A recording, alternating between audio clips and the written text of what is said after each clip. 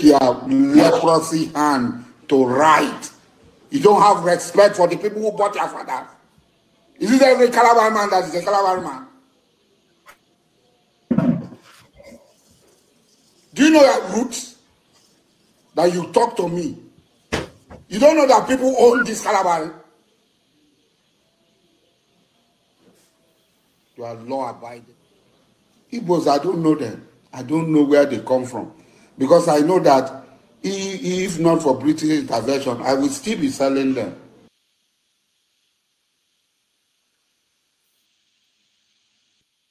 Been decorated, and I'm looking forward to taking over tomorrow morning by 11 a.m. I really can't describe how I feel presently, but if I have to tell you anything, I will tell you that right now I feel like a tiger inside of me, ready to chase away all the criminals in Nigeria.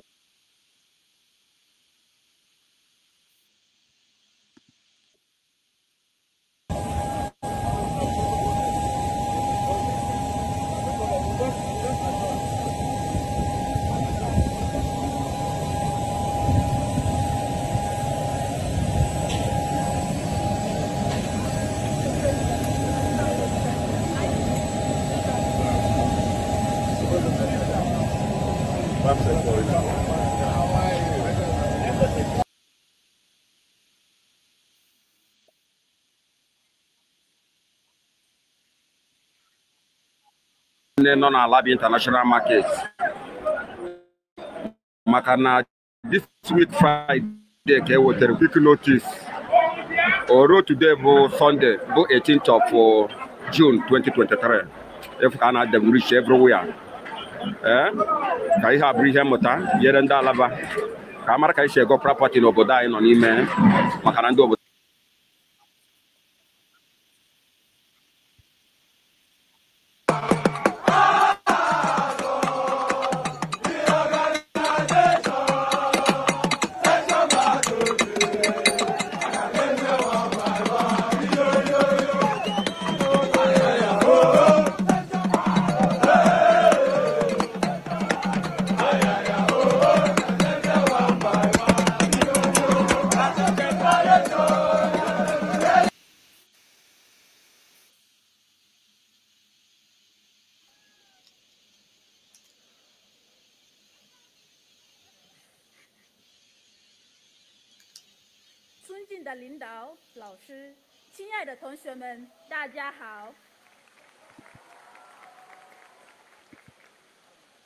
我是国际学院19级汉语言文学专业的陈月，来自尼日利亚，很荣幸代表2023届全体来华留学毕业生发言。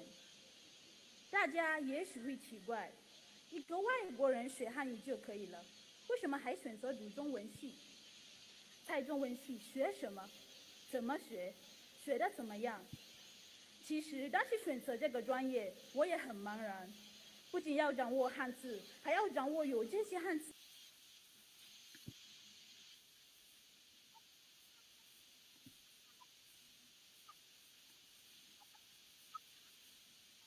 The vehicles, the basic provisions for their operations. They cleared 15. The circular was clear. They nominated 34. Of that 34, all but 11 were sons, daughters, mistresses of particular individuals. In one particular case, the original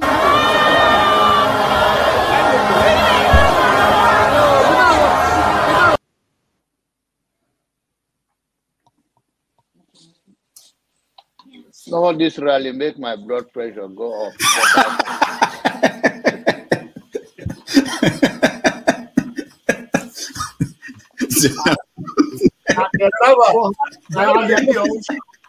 And the people are a platform for him who are supporting him. So you should get a filter sometimes, filter your thoughts before you say. I'll continue to take blood pressure medication. Why are you getting high blood pressure, Janaba? Now, I'm not taking medication for myself. I'm taking it for people like Paul and some of you guys that after the February something, and then people like Soludo, that is a good spoiler. I thank God for his life. He's working for my godfather. And I am ready to die defending Nigeria in whatever way. When it is God's time for us to go, it is and you not took my going time to be to God. You are ready to defend Nigeria. I gave you my time. No, I'm coming. Alex, hold on. You already started. What I'm saying, defending Nigerians is this. I gave him my time and he's using it to defend Nigeria. No, sorry. I'm sorry.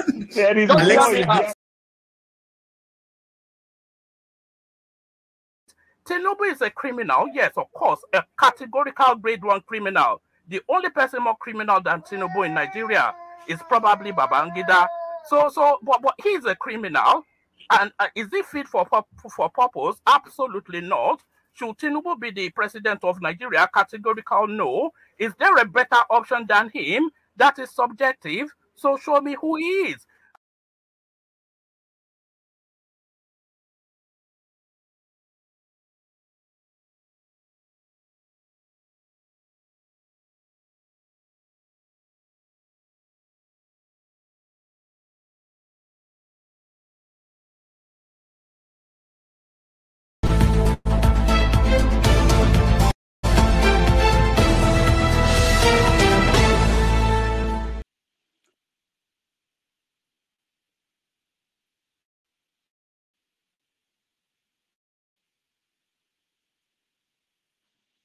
All right, welcome to the show. My name is Rudolph Okonkwo. We're coming to you here in New York City. I hope you're having a good day. Today is Saturday, June the 24th, 2023, and we have a very busy week that passed and a very busy week that is coming, and we're going to touch on all those on the show today. I want to welcome those who have joined us, some of our friends here. Mama Echo, welcome to the show. H.O. can't hear you. All right. Mr. Shaw, welcome to the show. Okay, Rodolfo, saluto. Great everyone joining us as well. Thank you so much for holding the forts last weekend. I was not here. BQB, welcome to the show. Yeah, it's always a pleasure joining your show, Dr. Damages. It's nice to have you. Ovia, welcome to the show. Assalamu alaikum, Jamal. All right. Paul, salam. Paul, welcome to the show. Thank you, and good morning. Good morning. Electricity, welcome to the show. Yeah, good afternoon. Yeah, thank you so much. Prince Akwachi, welcome to the show. Good morning, Dr. Damages, and good morning, other panelists. Dr. Damages, it looks like you're looking fresh today. It seems you had a good vacation. No, it wasn't a vacation, but we'll talk about that. It's looking fresh like Tinubu. Yeah. Oh, Lord Jesus. I'm sweating here. I'm really sweating, but it's okay. That's how you look when your candidate won an election. Thank you, everybody. Thank you so much. For those who receive my we'll call it newsletter now, the topics, I listed the topics what we're talking about today. We had to change the topics overnight because Russia, something is happening in Russia that we don't understand, and we want to talk about it. It may have impact on us. You know, African leaders went to Ukraine. I don't know if they got to Russia to talk to them about stopping their war. And maybe they dropped some juju there and they struggle in Russia. So we're going to talk about the crisis in Russia, what it means for the rest of the world. Of course, today we wanted to talk about Tinubu's visit to France, but it's been overtaken by so many events. But we touch on it, what happened there, what he said, and what that meant for Nigeria. And we understand that now he's in the UK, in London, for a private visit. What does that mean? Then we are going to go to Asari Dokubu and the Igbo issue that he raised. Also, several topics, the new chiefs of staff, the defense chief and all the service chiefs. What does that mean for the military? Then we had the political parties challenging the tribunal yeah, they just closed their cases, and we want to touch on that, and so many others. So there's so much topics to get to. Let me start by giving you guys a chance to add to the topics, even though we already have a lot. But just to make sure we did not miss something that is very important. Mama Icho, is there anything that is big that we probably missed in the list we have now? What you miss cannot be posted on YouTube due to their guideline. The clashes that is happening in either Calabar or Uyo. Okay. Calabar or Uyo. Okay. What do you know the details? Do you know what's going on there? They were just killing people like animal. Okay. And it's just too horrible to see. All right. We'll talk about that if people know what's going on. Mr. Shaw, is there anything we're missing? Yes, two topics. JAMB, the JAMB Joint Admission Matriculations Board, I think they had a review of their cutoff marks. And I think for this year, I'm not sure if it's going to be ongoing because I didn't get to read the details. I only just saw it not too long ago. The cutoff mark for universities has been dropped to 140. 140? Yes, 140 for universities and 100 for your... Out of 300 or 400? 400. Wow. Yeah, so, people will have no excuse in the next 20, 30 years to be having fake certificates. They've made it very easy. So speaking to the 16-year-olds, 15-year-olds, please pass JAMB. It's 140. This is your opportunity. Get the degree, get whatever you need to become senators and governors in the future. So we're not dealing with forgery and all that nonsense. But sure, hold on. Those are forged. They actually got in, but they just couldn't graduate. So in most cases, they got into the university. Maybe they couldn't graduate because the entry was even forged. So at least you can get in legitimately and go out legitimately. So that's the first one. I think they dropped for polytechnics to 100 and College of Education to 100. That's one thing. And the second thing, based on I think something you sent me during the week, I realized that as I read the publication, the Sarah reporters, sons and daughters of Anambra met somewhere in the US. And I think they raised $60,000 to support, their elderly back home in Anambra State, which is laudable. Those are the sort of news you want to hear people, in the diaspora doing. So to raise $60,000 to support medical facilities back home in Anambra is something that should be uploaded.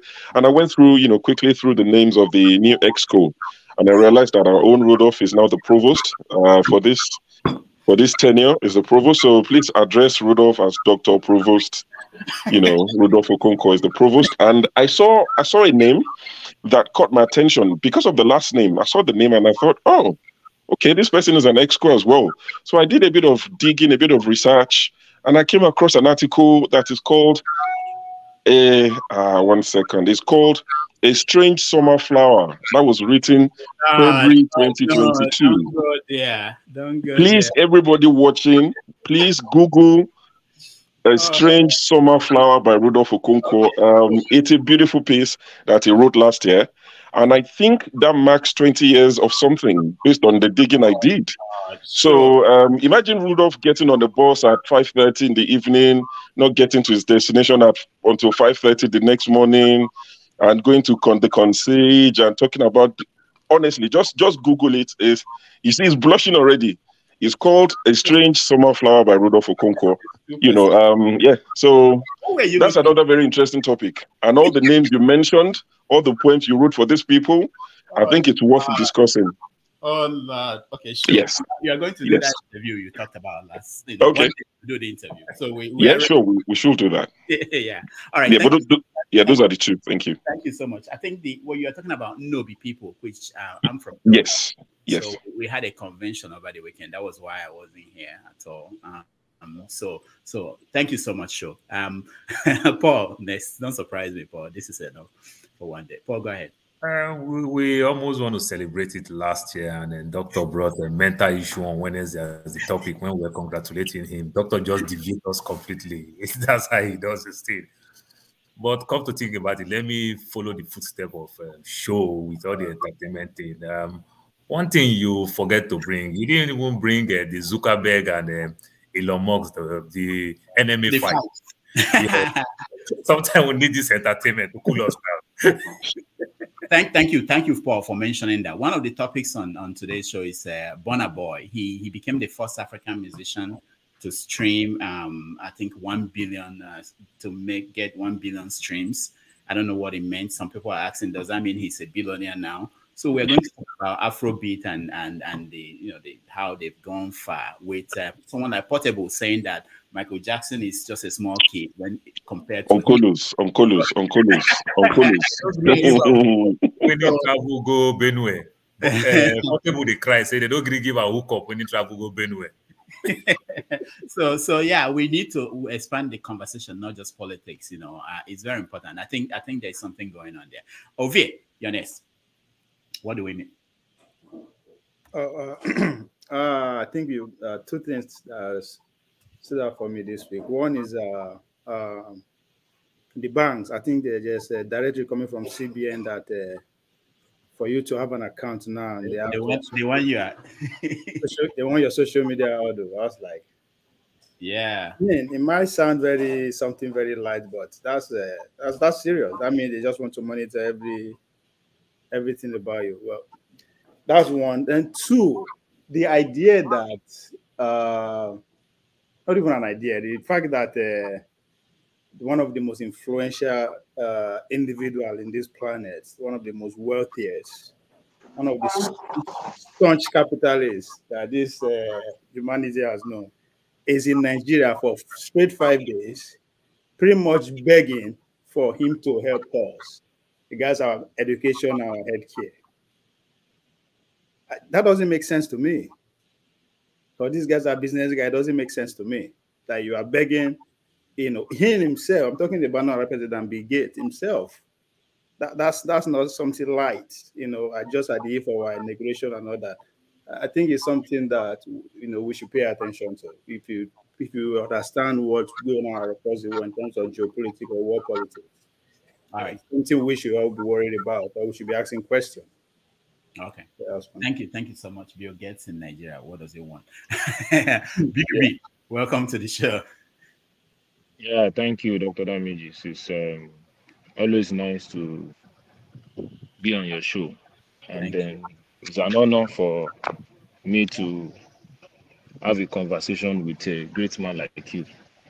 You. Highly honored. No, we're happy to have everyone. Yeah. Okay. So I'm just following up on our president, having started on a good note, and the way it's moving is surprising some of us. The way it's moving, and then it's looking like it's stronger than during the campaign. So at least it's a positive sign. That, just say, don't be scared. It's stronger than don't be scared. Baba is trying to fully recover. Then again, some of the after they don't pump the blood of innocent people for body, Abi. After they don't pump the blood and the bone marrow of innocent people for body. That was unpredictable. No, I see. Now observation. Now even people waiting for some of us waiting Lagos. Now waiting people they say what happened to this man now? He's looking at if you don't look fresh small as if he may they not carry your pikin body blood. It's not doing that name. I'm not believing the city boy. Small energy. So, then again, Dr. Damages, just want to emphasize some of these YouTubers. The issue happening at Alaba international market is not as widely. It's not as RTC, the way all these YouTubers are pushing it. You will see so many of these YouTube video demolition everywhere. People are sending people away. It's not like that. No, we're going to talk about it. The environment is relatively calm. Yes, it's relatively calm. Just said I should chip in that for now. All right, thank you. Thank you very much. Yeah. Thank you. Sorry, Rudolph, can I protest? Yeah, go ahead. We are not allowed to either eat shame or smoke on the screen, but is it legal for we to allow show to just keep exposing a bald head like that? That's not fair. What are you talking Who's about? up to your own? Why would we allow show to be exposing the pikin naked? Joe na admin. I do the jealousy of my little admin baby. get immunity. Admin get immunity. So they get immunity. All right. Prince Akwachi. Oh, anything we're missing? Go carry your own come over here. Carry your own come jealousy. Welcome. Well, for me, I think what noting is first and foremost during the week, I believe a prominent person in Enugu lost his wife, and he never deemed it fit to let people know. Probably he's ashamed of himself, or he's still hiding it. To the killings that are going on in Imo State, and that is still being underreported. Pretty much, there is a lot going on in Imo State that is being underreported. Yeah, I think those are the two things I'm following. Yeah. Okay, thank you. Electricity, you're next. Welcome.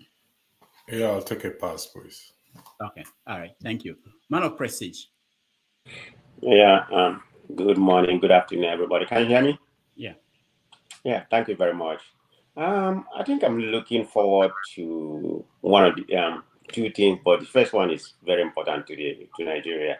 It's about Nigerian debt hit about 68.9 trillion. And they have refused to borrow Nigeria money with some condition, because of the revenue not meeting up with our debt. So that's a very high problem that Nigeria have. So right now we can't borrow money until we meet certain requirements. So that needs to be considered. And that's very important. I like that. That's very important. It's all tied to why the President Bola Tinubu went to France. They are looking for a way to let countries like Nigeria that are owing for them to be able to get money to support their economic development goals. And it's tied to the removal of oil subsidy, the tariff increase in electricity. All the things that you're saying is all connected to what you're saying. The country has got to the point where they cannot borrow until they do certain things. And this international... Go ahead. Custom duty is going up on Monday as well. What's going on? I don't know how customs duty. Okay. Hold on. It's about Nedi Nwoko escaping debt. He would have been one of those people in this boat, because he was invited, but he didn't come. I think one of the billionaires, they are friends. They invited him, but he didn't go because he said he has some commitment about political commitment. So he would have been one of those people, in that explosion right now. I just want to mention if you're not aware of it. I saw that headline. Thank you so much. Okay. Yeah, Maicho, what do you want? They care about our debt, Abi, and that they increase their money 140% because economic is hard, and the poor people that are doing the real work, they say they not get money to pay them. What an irony. Mama Icho, we have not started. When we start, we'll talk about I just say make I I know. You're right. You're right. All right. Igbo Basics, welcome to the show. Thank you, Dr. Damages. I wasn't quite ready to come to this show today, but being that I wanted to report Dr. Damages, I wanted to report him to this show. And it shall be dealt with, according. The reason why I wanted to report him to this show. Before you say that, I have my he-goats, I have a yam tuber, I have palm oil ready to pay for the fine. Go ahead. You buy kola nut, John? Kola nut also, yeah. If you know what impiato is, which we use to drink the palm wine. Yeah. I just wanted to mention that even when we are not on the panel, we are watching.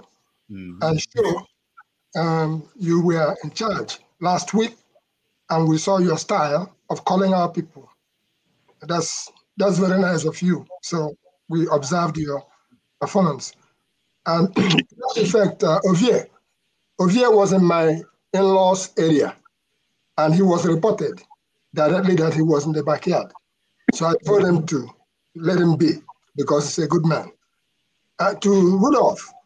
Rudolph came 3 minutes away from the place where I am. 3 minutes. And he did not know that I have my people in that hall where he was. I can attest to that. Including the chairman of the organization, including the host. He did not know that way back, Dr. Ferdinand Ofodile took Igbo basics to Ivory Coast, to Cote d'Ivoire. He took the bundle of Igbo basics publication to Cote d'Ivoire on a plastic surgeon's mission. Having said that, Rudolph already extended his, not an excuse, he's ready to pay the fine. We would excuse him because he will not know. He go no. So I'm just saying that next time, Rudolph, that you come that close, please let us know so that we'll treat you the way you deserve to be treated. I had people in that hall where you were reporting every of your move. All right, thank you so much, Igbo Basics. That's a no-be event. Convention, yeah. So I didn't take it lightly because I called Rudolph. Yeah, I know. I'm so sorry. Yeah, Rudolph, where is that coming from? Because I spent 3 days in Okai Titi. The people are not like that. Eh? wait. Okay, Titi. How did you know Okay Titi? I know in Kolonova village in Okai. After Nobi. Wow. All right. So thank you so much, Igbo Basics. I was truly, I'm sorry. There was no time really. I didn't want to get anybody involved in because I wouldn't be able to come out to meet people. It was just so busy. But thank you. Next time I will make you aware. All right. So let's start. Our first story should be the Tinubu visit to France. How did he perform? What was accomplished? Did people feel that he represented Nigeria well in that trip? And so let me start by playing. I thought I had the video of him meeting the French president, but let's just watch him arrive in the country.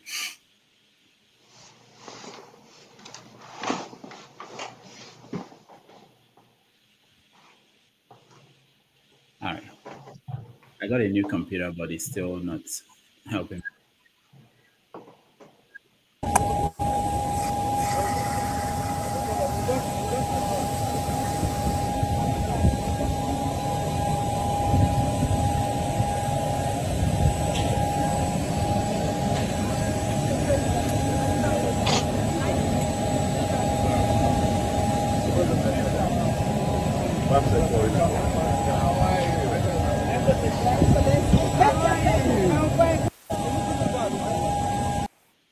All right, so let's start with you, Mama Echo. President Bola Tinubu in France. What do you think about his performance? Who's talk concern me? She been a medical treatment he go for. When they use and they take deceive us, saying go look for money. And even the money when go look for, not be to pay the increment of salary. Does the common man of Nigeria involve? Anyway, in their president select, we dey wait for outcome of our case in court. So it's a placeholder, but may they not owe more debt on top of what they don't owe for grant. And all these small children blood when they pump for him body, make it tell all in children, make that they born extra children for her to pump body. May not they use people blood, children they do yongi. It won't last for long. Buhari doing you, she be don't come out now. All right, thank you, Mama Echo. Paul, did you watch him in France? Yeah, watch him in France. I hope you saw a little glimpse and pieces here and there in France where he almost fell. Sarah reporter put that footage, so I was so shocked when the other young man was saying that the man is so strong and active. He almost fell. And I can see some slight of Alzheimer's or maybe dementia. I don't know which one to place him. You understand? Just observe him, doctor, very well. Whenever he shake people, he doesn't want to lift their hand. Remember, that's how he hold the pen. He gripped the pen so hard, they were begging him to release the pen. If he shake people, he doesn't lift their hand. Whether he's trying to come up with something different from what Trump used to do, I don't know. Whether it's a sign of dementia or Alzheimer's, I don't even know. So I just do something. They are trying to hide the man. Even though when he's not even, maybe like some of us who want to speculate that he took that opportunity to go see his doctor. It may not be true, but him himself too is running away in public because he don't want to make that big gaffe and everything, because he's selling himself so hard this period to pass through this tribunal issue. That's my take for now. All right, thank you. Javier.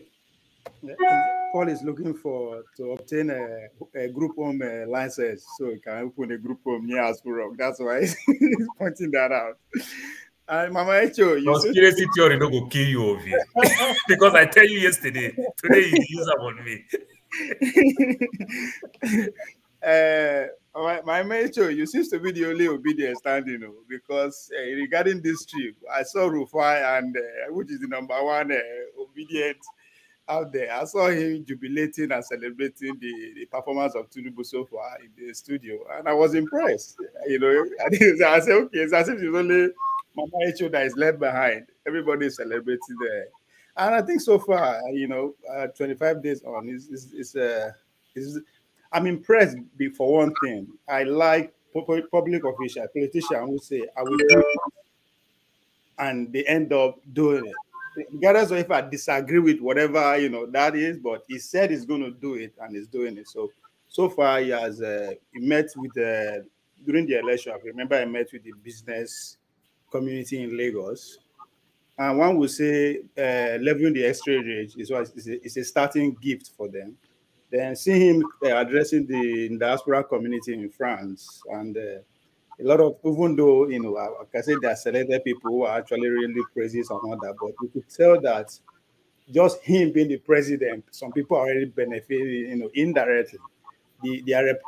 According to the people that spoke, their reputation, the way their colleagues and people around them see them, just because they have Bola Tinubu as the president, has changed. And I think for that, so far, I'll say, yeah, give me a pass mark. All right, thank you. Prince Akwachi. First and foremost, when you want to talk about Rufai rejoicing, Rufai is a journalist, and he has said it that he's not partisan. So please do not give us misleading, perception of who Rufai is. Apart from that, I like the fact that you call him a partisan journalist, because those are not my words. He's non. Oh, yeah.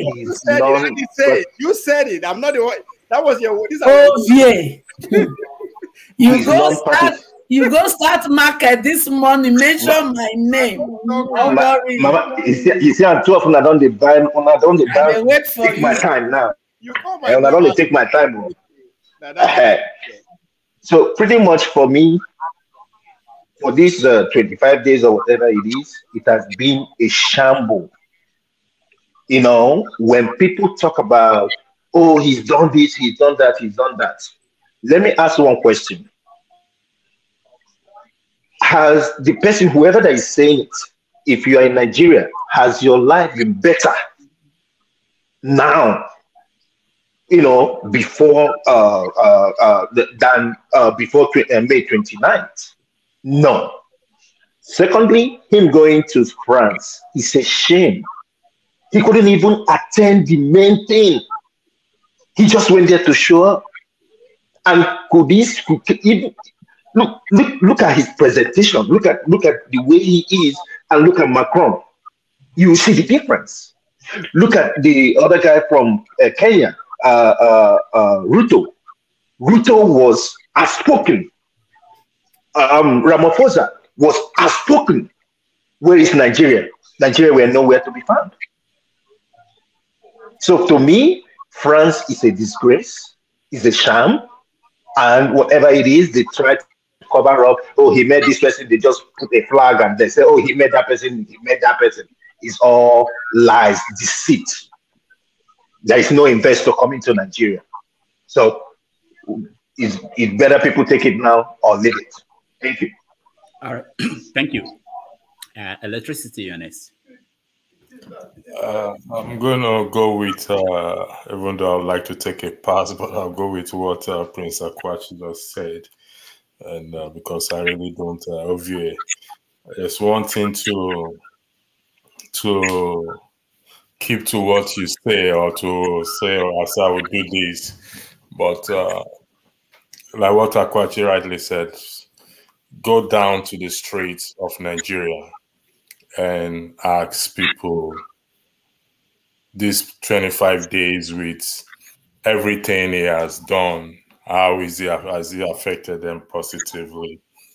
And the answer is definitely resounding no. Your policies you put in place must reflect on the people on the ground. So that's all I have to say. Thank you. All right, thank you. Man of prestige, Yanis. Yeah, thank you very much. I'm going to go with a little bit about what Prince Akwachi said, not what Ovie is jubilating about. I'm not going to give him a grade right now. I'm neutral. I'm looking at it like he's in a grace period right now. But this is the problem I have to say with us, Nigeria. Nothing has been accomplished, and we're here jubilating, like Prince Akwachi properly stated. What has been accomplished in the first 25 years, in the 25 days, of his throne? Nothing has been accomplished. I mean, is he alive better than when he was before? So I'm looking at everything that's happening right now, just a photo op. Nothing, zero has been accomplished. Talking about the France trip, I mean, he was there, according to what I read from Sahara Report, he was going to go there for the conference for 2 days. The last 3 days is going to be for his medical, issue. That I don't know, but I read that from Sahara Report. I'm not making that up. So let's be realistic.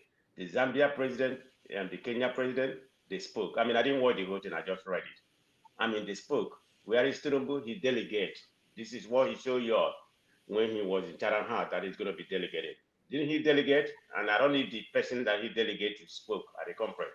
But Tinubu was there, but we just be receiving information that this happened, this happened, this happened. But we never really see him spoke. I mean, what did he go there for? The Zambia president, like I stated, spoke. The Kenya president spoke.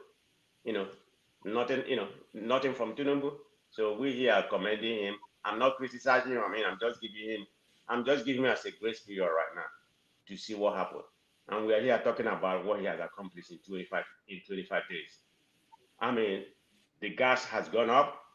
The Naira, I think he hit like about 800 and it went down a little bit. So the Naira, all this he's trying to do in Naira, nothing is going to happen. We have to be more productive, like we be properly stated. We have to be a productive nation. That, if you are not producing, no Naira is going to change. I don't care what you did. Go and read that it's simple economics. If we are not producing more than we imported, hello? Yeah, go ahead. Go ahead. Okay, if we are not producing more than more than we imported, nothing is going to happen. And the Naira will still be, dollar will still be a high commodity. Nothing is going to change in the Naira. I mean, since he took over, and when he took over, Naira was about 735, 740. I'm not saying it has gone up so bad, but he hit 800. I think it's down right now about 760, 750. So what are we celebrating? So let's give him a grace period until he accomplishes something. So yeah, stop coming here obliviating about what happened. That's not a good thing. We're not helping Nigeria, okay? Thank you very much. All right, thank you, man of prestige. Igbo Basics. What we are facing is a national, how do I describe it? We are facing a national Onyite Abuonyahia. The person, those who sold clear pots and plate. They carry it on their head, and they carefully walk the path to bring it to safety. But remember that if they trip once, the whole thing goes down. And that's what I see in the man, Tinubu, in France. How I wish he was in a position of Charles Heston in the movie El Cid, where the aura of the giant man El Cid, when he rode through the fields and all the enemies were falling on the wayside. So let's not rejoice, because whatever happens to Tinubu as it stands right now, currently, it happens to all of us.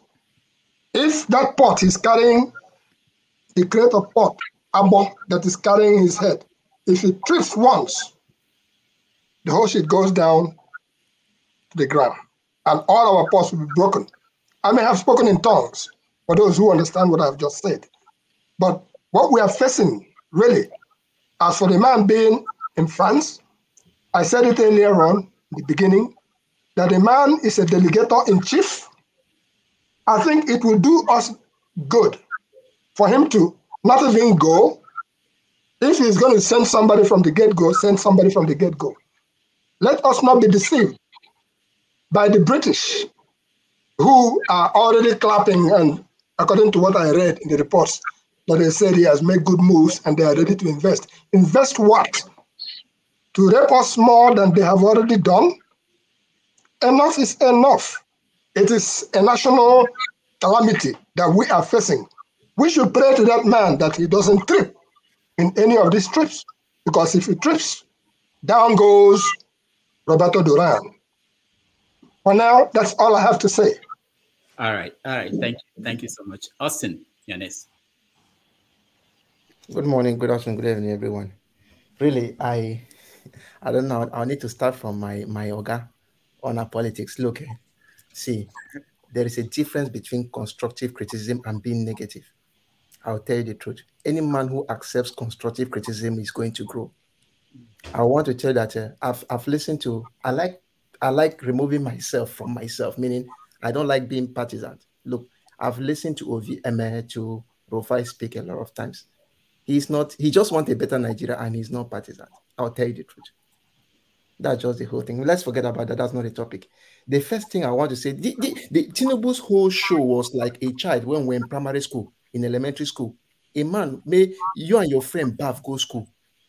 You go school, you no gree enter class, attend lecture.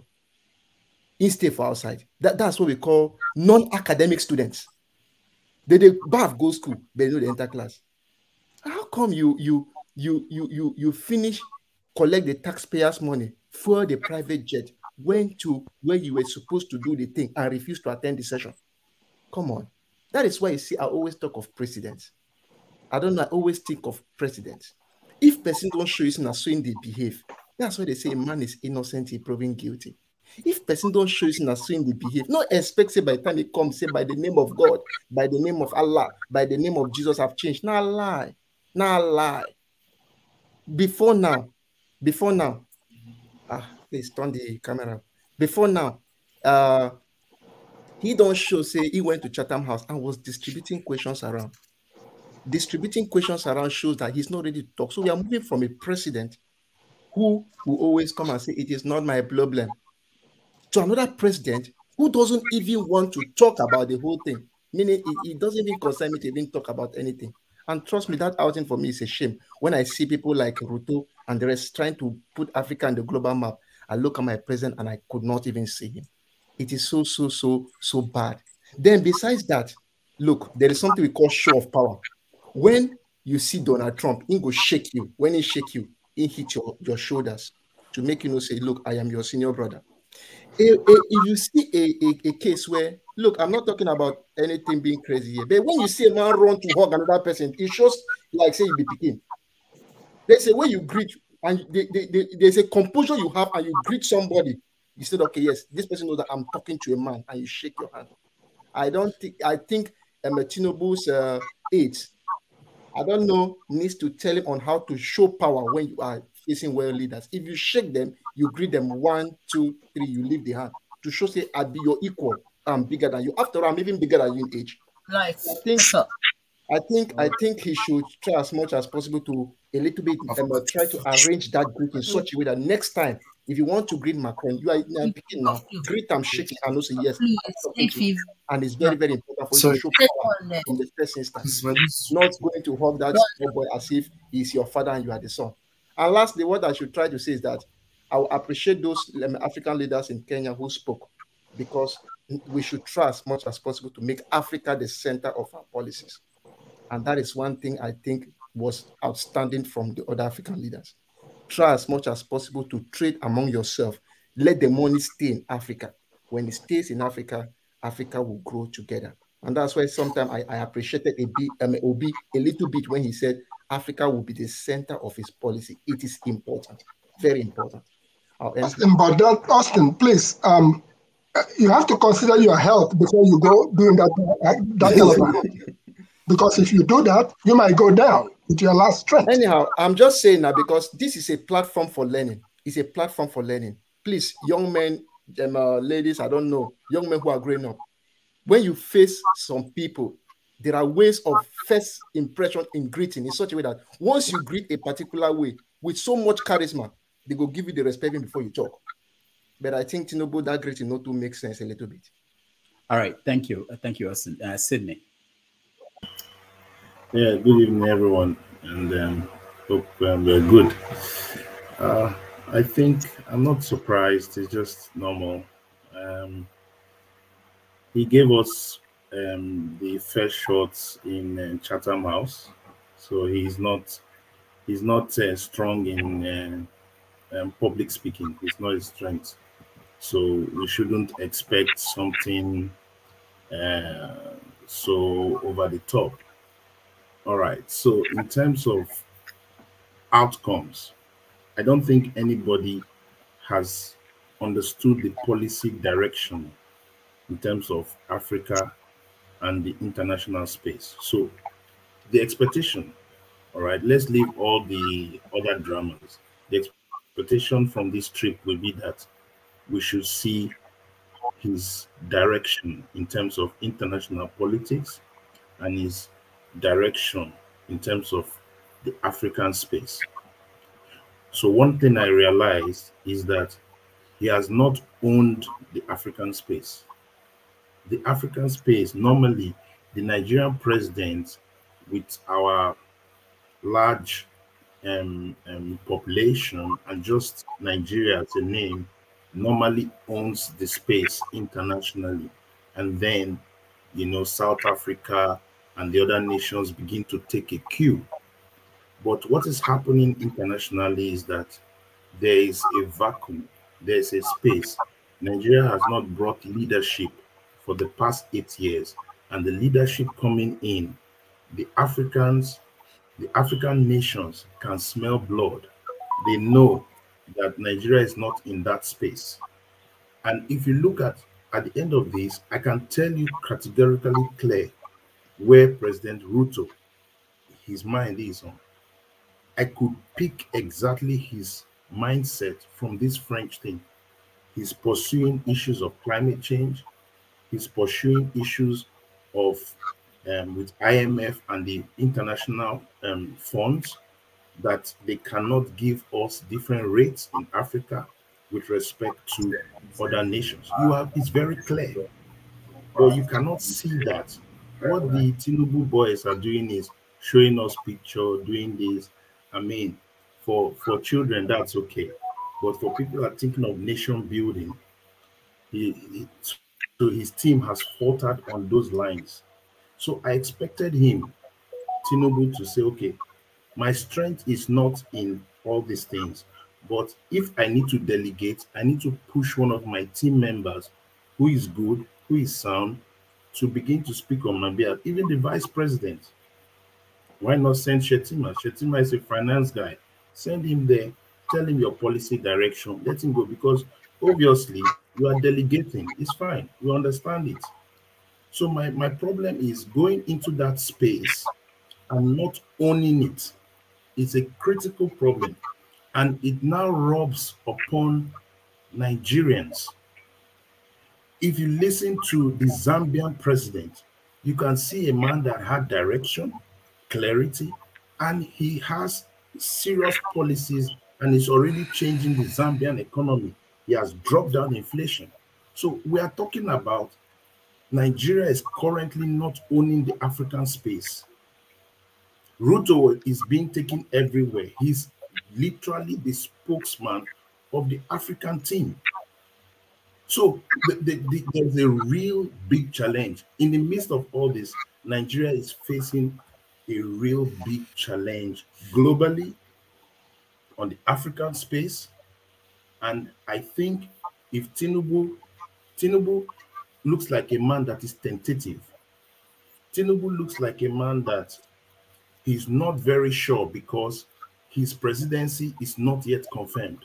So he entered there not owning space because he doesn't know what is going to happen in the coming days. He looks like a man like he's on trial. And that is very challenging for the Nigerian president. Even if he's on trial, he needs to move in to that space and own it. His health irrespective, even if he's on a wheelchair, he should own that space. But he's not owning the space. So now you bring in a group of APC apologetics and bring in a group of people and say, oh, they are investing. Who are you joking with? Investors are like bees. They go where the honey is. They set up the honey, they go there. They don't need all the drama. So I think it's important that, and now the Tinubu team, his propaganda machinery, is finding it difficult because he has not had any bilateral agreements. He has not had any discussions on the sideline which could have created prominence for him. These are strategic things he has not done. We looked at the videos where he was supposed to be sitting and it was empty beside Ramaphosa in a discussion session. It was empty. That means if he couldn't take that space, send somebody, at least you can own the space differently. So for me, I didn't expect much, but I expected him to work with his team and create an aura that says, I'm still in charge of the government. But he entered there like somebody who literally is not in charge. So he has not done well on his first footing internationally. So he needs to rethink, maybe bring one of the TV guys there, like he did with the BBC, sit down and have a discussion. So at least we can see his international policy direction. I mean, that's my take. I always look at it from that perspective. The other ones is drama. We know obviously what will have happened. All right, thank you so much, Sydney. For those who are wondering, I don't have my bell here, but I will get it before the end in a few minutes. Henry, go ahead. Henry, go ahead. Good evening, Mr. Rudolph. Good evening, everybody. Yeah. I don't know what we want to celebrate about Tinubu. Forget about I'm obedient. Forget about that obedient issue. Now, let's be realistic. I don't think most of you in the parliament here, except Hovi, said Tinubu is trying. I remember Tinubu went to Chatham House when they asked him to explain how he's going to rule the country. He selected people who are going to speak for him. This is what we're talking about now. He went to Paris. He did nothing. 0/0. Null. We are the giant of Africa. Your president was there. What did he do? Missing action. I'm ashamed when I was watching it. I was ashamed. Look at the Kenyan president. Look at South African president. They speak. But somebody will be here. I'm not talking about obedient now. We're talking about your country, Nigeria. It's your country. Because now it's not my country because I don't have my president right now. I'm ashamed. I'm not proud to be in Nigeria at the moment right now. This man let Nigerians down these days. He went there, was missing action. What are you people going to celebrate about Tinubu is trying? What's he trying for? Okay, he's going to look for loans. According to somebody was saying, he went to check for loan. Loan to help the underlying Nigerians or for their own pocket interest. I remember when they said they increased the corrupt politicians, they increased their salary to 114%. When Twitter was burning, Wobby make some comment. They came back to change. You see, these are not men. These are not men who want to rule. That's you people predict to rule people, but not me. You should stand when you speak as a man. They make announcement they're going to increase their judiciary 150%. Why the federal government cannot even pay 30%, 30,000 minimum wage. Two people going to France said they want to look for investors. Are you kidding me? I thought you guys are smart enough to listen to all this trash. He went there for his medical treatment because he have nothing to say. His brain is empty. He's old. You people don't get it. He's old. He's tired. Forget about this. I don't want to use the word in your program. What they put in his body. I don't want to use it there. Make him look smart and jumping like. But you will see the way he shake them. You don't like you're shaking your. Come on, man. All right. Thank you. Thank you so much. I'm not finished yet, please. Okay. I thought you finished. Come on. So, when you said "come on, man," I thought that was it. No, I'm not finished yet. I'm just ashamed, Rudolph. I guess you're ashamed too when you see your president, because it's not my president at the moment. Because I'm obedient, 100% obedient. I'll remain there. You're not obedient as he's your president. You were ashamed. You see him the way he behaved there, but he was missing action. This is where they need him now to speak for the people, for the Nigerians, for the African continent. But it was not there. But no, okay. If you let me give him credit from 1 to 10. What should I say? If I say I give him 1, I'm just lying because it was not there. All right. Let me just stop now because I will come back to say something. Yeah, you'll come back. Thank you. Yeah. Thank you so much. Isimile, welcome to the show. Hello, Dr. Damages. Am I audible? Yes, we can hear you. Hello, panelists. Hi, everyone else watching us. Please share, like, and subscribe to this wonderful channel. Well, it's early days, yet everyone should have their own mind or minds and be able to stand by what they believe in. Like I said, it's early days for Tinubu. Whichever way he got to power, until the court decides, for me, he's my president. I know some people might find it a bit funny, but this is my stand, and I stand with it in my head tall. I'm a Nigerian. Even if my country is sinking, I will speak the truth, but I will still be passionate about my country because I want it to succeed. So Tinubu's success is my my priority. I will speak out. I don't know if he would listen, but it's not good that he didn't surface at the summit in France. At least first impression is always important when you're meeting other important personnel from all head of states from all over the world. Nigeria being one of the most populous country in Africa should have made a statement to continue to reserve their position because in as much as it looks as if it's not competition, but it is like people, presidents should be able to carry along what they want to achieve for their citizens. Their citizens should be number one, and he should have gone there with his head held high, whether there is court case or not, and represent us Nigerians, whether the people that voted for him and the ones that didn't vote for him and the ones that despise him and the ones that love him. He is there to work for Nigerians, and he's on test right now. He should know that he's being tested. It might seem as if people do not have voices and he's going to do whatever he likes. But he didn't do well for me. But I'm still going to give him benefit of doubt, even though he might disappoint me. I will do my best to support in every way I can to make sure the country succeeds, even though he may not be my choice, but he's there right now. This is my voice, and I wouldn't like anyone to trample on it or try to take it away from me. Thank you. All right, thank you so much, Isimile. Jonaba. Yes, Rudy. We're talking about Tinubu France, where you able to watch. Come again, please.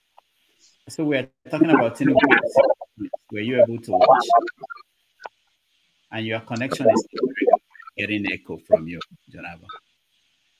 Is it from me or from you? It started when you came on. So it has to be from you. Okay. Yeah, and then you say you start with Tinubu of what?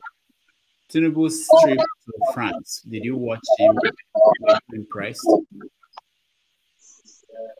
I watched it briefly. So what about it?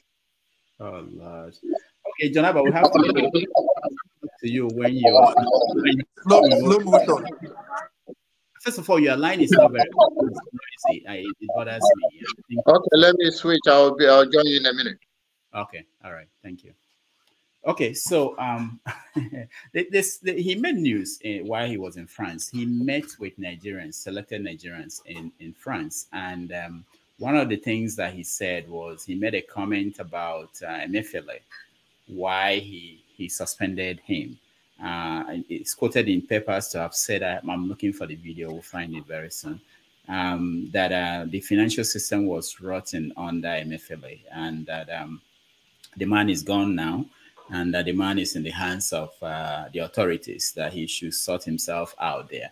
But he said something else that is of interest to all of you who are here, who are abroad. He said that under Emefiele, you guys were not sending money to your poor parents and poor widows. But now he's gone. Now he's gone. So you guys can send money. So I wanted to know, was that did that happen? Were you guys not sending money to your poor parents and poor widows? Dr. Rudolph, it would be nice if you play the video so that we can. I'm looking for it. Do you have it? This is a quote in the papers. Look for it.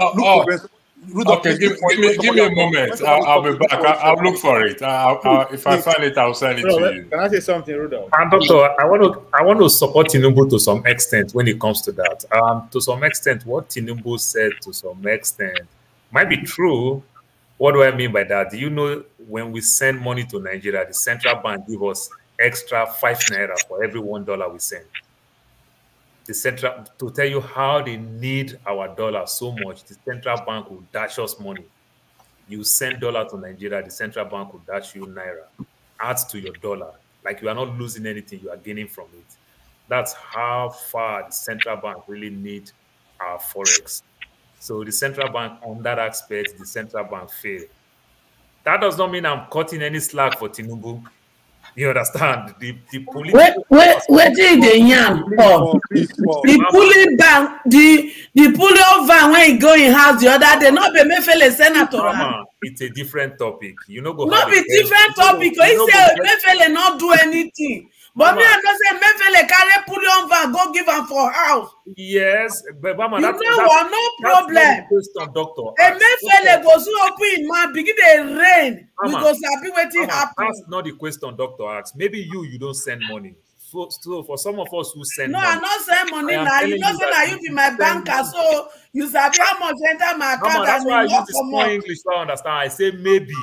So you might. And now they see they talk. Now they say grandma, me and you they talk. Now you be my banker during that season. Mama, when you don't say money enter account, I will not send that. When you don't send money before, when you send money and central bank give you more money added, if I send $100, they give me $100 plus 500 naira. You understand? They give you. Can I say a few things? 500 naira. Okay. Oh, when did this your argument now? It's not my argument. This is what is obtainable. Say the 500 naira when they give you now be money compared to the $100 when you say. Tell you that the CBN need your forex so much that they can even give you some. Paul, hold on. I think it's my fault. I allowed Paul to speak. Let's go from beginning and go back to everybody. Rudolph, is it me or Kenneth looking like a Pantani? I want to say a few things on that comment. Yeah, hold on, Sydney. Let me go to the next colleague because he hasn't said anything. Can I welcome to the show? Yeah. Good morning, Dr. Damages. Good morning, everyone. So we're talking about Tinubu and then the sending money to our parents or not, right? Yes. See, like I stated here last week, you don't expect something from someone that has no substance, right? Like you see my sub heading here, it says it's too early to cry. See, I don't want us to be disappointed. I don't want us to start crying. This is just, it's not even up to 3 months, right? And we are crying already. Don't expect anything from Tinubu and his team. This is somebody that he knows, inwardly, he knows that he is not capable of being a leader. He's not capable of being a president. He knows that. He just don't want to impress his wife. See, the guy went to France, France just to take pictures so that he will be known as one-time president. His wife is always happy seeing him as a president. He's just doing this to please his family. His daughter is there, dragging position, Iyaloja. His son is there, dragging position, first son of the country. This guy knows that he's not capable of offering anything for the country. And you're expecting something from this kind of person. Me, I will never disappoint. I will never feel disappointed because I know that nothing is going to come out from this guy. So for whomever that thinks that Tinubu's success may translate to Nigeria's success, I don't think it will ever work like that. This guy is there for himself and his friends. Right? All right. Now, talking about sending money to Africa or not sending money. Oga Paul, see, that you and I or anybody in diaspora sending money to his aged parents in Africa isn't supposed to be in the first place. In the country where you live, when you get old, government takes care of you. But in Nigeria, your parents will take care of you, and when they get old, you take care of them. Meaning that there is no government influence in your life from childbirth till you die. If there is job, or if there was job in your country, your parents would have worked, saved enough, that will be able to take care of them at their dying stage. But in your country, there is no such thing. And then you want us to applaud the central bank for giving us 5 naira, for me sending my money to my aged parents, and then they give me 5 naira. I will applaud them for that. No, it's like they are using 5 naira to entice you to keep sending money. I don't think that makes sense. You know, I shouldn't be doing that in the first place. If my parents are sick, they're supposed to go to hospital and get and be taken care of. I shouldn't be the one spending. I shouldn't be the one making sure that they go to hospital, that they eat, that they do all those things. But in Nigeria, everything is upside down. Nothing works in that country, and that is why, for you to eat, you must make sure that your parents also eat. You must make sure they go to hospital. Everything comes out from your pocket. The government is just docile there, transacting their own business, making their own money, increasing their salary to 114%. They don't care about the masses, while the prices of food skyrocket every day, while the price of petrol skyrocket every day, while the Naira dollar exchange rate goes up like something that has no regulation. Thank you. Let me we are rounding up because we've done an hour on this Tinubu thing. Yeah, sorry, Dr. Damage. I just sent you the video you requested for. I've not watched it, but I just sent it. I just pull it out and send it to you. So you have to. All right. I'll put it up.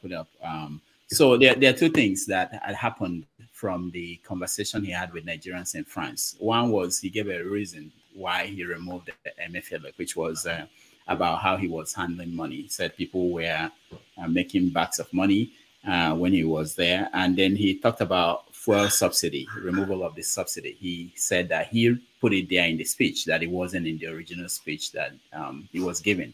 He had to say it, he wanted to, from the first day, say that this is gone, I'm moving forward. So I wanted people, as a way of rounding up a conversation about his trip to France, which all of you have weighed in, to talk about that. And why I talked about the money, what he said about money. Nigerians, Nigerians all over the world will send back into Nigeria about $20 billion every year. 20 billion. Last year it was 20 billion. The year before it was around the same figure. So when he said that people stopped sending money home because Emefiele was at the central bank and people were taking money, doing anything, I wanted to know. That was why I asked that question. I wanted to know if people here actually stopped sending money to Nigeria because Emefiele was the central bank governor where, you know. Anyway, so Sydney. Dr. Damages, Paul was trying to address that issue. No. What's happening there is that the issue of Mekudi, where did that extra 5 naira go? Look under that's not the question. That's not that's not the question. The question is this: did people stop sending money to Nigeria because of Emefiele, which is what he implied in the statement he made? But, sorry, Dr. Damage. Can you play the video so that I'll play the video now. I have an answer to it. I have an answer to it. For interjecting. I don't think that is correct because people are sending money home when Emefiele was there. So that assertion, I don't know where it came from. I know that is incorrect because I send money home. I don't even if I don't know who is the central bank, whether I know who is the central bank I think or not. I understand where Tinubu is coming from. You can blame a family now. When you bring hold on. Sister, finish up, then we can go to the next. We've been sending money. In fact, I didn't know the name of the central bank government, probably until recently, with due respect. And I do send money home. We could be talking about companies, other entities. If you talk, hold on. Okay, Dr. Damage, can you scroll through the video so that we actually hear exactly what he said? That will help. That will help us so that we don't argue this blindly. But I think I will wait till I hear it. Talk about that. Okay, Obi, go ahead. I'm trying to get the video off. Obi, go ahead. I've actually I'm just hearing about the video for the first time, but I needed to clarify something here, right? I think most times some people listen to argue or to just respond, right? The question you asked about Bola Tinubu trip, I started by saying that anybody that promised during the campaign that I will do this and he assumes often is doing it, regardless if I disagree with that policy, I have to commend that person, right? It's hard we see politicians that say, I want to do this, and they do it. I don't have to agree with that policy, but he told me and you that he's going to take a subsidy, and he did. When he was at Chatham, as he was delegating this thing, we saw it. So why are we acting as if, that's our problem? There's nothing this man has done so far that he hasn't shown us. Why are we complaining? So yes, I commend anybody that agree with that person that say, I am going to do this. Can I comment, please? That's mad. That's talk about the question? That's a leader, right? That's a leader. Let's move on. Let's talk about the question. I don't have to agree with that person, but he said he's going to do it. That's what I want to address. But some people just come here just to argue for arguing. Say, you keep arguing. The man is living a life. Keep arguing. You go cry till you go. When you go, all that one go come. You go start to cry. What I want to talk about in terms of the question. Okay, thank you, Olivier. Sydney, go ahead. All right. Number one is the issue of Emefiele and what Tinubu was trying to prescribe was that, first of all, there were two interests. We have the Tinubu interest with regards to Emefiele. He had a political interest. He was not in the camp of the Tinubu guys, all right? But you have to justify why you're making an action. You're taking a step against him. However, Emefiele had policies. He had policies that, with regards to forex and remuneration of funds, which affected changes globally. A lot of people did not notice that, but it affected changes globally. So for instance, if you needed to transfer money globally, most people will either use World Remit or one of those remittance agencies to move money globally or to their folks at home. And you could move it straight into dollars or anything. So, but there was a change of policy because the federal government, like what Paul said, was not having forex. And so they had to change a lot of policies which affected remittance companies. And that meant that for you to send money overseas, somebody had to have a domiciliary account. So because the government wanted to monitor domiciliary accounts and somehow, trap some forex, because you could send money directly and the person gets it in naira. So that policy really affected a lot of people globally, but people may not know. So that means your old parents at home will have to be forced to get a domiciliary account, if which could have been bypassed previously.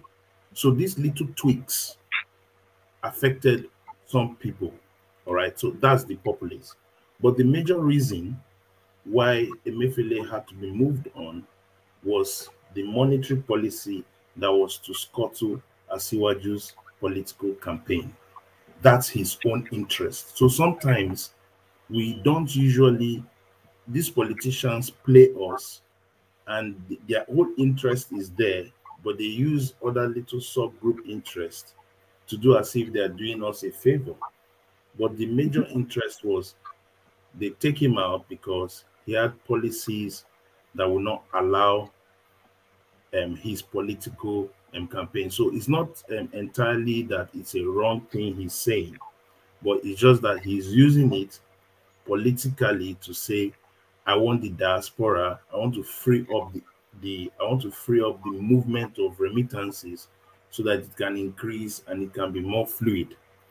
These things actually happen. So in that place, that's where I'm saying he's using the same thing, but he has an agenda because of his removal of Emefiele. I think that's what I just wanted to highlight. All right, thank you so much. Let me, Paul, was it what you were saying? Was it what you were trying to say? No. Okay. So Sydney, you don't actually need to have a domiciliary account before you. So what Sydney said was completely not so correct. I don't know how he's doing it. Maybe you have domiciliary accounts. Yeah, you don't have to have a domiciliary account. No, you did not need to have. There was a time the policy was implemented and they reversed it.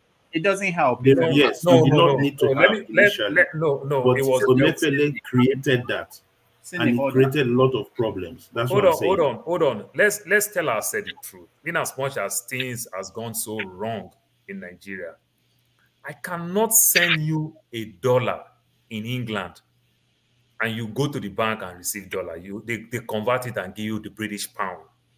I cannot send you $1 from America. You go to Germany and receive dollar. You collect euro. But in Nigeria, it's one place where I can send you dollar and you go to the bank, you challenge them to get dollar. I don't know why they do. You don't even have to challenge them. They give it to you free. They give it to you. No, initially they stopped that part. Then Femi Falana went to court. Let me finish. It's my time. Okay. Femi Falana went to court and fight that part, and Femi Falana won the case. So that is when you send dollar, your loved one will receive dollar. So when CBN started having this shortage of forex, so they try to give you an incentive to incentivize you more to send.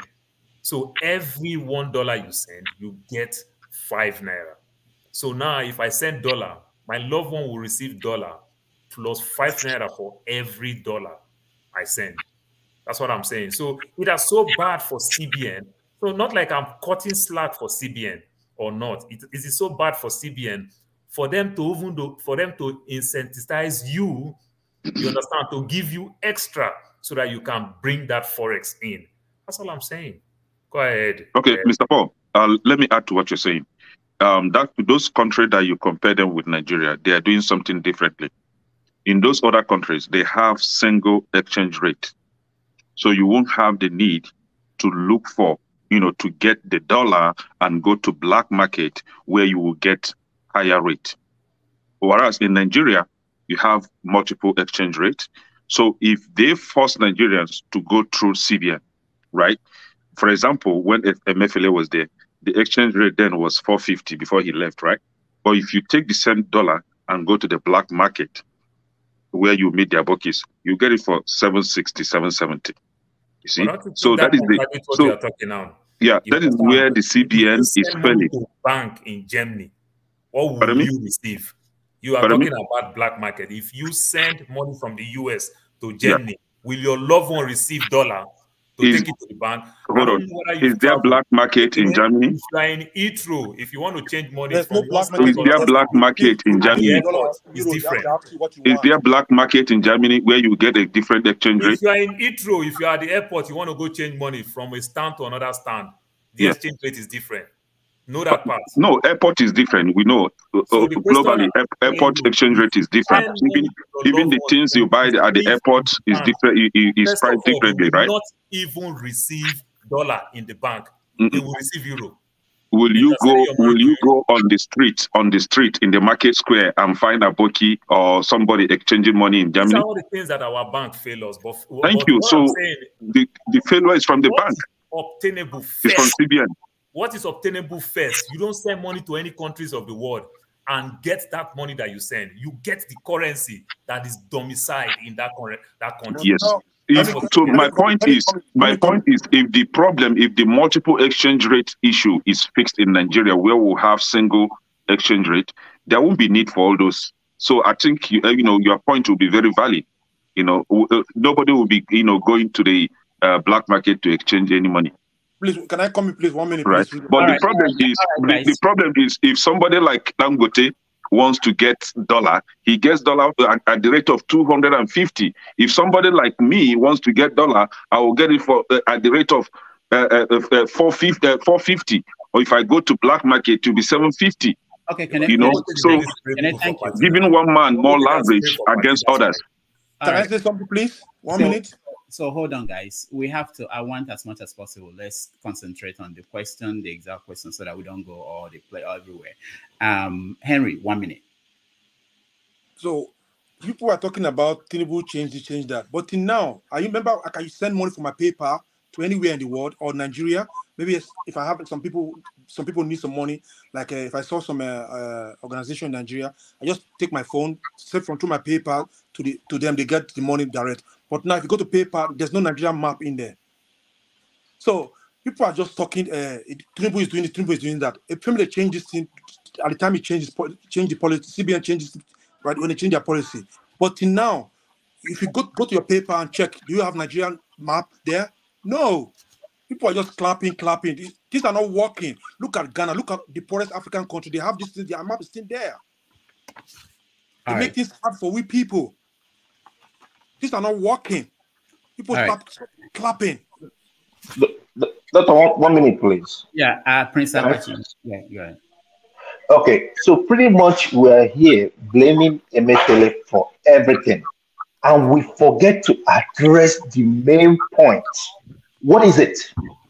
Nigerian foreign exchange is supposed to be coming through oil. But for how many years NMPC have not remitted anything into the accounts? So how were they supposed to get the dollars? Or were they supposed was he supposed to start printing dollars, which is not allowed to be done? And apart from that, in the beginning, there was a time he made it, in such a way that when you send dollars, they will get naira there. I remember that time. But what were our bankers doing? Our bankers will take the dollars, give it to the black market people to get their whatever it is, and then put whatever back to the bank. There were a lot of corruption going on at that time. To the extent that even sometimes when you send money to people, they will go there and they'll tell them, oh, there's no money. You understand? So the whole thing, and for me, for a president to sit down there and lie till today, I still send money to people. Though my parents are gone, but I send money to people. And those people I know, every of my friends that I know, nobody has told me that because of Emefiele they weren't sending money. So he should stop lying. Apart from that, if you want to remove a central bank chairman or president There is a procedure. And what is the procedure? Why don't you conduct an investigation? You don't even have an attorney. You don't even have Nigeria as at this now. There's no Minister of Justice to investigate. Now it's DSS that is investigating the same person that they accused of terrorism. So to me, the whole thing is just a sham. Please, for Christ's sake, Emefiele, I'm not supporting Emefiele, but what they're doing is so illegal and doesn't add to anything. Okay, even if it, okay, let's say, why don't they allow him to speak out? They're shielding him from speaking out because they know that if that man starts singing, none of them will be comfortable with what he will say. I rest my case. All right, thank you so much. Let me play what Tinubu said. Let's see. Let's listen a little bit.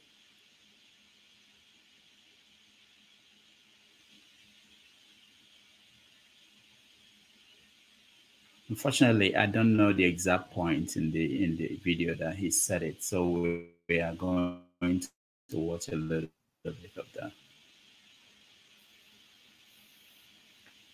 It is a profound pleasure to have Mr. President in our midst.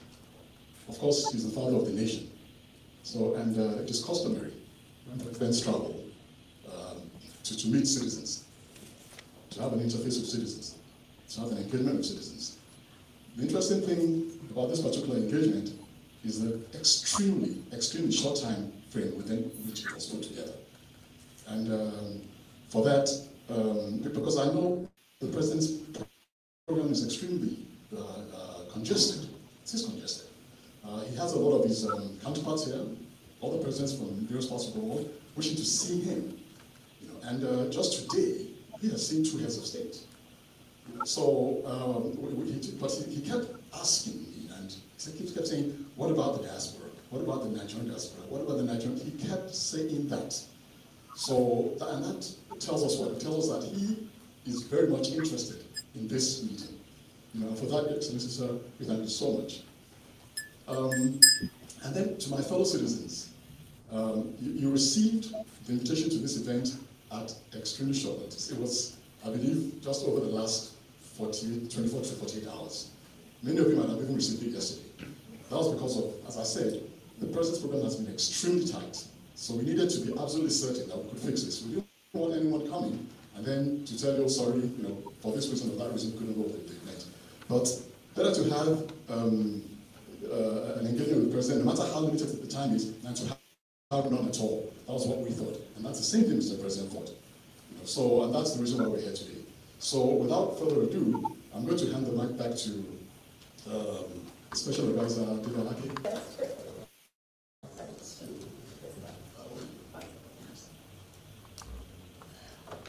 The hurricane is here. The hurricane is here. Oh my God. The hurricane is here. The Jagaban of the universe is here. The Jagaban of the universe is here. Toto! Arere! Aṣíwájú ti dé láti wá bá wa tún Nàìjíríà wá ṣe. Nàìjíríà ò gbọdọ̀ jìyà mọ́ o. Gbogbo rere níbẹ̀ ní ìlú wa. Nàìjíríà ò tún jìyà mọ́ o. Àtótó! Arere! Jagaban of the universe ti dé láti bá wa tún Nàìjíríà wá ṣe. Nàìjíríà ò tún gbọdọ̀ jìyà mọ́ o. Gbogbo rere níbẹ̀ ní ìlú wa. Nàìjíríà ò tún jìyà mọ́ o. Our hope is renewed. We shall stand, Aṣíwájú, on your mandate. We are standing, Ọmọlódòide, on your mandate. Jagaban of the universe, on your mandate. The Lion of Babylon, on your mandate. We shall stand. Sing with me, on your mandate. We shall stand. Oh, on your mandate we shall stand. So we have Nigerians here who are doing great things back home. We have Nigerians to be proud of.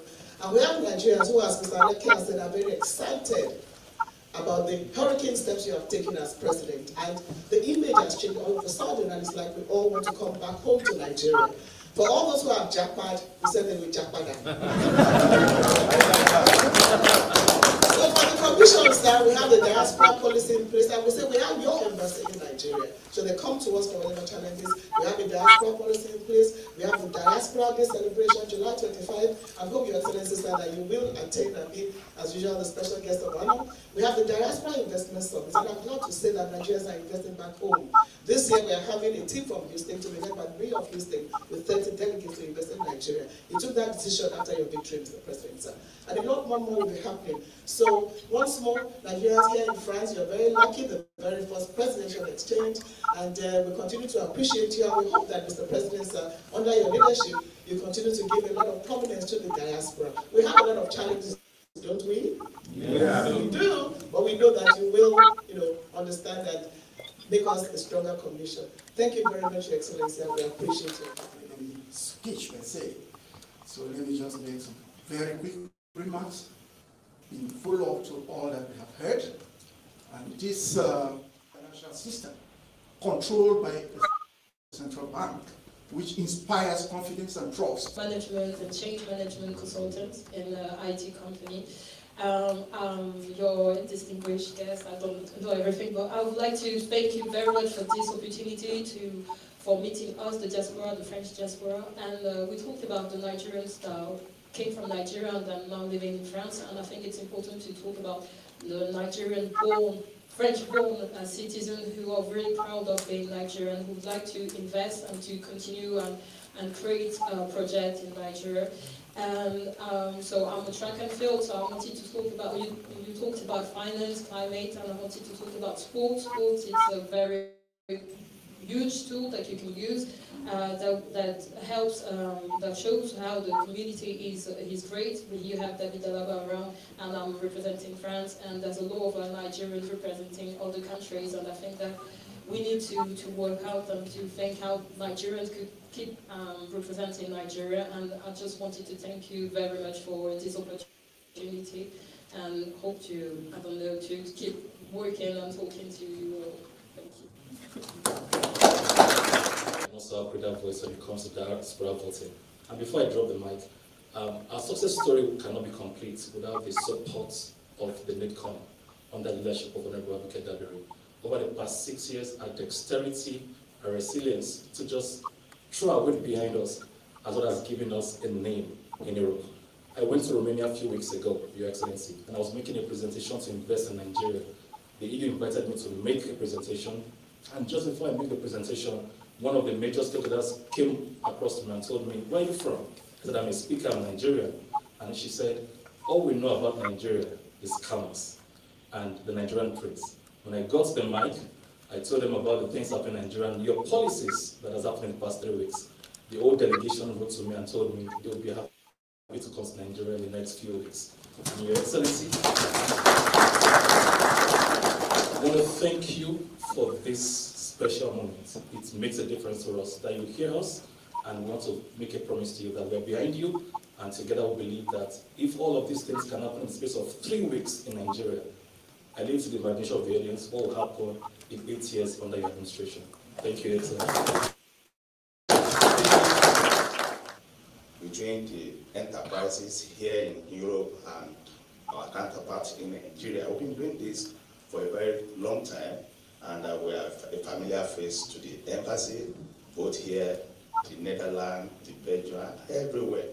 And before you came in, it has always been a very difficult experience for us. But you did the magic.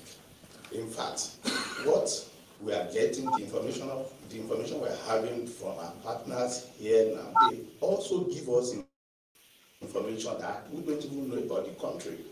They are telling us what they are projecting to make from Nigeria and what we also tend to benefit because of the futuristic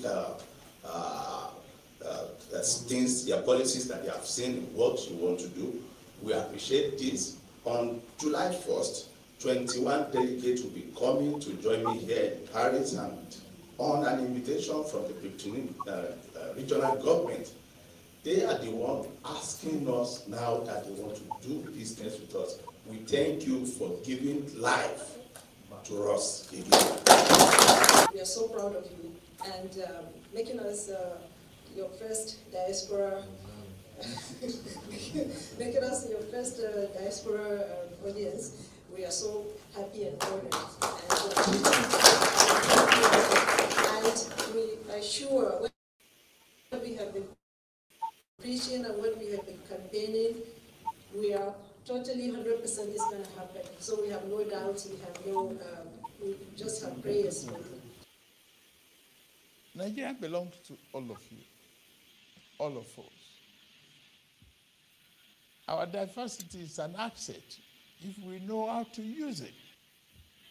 For our, of the same Father,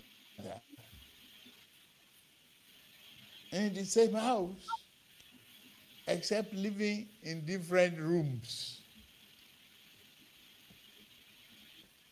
We must promote unity, stability, and economic justice for every one of us.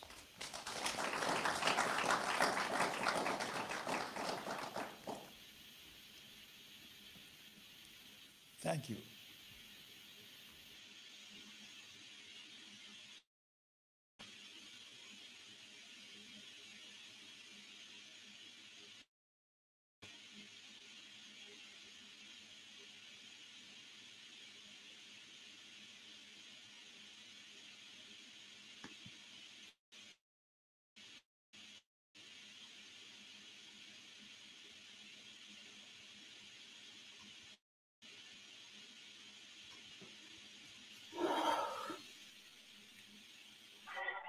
Dr. Domiji, thank you for taking that. Thank you for taking that video out. Your Thank you. president doesn't even know all about it. Hi, yeah. So electricity, this is not the video we are looking for. All right. So like I said, why? Is that a conspiracy theory? So no. What I mean so is people are still performing drama. People are still performing drama in theater. No, hold on, guys. Hold on, guys. It's actually very good that we watched it. I have not seen it. This is not the video I was looking for. I was looking for when he answered the questions that he was asked, and that's why sometimes people send me videos on this show while we're live. I don't play because I want to watch it before I play, and we had to spend 5 minutes or so listening. It doesn't matter. It doesn't matter. We watched this video. Are you not ashamed watching this video? You that is talking now, Rudolph. Eh? That's not what I'm saying. I'm saying, but I mean, their president. They're not ashamed watching their president. This organization. That's not what Rudolph is saying. What Rudolph is saying is that before you send a video, narrow down exactly to what you're talking about, so that we I'm ashamed. Look what what you've just gone through now. Yeah, you're right, Rudolph. Sorry, I'm ashamed watching this video. So this is what I'm saying. Okay, that's one. The other point is that I actually think that it's important that people see this, because sometimes people don't. We think this is the representation of Nigerians abroad, and it's not. There are people, when they see political actors, even someone like Hope Uzodinma, if he should come to America, I'm sure there are people that will round up and go and see him and say things, so we have to be aware of that. We are not the whole picture of the country. But I will find before the end of the show, I will find the response, because the papers are quoting him. I know he said those things. So the question is whether Channels TV that put up this video, which means they were there, they decided not to put that part up. We have to find the video and we're going to play that. All right. So I'll just take a few more comments and we move on to let me find people that have not yet said something. Janaba, welcome to the show. I know last time you had a problem trying to speak. Can you speak? Let's see if you're okay. All right. Can you hear me now? Okay, yeah, good. The marginalization starts from here because it was your own mic that is not working. I wonder when Nigeria will be one, when all voices matter, that Nigeria is not only Igbo, Yoruba, and Hausa, that we are all Nigerian, we all can deliver. People like me can never run for president because I belong to the minority. and I'll come to Rudolph's show. I'll also be silent because they say my internet is not working while it's working. But it's all good. Let's go to the point. The whole shenanigan make no sense. It's too early for all of this. Tinubu cannot come a deteriorated society for many years and fix it overnight. Let's give him a break, for God's sake. Even though we all can criticize him, but let's give him the chance. None of us here will be given this opportunity and we will just rush to a conclusion. Tinubu was not part of the past government. He ran for an office, in my own opinion, based on what is at stand for now. He won the presidency and he started working. A Mefele issue, all of that, it's all political issues. Whatever it is, I don't work with bank, but we all have a common sense of how things work in Nigeria. So let's all chill and see. We're all going to be open to criticize him. If he do well, we should praise him. If he do wrong, we should say he did wrong. But the notion that we are bewishing or wishing the president to fail for political points, it makes no sense. He will never feel it. It's not. Tinubu will never be hungry. His family will never be hungry. That is for sure. But his name matters, and I hope he knows why he ran for an office, or those people that want him to run. But in this case right now, what we have before us is to give him a time to work. Jesus has been around for many years. Islam has been around for many years. We never blame them for whatever they have done to our society. But this is a man that he just resumed office. And we have all this fool around. Buhari was there for 8 years. I was a supporter of Buhari for the first time. The second time, I was not. And now we still have to give him a chance. Please let us criticize people with a substance and let us make our evidence clear. Whatever we are not sure of, let's not put our integrity online because we want to score a political point. Thank you. All right. Thank you, Janaba. Mr. Show, go ahead. Yes. I've missed the show since I left, so I'm not sure what's been discussed, but I saw the video you played. So I think my guess is you're still speaking about Tinubu's trip to France and his detour to London on a private visit. Well, I think what's dominated the news space is the fact that, I mean, this is the first video I've seen that where he spoke to people and he was speaking to Nigerians. I think he feels more comfortable speaking to Nigerians as opposed to maybe on that stage. I don't know what the issue was. Maybe there are videos that would surface eventually of him speaking, but the report is that it was the Nigerian ambassador to France that spoke. You know, I've seen some of the videos of other African leaders, the South African president, the president from Zimbabwe, the Egyptian, and all these other guys. And it would have been nice to hear Tinubu speak because, you know, this is a man that people say is articulate, there's nothing wrong with him, he can speak. I mean, from someone who doesn't support Tinubu when he ran for office, I would say they were probably afraid something might disconnect between the brain and the mouth while speaking. It's possible that they are just trying to hide, you know, protect him and protect the image of the country. That's a possibility because I don't see why you've gone all the way there. And now, you know, the story is, no, those are not the people you went to meet.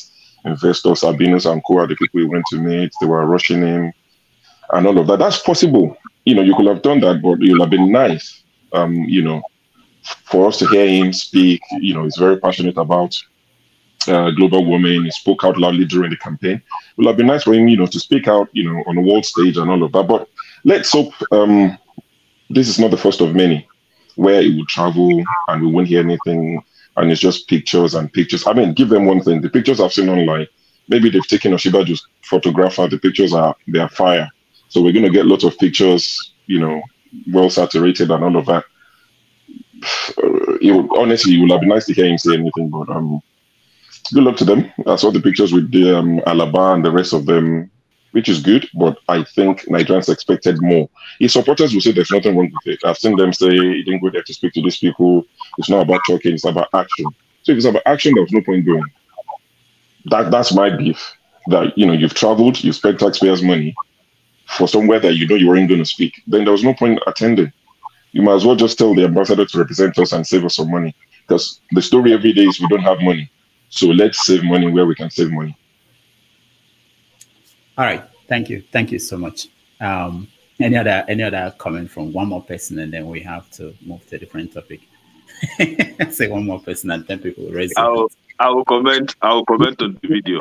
No. And subsequently, what you said about having other Nigerians supporting the government and all that. See, what do you expect where you see these are the ambassador of the Twitter ambassador of violence, that is Abike Dabiri?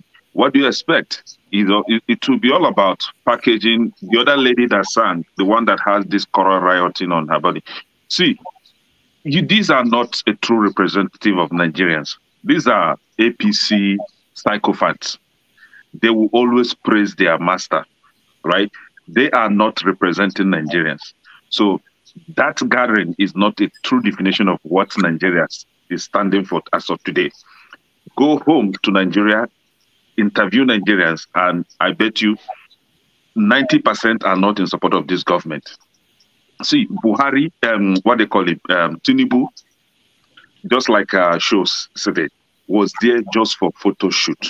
You all know he has nothing to offer. I don't know why we are trying to get something positive from this guy. I always maintain it is better for us to start waking up now, that whatever Tinubu is represented today, it is not for the good of you and I, it's not for the good of our family back home. This guy is not there for us. He's there for his friends. That is what I want us to understand. So my brother, my elder brother, Oga Jonaba, right? It's better we wake up to reality. This guy cannot offer anything. So no problem. Yeah, okay. Isimile, go ahead. Thank you, Dr. Damages. I would have thought that if our president omitted to join the other fellow presidents from other countries in the summit to front Nigeria, he would have at least made an effort to represent us in a uniform condition, such as if we have different ethnicities, at least some people are already talking about Yorubanization of Nigeria as it used to be, like Fulanization. Just to put that argument to rest in his first attempt to, he's saying we are going for unity. I know it's early days, but it's good to always get it right, because people will judge you by what they see as a president, the way you talk, the way you walk, and the people that surround you. That is what people are going to use to sum you up. And I enjoyed the way our brethren from the Southwest brought their party to Owambe in that place. It's representative of that part of Nigeria. I don't mind that. She looked beautiful and gorgeous with her attire as a lady. I appreciate that. But I would have loved a general representation from other tribes in Nigeria, because Nigeria is not just the Southwest. So does it mean he's going to be president for only the Yorubas? Thank you. Yeah, but Isimile, how do you know that other people were not there? I can tell, because I lived in Yoruba land for a long time. I can tell from the accent a little bit. It's obvious. It's obvious. Okay. All right, I'm just curious. But we told you that our local, though. We told you that our local. So our local, my sister, our local. If you want. I'm not surprised. Even though show take over Dr. Damage's show, now I really down a ton. Even show take over Dr. Damage's. That was part of the plan. That's a good one. Siam, welcome to the show. Siam, welcome to the show. Okay. Good afternoon, Doctor. Good afternoon, Rudolph, and greetings to all of you. CM, Tinubu de London, what did you there to do? You don't go there.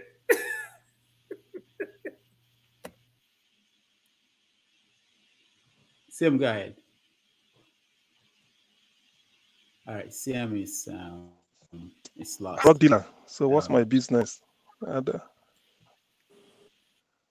Oh, CM, go ahead. I didn't know you were talking. We couldn't hear you, or maybe it's my own end. Go ahead. Well, the thing is, the Bible says, "Let the dead bury the dead." I'm not a drug. I'm not a narco. I'm not into narco business. So why should I bother about it? Those that do narco business, that forge papers, can visit Tinubu. Look at what happened at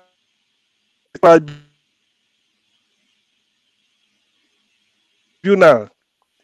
As at NYC started giving discharge certificate in 1985, but Tinubu forged one in 1979. Not into forgery. Neither am I into narco business.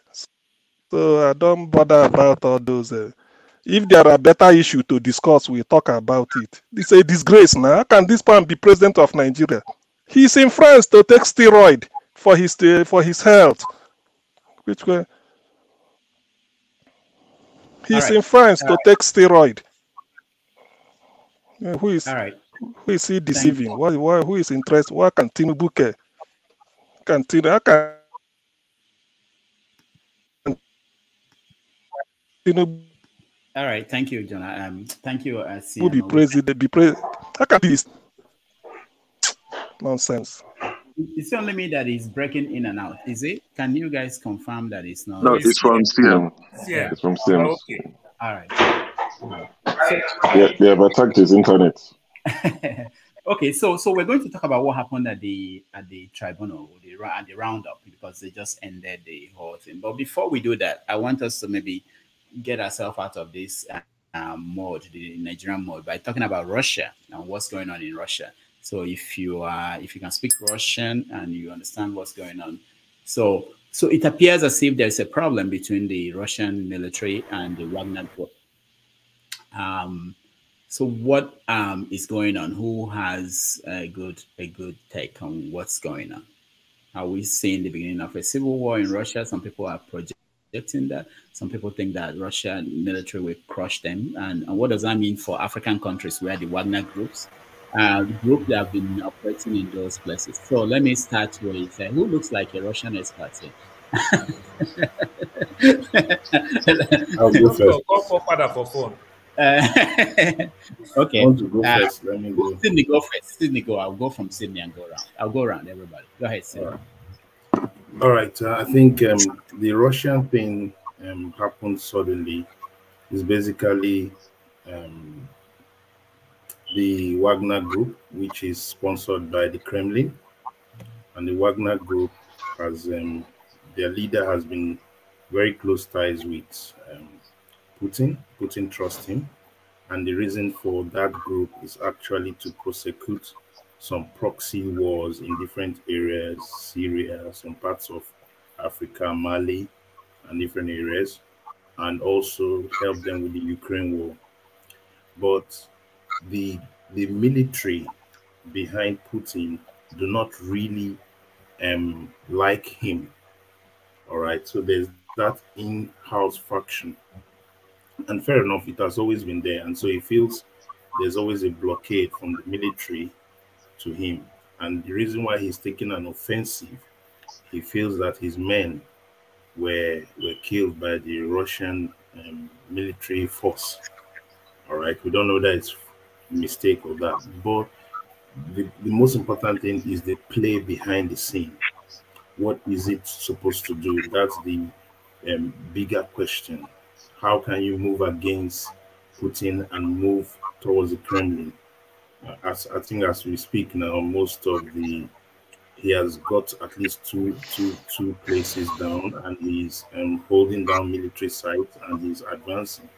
And of course, there is a bigger play of the international community, because what happens is that he has to pull his forces out of Ukraine, and then he gives the Ukrainian forces breather to reclaim areas in Ukraine, and then he's pulling his forces out. And then it also puts pressure on Putin to pull his forces out of Ukraine because his backyard is open.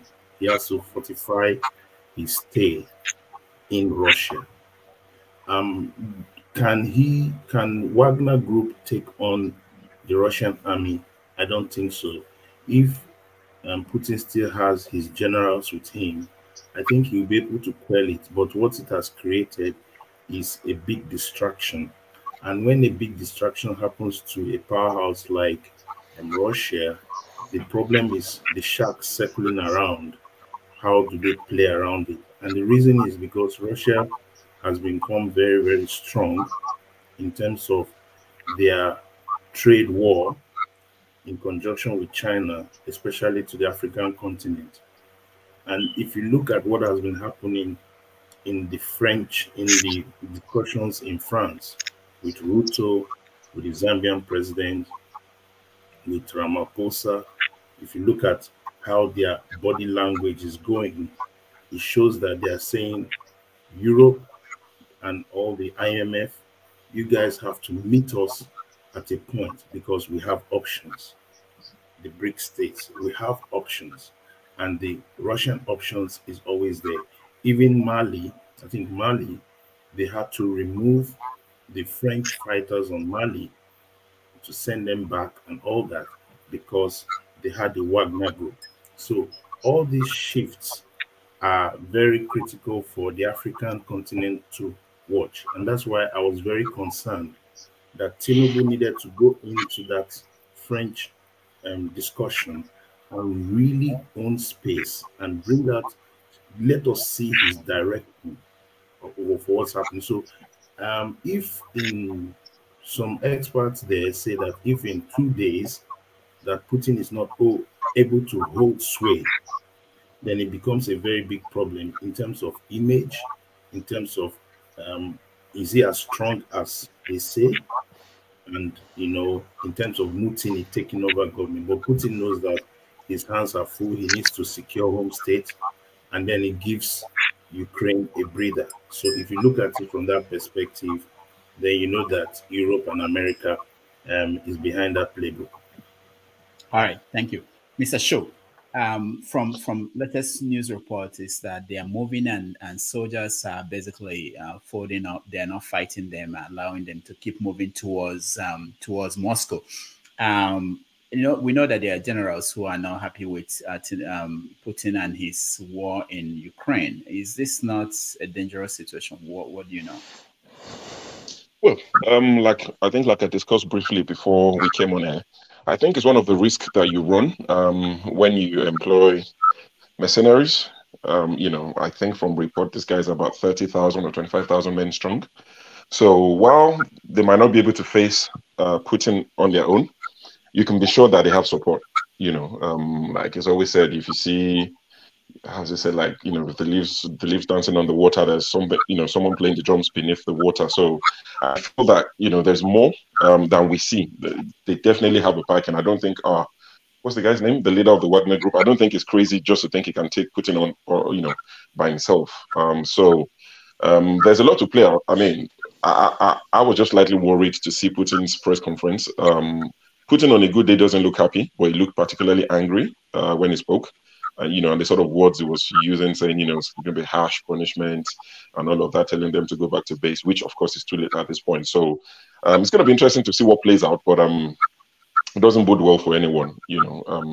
Like I said, jokingly, I'm thinking of packing my bags and going back to the most remote part of Ogun State before they start their nonsense. But yeah, let's hope it doesn't, deteriorate into something bigger than we envisage. But it doesn't look good for Putin. I can say that. It doesn't look good for him. Do you think there's any possibility, like Sydney was saying, the Americans involved with Wagner? Is that? Of course, definitely. I mean, even if they're not involved, the number one guess for most people would be to say the West wants to topple Putin. They would rather have a stooge, someone they would, put their puppet that they can control so that they can have a full control of that region.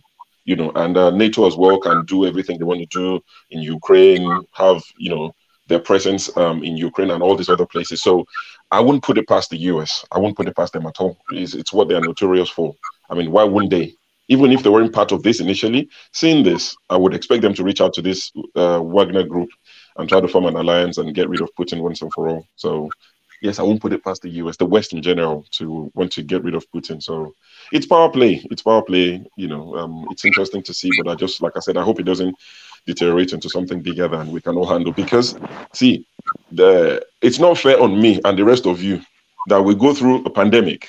And congratulations to those who survived, and you know, rest in peace to those we lost.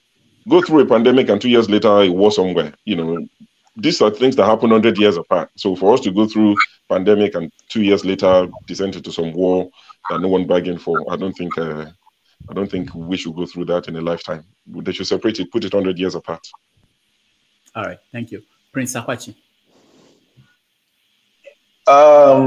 First and foremost, I know, I wanted to give a rebuttal to what John Abba said, but however, let me move on. All I wanted to say simply is criticism is not condemnation. Nobody wants Nigeria to, the president of Nigeria to go back. However, I also want to remind us that wherever Tinubu is sitting right now is all sitting on forgery and stolen mandates. So there is no way we will not criticize him. So that is that. Coming to Russia, to me, it's a playbook. And guess what? It's kind of like chess. When people blame America, I don't blame America for that. If the America is involved in playing this war chess, guess what? That means Biden is a good chess player. The only thing I would beg is I wish, or would I say, why am I using the word wish? I hope that the Wagner Group, that their family is intact, because I know that Putin will go after their family. That is what he's gonna do. For them to go back to base, it's not gonna happen. And he's already declared treason, that whatever they're doing is treason. So that means even if they go back to base, they're gonna be killed, or they're gonna be, I don't know if the word kill can be used here or whatever. They're gonna be fired, and all that stuff. So it's a win-win for Ukraine. Whatever that is going on is giving Ukraine a breather and more ways to strategize and go after Putin. So if this is gonna bring his downfall, kudos. I would love that. Thank you. All right, thank you. Similarly, Yanis. Well, I don't have much to say about that war. I'd rather stay neutral. Thank you. Okay. But if it becomes a serious war, are you ready to go back to Nigeria? Until then, let's see. But all right, can I? For me, I believe it's political destabilization. That's what I believe. I may be wrong with the BRICS and all that. Maybe to depower, reduce Putin's power, but I don't know what's happening. Only themselves, they know what's going on. The people at the helm of this affairs that is causing all this havoc, all these whatever shenanigans. But I just don't want no war. Whatever they do, they should remember there are lots of people that don't want no war. I don't want war. If they want to fight war, they should fight it in their territories. They should not bring it to anywhere in Africa, please. Or where I am. Where my please, friends. Oh, it's already in Africa. You don't know that already? I know, in Sudan. But when I mean Africa, I mean you know what I mean. So Sudan is in Africa, but everything that is happening is political. Yeah. Thank you. All right, thank you. Can I? Okay, you see, there's something I've learned in life. When they gang up against you, just keep mute and watch how God will deal with them. They will end up destroying themselves. As they gathered and gang against you, they will turn around and destroy themselves. Just watch and see how God will destroy them. Now, this is I understand that the Wagner military, paramilitary are Russian citizens, right? Right? Mm-hmm. And then, so I don't want to side anyone. I'm siding everybody. I'm for Wagner Group. I'm for Ukraine. I'm for Putin. I pray that God will give Putin more strength to confront them, more power to Ukraine to fight back, and more power to Wagner to fight back. Let them destroy themselves. Because these are the same people that supported some group to kill my ancestors, and nobody has apologized for that. So let them finish themselves. My only prayer is that let it not come near me and my family. That's just my prayer. That's only. But whenever I wake up and I'm hearing news in Russia killing themselves, I'm always very happy because it has happened to my people and is still happening to my people. So let them continue to slaughter and kill themselves. I just pray, let God give them power to finish what they've started. So that's just my take on this. Thank you. All right. Thank you. Paul. Yeah, Doctor, when it comes to issues like this, to some extent, there's more of secret than meet the surface. So we might not get more information. So we are just speculating here and there. But one thing I can give to the Russians are well informed when it comes to the West. You understand? So it's going to be hard for anybody to think they want to form an alliance with the US because they know the US too will not even meant well for them. Even though if they will achieve their purpose, will not meant well. It still simply means that can destroy the country that they loved. Because they love the country, they don't like what Putin is doing, but they also understand that the West cannot take them out of this jeopardy that they are going through. I strongly believe on that aspect. So I want to believe in that aspect that I don't see the West play too much on it. That is one.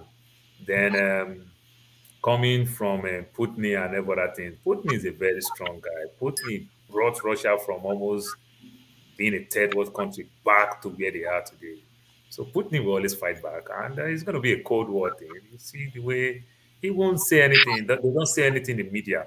But another thing that I understand what the Wagner is doing, they hide everything from the media. This is what they do in the West very well. Like you hear, oh, Russia hit a whole hospital in Ukraine. What do you see? You hear one person buy. That is a lie. Just to make like Russia is not achieving their purpose. The same thing too, the Russians are going through tough time in Russia. They themselves too will hide everything from the media, like everything is okay. But things are really tough in Russia, and things are so worst and so bad in Ukraine because the West is protecting the Ukrainians. They will lie on the media like it's not that bad, but things are so bad. So we can't really know the truth of all that is going on. But I don't think the West can influence the Wagner people like easily the way they can easily convince one person in Congo, in Ghana, in Nigeria. I don't see the Wagner guys who fall for the West because they know the West will never ever meant well for them. That's my take. And Doctor, you can take me out. Let me take some break. All right, thank you. Someone mentioned in the comment section that our country is burning and you guys are talking about the West, which is interesting because sometimes people don't know. Very good point. That's fact. Yeah, no, people don't know that there are connections to all these things. Whatever is happening in Russia, in Ukraine has impact on you.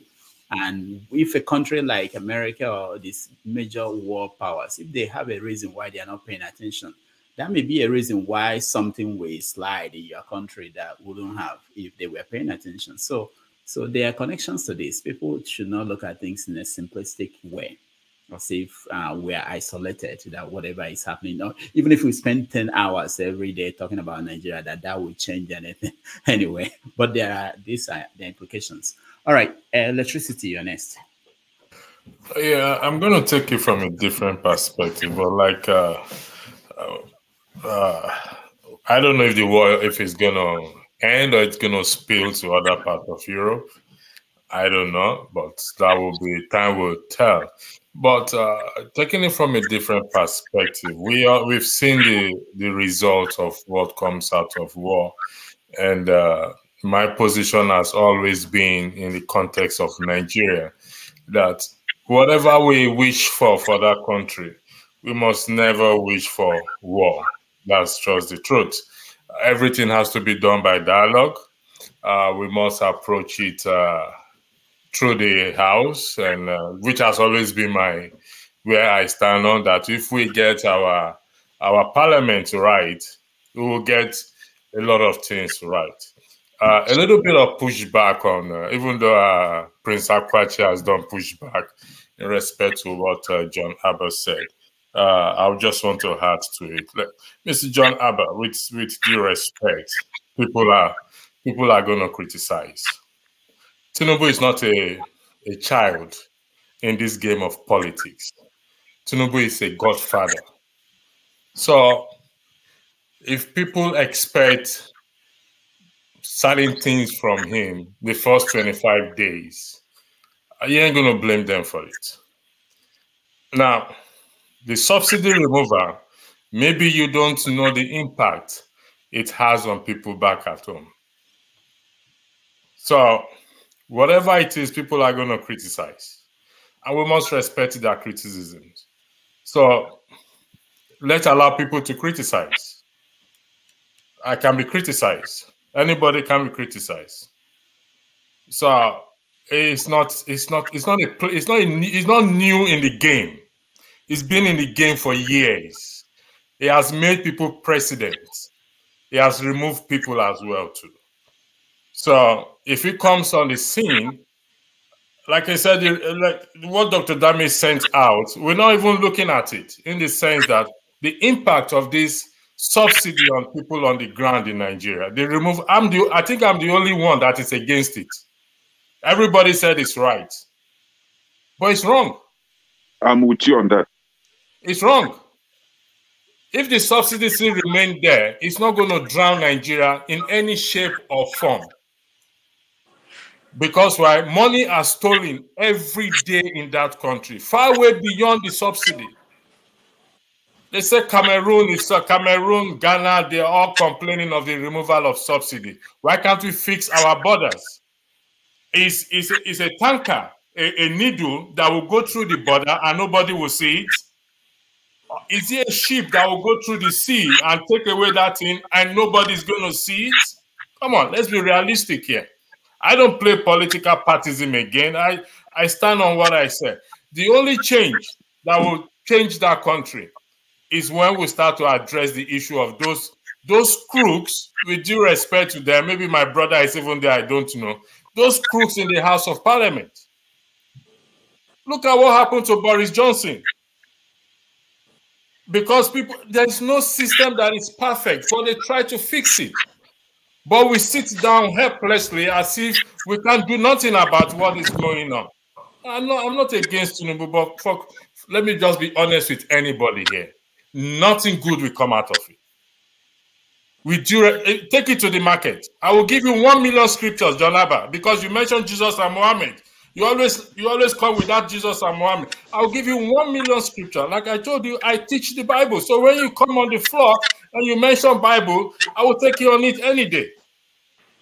Let's go back home and see what is happening to people. As of today, I still spoke to them. From one place to one place to another place that will initially cost them 1,000 naira, they are paying 5,000 naira.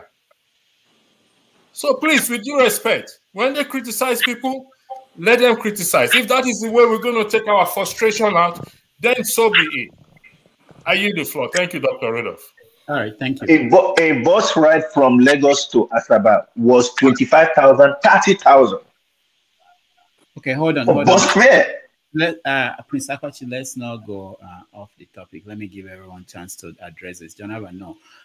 What the part about Jonathan, what he said, I wanted to weigh in, but I said that would be a distraction. But let me just say this quickly so that we end it here. Jonathan, you have the right to appeal to people to give Tinubu the chance and Tinubu to that people should not criticize. No, I didn't. It's your right, but I think. No, do not say people should not criticize. Take that one. Okay, let him finish. Let him finish, please. So you have the right to say whatever you said. That's okay. And I know that people will continue to do what they are doing. That you said it will not stop them. And I'm not implying that I can't even stop. I'm not planning to stop anybody from criticizing anybody because you are just new. Those things don't matter. You can't stop us either. Yeah, nobody can stop it. It doesn't matter really. You want to be president and you are president. You should deal with whatever comes with that. So that's not an issue. So I don't even know why people waste the time appealing to people to do what they particularly if the mandate is stolen. It doesn't matter. People are free to say what they want to say and criticize. If you don't want it, then don't run for office. I don't care who you are. That's why sometimes when people call them names on this show, I don't stop it, because you want to be politician, go and be politician and deal with whatever is that comes with it. So that's by the way. The other thing that is important that people should know along that line is that this guy who is the president was voted in by less than 40% of the people. Where are the other people? What are they going to be doing? Less than 25%, Rudolph. Less than 25%. No, it's 36. Exact figure is 36. But that's by the way. What I'm saying is selected 36. No, okay. What I'm saying is this: the other people are going less to be than 37. Just less than 37. All right. Okay. It doesn't matter. The other people, which will be the majority of the country, they will be looking for reasons to say, I told you he's not good. I told you. So it's up to him to prove them right or to prove them wrong. It's up to him. This is not something anybody can control. So that's the point. But let's move on. Rudolph, I'm not trying to, but a correction to what we're saying. He was not voted. He was allocated. Okay, the votes were allocated. It's been proven. I'm not lying. It's not something about that. It's been proven that it's allocated. All right, thank you. That will be the topic of conversation next after this. But let me also say, when I saw the French president embracing him, I saw what was going on there. And it reminded me that irrespective of what you say, and that's what I hope our people will understand, once constitutional authority like the INEC pronounces that you are the president and whatever is going on in the court system, the world will look at him as the president, treat him that way. And he's traveling with our own money, our own resources, appointing people, removing people from office. So it doesn't matter whether you say that he's not or he's like the world moves on, the media moves on until something else happens. So, but that's what we have to accept. CM. So the world moves on with whom they can work with, right? Okay. But whomever that is standing for the people, they get rid of him. They call him a terrorist and get rid of him. Wait. If the court system, if the Supreme Court says that Obi won, they will do the same thing for Obi. They will accept him. They will embrace him. They will recap for him. Mr. Siam, please, before you speak, when Mr. Rudolph talked about Macron, shaking Tinubu, we also remember, I don't know if you guys saw it, did you see that he went ahead to give somebody a peck? That could be regarded as sexual harassment. So he should act presidential. Okay, that is sexual harassment. The woman did not, she did not give him the authority to do that, and he just did that nonsense. So we should bear that in mind.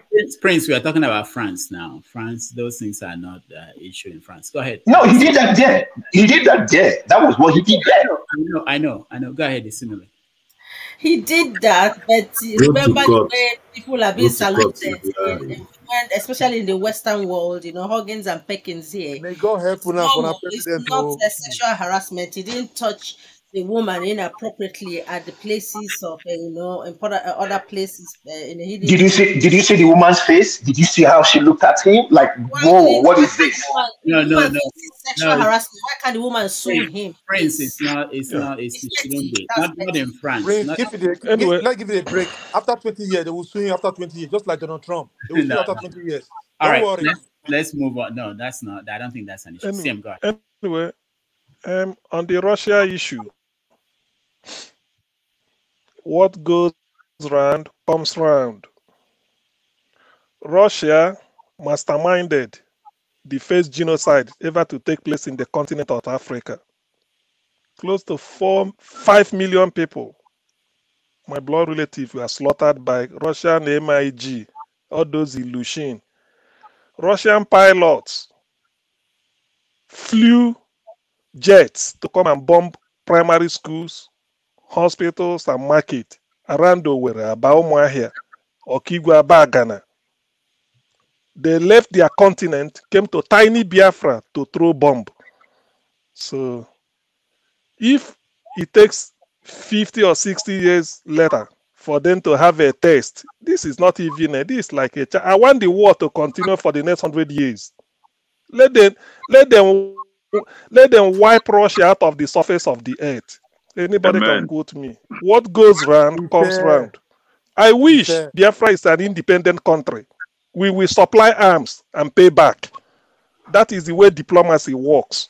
Everything is payback time. When you slaughter, Russia has nothing to do with Nigeria. They weren't colonial power over Nigeria. Nothing. Just because they hated the Biafrans. Professor retired Justice P.K. Nwokedi from Oka said the story. Ojukwu sent them to go and buy arms during the war. They went to Russia, explained everything to them, even the strategy. Russia refused. They went to Poland. They couldn't get anything. They started inventing.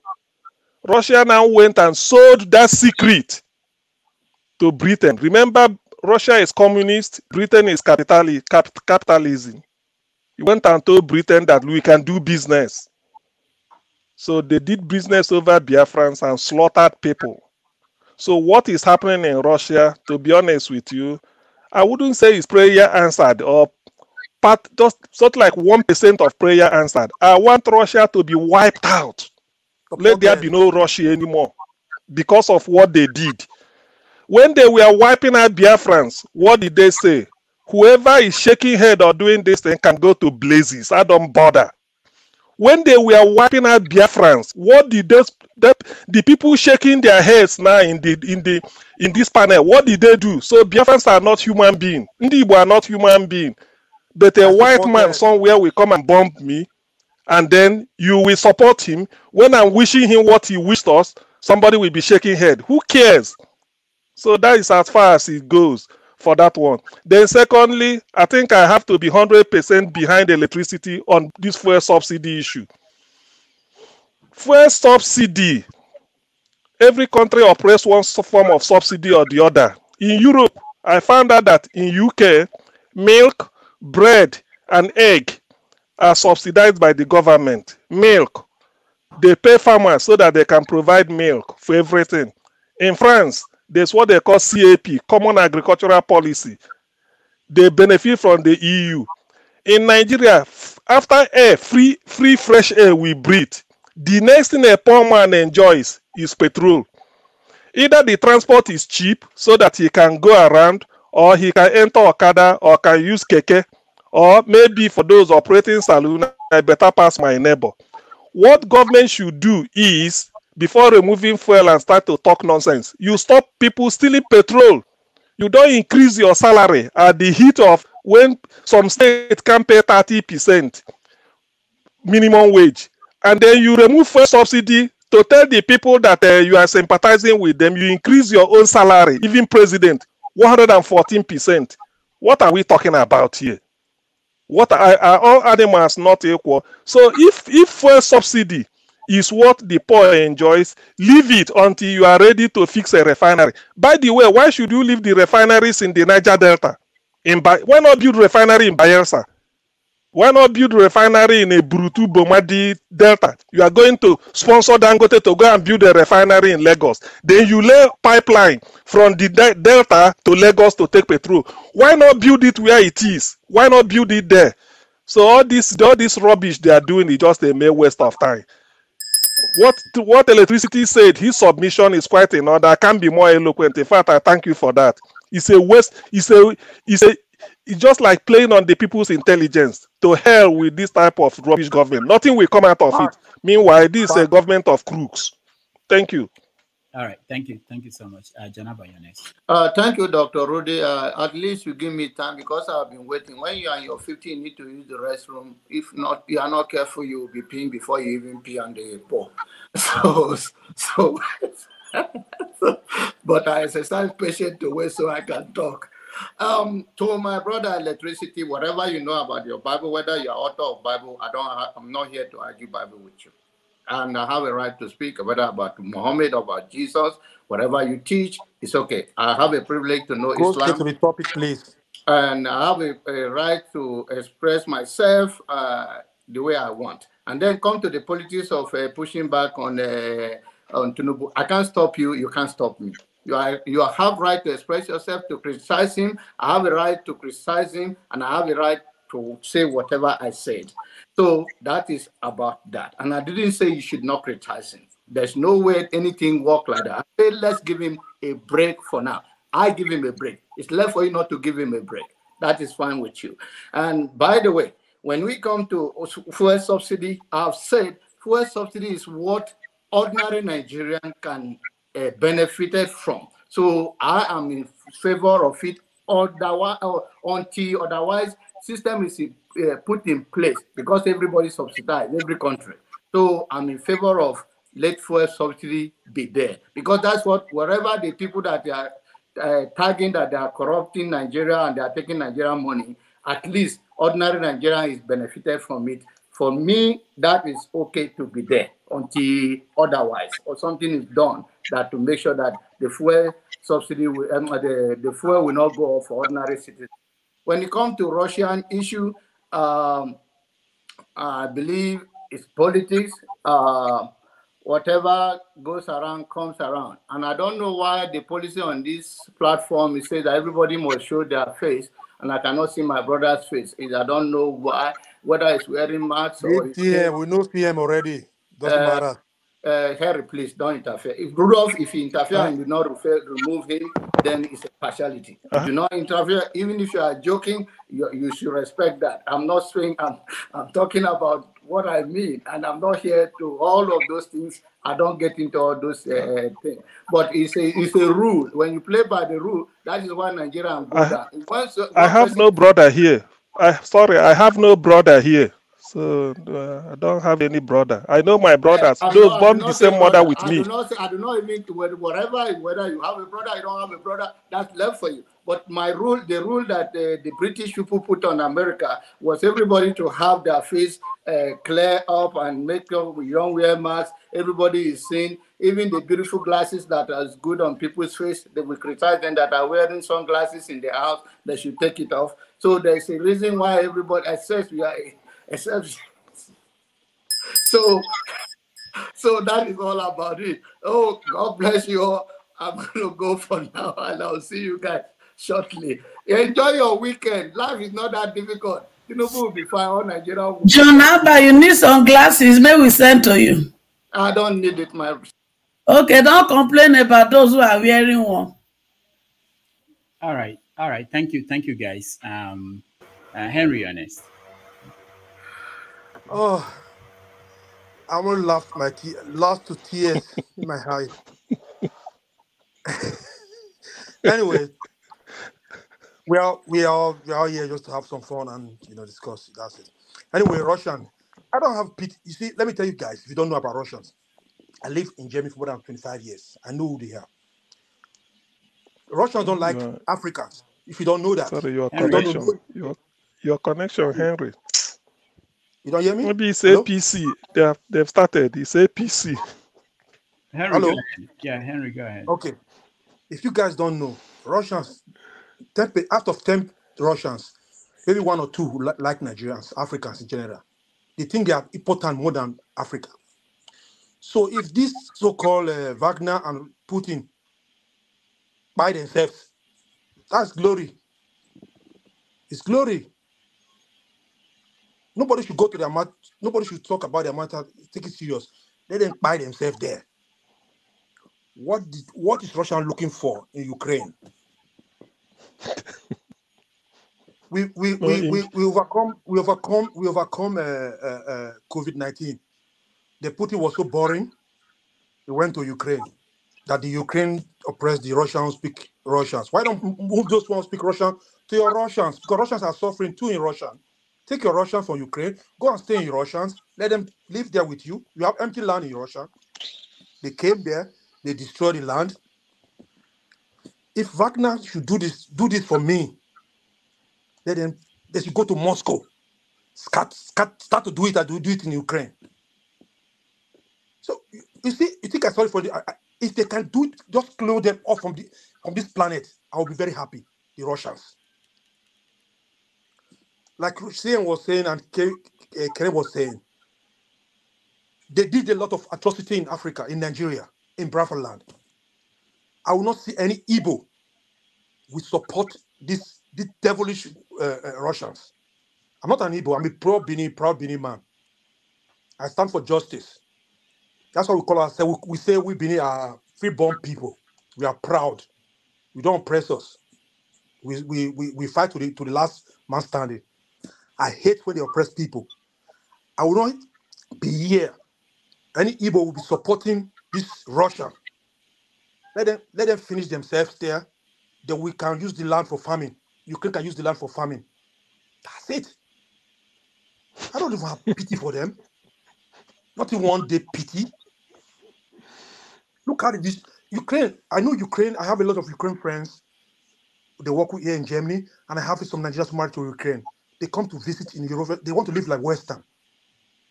They destroy that country. You see, I know every country have their own blames to find. I will not accept somebody come to my own land, my father's land, say want to take it. I will let that person take it. We buy here. That's what Ukraine are doing. They did it in 2014. They did it in Georgia. You people should think about it. Can somebody come to your father's land, your father's property, you want to take it and you let it go because you want to have peace? Come on, give me a break. That means you're a coward then. Thank you. Thank you. I don't feel sorry for Russians. Thank you, Henry. Mama Icho.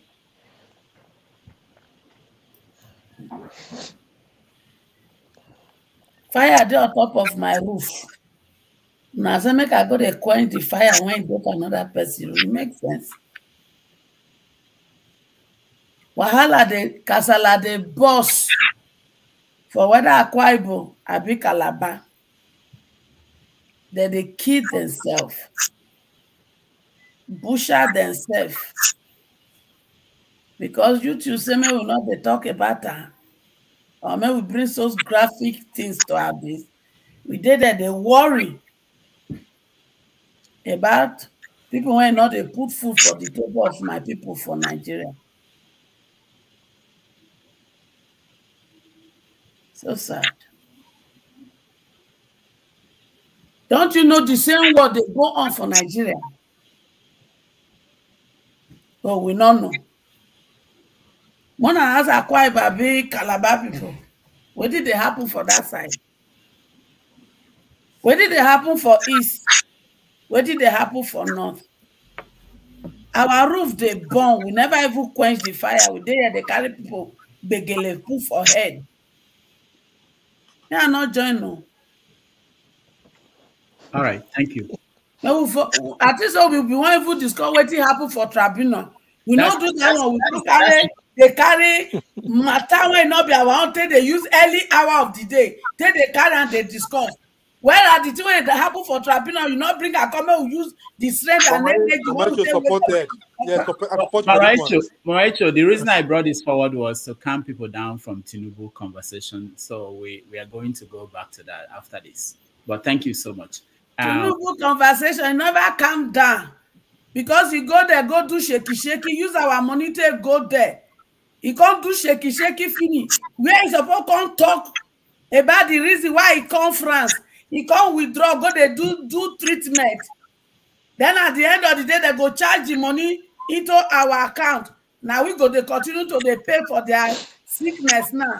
And yet in wife go, is it Unity House? I be waiting go campaign say we are rich. We don't need your money. And yet he never reach 1 month when they enter power. They say the hardship they affect them. Therefore, they should increase their pay to 140%. Then for subsidy, when they remove, Nigeria should bear the suffering for the mental. Who are we deceiving? All right. Thank you. Thank you, Mama Icho. Let's go to Austin. Austin, you're next. After Austin, we Ovier and then Forefathers. See, the point is this: these people like CM who always know that proverb that says a man doesn't know, a man who does not know when the rain started beating him will not know when it stops. The truth about this is that learning about other people's predicaments is something we call case study. I always believe in one thing. Something must not happen to me for me to learn. If I see something happen to somebody or ask what happened, by the time you narrate the whole story, then I know that from now on, I will not do this kind of thing because this kind of thing may happen. So I think that talking about Russia really is not a waste of time. And if I try to bring this home, if you want to fight any war or you want to do anything, don't hire mercenaries. That is one thing that we should learn from this. You see all these non-state actors, like maybe during the elections and other things we do, we bring non-state actors to do the job that the military or other constituted authority was supposed to do. Don't just always know that these people pay their allegiance to their money, or they pay their allegiance to what they are going to get. They don't pay their allegiance to the authorities or the flag or the badge. So when I heard the issue of Wagner moving against Kremlin, the first thing that came to my mind is that I hope the Western world, in fact, let me put it straight, I asked myself, I hope that the CIA is not part of this. And even if they are not part of it, trust me, they will send a hand to Wagner Group to see if they can bring down the big man Putin. And that is where I'm trying to say that if we must learn from this as Nigerians, is that we should always try as much as possible that our constituted authorities do the right thing. And besides that, we don't go for people who are just on the streets or mercenaries to do the jobs that constituted authority is supposed to do. Now, for Putin, I know that Putin has, there are a lot of things that he has done which I think they are not good and they are not fine. But if we try to now start saying that everybody in Russia, maybe going back to the Nigerian Civil War, should be drowned and the rest, we should realize that maybe those at the helm of affair in Russia may have done something crazy. But do you want to punish the ordinary citizen who may not, maybe was not even born then, for the same that he did not commit? So if somebody has done something wrong, put it to the person. Do Mr. This, Mrs. This, you pick you out and you treat that person as an individual. Not that because of this should happen. We have this attitude. Maybe we learn from different situations. If somebody kills my father, I wake up, go kill the person's own father. The person now wake up next time, kills my own son. And we go continuously to and fro, keep killing till when will it end? So we should try as much as possible to blame people who are guilty for a particular thing. If somebody does something, you pick that person out as an individual. Not that because this happened, then everybody must die. No, it doesn't work that way. And that is not the best way to get lasting peace. You just end up promoting negative peace for a short while. So that's just what I'm going to say. Maybe forefathers, you help Dr. Rudolph, I don't know. Please, just a quick response. You see, what Russia did in Biafra land emboldened them. That's why they invaded the sovereign country, Ukraine. What are they looking for in Ukraine? 15 countries, Uzbekistan, Georgia, Kazakhstan, Lithuania, Estonia, name it. All of them were former Russian, former USSR. They break away. What is Russia going to Ukraine for? Why is he invading? Is that not the way they came to invade a Biafra? Why? What is he going there to do? Let Ovie talk. You have already said this before. Ovie, please go ahead. Thank you. Well, breaking news, by the way. I think from earlier on, from Monday, there has been a negotiation between Putin and his Belarus counterparts. That's Lukansha Alexander Aleshenko, right? So they have communication between the two leaders. Then, on the other hand, the Belarus president had a conversation with the Wagner Group. And as we speak, about 30 minutes ago, an agreement has been reached. The Wagner groups are ordered to go back to their various camps and just to avoid bloodshed in the Russian land. That's the reason they are giving. So all hands down, and everybody's returning back to their base. So we should try and pay attention. There's a lot of news flying around. It just depends on where it's coming from and who is hearing it. But at this time, that is what is happening. There's a ceasefire between the action agreements. Nobody knows what the agreement is, but in order to avoid bloodshed in the Russian land, everybody is returning back to their base. So the Belarus president broke the deal between the two camps as we speak now. That's what's happening. Are you done? Yes. Okay.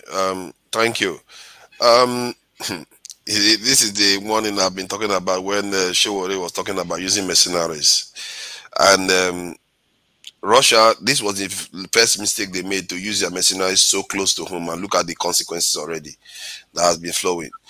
Using mercenaries is a very, very dangerous business, and not to mention using it close to home.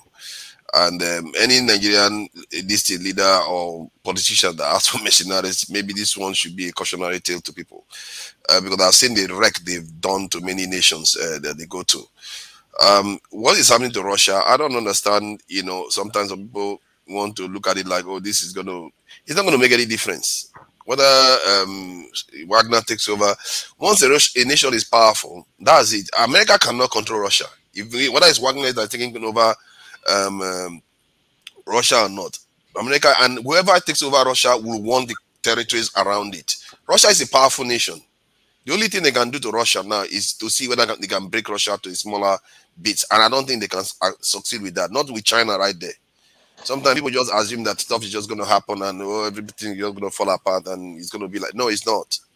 If anything, the war that is going on there, look at how much it's affecting us at home already. The petrol prices that we are experiencing now is tied to what is going on in Ukraine there. If it spills over and gets any worse, guess what is going to happen? It's going to get worse for us too.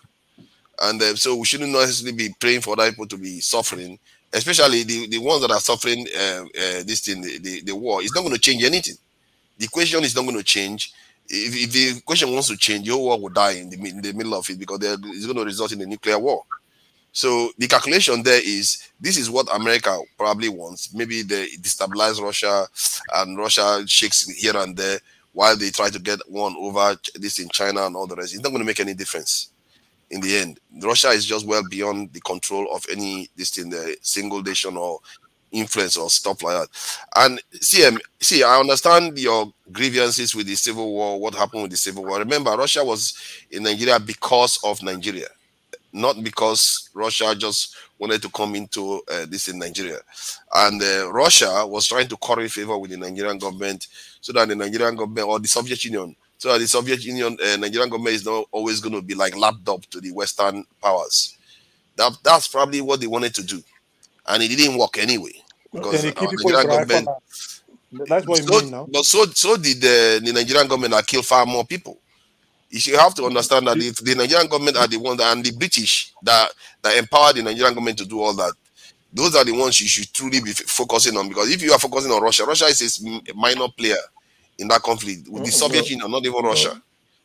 The basis of Russian involvement was in Biafra war was that's what we're talking about. Biafra needed arms. They needed to go and buy arms. They recognized that Russia, at the power they have, then they want to buy. Russia told them point blank, no, they don't want any of their thing to go in.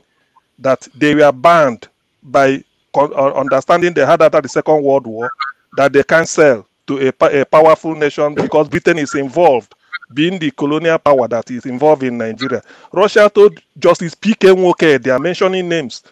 They left, only for Russia to go to Britain and then give them the secret. Say, look at the type of arms these people want. It's either you allow us, if not, we could have sold. So why should Russia then breach the agreement? And went to Britain, sold the plan, because Biafrans went undercover. It's a secret deal. They want to go and buy with Russia. They don't want Nigeria to know. So Russia now went and told Gowon that this is what these people came to buy from us, that we prefer giving it to you in return for crude oil. So that was Russia involvement. It's not that they weren't neutral. Not only that, Russian pilots flew plane. By giving people arms is different. But their pilots were in Biafra bombing from Owerri, carpet bombing. That was what did the thing. Go and read a book by something. He said, Biafra, Britain shame. I will write the author here. I will put it. Go and read. That was where everything was explained. So when you see Russia doing this, I've never heard it. This is something that is very strange. Exactly. That's why I will give you the book because I'm making reference. I'm making reference so that you can read it and then also understand. From any other source, because there's something like verify. It is written there. Who am I going to verify it from? Who am I going to verify? Hey, calm down. No. Let me verify what I'm saying. The reason why I'm saying is because I've never had any conflict. Hold on now, come on. I've never had any conflict that the West is the primary overseer of that conflict, that Russia came and flew jets in. Has anyone ever heard that before? Yeah, even Britain. This yes, now because I don't know how vast you are. I don't know what you read about it. Britain. Listen. British pilot flew jet. Egyptian pilot flew jet. Russian pilot flew jet. I'm giving you names. I don't know why. And I've told you the literature to read. What you are basically saying is that it's because the way you were picking on Russia, that's why I felt like it was only Russia that did it. See, I had to. What you are saying is that because Russia wasn't neutral. Listen. Okay, let's say it wasn't neutral. President Clinton. Listen. President Nixon. Listen. Can you just stop shouting? Listen, President Nixon. Please don't talk this way. I know. Don't. President Nixon, he doesn't want me to explain now, and you are trying to push me back. Please don't do all this. You that is even shouting. The thing is that you have no facts. Okay, I don't have the but I have to make a reply. You replied. Come on, you can't just shout me down and say you have to climb on top of me. Because you are on the program, sometimes you just shut people down. It's not working like that. Okay. Come on, man. Okay, guys, hold on, everyone, hold on. If he CM, hold on.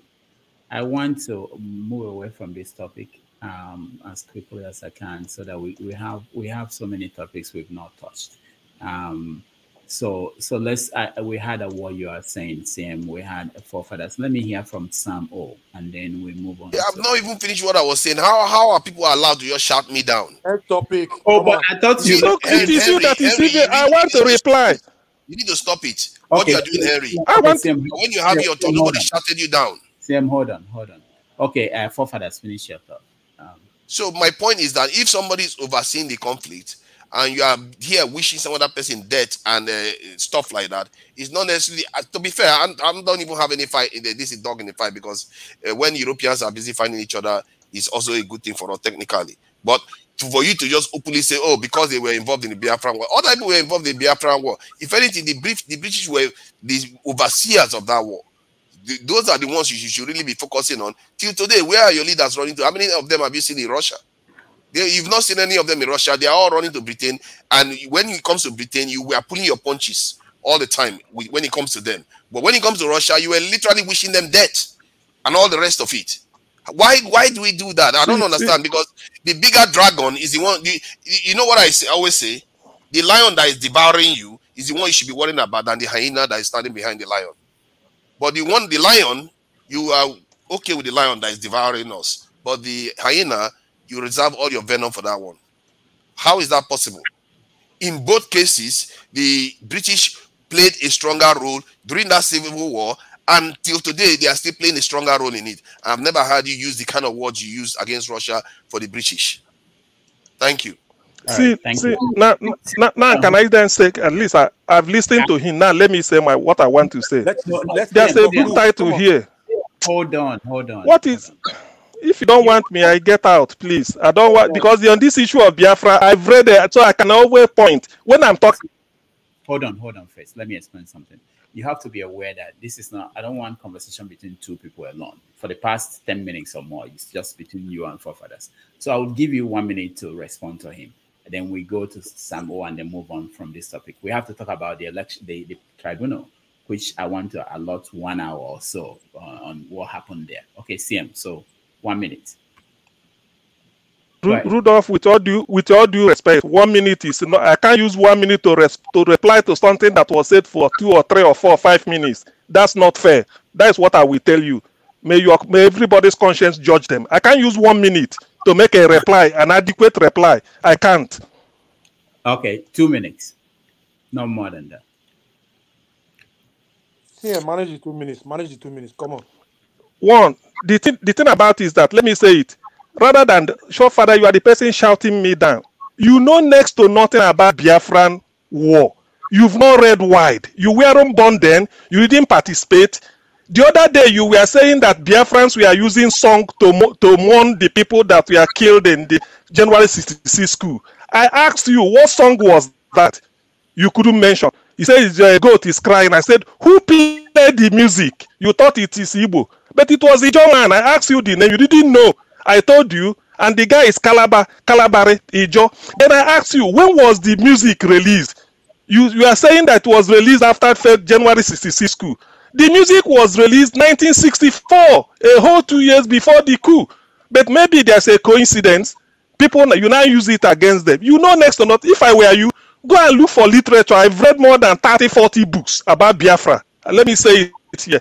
I've read it from different authors, white people, black people, everything, and I've got a balanced view. I know what happened. This book here was published 1969 at the height when the thing was happening. So this is the type of book you look. Go and look at it now, Amazon, buy it and read. When you read it, then you can now come back with debate. As for you telling me not to blame Russia or whatever, that is neither there nor there. I wish what happened in Biafra will happen to another person. I wouldn't wish it on anybody. But for me, I have my sympathy for my people. And as far as I know, Russia can go to blazes. I don't care whether you are their agent. What goes round must come round. Ukraine is an independent country. Invading them is against international law. Russia has no right to come to Biafra and be throwing bombs. If you doubt it, go and make your research. Come and tell me you've not read it. Do this and then we can bet money on it. If I were you, I go and read wide. The more you read, the more facts you get. Then you can synthesize. And not to depend on maybe fiction or something like emotion. When you come here, you shout as if you are more patriotic than others. I don't do that. I yield. All right. Thank you, TM. Sam O, you're next. Can you hear me? Yeah. Okay, so good day to you all. The conversation has really degenerated into, well, I can't even describe, but for CM's information, the French government fought alongside with Biafra against Nigeria, just for your information. I'll quickly want to recap from where we started because I've been trying to get in. I'm just going to condense in 2-3 minutes. So about Bola Tinubu, our president, going to France, and people saying, well, he didn't show up at the event. While the program was going on, I was on YouTube. I watched Ramaphosa speak for 14 minutes, and I saw Bola Tinubu on sit there. I don't know if there was another occasion where they spoke as well, but what he was speaking to, Ramaphosa, he was actually speaking because before then, I assume 7 leaders from Africa have already met before the event started, and he was the spokesperson for those leaders. Ask yourself how many leaders spoke after Ramaphosa spoke at that event. It's not like a free-for-all where everybody have the microphone. He went there on behalf of Nigeria, okay, to promote Nigeria, okay, to take off from that pedestal of bastardized economy and then to help us reinvent ourselves. I heard people say about the subsidy being removed or not, that he shouldn't have removed it, or see, there's no better day or better time to do it than now. And back to that event that happened in France, Ramaphosa, went in there. He mentioned a word like the French president should not see Africans like you're trying to be generous to us. We want to be on the same pedestal as you. I'm quoting him verbatim now. He was mentioning about $100 billion that was promised them has not been given to them, saying that events like this will come together and nothing gets done. So we are putting our feet on the ground, see us as partners in progress, see us as one that will be sitting at the same table with you, not you dictating to us. And it was really getting on the nerves of the French president. If you check his countenance, I was actually watching the body language as well. So see, it's not in every event that you expect your leader to speak. I've got it in good authority. The guy that was taking the jersey of David Alaba there, I've actually spoken to him last night. He said to me, the president of Nigeria met with the Swiss president last night after the whole event to discuss with them. I read the other day, Thursday last week, Bola Tinubu has already set in motion the gas pipeline, which Nigeria is going to benefit a lot from. That's going to transcend. It is a transatlantic gas pipeline that's coming to Europe. I don't understand all of these sour grapes that we are doing on this channel. Please, let's do this. Let me speak, please. I'm really angry about, see, let's not, I don't know, it pains me a lot when, see, your candidate has lost the election. Forget it. Let's move on. We have a country to build again. the pipeline is going. The pipeline. I feel disrespected with the words you are using. No, please, so please, can you take those words back? Can I finish, please? Hold on. Okay, go ahead. The gas pipeline is going through Benin, Togo, Ghana. Is going through Guinea-Bissau, going through Senegal, going through Morocco. The other day, the Moroccan spokesperson for the government was in Nigeria to sign this document. This pipeline is powering gas into Europe. These are the things that we should be benefiting from whatever is going on in Russia and Ukraine. I hope it doesn't degenerate into full-blown war, because I know how much I pay towards gas here in the UK. It's expensive. So please, let's stop all these cross, ways of ours on this platform. We're all Nigerians. Let's move this country forward. Thank you. It can't be sulking forever. This election is gone. Let's move this nation forward. Oh, thank you, Sam. Sam, we are not moving any nation forward. Did you hear me? Let us get the verdict from the court before you talk this your nonsense. Do I have to do this today? I thought I was in a good mood from the morning time. Ovie, go ahead. Yeah, I actually wanted to ask Sam a question. You said you spoke to the guy who spoke on behalf of Tinubu last night, if I'm not mistaken. Is that what you said? Is that what I heard? Sam? The guy that collected the jersey after Bola Tinubu snapped with David Alaba. Oh, okay. I thought it's the guy that actually. I get it now, everybody. Okay, all right. I'm with you, though, Samu. I'm with you. We need this. That's the only country we have. The only way we can make things work is for we to take positive. Electricity. Go ahead. We need to be positive, man. These negativities are too much. People are watching us. Are you not ashamed? Oh, Jesus. I'm with you on that. All right. Nigeria. Please, can everybody just calm down? Electricity. All right. Thank you. Sam, you said we should move on. So I'm going to take you on some things you said here. Yes, the negativity should be. You stated that at a point the fuel subsidy will be removed. And you referenced to how the war in Ukraine is affecting the gas or electricity in the UK. Am I correct in that? Am I quoting you right? Now, if we do comparison here, can you tell me how the fuel subsidy removal is affecting Nigerians in Nigeria in comparison to how the war in Ukraine, because I base in the UK, I base in the UK and in Ireland, so I go in both places. And I know electricity's gone up and the government paid 320 something pounds. I was a recipient of it to cushion what is happening in the country then. So could you tell me, please, with due respect, what is the cushion effect put in place in Nigeria in respect to the removal of the fuel subsidy? If you are truly honest with yourself. So we're moving forward now. We're being positive. I'm a very optimistic person. I believe that country will change if we do the right thing, that is taking on the legislators, nothing else again.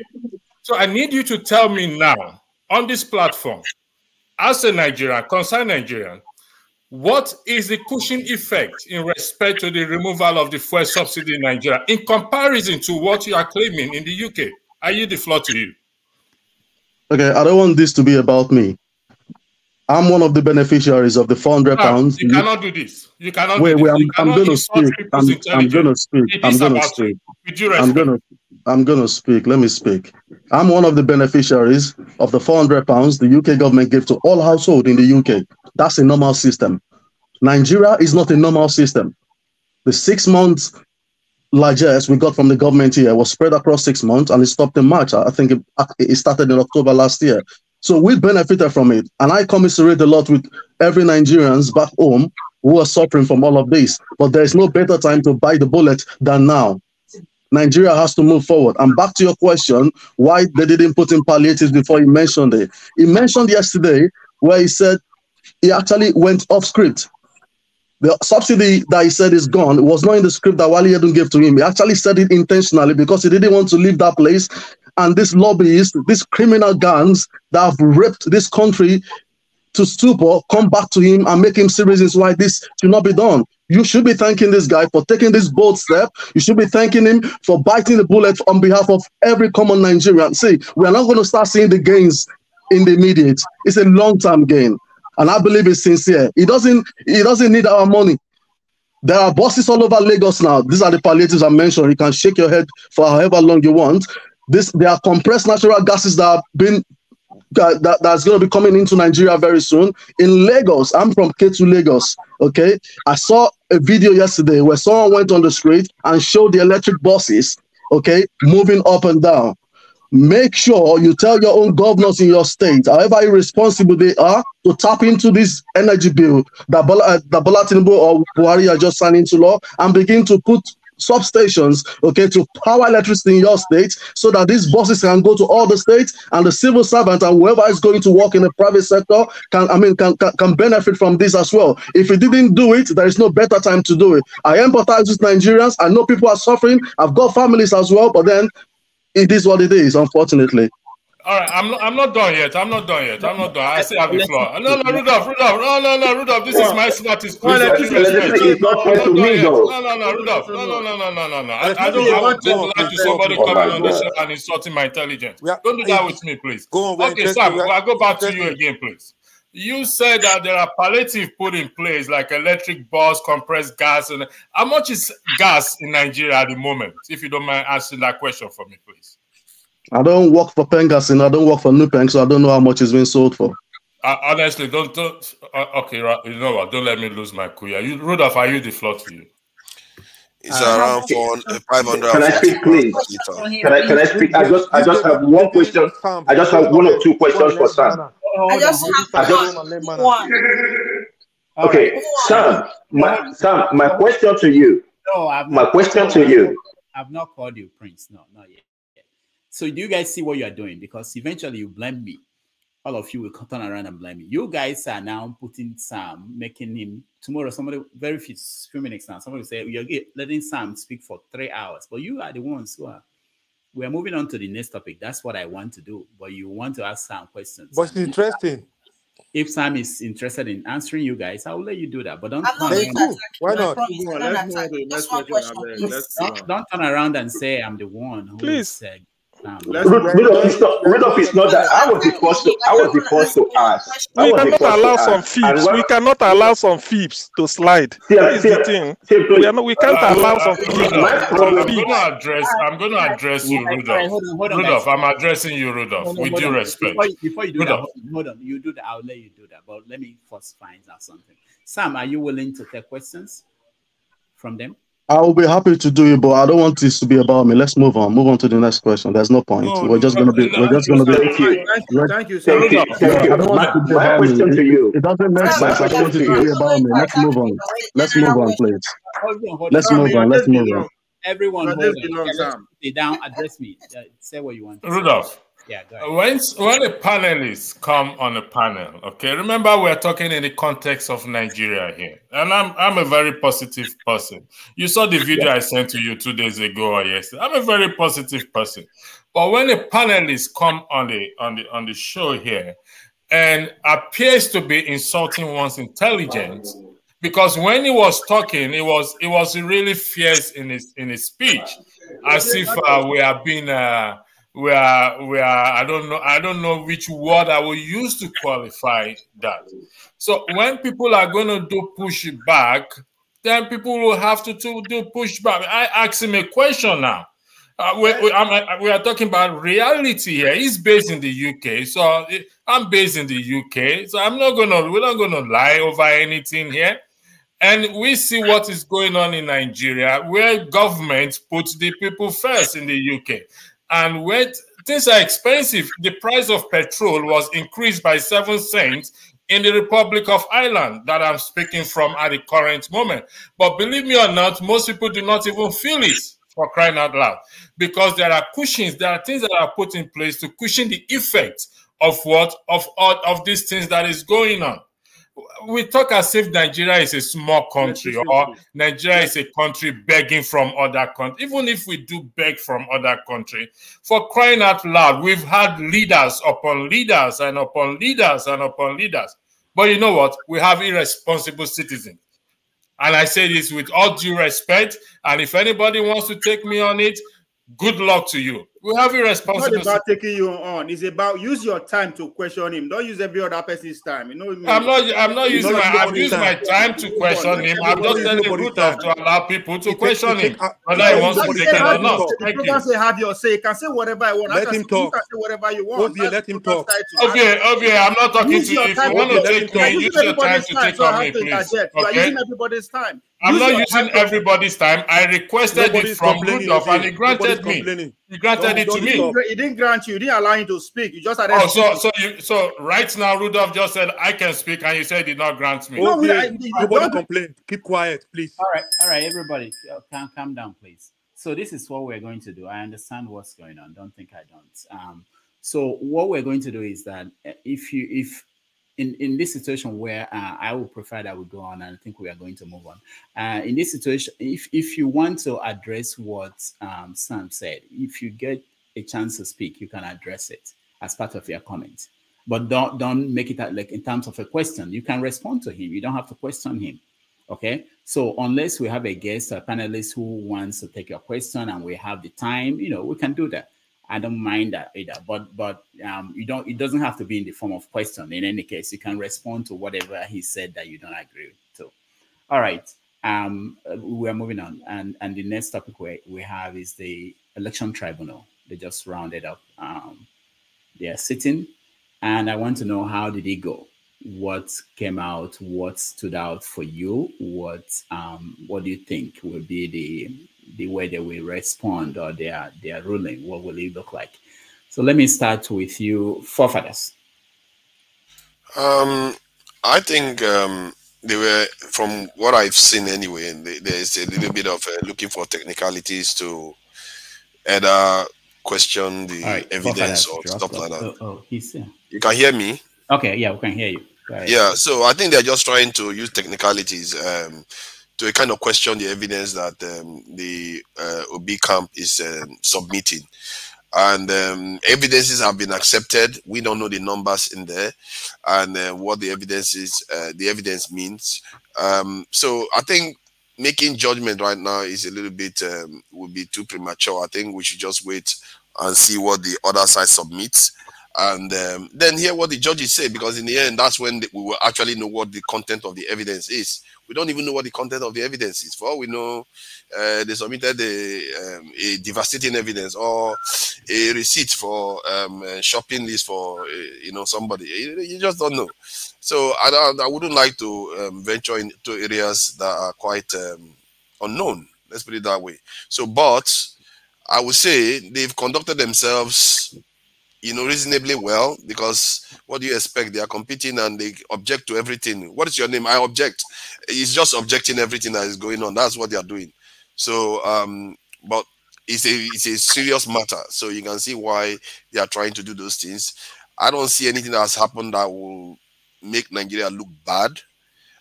So from that point of view, I'll say so far so good. Let's see what they have to offer in terms of this thing, counter evidence on the other side's argument, and then we'll see the judgment. Thank you. All right, thank you. I assimilate. Unmute yourself, please. Thank you, Dr. Damages. For the fact that Tinubu has been pronounced as the president of Nigeria by INEC, what powers would has he to counterbalance the effects of the court system in Nigeria, based on the fact that the Nigerian system hardly obey laws? Visibly, people are watching, not in the courts. Not everyone is watching in the courts, but people are highly interested in the outcome of this court case. So maybe I'm just guessing, this is my own permutation, that they may play it as if things is going to look normal, but that the final decision is going to surprise me. I would beg to differ, especially that Tinubu is there. And I'm going to add what I wanted. I wasn't really going to, I'm not disagreeing with Sam. I'm not attacking him. He has his own opinion, and I do respect everyone's opinion. I'm just wondering if the people chosen by Tinubu, like there is this tsunami that he swept the floor, as he's been there for few days now, is he sweeping the floor for himself or for the betterment of the Nigerians? Which one? I'm yet to see it.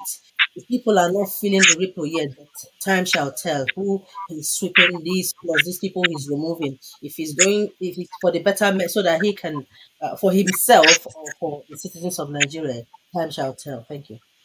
All right, thank you. Prince Apache. Thank you, Dr. Rudolph. First and foremost, about the case in court, to me, I think, in as much as I don't want to go too deep in order not to, be the fact that I'm already passing judgments already.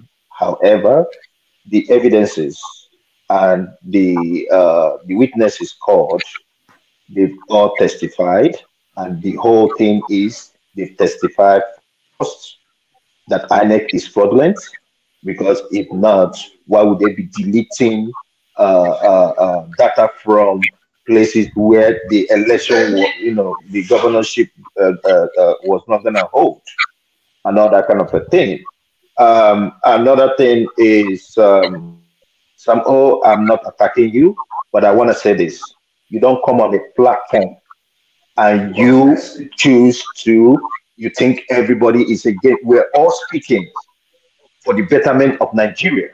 And for you to come on here and just say all the stuff you just said from Ramaphosa, you didn't even present what he said in the right way. You did not do that. Because what Ramaphosa was talking about was their visit to Ukraine and Russia, and how they went there not for begging, but rather that they stood their ground as African. So don't even come here and lie about that. Secondly, you talking about 7 head of states sitting somewhere, whatever, at a meeting or that. That was not what he was talking about. Tinubu was supposed to be in that meeting. And that meeting was the main summit where they were going to talk about, the financing and all that stuff.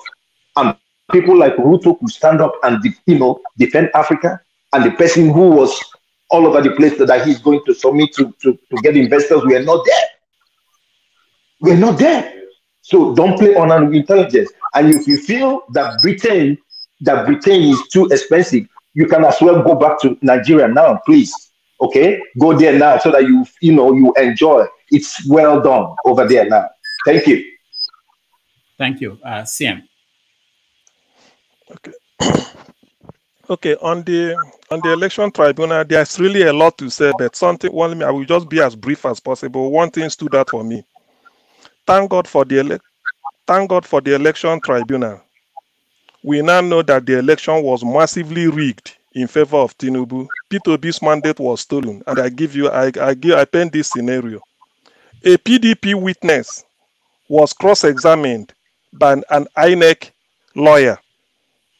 The INEC lawyer asked the PDP witness that, do you know that Atiku scored 15% of the total vote cast at FCT Abuja? The witness said yes, he's aware. And then the lawyer now asked him again, how then do you want us to declare Atiku president when he did not get up to 25% of the total vote cast in Abuja? The PDP witness now told the lawyer, say, yes, I know, but the person you declared president, Tinubu, did not get 20 up to 25%. Only P2B did. Then the lawyer said, no, we are not talking of that. Answer the question. So that is a fraud. So to me, that was the revelation of the tribunal, and that says it all. So therefore, I will be disappointed and then even be surprised if Tinubu remains as president after they've winded up, because it's a stolen mandate. INEC has proven their case. They've said that if you did not get 25% in Abuja, you shouldn't be declared president. That's what he told the PDP chat. I'm not making it up. We all listened to it. So how then did you, what you denied Atiku, you give it to Tinubu when you know that both of them did not qualify? So as far as I'm concerned, that is a revelation. Then as for somebody trying to, sort of all this boogaboo of let us move on to where? I can never move on when I can move on with a thief. Anybody who sees Tinubu as his president, you are free. You are okay with that. I'm not a thief. He stole mandate. Even from this tribunal, we now know that Tinubu not only forged Chicago certificate, NYC discharge certificate, Atiku tendered. Tinubu tendered NYC discharge certificate, meaning that exemption. Exemption certificate started in 1985. But Tinubu, who graduated in 1979, was even tendering discharge certificate. So a lot of fraud. A man who has been practicing criminality all through since he was born can never be my president. It's a shame that somebody will be coming here to come and tell me we move on. Tinubu is doing what? Since Tinubu entered, has the person in Ogbomosho, the life of the person in the Ogbomosho, is it better than the life of the person in Nnewi now? Let us compare notes. Since Tinubu entered, has the Ogbomosho people, Oshogbo, Iragbiji, are they better off now than they were, than maybe somebody in Yenegoa or somebody in Bauchi? What are we talking about? What I call it? Let's not make things up. It's a monumental deceit for people to be campaigning after election. If Tinubu is this good, why did he deny? Why did he decline coming for debate? Now people are going from platform to platform to come and start campaigning for a drug baron. I'm not a druggist. I don't deal on narcotics. Neither do I consume narcotics. So those that fly to his patronage are free to come and defend him. Those that deal on drugs with him, those that are his apostles, his agents, his courier, those that he sent, they are now people going from one platform to the other, coming to make excuses for him. God, it's a terrible shame that a country like Nigeria, that has given the world different people in different fields of human activity, will be parading somebody like Tinubu. Somebody who is in France to take steroids for his ill health is now coming here to come and tell me it's a magic. We should move on and follow him. Wish what well. May God punish him beyond repair. Thank you. Thank you, Sam. Obia, you're next. Yes, in response to Sam, Sam, I think we're on the same team in terms of how we should be speaking about our country, regardless of the kind of leader we have. We are the face of Nigeria. We are the marketers of Nigeria. The fact that we are Nigerians. So I agree with you on that. But again, the president, Bola Ahmed Tinubu, during his campaigns, he made mention of removing subsidy. And assuming office, that's the first thing he did. He effected, even though it was in the law before. I gave him kudos for that, because I said, this is what I'm going to do, and he did it. Even though I don't agree with the whole subsidy removal. Why do I say that? It goes by what you said in terms of why you are trying to explain what Tinubu is doing. That yes, the removal of subsidy is going to benefit Nigerians. Why I disagree with that is that, first of all, why the subsidy, right? You can go ahead and say, oh, it's also go hand in hand with bunkering, which is also affecting every one of us. Now, as a president, what I expect of him, because the people who are actually putting us in this perpetual poverty in terms of via oil bunkering, they are his friends. If they are not his friends, most importantly, they are his party members. What am I trying to say? They are Nigerians. If you cannot fetch them out and help them pay for what they've been doing, and you now decided to, okay, removing subsidy is going to benefit the whole Nigeria in the advantage of the few, that's where I totally disagree with you on that.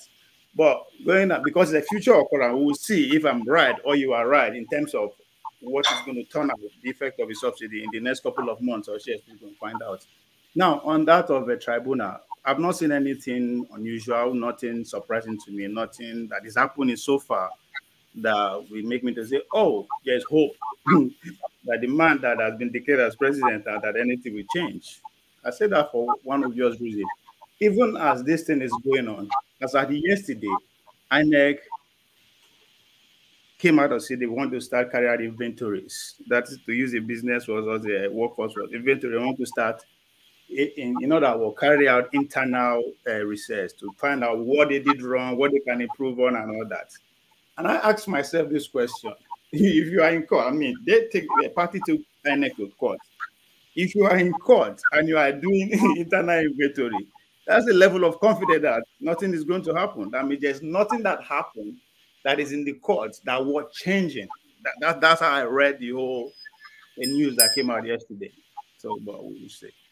But I would have thought it would be the opposite. They are going to check what they did wrong. Maybe the evidence they provided revealed holes. If you're a business owner, you know what inventory. I don't know that. Inventory, you did inventory at the end of your business. You explained it by saying that they want to check what they could have done wrong and all that. So if that is the case, they may have seen things that revealed holes. I'm using your own words, sorry. You do inventory at the end of your business year, not in the middle or at the beginning. For them to be doing that, that means they've concluded 1 year. They want to do their normal inventories. That's what it means, regardless of what is going on in court. All right, thank you. Samo, are you? Should I skip you? You're next. Okay, can I go on? Yeah, go. So when you started this session, so you mentioned about the court, what's going on, how's it going? I can tell you categorically, nothing is going on there. Nothing is going to happen. The other day, I read, or I had one of these platforms online, one of the funny ones that dramatize a lot of things a lot, saying that Obi was going to call 50 witnesses, and they, after so many weeks, they've only had the opportunity to speak to 7 out of them, and then PDP as well. So it's all a charade, you see. It's all drama going on in the court. That you brought a professor of mathematics to do what? The same thing. Do you remember in 1979, 12 to 3rd, when Awolowo brought an engineer, a professor from University of Ibadan, and one professor, Obi, professor of mathematics? What happened?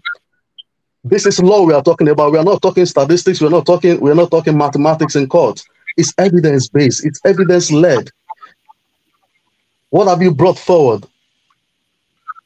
Obi is trying to blackmail INEC. And what you don't understand is you have joined INEC in this instance. INEC is meant to defend whatever they did on that day, on the 25th February and on the 18th, whatever, if anybody is challenging the governors as well. They've got a mandate to defend whatever they've done on that day. So that you're saying that they are working in cahoots with APC is preposterous. It's contrary to common sense. So you are challenging me on what I did, but you don't want me to defend it. You are asking me for a printout from IREV when what you should be basing your challenges on are the from ECHA. What's going on in the court, for Christ's sake? Why are you ridiculing yourselves? That you've got the best of sons doesn't mean anything. They will collect their money and go away. I hope he knows what he's doing. They're going to hang him dry. They're going to, well, I don't know wherever he's getting his funding from, maybe from the diaspora and obedient or wherever he's getting the funding from, but then let him keep spending it. Go and prepare for the next election. This one is as dead as dodo. Like this guy, professor from Edo State, used to say, the professor of law, what's his name again? That was kidnapped the other day. I can't remember his name. It's dead as dodo. Not, sir? Michael Zakome. Michael Zakome, thank you very much, Elvia. So nothing is going to come out of it. This is hardcore evidence we need in court. You're just messing around. That's all I'm going to say. Nothing is going to come out of this one. All right, thank you. Austin, you're next. You know, sometimes when I finish evaluating my scripts and I posted the grades, the first draft, I told my students that you have the right to contest the results. Look at the grades. Go through it if you want. Come, let us talk about it. Let's contest the result. And nobody came because I know that there was no manipulation. Anybody who scored A scored A. If you scored F, you scored an F. Why are you now so unhappy about them contesting the result in court? Leave them, let them go there and waste their time. If you feel that Obi is there to waste his time, let him go. Give him his time. If he says that, please, I need the result from the IRF, give him. Let him look at it. If he say I need results from here or I need, give him. If you know you have nothing to hide. But a situation where you give me something, you say no, I will not give you. You are dragging and holding it. trust me, body language does not lie. Character is like pregnancy. You cannot hide it for long. Some of the shenanigans we see in the court shows that somebody has something to hide. So that is just the truth. Even if at the end of the day, we decide to put corruption and the rest, and nothing works out of it, doesn't just still mean that it was done free and fairly, no. So that is just the whole thing. And one thing I want to tell is that respect is earned, it is not forced. So no matter how you want to hit people and put them in lines like the Wagner now, you cannot beat somebody in line. It's not possible. If you like, be very strong. Even if you tell him, greet me, maybe somebody sees you and say, didn't you see me? Greet me. They say, Uncle, good morning. No be respect with that. It's not respect. But when you're going on your own and somebody call you Uncle Sam, you look, say good morning. That is the respect we are talking about. And there's one thing I want to advise everybody. I hear say by the time your passport expire, your citizenship expire back. No, not try to renew your passport well ahead of time. Before your passport will expire, before they say, oh God, you are no longer in Nigeria. So that's what I learned this time in the court. But it is somehow ridiculous that we should always make sure that our passport don't expire. Because if you expire, you won't come to say, where they go to? Say, I'm a citizen here. Say, for what? Go, you belong to the Atlantic Ocean. So sometimes there's some kind of thing that San will say. Some people you think are learned colleagues, they will say it. And when you hear it, your ear will even tingle. You will not even know anything for law. You go ask yourself, oh boy, now so we door reach. Come on. Anyhow, for me, it's not a win for Obi. It is not a win for Tinubu at this stage. You have made your accusation. Let the defense counsel defend it. If it defends it beautifully well and the judge feels that it is good, then they give you the judgment. But if you cannot defend it beautifully, and you cannot tell me that these things that were said before the court were wrong, then the judge needs to do his own duty. As I said, this judiciary, you know why all these things, even the Bakachua, I don't know, Bukachua's people did all these things. Nobody was looking at the judiciary. When all these cases we had before were there, nobody was looking at it. How many of you knew cases that were in court? Even Hope Uzodima's case, did you follow it in court? How many people were following it in court? But this particular case, everybody, I don't shine for it. So there are two things possible. Judiciary, exalt yourself or condemn yourself. There are two ways, you must choose one. It's either they do the right thing and they say that, okay, Obi, you did not win because of 1, 2, 3, and it is glaring that you did not win. Or they say, Obi, you win. 1, 2, 3 is glaring, and they exalt themselves. If they don't want to exalt themselves, the second option is that they kill themselves by saying that, Obi, you did not win. And they don't give a good evidence, then they have just degraded themselves. Or they will say, Obi, you won, and they not still give a good evidence, then they will degrade themselves. Let's always allow them to do their job. When they do their job, we'll now tell them, Oga, this is your reason where you give now rubbish, or this one will give good. And anybody who gives the right reason and does the right thing, you will be fair with it. That's why Justice Bokachua is coming to defend herself now after she done it. I just did the laugher. If the evil we do today, if it doesn't catch us today, 50 years after you don't retire, it will still catch you. Life not turn by turn. All right, thank you. Henry, I'll come to you next, but hold on, okay? Let me get electricity. He has to go, and he's already in. Yeah, I know. I want him to. Yeah, I apologize, please. I have to leave. Okay. Just a final submission, please. When people go to court, they go to court to seek redress. Whether they win or they lose, it's not for anybody to condemn or to tell them they are wasting their time. Like Austin said, when people who claim to be learned speaks, it shocks you beyond belief. I have been to the court. I've gone to somebody in employment law before. I represented the person. I told the person, listen, we have a 0 chance of winning this case, but we'll give it a fight to the very last call. And somebody will come and tell me that I'm going to waste my time. That's what the court is there for. It's so disgraceful, to be honest. When, like I've said it before, some of us in diaspora are the major problem of Nigeria, not the ones in Nigeria. If they have their counsel to advise them in this respect, I don't know what will be the outcome of the case. I'm not really focused on what is going on. Whatever outcome comes, we take it, and that is it. We respect the ruling at the end of the day. That's what I'll tell anybody. respect the ruling, whether it favors Obi or it favors Tinubu, it makes no difference to me. So you put something on the show earlier on, which I want to respond to before I left. When Kulata asks you, puts my name if I pay tax in Nigeria. Well, I still have my document with me, my payslip when I was in Nigeria, tax were deducted. I had to go into the chat room to respond back to him.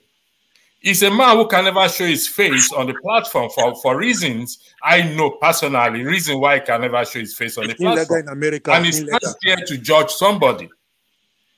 So, with due respect to us, and to some in particular who hold positivity attitude in Nigeria, which I also hold positivity attitude, but your approach in respect to Peter Obi kindly put you in a bias, your bias is so obvious.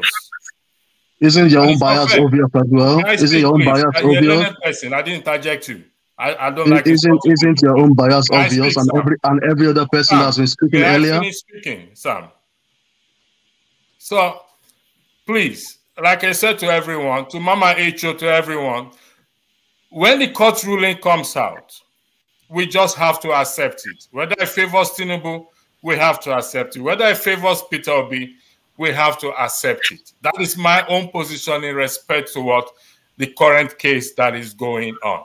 I yield the floor. Thank you, everyone, for Henry, thanks very much. My apology, but I just had to leave. And thanks for indulging me. It's okay. Thank you, bro. God bless. All right. Thank you. So, Henry, you're next. You see, since I've been watching this court case, this is my first time to follow petition in court. Since that day, if I hear anybody say this man has son, this one is not son, they respect him, I will spit for ground. Can you imagine the so-called son will be defending when there's a proof you're defending some type of defend this, that there's a proof that this thing is black, you want to change it to be white. It's not possible. You make fool of yourself. Like Tinubu now, they brought certificates where you have female. They brought some papers, document with female there. It's not a female. It's there. There are a lot of things that's going on there. The election, it did not go 25%. The case closed. They should not waste our time, taxpayers' money to go further. Tinubu did not get 25%. It's close. He have what do you call it? It's a vice president candidate have a double nominee. Case closed. There are some things they have to pick out. Case closed. You don't want to waste our time, waste our money. They kick Tinubu out from there. INEC have to go to jail because it ring the elections. Because now they said it deleted the beaver. It's I heard. It did it deliberately by FCT. Why he did that? Because he knew this 25% is they need to have it, and Tinubu did not have it. They upload pictures of somebody. Oh, it's so childish. When you see the evidence that's coming out from court, you should be ashamed to defend this kind of people. You see the so-called sound they make fool of themselves in court. They become a comedian. They cannot even defend the proof. The proof is there. Everything is there. I follow this transcript every day in YouTube, Twitter, everywhere. I want to see the end of these things. Henry, yeah. Let me ask you: if they rule, will you accept whatever they say? Based on the performance of the judges, do you think they are fair enough? Because I didn't follow. At the moment now, listen. At the moment now, yeah, they are fair. At the moment now, you understand what I'm saying? But if they have to go to the evidence there in court and follow the constitutional INEC rules, then if they did judge the case like that, then I'll be fair. I'll be pleased. But if they try to say pass back, say let's forget about this rule, let's go this way, then I will not be happy with that. They have to follow the rules, follow the laws. They have it there. Yeah, thank you. Thank you. Mama Echo, Eunice. You know, it's saddening my heart when I see people who are fathers and they are telling their children that the better way to live in a society in Nigeria is to accept nonsense. It saddens me when somebody who lives in the Western world, who came publicly to tell us that the UK paid 400 pounds, which favors him because the economic effect in the society, inflation is affecting the people, and they gave you 400 and he collect it and he eat it, and he come here and tell our people, you know what, subsidy is removed, suffer it, enjoy it. It pains me to see somebody who is a father who sees election that was rigged, obviously, and his fellow countrymen was killed. And he comes here to tell us, you know what, it has happened. Nothing can be changed. Take it. It's a shame. It's a shame that a father who's supposed to tell his children that the way this so-called Tinubu came into power is wrong. He's here celebrating and clapping for it. What a shame. The people leading you in UK, is that how they come into power? I'm asking you, Mr. Man. Is that how they came into power? And this is what you are teaching your children. It is obvious you lack integrity, you lack honesty, you lack truth, and you are not accountable to anything. Is that the way you do in your place of work and they keep you? Do you work in your place of current work with integrity, dishonesty, untruthfulness, and they pay you salary? If you don't have anything to say, if you don't have any person in mind when you talk this your nonsense, have your children you gave birth in mind. Have the younger generation in mind. Let them know that truth is truth. Let them know that integrity. Rachel, I had to pause you. I had to stop you, mute you. I removed you a few minutes ago. I didn't want to remove anybody today. I'm feeling good. But I did because you basically said that maybe it's lack of a better word, but I don't think you should say that somebody's talking nonsense. I think we want to elevate the conversation. Oh, but the language he is using on us is welcome by you, right? Yeah. No. Didn't you read this language? Wait, Mama Echo, when I finish, you speak. Because it doesn't, okay? All right, so I think you can find a better way of saying something. We allow anybody here to say some things. And there are people that I disagree with. I'm not going to say they're talking nonsense. And I want you to do better. I know you can do better. I've seen why people come here, you speak to them and do differently than the way you're speaking to your fellow countrymen. But I don't think you need to say that people are talking nonsense. You can disagree with them. All right, go ahead. He can't come here and tell me integrity should be not condemned. People that lack integrity should be ruling us. People who are dishonest should be ruling us. Those who are untruthful that stole children's mandate should be ruling us. And you tell me I should respect him. Let him respect my children first. By knowing that my children are in pain and they are suffering. By knowing that the person in power stole my children's mandate. By knowing that their principal did not go to court because he's a stupid man. So coming here to tell us that what is going on in the court is nonsense, then he too is a nonsense person.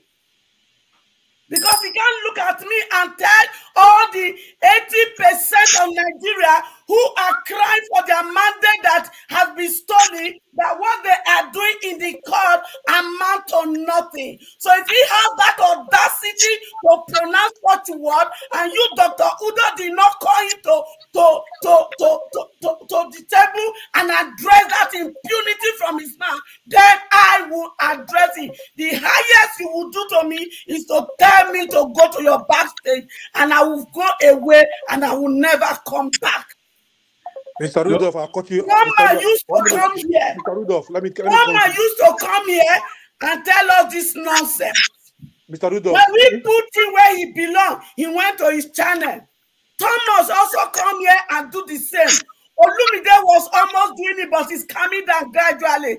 Then I will tell you all these Yoruba bigotry men that comes here to tell us nonsense. You don't come there to order, and I will not take this nonsense from him on behalf of my children. Never. So, Mr. Man, your man is a thief. He said we are going to court. Is a thief. And he will continue to be a thief. And he will be a thief until he dies. And your thief Tinubu is a forgery. He forged his certificate. And your thief Tinubu is a drug baron. So he is your president and not my president. And he will never be my president. And he will never be the president of my children that did not vote for him or rig an election for him. He's your president. All right. Thank you. Thank you, Mama Echa. All right. We're going to Ike. Ike Leonice, welcome to the show. Rudolph, you can hear me? Yes. I want to start with a song. Can you allow me to start with a song? Let me say first. You're hearing. Let me say first. Make sure it's within your 2 minutes, so you can start with a song. And no, you can't give me 2 minutes because for more than 5 hours I've been trying to log into your platform. Until when I wrote, have you blacklisted me from your platform? That is when you send the link for me. Okay. First of all, let me remind you, I am vacationing with my family, but something made me to come into this platform tonight. What was that? The issue of Russia. I want to sing a song. All of us know it. If you are living in a glass house, don't throw stone. You remember that? Yeah, I do. When you live in a glass house, you don't throw stone. Yeah. I don't want to go back too deep to what CM said, but I just want to take Ukraine as a platform of what I want to say. My Bible made me to understand that the evil men do will go after them. Ukraine is an independent nation, but because he felt that he has nuclear power, which he have used to bully other small countries in East Europe, those that are breaking away from Russia, like the names that, CM was mentioning. He has bullied them with his nuclear power, and he decided to invade a sovereign nation called Ukraine. He was thinking it's going to be 3 months. How many is it a year now and plus? And he's not even winning the war. Okay? So, you see, when people think that you can always do everything and get away with it, a time shall come when you will never, ever get away with what you do. And that is the day of karma. And that is the day of nemesis, because nemesis is going to catch up with each and every one of us. Brother Augustine, I want to thank you, but I want to ask you a question.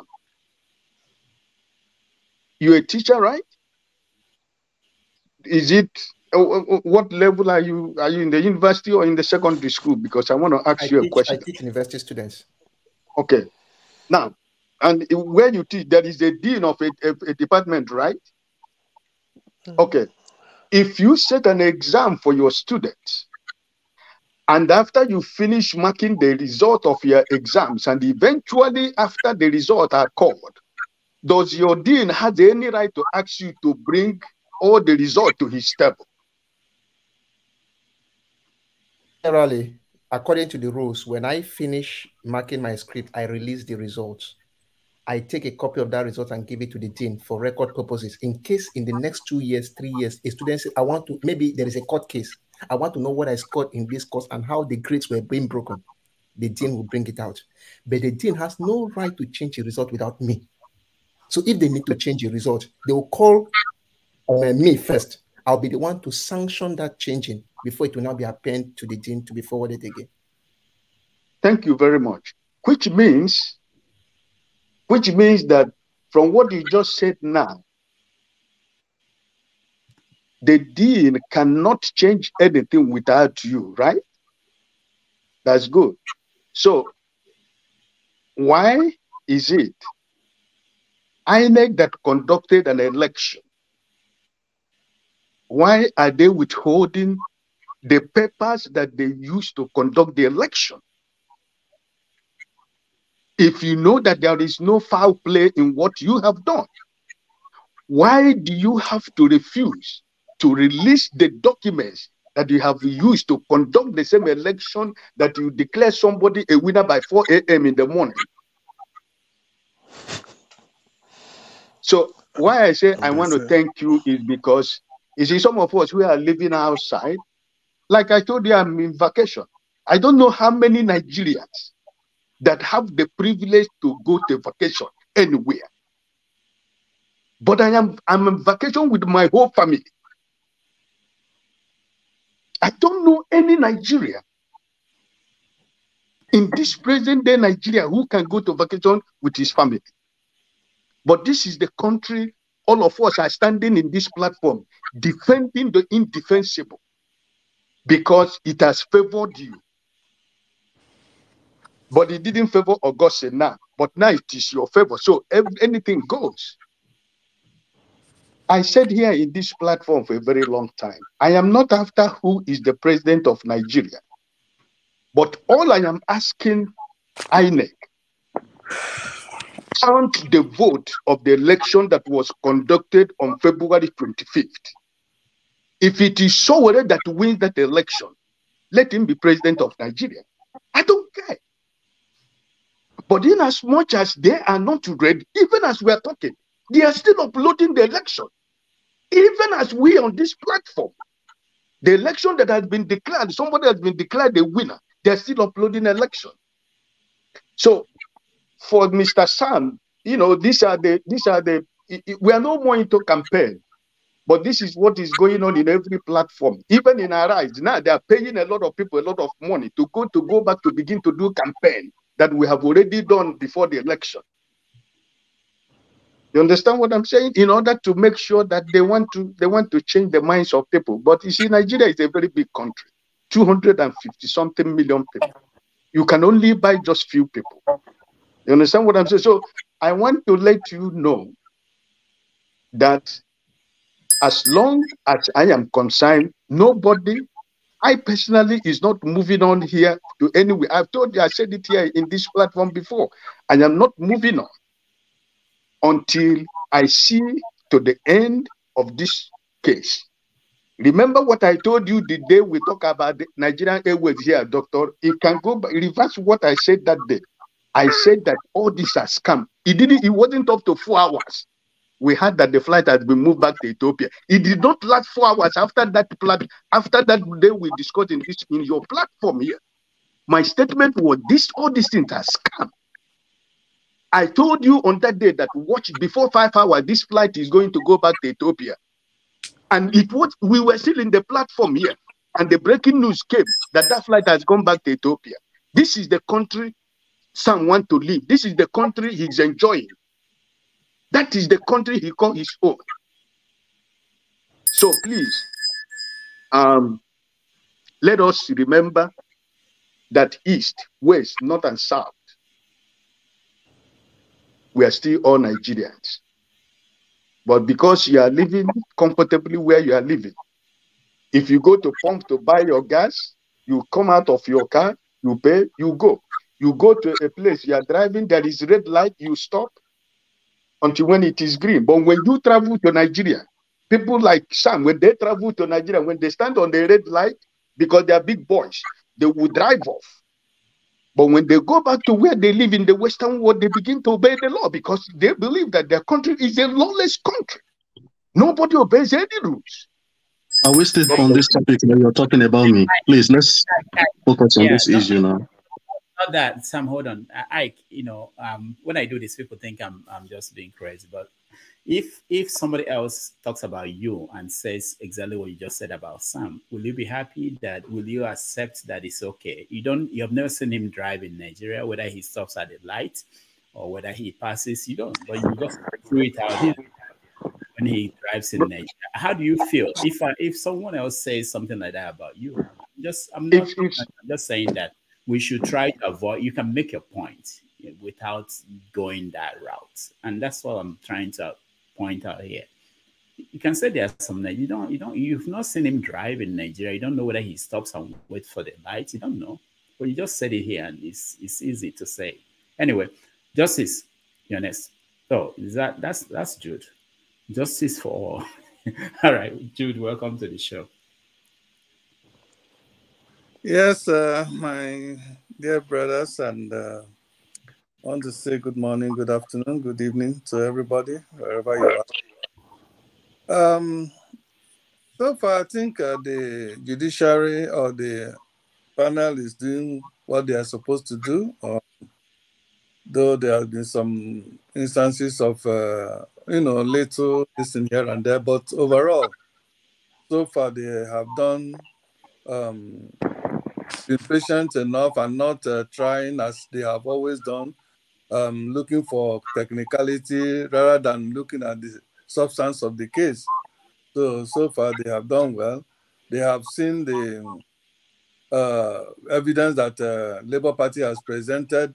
For me, they are incontractable evidence. I don't know how, at the end of the day, they will rule against such overwhelming and apparent evidence. I don't know how they are going to tell Nigeria that Tinubu is no longer drug addict, according to the evidence that have been presented to support that fact.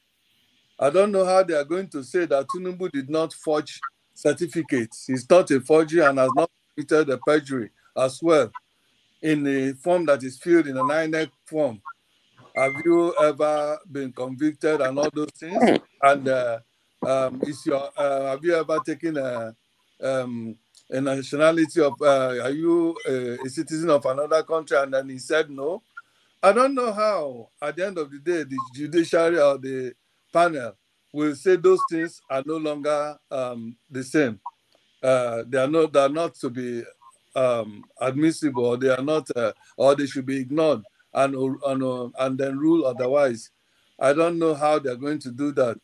So if anybody is coming out here to say whatever judiciary ruled, whatever this thing ruled, whether it favors Obi or not, that people should accept it, I don't know how that person can say that. It is very ingenious to say that, to advise that people should say that, because even a child that is born today know the truth, know that the election was rigged. INEC himself have admitted before the world that he rigged the election, okay? And evidences are bound to that effect, and Peter has presented that. I don't know how the judiciary will also rule against the fact that that was presented by it to indicate that 18,000 over 18,000 results were blood. Why were they blood? Why were they? And then all those thousands other results that were mutilated, that were cancelled. You could even see how they transfer the numbers, how they allocate the numbers. So I don't know how all these incontractable facts will be ruled as a fact, as something to be ignored, and therefore not give the rightful mandate to the person who has earned it. I don't know. I don't also know how this panel, at the end of the day, will rule against the fact that Shetima double-dipped, before he was nominated. I don't know how they're going to, and all these things are against Nigerian law. All these things are against Nigeria, and I don't also know how INEC will, the panel will rule in favor of Tinubu when INEC blatantly went contrary to the law of the land. The law stipulates that you, as the umpire of the game, you should set a rule, and that rule must be followed.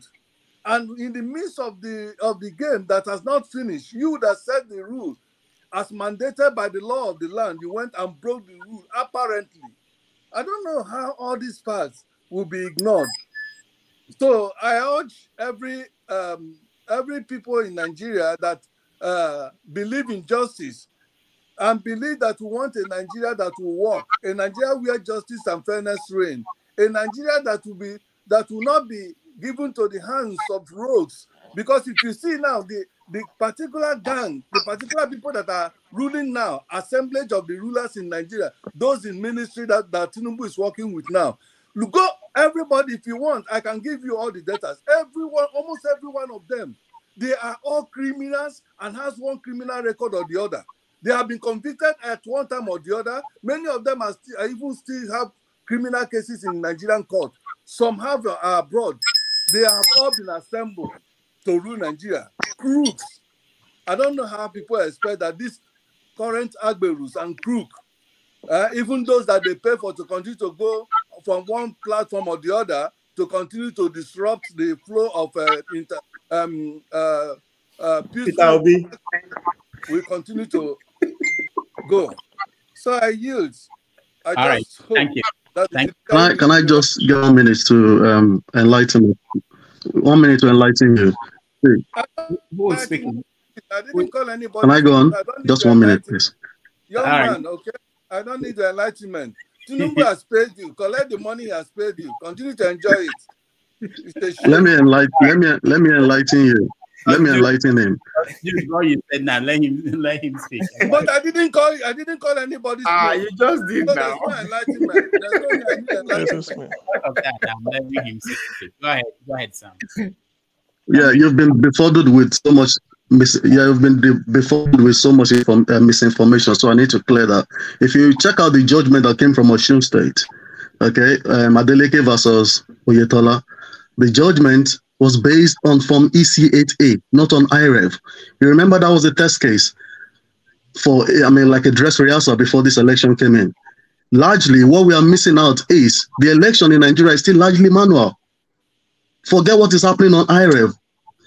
The court is dealing with the Form EC8A. So whatever you mentioned where you said like some printout was done and it was blood, the court is not concerned about what you printed out.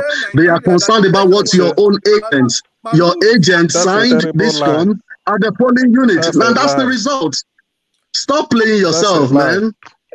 That makes That's a lie. Blocking me, but you are not blocking this guy telling apparent truth.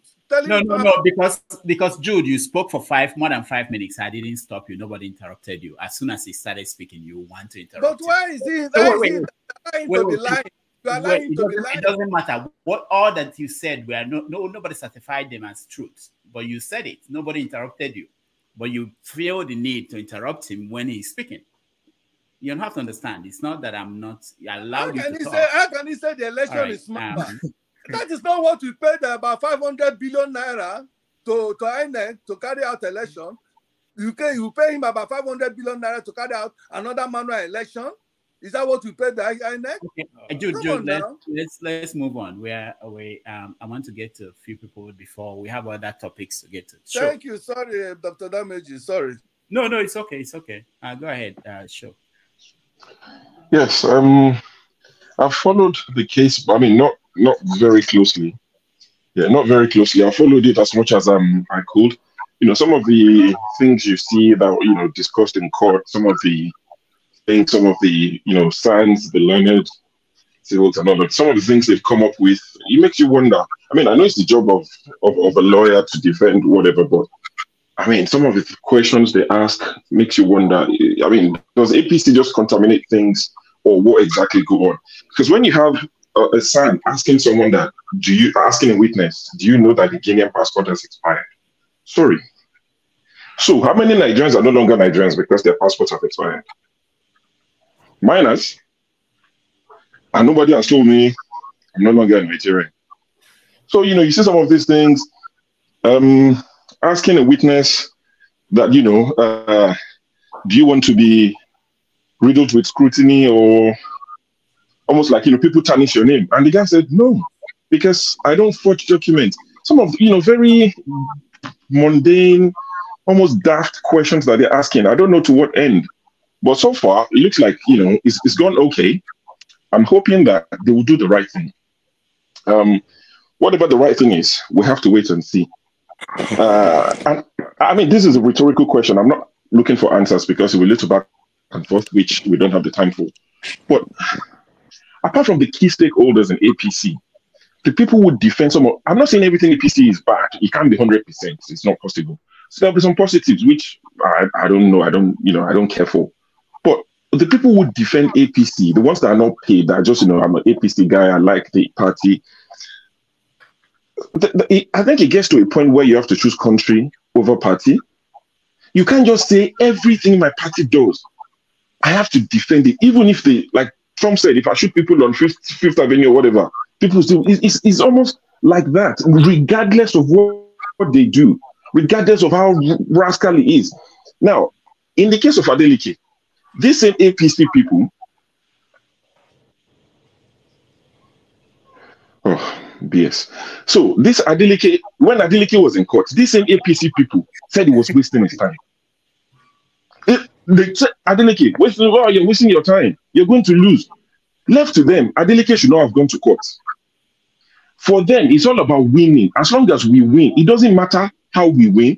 It doesn't matter if it's the right thing. We just want to win, regardless of how it comes about. And for me, I support Peter Obi, but I care how he gets his victory. These are the things I care about, and this is not about piousness. People make it seem like it's either evil or good. There's an in-between. So nobody's looking for priests and popes to rule Nigeria. They don't even exist. There are no saints anywhere. But when the process does not matter to you, my party must win, regardless. Left to these guys, they told Adeleke he was wasting his time in court. The guy won. They are now referencing his case. If Adeleke had listened to you, he will not be governor today. So let Peter Obi see, and that's the funny thing. These guys, they move the goalpost. Before the election, it's 4 of you tweeting in a room. How many are you? How many will be? No structure. Who are you? All these people with their nonsense, what's it called? Excel spreadsheets. I've tabulated this, I've calculated that. Obi can't get anything. Obi won Lagos, they were shell-shocked. Now, from you have no structure, you can't win more than 2 states. Obi won what he won. 6 million plus. They were surprised. They moved the goalpost from you don't have structure to go to court. He's gone to court. Why are you bothered that he's in court? How is that a problem? There was a lady on TV the other day, and this is part of the problem. For those of you on Twitter, you'll have seen this part between 2 people about PhD, doctorate. A doctor, I don't know doctor of what this lady is. She was on TV yesterday saying, that nonsense one, yeah. So she was on TV saying, for the sake of the country, let us move on. Sorry, you said someone should go to court. He's in court. He hasn't come to you to borrow money. He hasn't said you should give him money to run this case. But you are worried he's in court. For the sake of country, let's move on. They said they don't want to move on. See, it's like Rudolph now. This show will probably last 8 hours, 10 hours. Somebody comes tomorrow and say, Rudolph, you called me an idiot. We have to go through every second of this program to find where you called me an idiot. Rudolph, would you? And they say, you can't run any other show until we decide this case. Would you say for the sake of something, I apologize? No, let's go through it, however long it takes, because I know I didn't do anything. But the minute you're saying, let's just move on, then I'm suspecting maybe you did. INEC has to defend the election they conducted, no doubt. But if Labour Party or PDP are saying we want this document, give it to them. Like Augustine said, there's nothing to hide. If they want all the documents in this world, give it to them. Let them go and waste their time and their money. What does it cost you? That does not stop Tinubu from running the government. The noise people make on social media does not stop Tinubu from running the government. We've been called inconsequential anyway. So why does it matter that we make noise every weekend? We like to come here and make noise. And every other platform that people go to, let them go and make their noise. It doesn't stop it. We've been to France. He's hugged Macron. He pecked the wife. He's done everything. Some people say that's a problem. I don't see any issue with that. That's not an issue. They're French people. They peck God knows how many times. So keep running the government while the case is in court. You've said we're wasting time. But who has a headache? Who is taking paracetamol for it? It looks dodgy. You guys look shifty. Because you're almost like, oh, just leave it. Just move. No. We're happy to be in court. In fact, we love court cases. That's what we live for. So please, day your day. Let us day our day. This court case, now our headache. Let us carry it with our full chest. Keep running the government you're running. It's fine. Even whatever the court says. Sorry, what did you say? Somebody's wife without brushing his teeth. Well, I wouldn't even go that, So, so keep doing it. In fact, Rodolph, I think I should keep rambling because it's bringing money to our coffers. I'm an apprentice. So this, let me ramble on. Let me keep rambling, my brother. If you don't want to ramble, take the face mask off. Some of us who were here last year, we know what you look like. People that are bothered, go back to July last year, August last year, June, and look at the series. The face is there. So all this mystery of you're looking for somebody's face, attaching seriousness to it. Go to last year, before the election, the face was there, clear as day. So all these ninja turtle moves, child's place is seeking attention. Oh, the people are curious. They want to know what I look like. I'll keep doing it, playing to the gallery. We don't pass that level. We know they entertain DS for this side. We pass that level. So, but back to the matter. I'm happy the case is progressing the way it's progressing. Let's see, what the defendant will say. Yeah. Maybe may the best man win in court. All right. Thank you. Thank you. You weak me, I'm taking Panadol for our headache. Paul, you're next.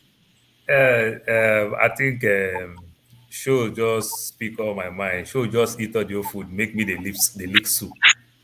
Because Show spoke my mind completely. Doctor, it is so funny when somebody said, you don't have a good case in court, and their lawyer advised them. Probably they know very well that Obi don't have a good case in court. And they did not even take one charge and bail lawyer to go and win the case because they know they have a good case.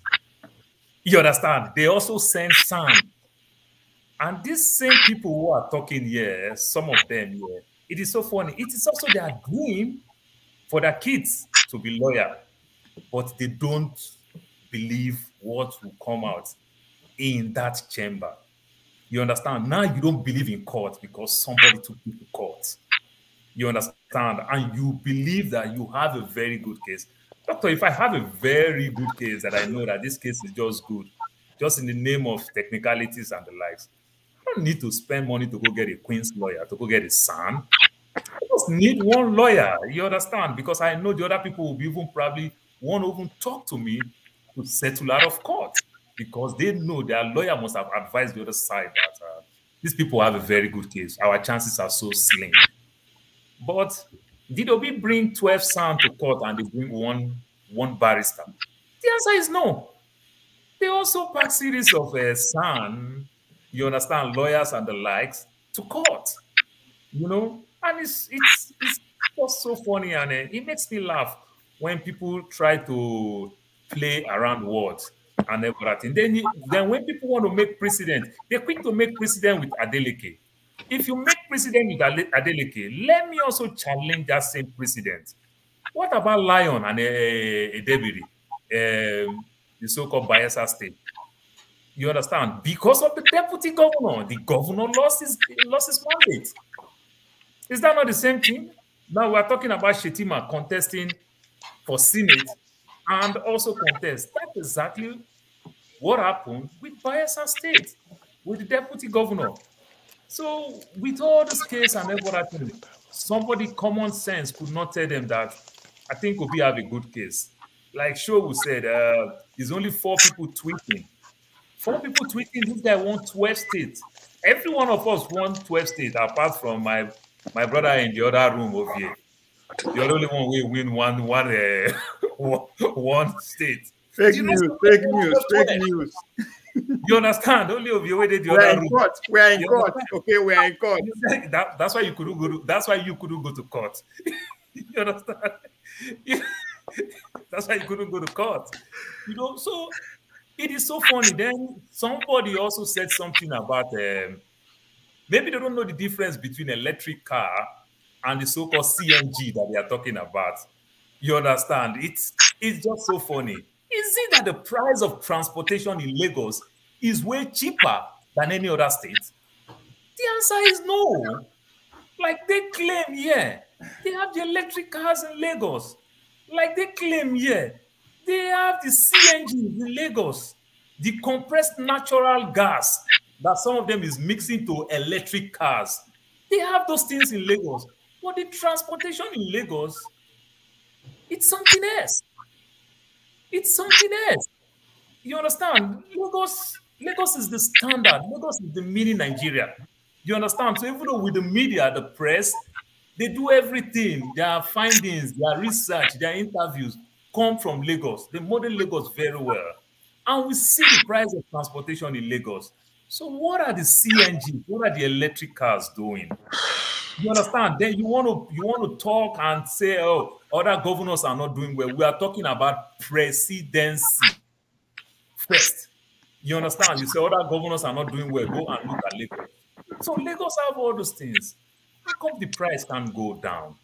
You know, so doctor, when I see people talk and every other thing, love of a nation, they don't have. You understand? Maybe love of party, or maybe love of tribe, or maybe love of religion, as the case may be. You understand? But I call it, this is the height of, let me not use that word. Let me find another word. Somebody borrow me one word. This is the height of ignorance. You understand? I don't want to use too much harsh word. It is the height of ignorance. You understand? And you do all these things. At the end of the day, you will not know all these people. Some of them, they are so proud. Oh, I have somebody phone number that knows somebody that knows somebody. I know a lot. I know a lot. And everything. But it won't make any difference, my brother. When a nation grow, it better you than your friend is that big man. Do you know how many of my classmates that have me in the US? Have I been able to change their life? Even if I send their kids to school, they will not appreciate me. You know why? Because they will say I send my own kids to school in America, but I don't want to help them in America. And to send them money, then go last Tech. They will still not appreciate it. So, my brother, borrow yourself sense, thinking you have a friend that knows the person. You're going to leave your suffering wherever you find yourself in the West and think you're going to go to Nigeria, you go join that thing. You're not wasting your time. Continue crying. All I know is Obi is not coming. Continue crying. Yes. And what I'm talking now, I'm talking with facts, according to you. You understand? So why don't you debunk me with facts and play with sentiment? And if you want to talk all those, all you know, the age why I did now, my mama no go carry me for back, go find man. You understand? My small 3-year-old son. Why is it paining you that I know someone? Why is it paining you? Speak to the issues. Speak to the issues and stop crying. You are talking, man. Yeah, I am talking because you don't even know what you're talking about. You just come and come talk. Breaking news. Pansat has paid my money from last week. Breaking news, so very important. Pansat has forgiven me for being from Ogun State. He has paid my money. So this plays to the narrative of I am sucking up to the Igbo people. In fact, it's a double-edged sword for me. Doctor, it's a double-edged sword. That overnight lagbaja that you have in your shoe, you understand that keep giving $2. It be like say they never pay for the work when they do. If they don't pay, they're supposed to give $20 like Pansat. You understand? But it's just that let them never pay. Rudolph, is this a coincidence that Paul and Augustine, led by Shaw, seems to have the same hairstyle? Is it a coincidence? They have the same what? It comes with age. It comes with age. It comes with age, maturity. You see, it comes with age and maturity. Are you older? It comes with age and maturity. Don't worry, you get there. All right. Suppose that fresh air to the I don't want to get old. If that is the case, I don't want to get old. No, Ovie, my hair plenty past your hair, but I style what they carry. Like I get that before. Oh, last time. Okay. Go to court. Go to court if you don't like it. Then later I can make you say the all right, guys. All right, guys. Let me just say that when Ovie starts getting that kind of hair, it will be funny. Some, I've seen people with dreadlocks. Some parts of it will be no hair, and just be mindful what you wish for yourself. It may come very soon. All right, let's go to Constance. Constance, welcome to the show. They go see find excuse saying na lies, na bed bug those parts. Thank you, I am a classical case of. Hello, guys. Thank you, Mr. Damages, and thank you to all of you there. Okay, let's listen to Constance. Yeah, go ahead. Thank you to every one of you there. All of you love Nigeria. All of you love your country. I'm very glad. I'm very happy to see you guys again today. If you don't love the country, you can't come here and waste your time talking. And you're not wasting your time. I want to start from, let me start from Japan. After the Second World War, Japan decided not to invest in any kind of munition, and they said they want to concentrate on their country. They said dedication, trust, and honesty. That is what is going to lead them, and that was what led them. They became one of the greatest countries today in the world, and it helped them so much. And other countries followed suit. Even America also followed suit. So, but in the case of Nigeria, if, for example, you don't have people who are trusted, who are honesty, people who are bad, criminals, there's no way the country can move forward, whether you like it or not. I know I can say, well, okay, when we were growing up, somebody who takes weed that time, he's ostracized. People don't normally go to him. And the country, that time, the society was good. Even when you look at that time, before you get married, your family will go and ask questions, you know, and the marriages were good that time. There was less divorces. But today, what are we seeing today? People just pick anywhere and they get married, and within some days, everything crumbles. So in a country, when you go and bring somebody who is a drug dealer, honestly speaking to you, I don't believe myself. I don't see myself as having a president. And since this election, honestly, I've been crying. It's not that Obi didn't win or another person didn't win. No, it's because where Nigeria is going is a wrong foundation. You can't build a house with a bad foundation. That house must collapse. That's how it is. And it's on the house is almost collapsing. If somebody like a Senate president is a criminal, all those that having this or even post now that are criminals, there's no way anything good can come out of that country. Nigeria have to start from a good foundation. That's only how we can move forward. And those who come every time say, let's move forward, let's move forward. Does it mean that Nigeria don't have a judiciary? If a country don't have a good system, justice system, that means the country is not a country. Because from the evidences of this election, even those judges, will they be happy that somebody like Tinubu is ruling them? They'll be mocked anywhere they go. They're going to be mocked. Who is ruling you? A drug dealer? Yesterday, Dr. Damages said Tinubu hugged that man, the president of France. They know each other. That man know him when Tinubu was the governor of Lagos State. Macron was coming to Lagos that time. He knows him. That's why they hug like that. But whether you hug him or you don't hug him, whether this or that, my brother, whatever we are doing, and having such a person as the president of that country, and it's just a big country, it's unfortunate that Ramaphosa and other heads of states are talking there and in that conference, and our own president is not there talking. Nigeria is a big nation. Nigeria is a big country. All the whole Africans respect Nigeria.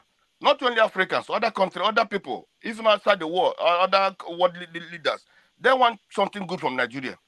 And they respect Nigeria. And for us to come here and see our president, to see such a man that INEC gave that thing to say he's our president, and always what we are getting is disgrace. All those people who are supporting this man, may their families be disgraced, as Nigeria is being disgraced today. Amen. We can never, their family can never see good. And Amen. Their future will never see good. Amen. Because if you wish Nigeria good, you will never wish somebody like that to come and rule Nigeria. That man didn't win any election. He stole the election. And I believe that anybody who's supporting Tinubu, either his father is a criminal or himself is a criminal. That is true. Dr. Damages, I thought you were listening to those courses. I thought you were listening to those courses, Doctor. It's not anybody. But Is he that one of insulted, your but he rules? insulted people, but he Is insulted that one of your own people rules here? supporting Obi. But you insulted people supporting Obi. What the hell are you talking? You are You a mentioned disgrace. Obi here, You people that does, are but a you supported disgrace. people supporting Obi. You supported people support. You insulted people supporting Obi. What are you talking Let's be about? What, simple. who the hell do you think you are? So, I beg. Who the hell do you think you are?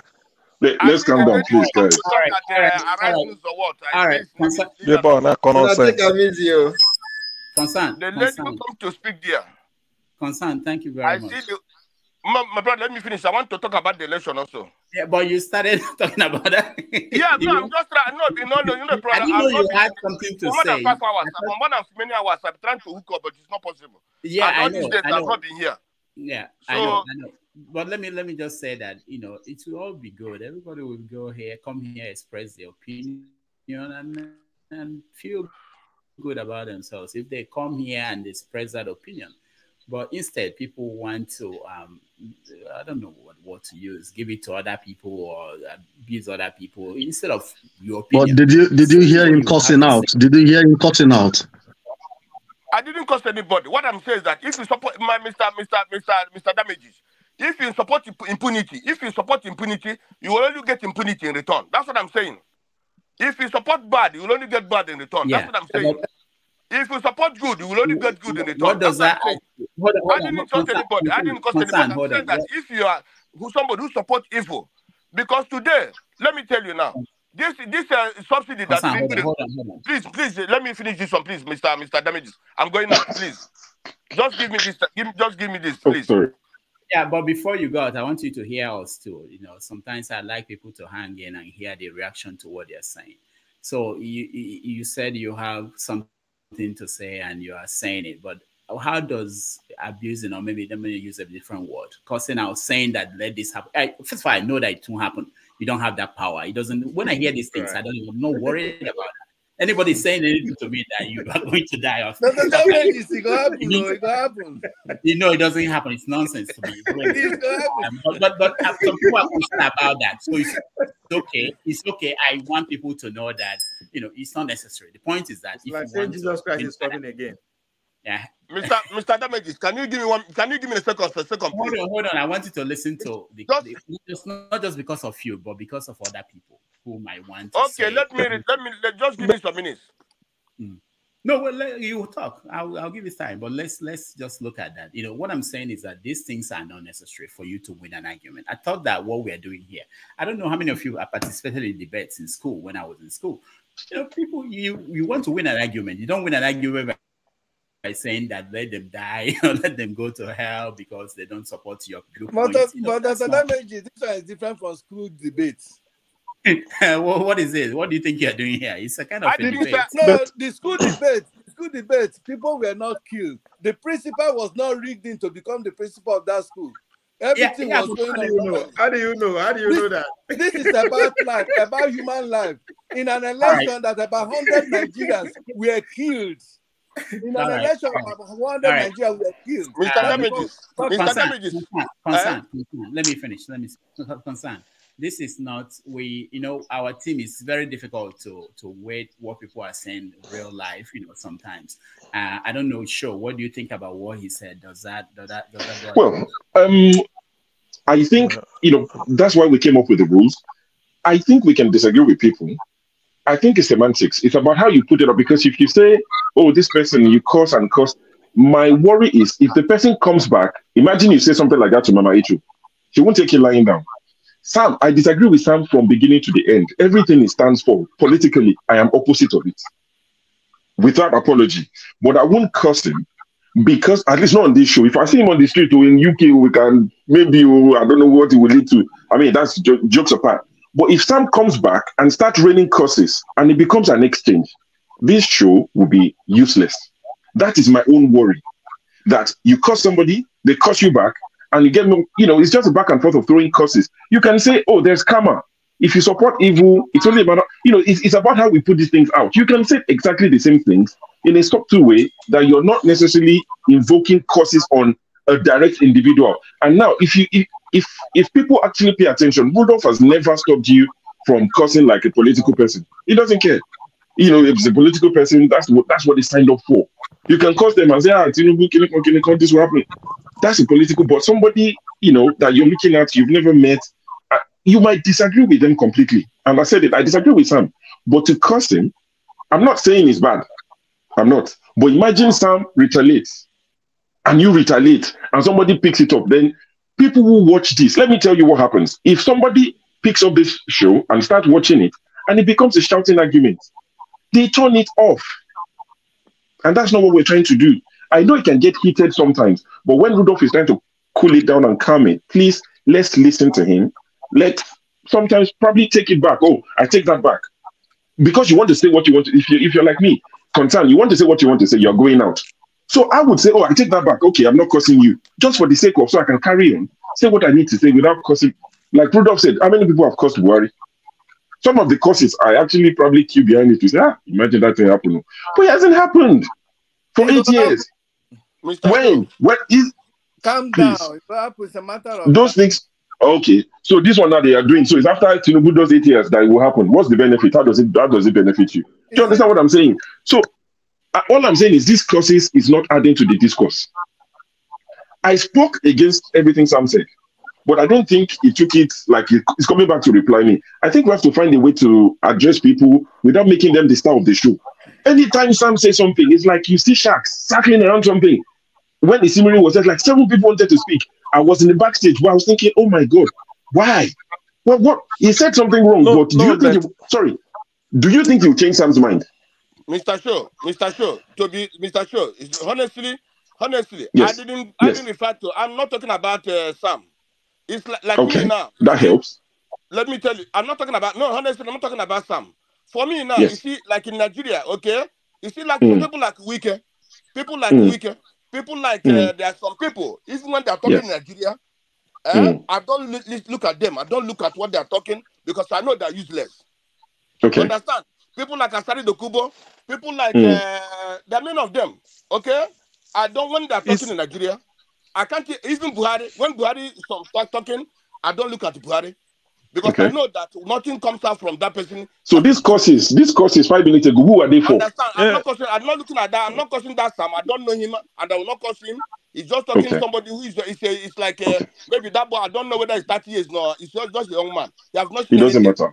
It doesn't matter. It could be 18. It's fine. He can support evil. People support evil because they're ignorant. That's the problem. Honestly, I'm not referring to him. Okay, honestly. That helps. That helps. So, but let me finish on the other one I was saying. Yeah, so please wrap up here. On sign, they focus Asari Dokubu. Show now Asari Dokubu younger brother. I don't when Asari Dokubu is on air, when Wike is on air, when Soludo is on air, when the governor of Abia State is on air. Yeah, that's fine. You've said that. That's fine. So just tidy up your points. When tidy up your points. I don't listen that's to fine. When the governor of Imo State, what's that governor? When that there's limited time. This is premium YouTube. Okay, there's limited time. Okay. Thank you. Let me go. What I'm saying is this: on this petrol subsidy removal, what happened to people? Somebody like what's that man from the billionaire from Anambra State? Yeah, there are plenty. No, that billionaire that is involved in this oil scam. What is that man? The one from Lagos State. They would not involved in this oil scam. And what happened to Dangote? If Nigeria is a country that wants to move forward, why can't they arrest those people or investigate those people? Get all that money they have scammed Nigeria and then put it back into the economy. Not only them, than allowing the citizens, the poor people to continue to suffer. These people have been suffering the time of Babangida. They have been suffering. Every time the poor masses suffer. All these people that stole this money, why can't they suffer? If Nigeria want to move forward, why can't they suffer? Thank you, concern. Are they above the law? Thank you. CM, Rudolph. the 1 minute. Yeah, Rudolph, please. With all all due respect to everybody. You see, when you say this is have your say, when people peddle lies as part of their own say, you should also give room for others who want to debunk it to have their own say too. People come here to tell me that we have elected a president, let us move on. If I say I don't want to move on, is that a sin? You stole my mandate.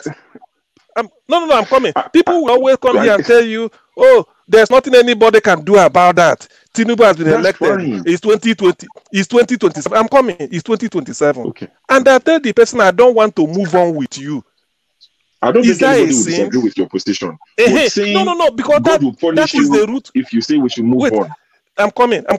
That is the root cause of this thing. And thank God for the analysis given by Augustine before as a lecturer. Okay. You mark a script, awarded marks. You have to keep the script in case a student will say, no, I don't agree. Now, if Augustine, after marking a script and giving scores, and the student maybe a year or later or any time and said, look, what Augustine gave me is not what I'm supposed to get. It is binding on Augustine, like he made us to know, to produce the script. And not when he's asked to bring it for examination, he will refuse. That is the issue. So when people now come and tell me, oh no, Tinubu has been elected, let's move on, he's doing this. That is insulting me.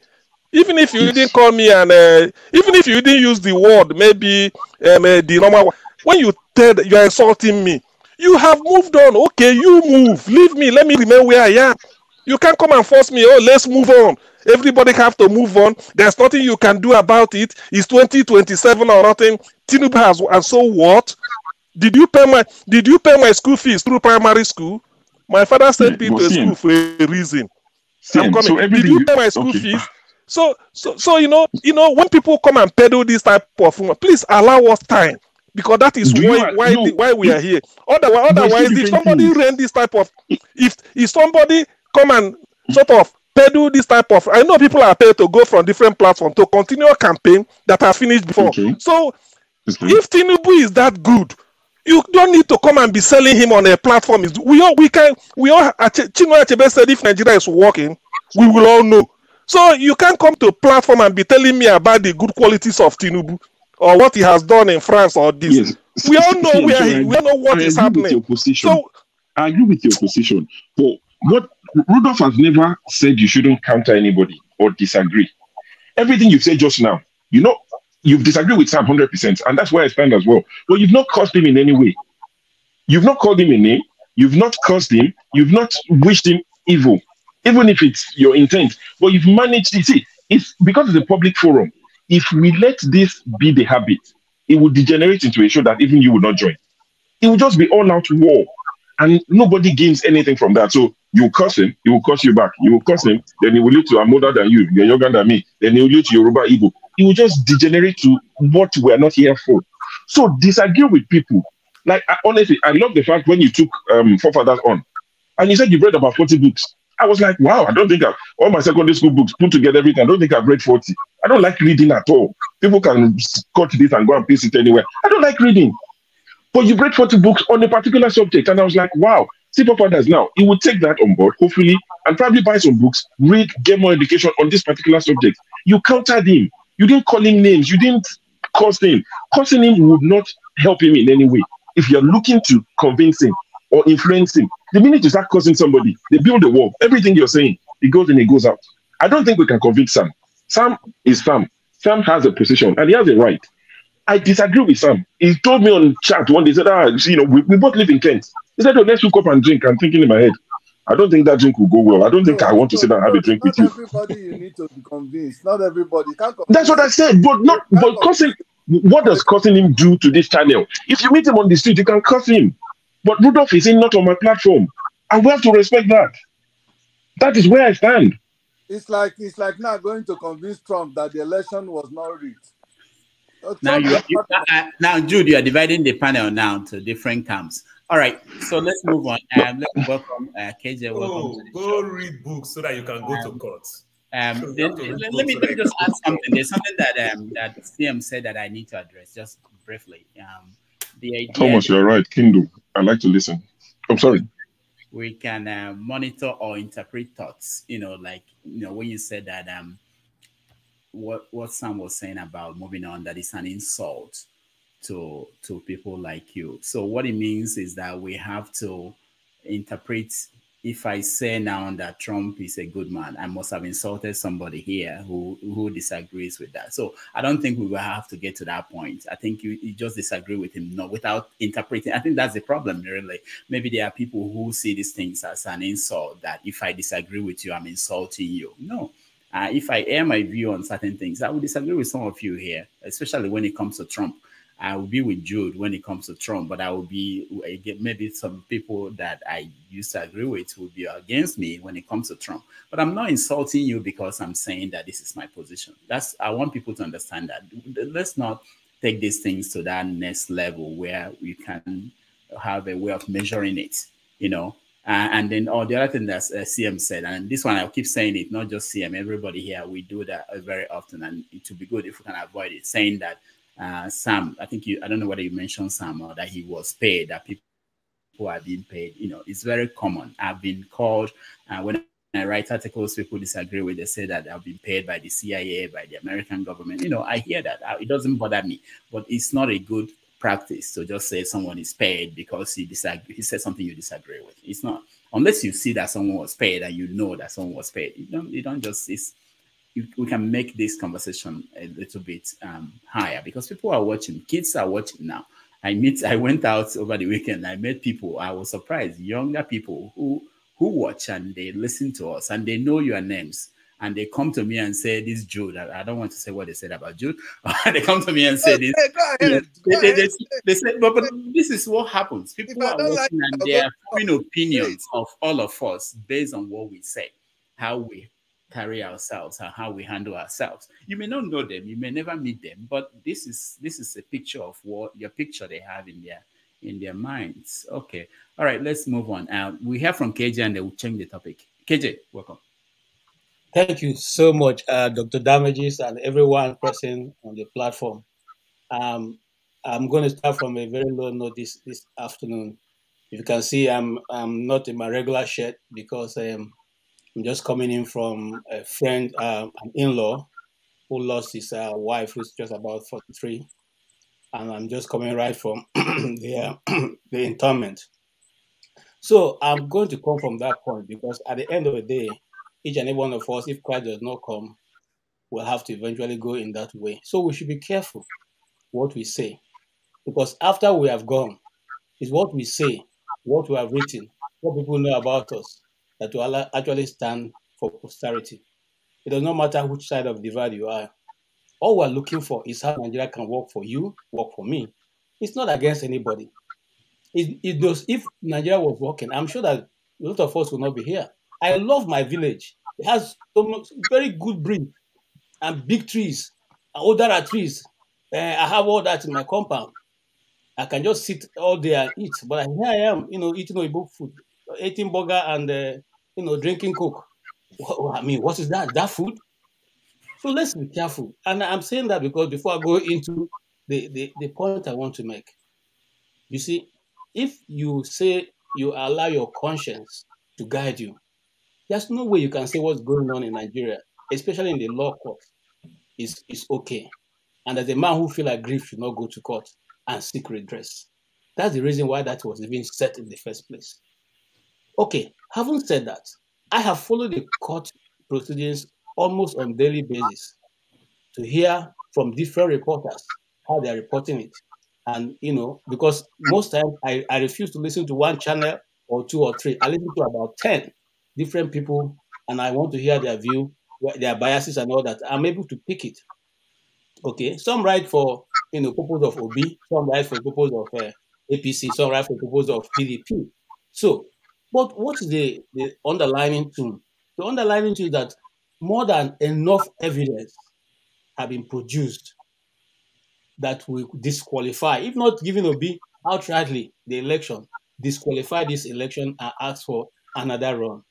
In this same court, we have discovered that Tinubu had more than 5 names. The last one being the one in which he used in getting what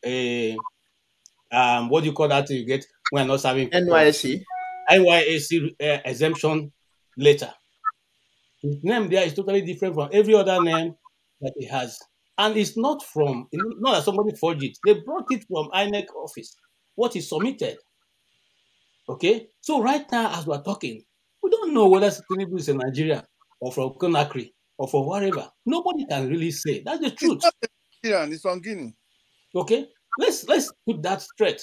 Just like we don't know whether, you see, so if you go to those law courts and you follow the proceedings and you follow the debate and you follow the videos and you follow the different witnesses that have been called, you have nothing but to say, look, maybe if we don't want to give it outrightly to Obi, let's do this thing again. Now, I want to go into, because while I was driving out of to tell you how much I was in here, I was driving out of the cemetery, but I was listening to you guys on my phone. And somebody was saying, what's the reason for bringing a professor to the panel? Come on, guys. I was saying the dead know our names. I'm telling you, even myself, even the dead were listening to Dr. Damage's show. Okay. Now, listen. We are all in a world, things are no longer the way it is. Look, all of us have kids here. How many of you ask your father about that daddy why? If you ask your daddy why, when he's sent to do something, or ask not to do something, you ask why, put up your hand. What my small son here ask me that why? I mean, let's talk about this. Why would you tell me to do that? I don't want to do that. I don't want to eat that. We never had that opportunity. So we're in a different arena right now of things and how things are done. We must have to go away from the old and face what is here. Now, the professor came in with statistics. He broke down everything, reason why he came. Why is the developed world where we are now better than where we are coming from? Because every statistics is taken. I'll give you an example. I have an older uncle who has been here since 1973. And one day I asked him, Uncle, I see so many trees there. He laughed. And I think, how come all the trees look the same? Because the arrangements. He laughed. And he told me that, do I know something about the forest in America? I said, no. He said they take into account every tree and they count them, they number them. Every animal that is around that surrounding is also numbered. So now what is he saying? So if you have 100 person in one locality, they have about 120 trees there, so that there will be constant good air for you to breathe.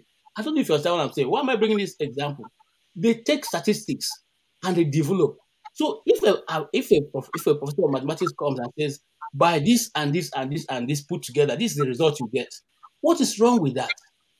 I think for me, that's a very credible evidence why you can use, because at the end of the day, all the votes, you are going to count it. It will be counted, not be mathematics with that. It will be counted and tabulated. The professor came in and said, by what you have submitted, this is the result, this is the result, this is the result. I think there's nothing wrong with that. So whilst we like Tinubu to be there, we have no problem. For me, as I've always spoken here, I don't have a problem. I have no dog in the fight. I'm not even an Obi man. Okay? I'm not even an Obi man. I'm more of a Shore guy. I'm not an Obi man. All right? But let the right thing be done at all times. If you do that, if we have allowed this election, the beavers to count, everything done, and all the results collected and results declared, nobody will be complaining today. Nobody. Not even Obi. Okay? But the reason why we're complaining, because this process was not allowed, it was truncated. So let's be true the people we are and bring a more value. You see, one of the reasons why I come into Dr. Damages, because from the listener, I've always listened. Like I said to him, I followed him many years. I think it's more intellectual. So when I come here, I think we should be at that pedestal. Not where we now reduce it to Granot and Guguru and the market women discussion, throwing unnecessary banters at each other. It doesn't give us that level we're looking for. And I think that's my conclusion on this issue. Thank you, sir. All right, thank you so much. We allowed John Abba to come in. Let's give him a minute. I don't know whether he weighed in on this before, but John Abba, go ahead. Well, thank you for having me back again. I say you allow it because of the tribalism, but it's okay. I'm always going to speak as a minority that I am. I cannot change that. It's not my choice. It's a choice of my parent. But it's okay. I'm cool with you, brother. Even though brother is not a brother here, because people have a sentiment of get locked up in the darkness and they'll blame for their own responsible life is one Fulani in the north that responsible for not having life for showing their face. But it's okay. It's all part of the game we play with life and we take it as a reality. This is a platform of intellectual people. I respect you, Dr. Rudolph, and so many of you on this platform. But the case in court or not in court, let's wait. We all have predicted that who is going to win, who is your right person, who is this and that. He have gone Nigerian way, and it's going to be that way for now, in my best of my knowledge. But let us all take time to know that change begins with all of us. Change is not something that is somewhere so far from anybody.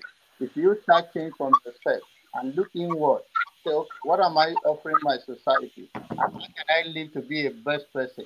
Then you have the right to challenge any other thing. They say don't judge anybody. But the Bible also said that he that of a right stand, which means there is a standard that's supposed to be in measure. So if you don't meet up with that standard, then you can question somebody else that is not meeting up. That's what it means. But all these talk, I don't want to speak English because I'm not the Englishman like Rudolph and so many of you.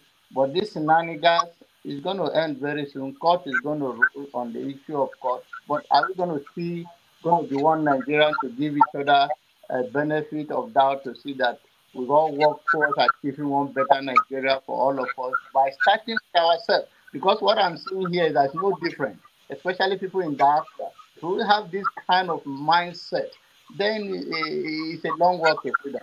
Thank you. All right, thank you, John Abba.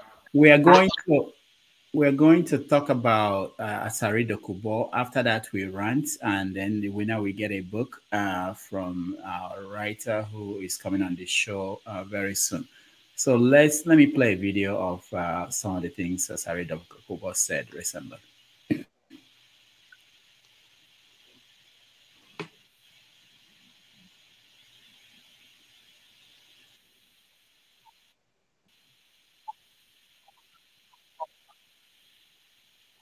Action to get these rotten eggs. It's not the old army and the navy. There are a few who have this entitlement mentality. A better person, I get power person, I get people where they up, where go to cover me. The president is going to remove them and make it possible for the people of this country to benefit. For instance, Mefule is gone. Bauer is gone. So more heads will roll. Those who are standing as an impediment to the good and progress of this country. The president will not dilly-dally with them. He will not do sissy with them. He's going to put and kick them out.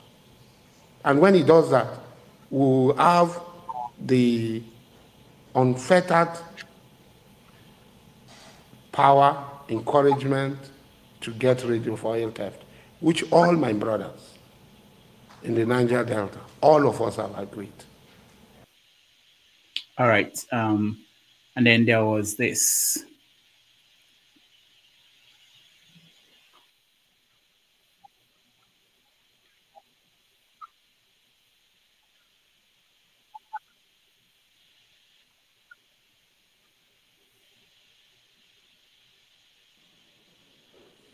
Do you know your roots? That you talk to me. You don't know that people own this Calabar. You are law-abiding. Igbos, I don't know them. I don't know where they come from. Because I know that if not for British intervention, I would still be selling them. The way my father sold them. Now look at you people in Igbo land. Look at how you are dying. Woto. You are talking. You will do video to sell that Elijah has run away.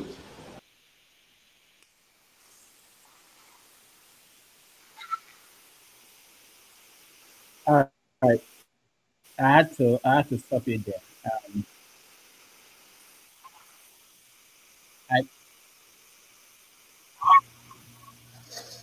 I, Doctor. all right. I didn't want him to. I didn't want him to show the gun. Facebook, YouTube might flag it, the whole video because of that.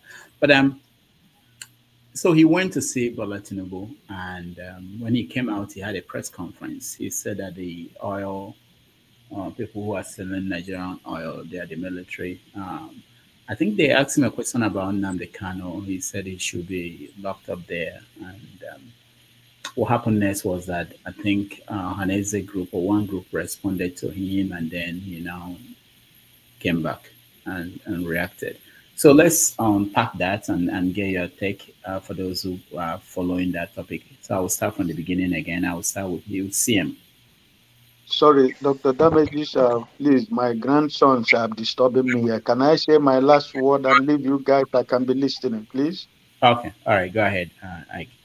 CM, sorry, just few minutes I leave. Brother Sam, listen, when I said that people like you go to Lagos, you drive on a red light, I wasn't trying to be personal, and I withdraw that from what I said, okay?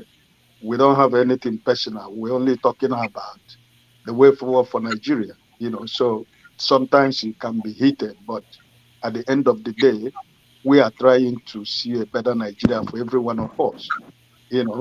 My grandkids have not gone to Nigeria, and I'm not ready to do that. I'm not ready to risk that. So does he give me joy as a father and as a grandfather? Does he give me any joy? No. But this is what it is. So I don't think it is good. So finally, I just want to say that I want to talk one thing about this election. I want to let you people know, or let us know, when the campaign was going on, P2B was preparing for after the election. This is one thing that a lot of people did not understand. He was preparing after the election, aftermath of the election. What is going on in this court today didn't just start immediately after the election was announced. No. Why they were campaigning? He was preparing for aftermath.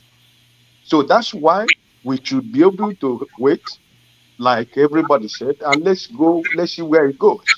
And on a lighter note, where is John Abba? I think he has finally succeeded in taking Governor Tom to EFCC. Where is John Abba? John Abba has gone. Hey, my brothers, Brother Rudolph, thank you for giving me the privilege. These children are disturbing me. I leave you people, but I'll be listening. Okay? All right. Thank you. God bless you all. Thank you. We appreciate that. You see, well, let me just say something, because one of the reasons why we do this, and every day we learn, I learn from you guys. And, sometimes I know that people out of emotional, when you're talking about these things and you say certain things and you reevaluate, you think about it again and you feel that it may not be necessary for your point, the point you're making. So Ike, thank you so much for acknowledging that. All right. So let's move. CM, you're next. Okay. Rudolph, before I say anything, I want you to confirm something. Are you seeing my face? Please. Yeah, we can see you. Yeah, we can see your face now. Good. Okay. Okay, good. So now you don't get people for Facebook. Thank you, Paul, my friend. So actually, okay. So on Asari Dokubu, I think there are 3 key issues that need addressing, but some I won't dwell on it. Number 1, the issue of oil theft and the military. I think the military, they are tackling him now to provide the evidence. So I will leave that to him and the military to tackle. Then on the issue where he said, what was it? He said, the one he said that Nnamdi Kanu should be held, he should not be released. I have issue with that. I have issue because the constitution of a country is supreme. If anybody releases Nnamdi Kanu today, you are really not doing anybody a favor. You're only obeying the constitution or the decision of the court. When the court says, let this person be free, if you now open door and the person goes, you are not doing the person a favor. the supreme law of the land is supreme. So when the court decides, there it ends. So for Asari to say Nnamdi Kanu should not be released or whatever, he just being ignorant as very timid. So that is I won't be wasting time. So that is what I could say for that. In fact, what I say now is what I will say for any other person who says if anybody should say Nnamdi Kanu should be held, it means the person is very, very ignorant. He does not even understand the simple logic of rule of law. When the law sets you free, you are free. So whoever opens the gate for you to go, the person is not doing you a favor, because without the court letting you to go, nobody can let you go. So Nnamdi Kanu is purely a miscarriage of justice. Like one barrister said, I quote him, he's in Maryland. One barrister, Olalek also, he said Nnamdi Kanu never committed any crime, which we know. So, but for Nigerian government to hold him, I don't know why they are doing that. So when people come and then say, lend their voice that Nigerian government advising whoever that Nnamdi Kanu should not be released, he's making a terrible mistake. He's only trying to say that he does not believe, he believes in anarchy. He doesn't, in fact, Asari Dokubu is an illiterate in that aspect. That's it. Let me not waste time. Then the last thing I want to talk is Asari Dokubu, because I read a very lengthy article as a reply, written by one professor, Nwezi Igwe, a Department of History, University of Nigeria, Nsukka. Asari is saying that his people, the Kalabari or Ejo, we are selling Igbo slaves, that if not for Britain stopping trading slavery, that they would have continued to sell Igbo slaves till today. You see, the thing is that Asari Dokubu is an illiterate. He dropped out of secondary university twice. He doesn't know anything. Asari is Igbo. Asari is Igbo. Asari is a great grandson of an Igbo slave that was captured and then sold to the people of Kalabari. He stayed there. From there, they brought another slave. So that is the lineage Asari came from. Asari is Igbo. So today I'm Igbo. If you take me and sold me to somewhere, and then from there I now live in that community, married, gave birth, my son is a descendant of Igbo. In the next 100, 200 years, they are still Igbo. So Asari is stupid. He doesn't know his history. That is why when he contested the election to be a councillor in Kalabari area, they rejected him because they said you are not a true Ijo man. He contested for local government chairman. He was rejected.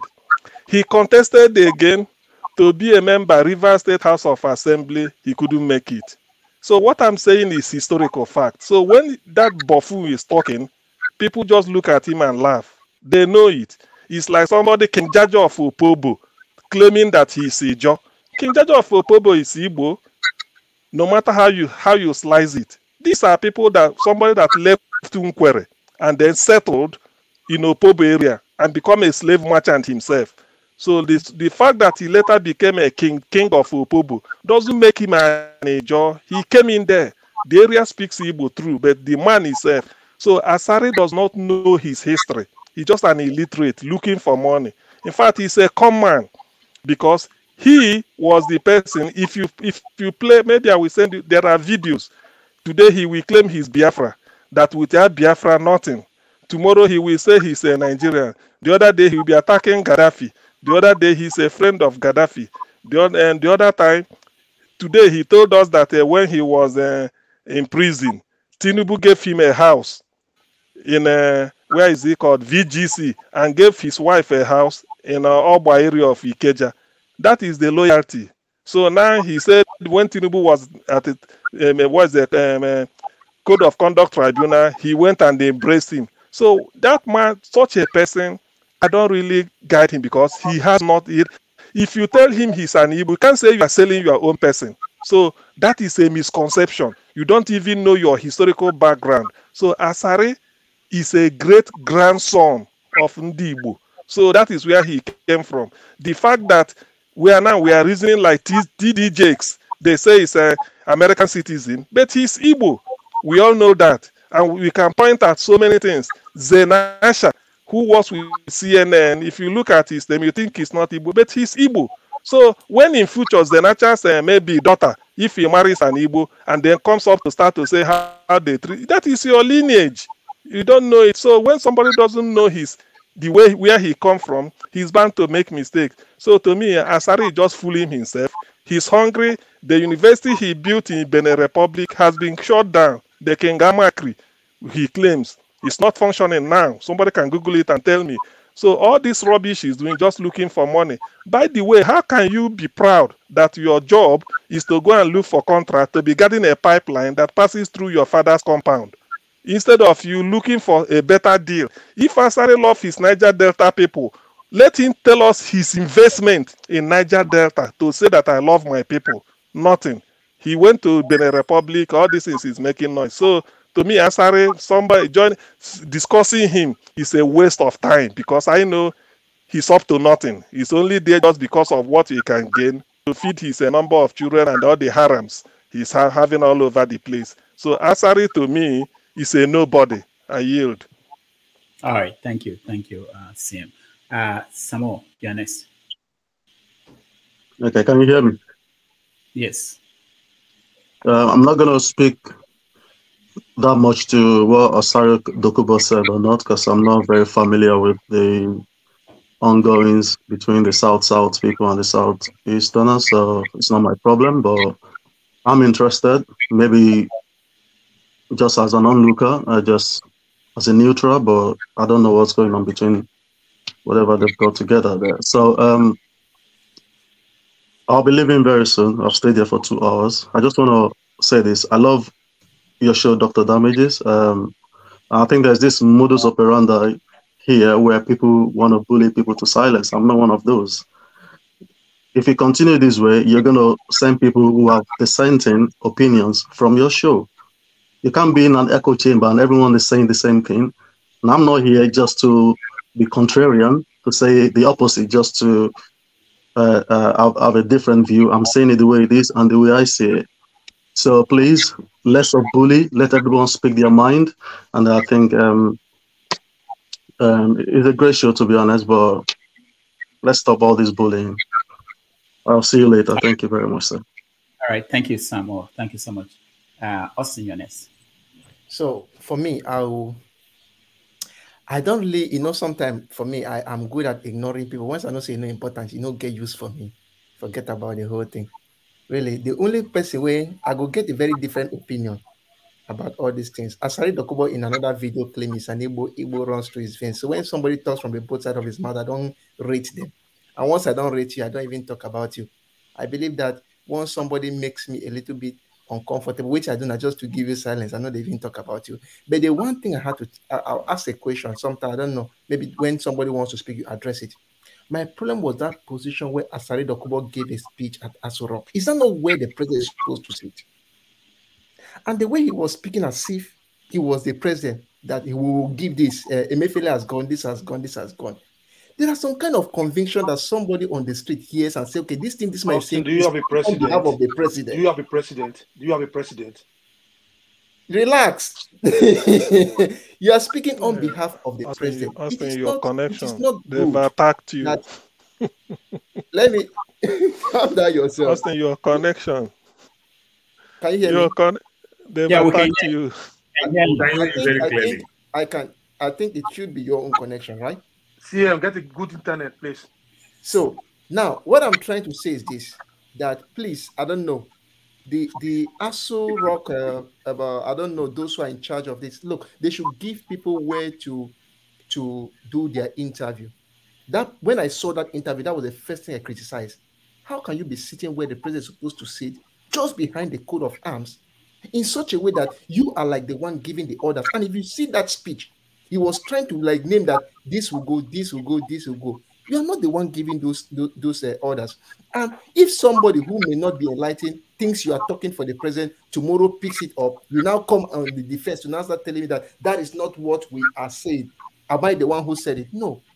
So we should try as much as possible to know that there should be decorum even in Aso Rock, in such a way that if you are not in the right position to give statements, you should not give statement as if you are the commander-in-chief of the armed forces. And too many things are so shady in Nigeria in such a way that he'll make an accusation to the military. The military comes on, I saw their reply on TV trying to drag with Asari Dokubu. Come on. We should not be doing such a, it is you or it is me, it is you or it is me. It shows that something is not going on well and things are not done the right way. So for me, I don't think even commenting on Asari Dokubu even makes sense to me, because for me, I feel as if, I'm sorry, he's just that one kid along the street who is just dancing based on where he can get money. That's just it. All right, thank you. Before I go to Justice for All, Jude, let me play a little bit of what that video that you referred to.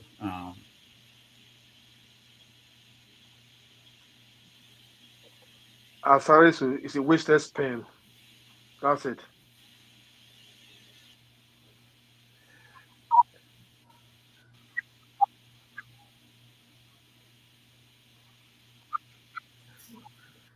Igbo man today. I was coming to that. What's the meaning of a diabali? The diabali is an animal, but what it literally means, what it contextual meaning of a diabali is he who kills at night. My great ancestor, Nabobuari Harry Braid, was originally an Igbo man from Mobom in Abam. His parents moved to Obosi in present Anambra, so both in present Anambra.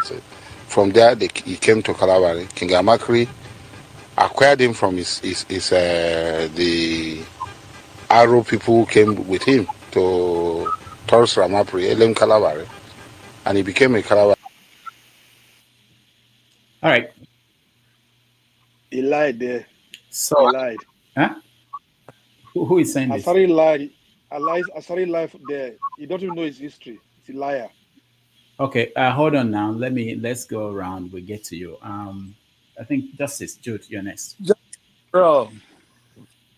Well, actually, I wouldn't really, I wouldn't have liked to comment on Asari's issue. But why I want to talk about this is that there are many of his likes in Nigeria that think and reason the same way, especially in the context of the injustice that pervades in the country. Okay? I don't know how a court on several occasions will discharge and acquit an individual that was brought before her after critically examining the case and even ruled that this person there should not be any court that will be competent again to judge him on matters pertaining to this particular issue. And since then, this individual have been kept in their dungeon, in the dungeon of the terrorist government of Nigeria. And some people will still come and say it is okay for their government to continue in that line of illegitimacy and illegality. And people say, and some other people say it's okay to do that. And yet, these same individuals will be seeking for a country that works for all, will be seeking for a progressive country. I don't know. At times, it beats my imagination how that people don't even reason. How that people, because of their selfish and personal myopic sentiment, they will allow it to becloud their sense of reasoning and their sense of altruism. If in a country, an individual you don't like, an injustice is done to that person, and because you don't like that person, you say, yes, this injustice is okay, it should continue to perpetrate. It's a matter of time, it's going to catch up with you. Like they say, karma some people say it's a bitch. It will catch up with you. And when it will be your own time, nobody will speak up for you. Many of us that are speaking on behalf of Nnamdi today, personally, when Nnamdi when I started hearing him the first time, I never liked him. I never liked the way his approach and everything. But as time goes on, I continue to put aside my sentiment on how he talks, but listen to the content of what is coming out from him. And I begin to reason. And then seeing everything that has been going on in this zoological republic of Nigeria that we all live today, that is worse than an animal kingdom. I begin to say, oh my God, this man is speaking the truth. Put aside the way of rendition, the way of presentation, everything this man has spoken concerning Nigeria, they've all come to pass. That even our so-called GOs, all their prophecies, none of them can even match to what this man is saying that has come to pass. The fact of the matter is, you that is supporting an injustice today, it's a matter of time. This same system that you support, because you don't like what they are doing to people, the particular individuals or a particular group of people that you don't like, it's a matter of time. It's going to come up to you. It's going to catch up with you. That is it. That is it. So I just ask us to be careful. The evil we support today will come after you tomorrow. Just be careful. It's a warning, and All it's right. a word of wisdom. All right, thank you so much, Jude. I wanted to show this headline after his performance at Aso Rock. I think they spoke to the new IG of police, and he said, I don't know if you guys can see this. He said, police won't partner with outlawed groups, referring to Asari Dokubu and his group. So we don't know, and people have raised the issue of why did he get that platform where he spoke, and why should that be allowed, and what does it mean that is Asoro going to be open to every character? You know, there are people who are raising that question. All right, go ahead. Dr. Rivers, sorry to interject.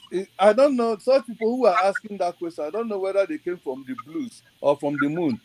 What else would they expect when a drug dealer is in charge? What would they expect? Who knows? Maybe Asari Dokubu has probably is one of the agents that sells the drugs for him. Who knows? All right. Thank you, Jude. Let's go to Paul, you're next. Yeah, doctor, talking about Asari Dokubu. Asari Dokubu is from my region, the South region. Obasanjo said something one time when Asari Dokubu bought Lincoln Navigator. Then Lincoln Navigator was like the big thing. And they brought it to the hearing of Obasanjo. Obasanjo said, Obasanjo ain't the only thief. But Asari Dokubu that he knows, he dropped out of University of Calabar because of funds. He couldn't go to school. And he's a freedom fighter to his people. They are doing little artisan job. But only Obasanjo ain't the thief. But Asari Dokubu is driving Lincoln Navigator. And that spite even affected Asari Dokubu for some time. At a time during the Yaradua time when Asari Dokubu started getting that momentum after the release and everything. He couldn't live in Rivers State. He ran. He started staying in Abuja. That's why he could cite up his university. This is somebody who is a freedom fighter who fought for his people. Or cite up his own university in Cotonou, outside country. He did not even put the university in Lagos or Abuja. He put it in Cotonou. He's a very clever guy. You understand? So this is the type of people that we have today that will speak on behalf of our country.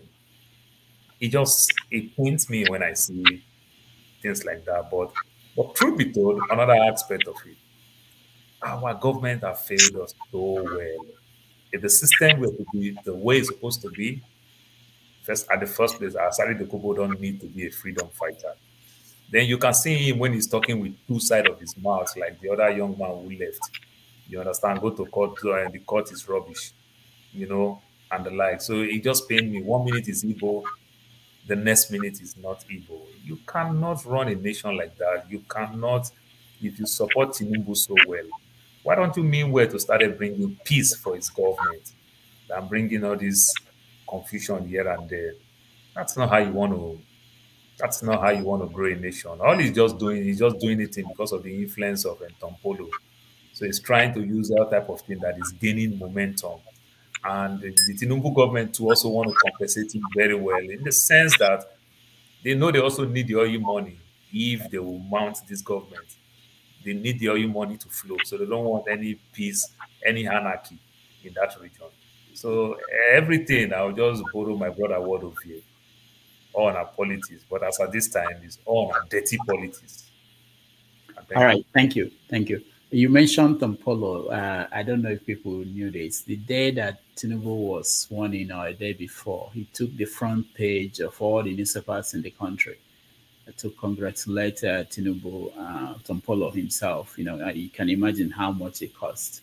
So I think there is also a struggle for power relevance within the Niger Delta region. Everybody wants to be in the good book of the government in power. All right. Ovie, go ahead.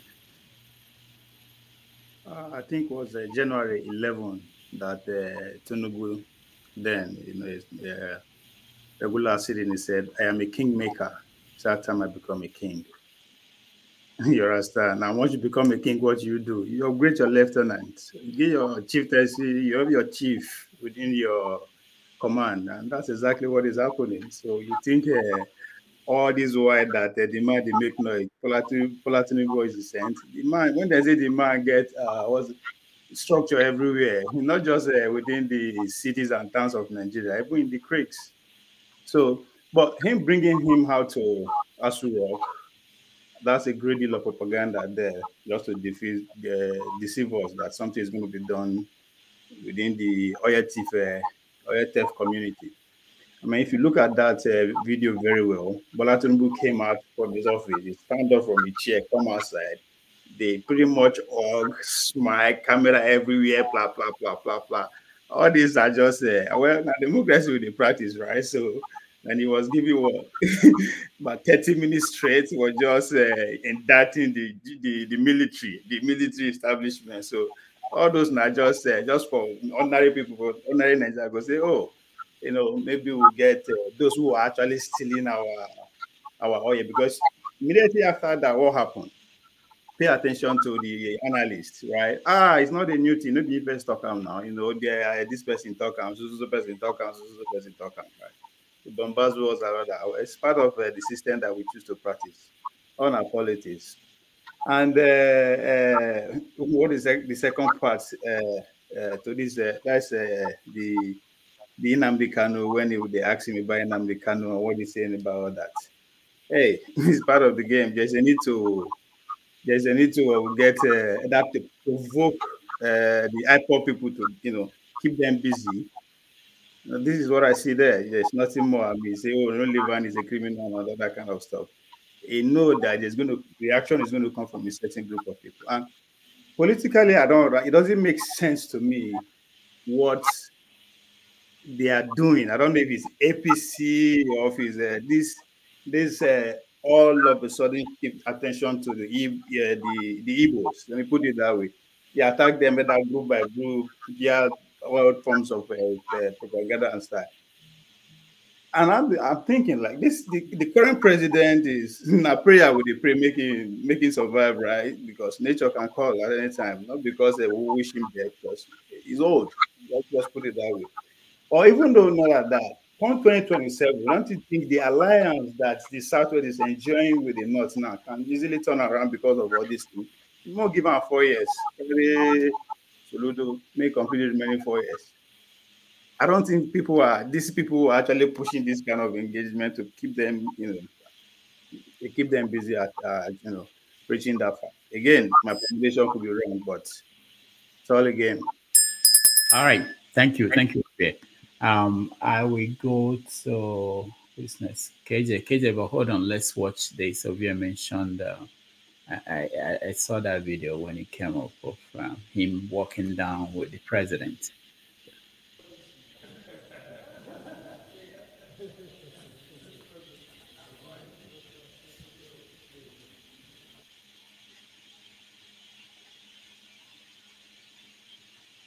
No, not this one. This is before. This was after. He just to come and say hello to my father. I've congratulated him before this time, and give a word of support for what he has achieved and what he has done so far. And I know that Nigeria had changed. Nigeria had turned 360 degrees in the positive direction.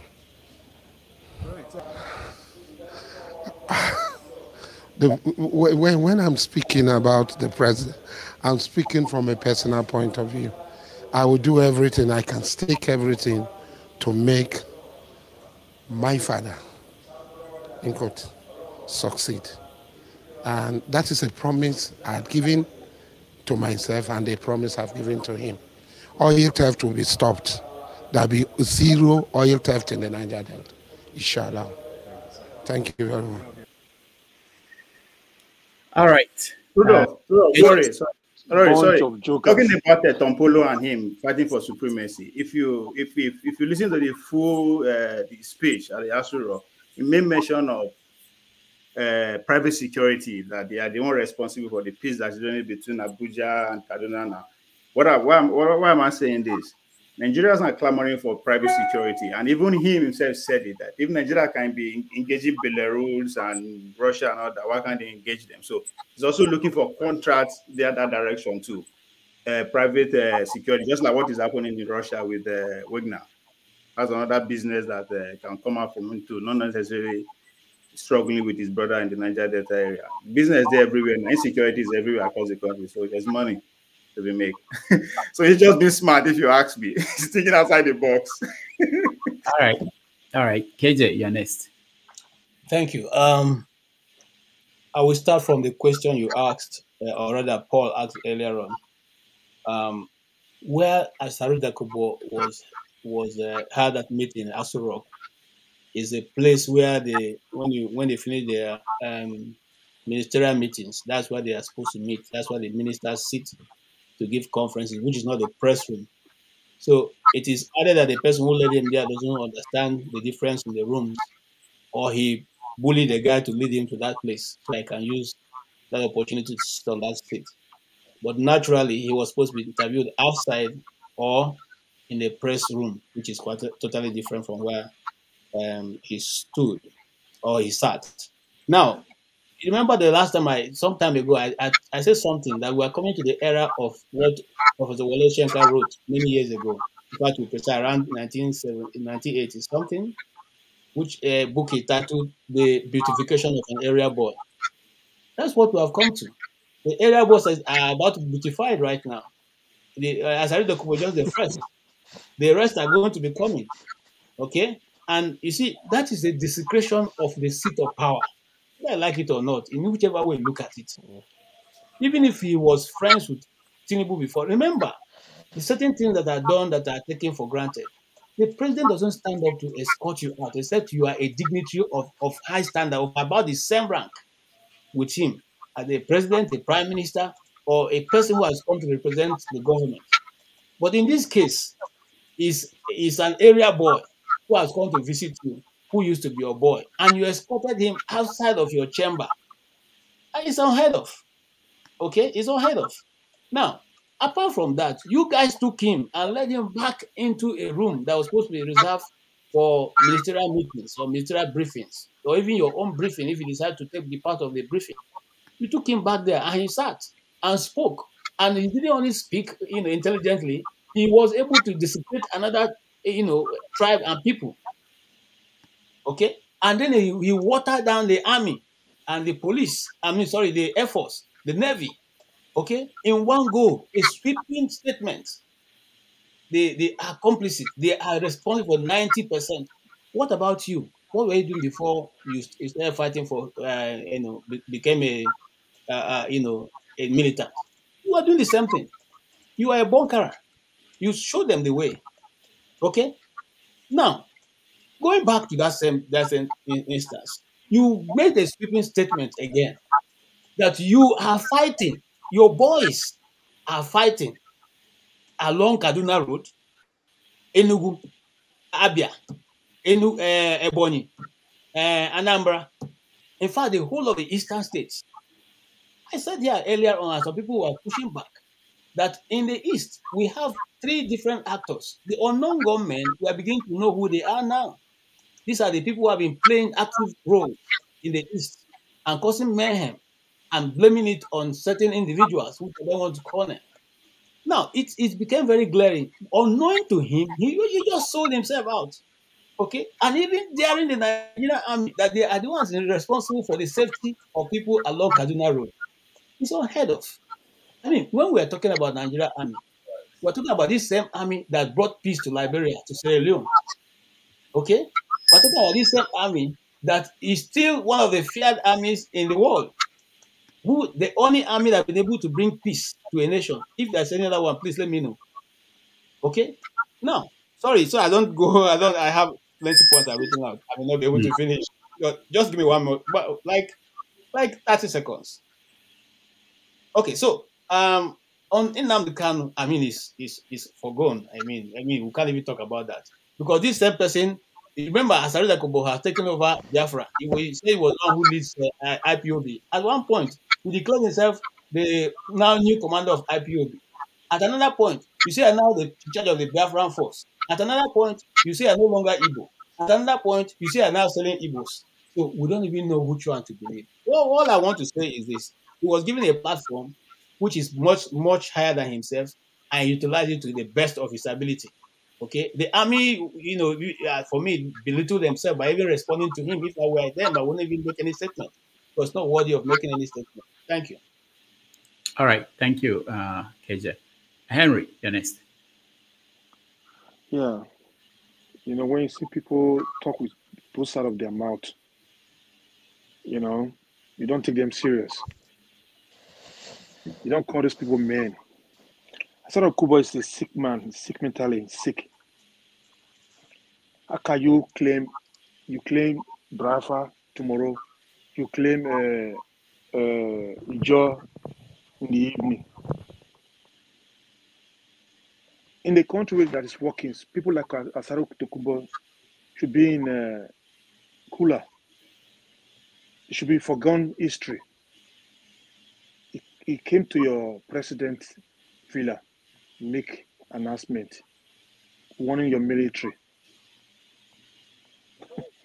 It's never done anywhere in the world, except you get in Afghanistan or those poor Arab countries. You call yourself giant of Africa. Just like this happening.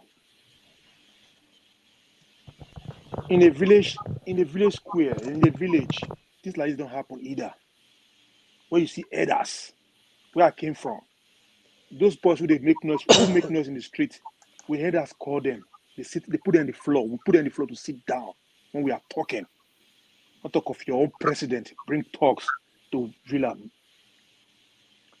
Because Nigeria is not a country that at the moment it's not a country you say it's a country that's working.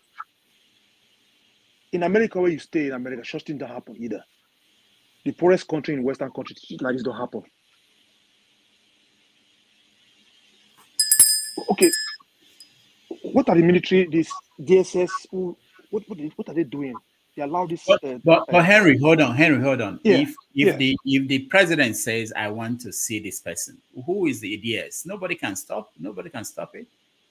You're talking as if the president insists that he wants to see somebody, he will come. Have you ever seen since we were born in the country that is working? This kind of, I don't use that word. People that buy a lot of people. Yeah, that brings unrest in your country. Welcome them like this. Have you ever seen it? You people are in trouble, because President Tinubu is not my president. You people are in trouble. Really? We think it's a joke. It's not a joke. We are in trouble.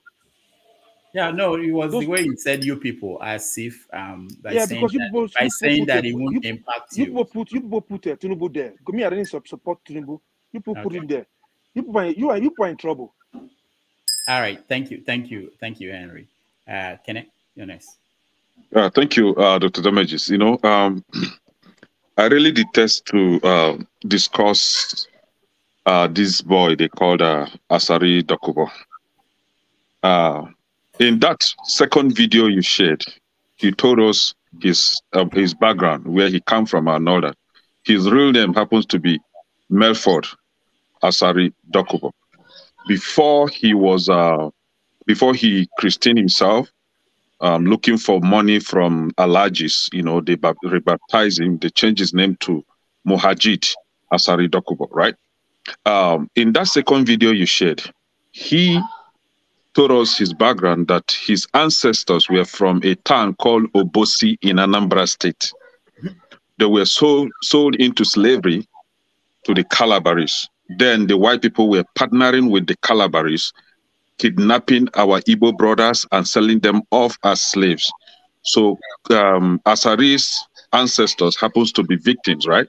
So when they got to Calabari, some of them were not sold out to the white people. So they were kept in Calabari as slaves.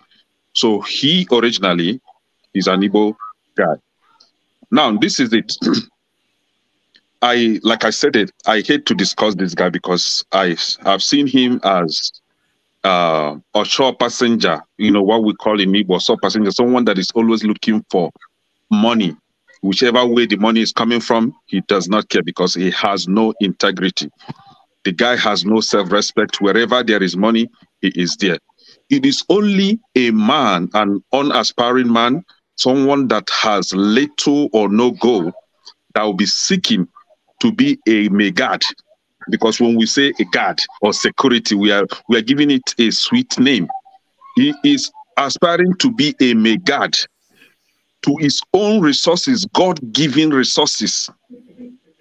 Your only work there is to guide it for your Fulani Caliphate masters to get it and sell and enjoy. Your only function there is to guide it. Now, just as we are talking about, I think somebody mentioned Tompolo, right? Tompolo was favored by Buhari's government. And this guy is trying to take the position of Tompolo. So there is a kind of conflict of, they are fighting for position. In short, he is just aggressively trying to offset Tompolo's position in that Niger Delta area. But this is it. I hate when some media or journalists are not being truthful to themselves. That first video you shared where he was brandishing a gun, right?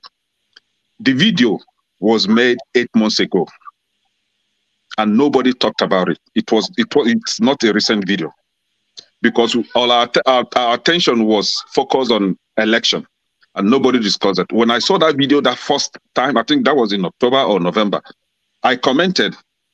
I can't even remember because it's usually to attack him. But the thing is, nobody talked about it until he went to Asari Rock. And I think I first saw it from Dr. Abati's page, right? And I was like, where was Dr. Abati when this guy made this comment and made this video 8 months ago, right? But this is it. Asari Dokubu should focus on his career, which is Megad. You should go and ask for contract, leave Igbo people alone. Because one day, monkey fee go market, fee come back. Let him leave Igbo people alone, fight for whatever that he's fighting for. I hate to discuss him because for me, giving him relevance is giving him attention is making him relevant. That guy has nothing to contribute to his own people. I'm not even talking about, he is putting down the Niger Delta people. He is making them not to progress. He is pushing them back. They should deal with that guy and make sure that they get rid of him and fix their own region. That guy is spoiling Niger Delta region. They should treat him. They should take care of him. All right. Thank you. Thank you, Kenneth. Janaba. There's no doubt that Asari Dokubu is Tinubu loyalist, even during the campaign, and now he called him that have succeeded in Asari Rock. It is what it is. I'm not here to defend anybody. It is out there for people to judge from whichever way they want to. But That's Nigerian politics. Whosoever have, they say that who have a brother in heaven, no, they go here. So that is his time, and that is their time, and I wish they give him a good advice so that they all work together. Bad network, please. I'm not hearing. Bad network.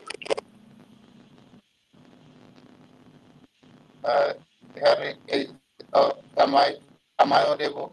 No, we have. It's not very good. It's back to how it was at the beginning. Your network. No, I have to leave because I don't want to be like CM at all. All right, Mr. Show, you're next. Okay, thank you. Uvi, by the way, I like your background. What you've got going on there.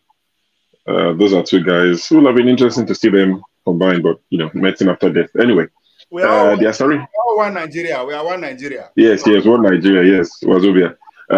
With regards to Asari Dokubu, it's quite shameful because for me, I've always said that I don't expect politics to be clean, but I don't expect it to be this murky, to be this dirty. Because people like Asari Dokubu should not. I agree that the president might, presidency, not even president, the presidency might want to dialogue with them. They might have a need for them. Things happen behind doors that we're not aware. All these American presidents, all these world powers, they deal with people that you'll be surprised that they deal with. But I don't think Asari Dokubu should have been given that press conference, cameras everywhere. And I don't think the first point of call should have been the president. You want to talk to him, you have a need for him, delegate people to speak to him. If negotiations, if they are stalling, they can't reach whatever, then you can progress. We all work in places. You don't just jump and go and meet the CEO and go and that's the first point of call. You might be a loyalist, but Tinubu is not the president of Nigeria. You are no longer Tinubu, but wherever he lives in Lagos, I can't remember that place. You are the president of Nigeria. So you shouldn't be seen in public, walking him out of your place.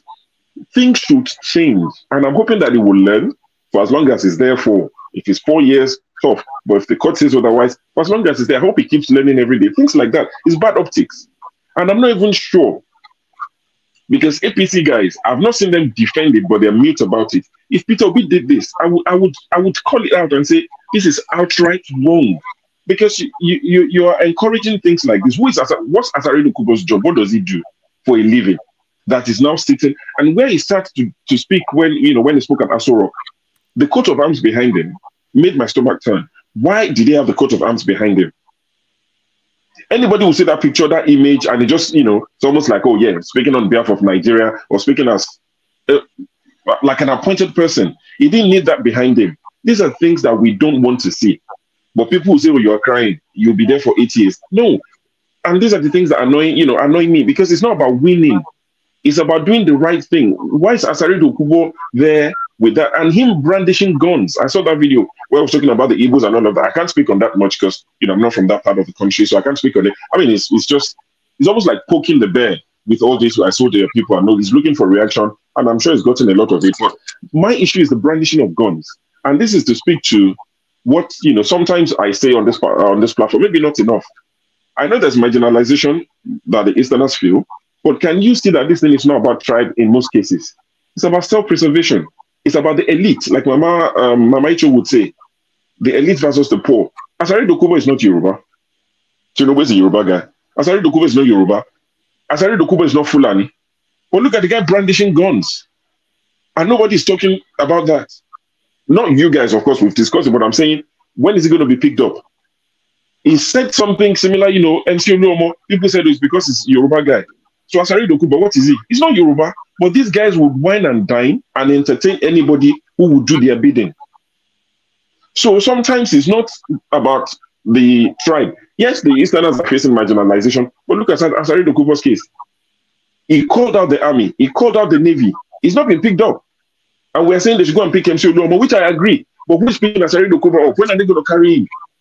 If someone else said that, and you are on the opposite side of the aisle, they'll pick you up straight away and they'll say, come and explain yourself. I mean, look at DSS going through the roof of Rocha Okocha because he went against some people, as much as it's one of them. So if you go against these people, they will come for you like it was like a movie, breaking into Rocha's house.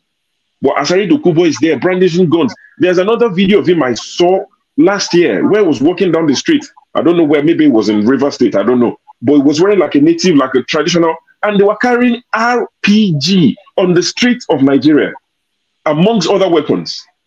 Who's this guy? And we might have a smaller case of the Wagner guys on our hands because they don't have near enough the amount of ammunition the Wagner guys have. But this is what happens when you allow mercenaries to have that much weapons. They become a law unto themselves. They terrorize people. We don't want this sort of things.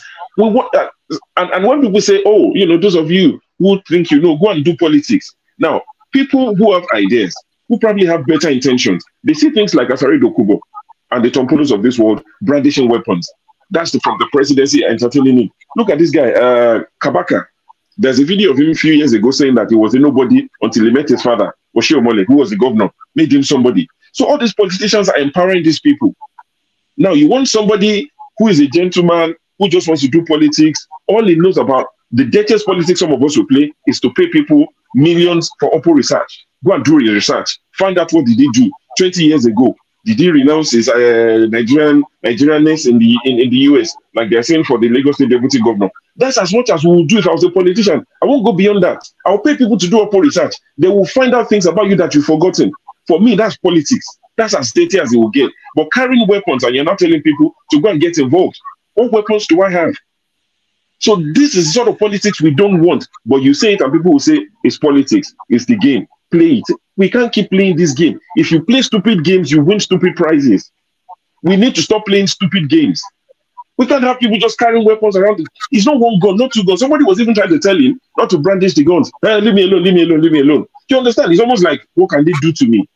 And these are the things we don't, it doesn't matter who you support. If you're supporting Peter Obi, I would say it, you can't be brandishing guns. No, keep them away. So the president should not be entertaining people like that with cameras in full. This would encourage other aspiring Asari Dokubos to do worse because they know that they will get the attention of the president. I'm not saying don't see him. I'm not saying don't engage him. It's better you engage them than let them run riot. But don't give them the full NTA channels interviewing him. Let him go in quietly. Let him go out quietly. Does he even have to go to Aso Rock? The next thing you'll be seeing MC Olomo. When I said this thing that MC Olomo will be visiting Aso Rock before the election, people said, oh, you're taking it too far. Sorry, what's the difference? How's it different? MC Olomo will start visiting. Washington will start visiting. You start seeing people like that. And people will tell you how's it different from Jay-Z going to the White House. So it's all these parallels that we try to draw. We're not there yet. Please, let's clean up. Let's clean up. I'm not saying I'm looking for sainthood or whoever to run politics, but let us clean it up little by little. We can't be having this sort of madness. No, it won't take us anywhere. And this is why people say they have doubts about Tinubu. Look at the people, look at this person you're entertaining. This one is calling you his father. MC Olomo calls you daddy. So look at the people calling you father, my daddy, and they say, hey, he's loyal. People are loyal to him. Is this what we want? Where would this lead us to? We can do better as a people. It would never be perfect, but it doesn't have to be mental. God help Nigeria. God help us. All right. Thank you. Thank you so much. Man of Prestige. Yeah, thank you very much. Can you hear me? Yeah. Yeah, I'm going to say something, but the people I was going to refer to, they are not here, but I'm still going to say it. I'm referring to Sam O and John Abba. I mean, we're all Nigerians. When you see something that is wrong, call a spade a spade. When we were talking about Asari Dokubu, what he said about the Igbo and the display in Aso Rock, both those two gentlemen, none of them made a statement. They said, I'm not familiar with this story. I'm not going to make a comment. I mean, when you see something wrong, regardless of what political party you belong, say something. I mean, everything that Asari Dokubu has portrayed, particularly the Igbo, it's an abomination. And John Abba is going to come here and say, I don't have anything to say. What an utterly nonsense. And Sam did the same thing. So I'm calling them out. It doesn't make any sense. If I see anybody killing any Benue person, I always say it, and I made a comment about here. And John Abba will come here and profess to be a true Nigeria or a neutral Nigeria. No, he's not. I mean, I don't care what party you belong or what you want to support. I hope he's listening to what I'm saying. Come back and debunk what I'm saying. But anyway, I just want to call both two of them out. I hope they're listening to me. So let me go back to the present topic about Asari Dokubu, about what he said about the Igbo. I mean, I actually didn't want to say that much about him, but that guy is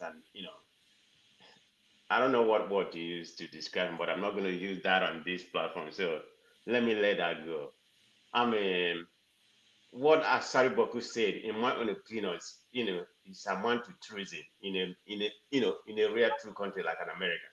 I mean, you are calling a particular section of the country, calling them, you slave them and other utterly nonsense that he used, and he's still working free. I know that video was made about 8 years ago.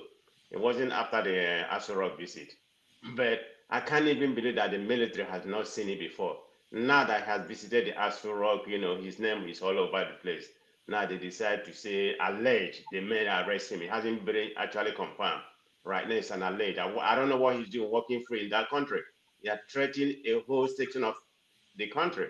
And they let you, everything that he said amount to treason. I mean, look at the word that he used there. So, but anyway, let me not dwell on that part of what he said about Igbo. He is who he is, so I regard him as a fool. Coming back to the kind of platform he was given in Asari Rock, like you properly said, Dr. Rudolph, it doesn't matter if the Tinubu invite him or whatever. That's good if that's his friend or whatever they want to do. But the one I'm annoyed of, is the platform that he was given.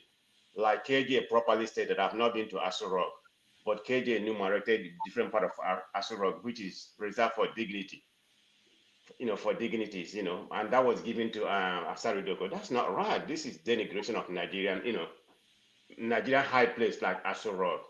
I mean, who's Asari Dokubu? Even after he met Tinubu and everything, he come where the president is supposed to be speaking on some dignity supposed to be speaking. I like to use that platform, to perpetuate the utterly nonsense against the military or whatever. Whether he said it's true or not, but he doesn't have to have that kind of right. So this is what you're going to see. Whether, I hope not. You have people like MC Oluoma, Aboro coming from Lagos, Aboro coming from the Creek, and Tinubu is going to be taking order from them. That's the way I see it. It's not proper, whether he's going to perform good or not, but he's setting a bad precedent for Nigeria, So let's see what's going to happen. But I totally condemn, that display he displayed there, Tinubu give him that platform or whatever. I don't know whether the presidency gave him that platform, but it's all on Tinubu. He's the head of state. So thank you. All right. Thank you, man of prestige. Go to electricity, Ernest. A man of prestige, you took some words out of my mouth. So I'll forgive you for that. And that's in respect to Sam and John Abba, particularly John Abba. I hope he comes back and take you on. Be rest assured that you have an ally in me. So don't worry about that. Listen, I'm from that region. Kensaro, we were campaigning non-violent for the survival of the Ogoni people, and we all know how it ended. For the man, Asari Dokubu, he's doing somebody's bidding. And there's nothing anybody can do. They cannot arrest him. They can't arrest him. Not the army, not the military, not the navy. Nobody can arrest him. He's doing somebody's bidding. And as long as he's doing that person's bidding and the president has his back, there's nothing anybody can do about it. It's unfortunate. It's sad. Even if I was a criminal as a president, I would not want to be seen associating myself because I want to keep a certain image. I would like to portray a certain image because that is the highest office in the land. Look at my region. He called himself an activist. Have you been to my region before? The man he cannot even fight for that region to be better. And it's coming on. Actually, when I saw it when it came up, it's not about the Igbos or it's about anything. No, let's forget about that side. He's an ignorant human being. He does not know anything. He's not fighting for any Ogoni people or any Igbo people. No, he's not. He's only fighting for his pocket, which is very unfortunate. We all know what Kensaro we were, how we fought for the Ogoni, the survival of the Ogoni people, and unfortunately they were hanged or they were killed. It's unfortunate that like what KG said, birds of the same feather flocks together, which is unfortunate, to be honest. So for him to be given such a platform, and Dr. Ridolf, no matter what, if the president calls somebody, listen, even as Biden is or whatever, there are certain people that will not be seen around him. They will not be seen. No, it's not going to work. Even his own staff will tell him, Mr. President, this is not good. This is not a good option. This is not going to work. The world cannot see you standing with this person. It ain't going to. Yes, we know you're a criminal. But we know you're a criminal. But it happened in America. You see, when Trump became president, when nobody could tell him no, nobody could tell him you can't do this. So we have. He sat with Kanye West. Kanye West. No, there were some characters that went to the White House, but we all know the repercussion. Yeah, we all know the consequences. Of course. So see, image matters a lot. Yeah, I'm not. When it comes to, I'm just saying that if you have the kind of presidents that won't listen or thinks that he knows it all, then things like that will happen. So image matters. But militants we're not seeing with Trump, though. No, not militant, but there are other characters that Trump. Yeah, there are other, but yeah, militants were not seen with. They were not security threats, right? But the white supremacy was never in they the were White not security House. threats. Or the white supremacy was never in the White House. They were not security threats. They were not threat to the national security. Let's use the American terminology. They were not threat to the national security. Even Trump himself now is a threat to the national security.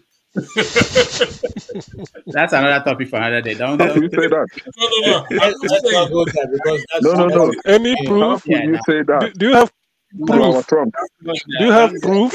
Well, actually, for your information, Trump. Do you have proof? Receives briefings, intelligence briefings. From 2024.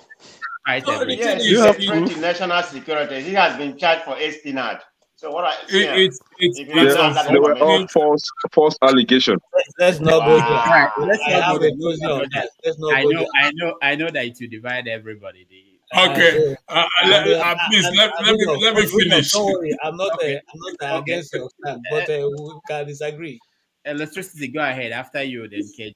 Go ahead. So it's unfortunate, and for John Abba, and when I left the show, for John Abba and Sam and one other person, 4 years is not far away. May God keep us. We will come back on this platform.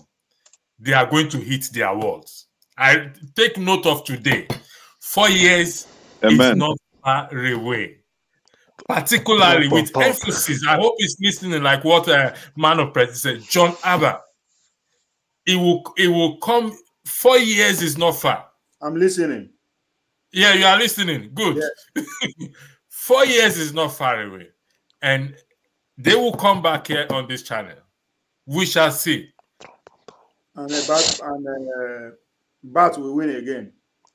And that one is definite that Bat will win again in 4 years. That I know for sure. But except we citizens rise up. Electricity is talking about where Nigeria will be by then. We are going to be somewhere. They are trying to play safe. They are trying to play safe. They don't want, particularly John Abba. They are trying to play safe. They are trying to do this. We all know the two-faced human beings in life. We can tell. But in 4 years' time, like somebody said, if the citizens do not rise and do the needful in respect to the legislative, Tinubu will be president, and the INEC chairman is what's his name again? That Lagosian, what's his name again? That guy, that Lagos. MC Oluomo. Is he not qualified? God bless you. Is he not qualified? MC Oluomo. Is he qualified? Well, I don't know the criteria. Which means the character of somebody does not matter if you want to appoint the person to public office. Talking about the MC Oluomo. If Tinubu is qualified to be a Nasarov, everybody is qualified. In the context of the Nigeria we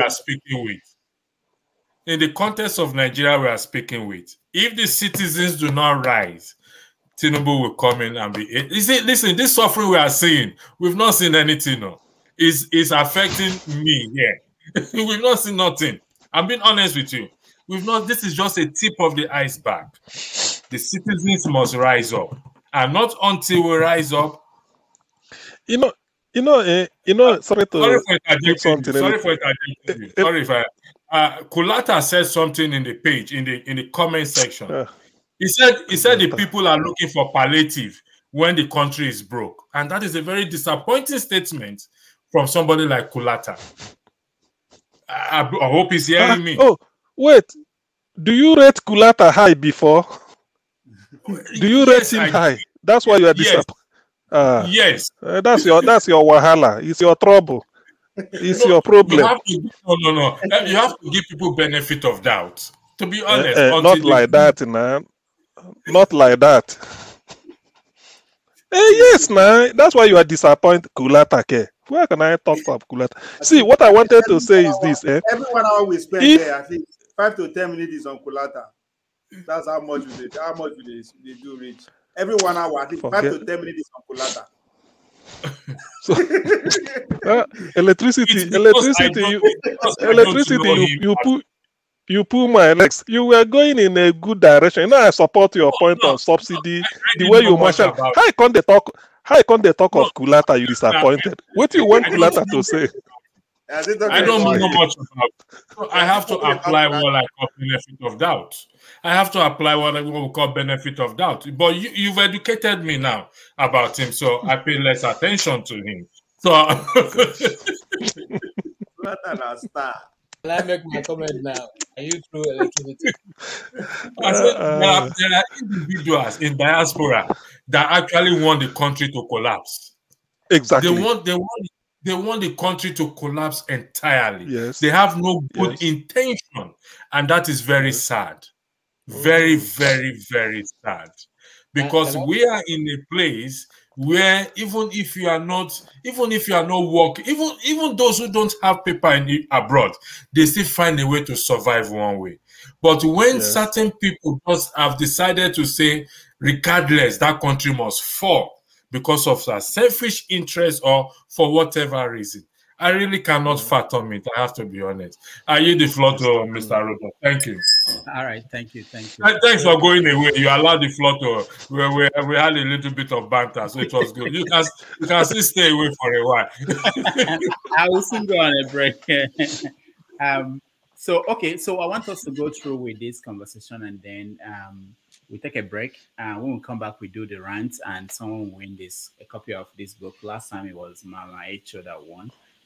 Signed copy from the author who is coming to the show in July. All right, KJ. Thank you. I totally agree with you, electricity. And for me, I will not say I want to see the country collapse, but if we can no longer coexist in peace, where we are all equal brothers and sisters at the same table, if some people have to be ones picking the crumbs and others are enjoying the princes and sharing the cake, then I think it's also right for all of us to seek our own, our own destiny, and it's not a crime. I haven't said that. I'm sure we're still bantering about the Asari Rock visit, which I've already made my comment. The only thing that I wanted to just add to it before I hand over to Rudolph is this. People sometimes when they make blanket statements about Nnamdi Kanu, they forget that Nnamdi Kanu have 3 subsisting wins in Nigerian courts. One which is of Court of Appeal that said that Nnamdi Kanu cannot be prosecuted in any Nigerian court any longer because of the way he was rendered from Kenya to Nigeria. The 2 other ones he won with a lot of money. One is 1 billion, the other one is about 500 something million, which had not been paid. He has a case he won at the court of the ECOWAS court, okay, and he has an international case that he won.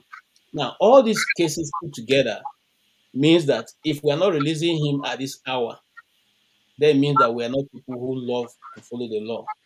It's only in Nigeria, when we used to do those law of thought, they tell us that a court of competent jurisdiction cannot reverse the other person's judgment. In other words, an appeal court cannot reverse the judgment of another appeal court judge.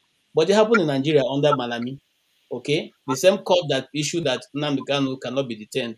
The same court, they went back after 1 week and got another restraining the same order which they just gave. You know, so some of these things are things we should look at, and not because it is Nnamdi Kanu, it can be anybody. What goes around comes around. And one of the things we used to study about crime is that crime does not have limit. A fence does not stop crime. If it's happening in your state, it's only a question of time it will reach the last state. And when we are saying that, when the kidnapping was beginning to start, they say it's one side. It's not a problem, but now kidnapping is everywhere. So let's be careful to say what is right and say it the way it is. It doesn't matter who is receiving the good news. Thank you. All right, thank you, KJ. Albert, welcome to the show. My neighbor. How you I find how about it. Right. Thank you. I'll be listening to your show and listening to my brothers and sisters there since morning. I just want to make this quick comment. We are discussing about Asari Dokubu, and I won't say they are criminals. First of all, I work in pipeline. I take care of pipeline before I left Nigeria, and because I don't hide it. I'm still work. I still work doing the federal work for police in Nigeria. As a militant or no, as a police, as a task force. Okay. You may not understand what I want to tell you now, but I don't think whether my brother, if I tell you the truth, how much will you pay me, Rundo? I know you not pay me anything, right? But you just want me? Many lessons, right? Is it me? Yeah, my brother Narundo. Now I was saying, if ever I tell you truth today, how much are you going to pay me? Nothing. No, it's your say. It's your say. You are No. Wait. Let me address this because it's very important. No. I'm just playing. This one just. Okay. I hope Remember, he said he was a police officer. Yeah. I hope so. Okay. Yeah. No. Don't worry. No, you don't have any issue. No, you don't have any issue. Yeah, let's go back to the normal business. The visit that Asari Dokubu went there to see Tinubu for. None of us here know why he went there. We always see him that he went there to sell himself for us to see, Asari Dokubu is still existing. He is the chairman of Vandals. I'm saying it on air. This thing is going to be here for like years. There is nothing can do me. He's the chairman of Vandals. He went there to sell himself and discuss some issues. Sir, you are here. I can help you get some vessels to do business. He didn't went there for anything. I'm sure what I'm saying. You can't do me nothing. If you know you're right, nobody can do you nothing. I'm still telling you. Now, that is for him. That is for his show, for him and his family. It's not for Nigerians. He's not fighting for anybody. If you can recall, you see when they went for tribunal during labor and other with them. He brought some boys there and started making noise. Oh, this court is not going to start. Hey, these mandates must do blah, blah, blah, blah. Why is in there? Who called him? How did he get these boys? How did he organize those boys? He now go ahead and started like accusing the military. Oh, you guys are among of those people who are destroying the pipe, this and that, this and that. I know how many vessels he has. If he make noise much, they will put fire on those vessels. I'm telling you the truth. So he's just like a baby who is trying to walk, and he will start using hand to hold anything that he sees in the living room. That is who Asari Dokubu is. It's self-recognition that he wants to do. So nobody should just take his matter serious. He's saying that, he boy find something in the Kaduna Road, he has some this and that, this and that. He's a terrorist. If he's saying that, that means he knows who are doing it. So he's a part of them. So he shouldn't go and start discriminating the people who hold the country, who are trying to protect the right and the living of that country. You say the military is there behind this. Yeah, fine. Some of them can be there, but not the whole military. You say some of them. You can't just say military as there, the Navy as there. Now you are not trying to bring out the civil defense. You say civil defense, they don't allow civil defense to do their work. Civil defense, they are Nigerians. They are there to do their work. Are they not taking care of the pipelines? Yes, they are doing. Because the civil defense said, they don't give them space to go and operate, to go and break the pipe. So that is the reason why now you are not stopping the whole civil defense. Everybody is there to do their responsibility.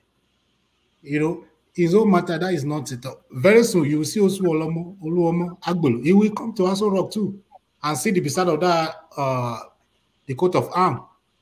You know, so these are the things I'm trying to say. I'm trying to let us know that we shouldn't take these people serious, but he already sell himself out to be one of the militant, one of the terrorists, kidnappers. Already has the old boys that they used to operate. You know, I can see what you are showing here. Does this not really make sense? No. He's just selling himself. Who is this? He's trying to give himself a king. Today he says an Igbo. Tomorrow I'm a Jew. Next tomorrow I'm from the north. I'm Muslim. This and that.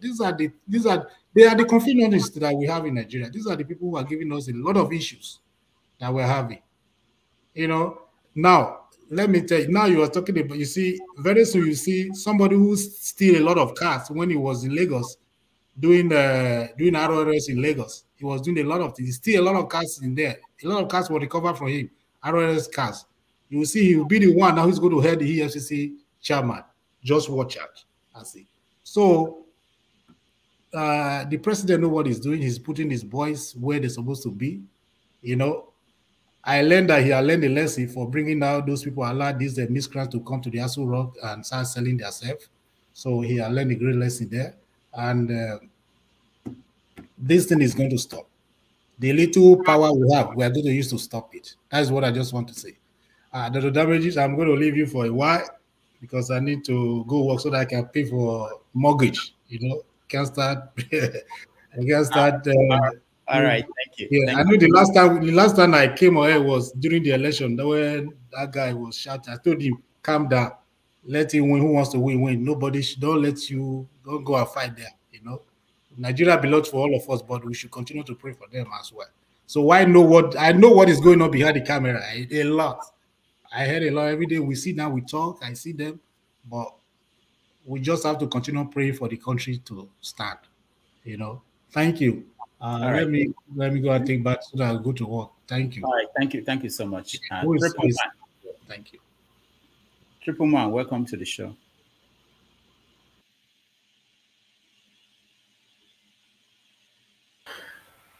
Good evening, Rude.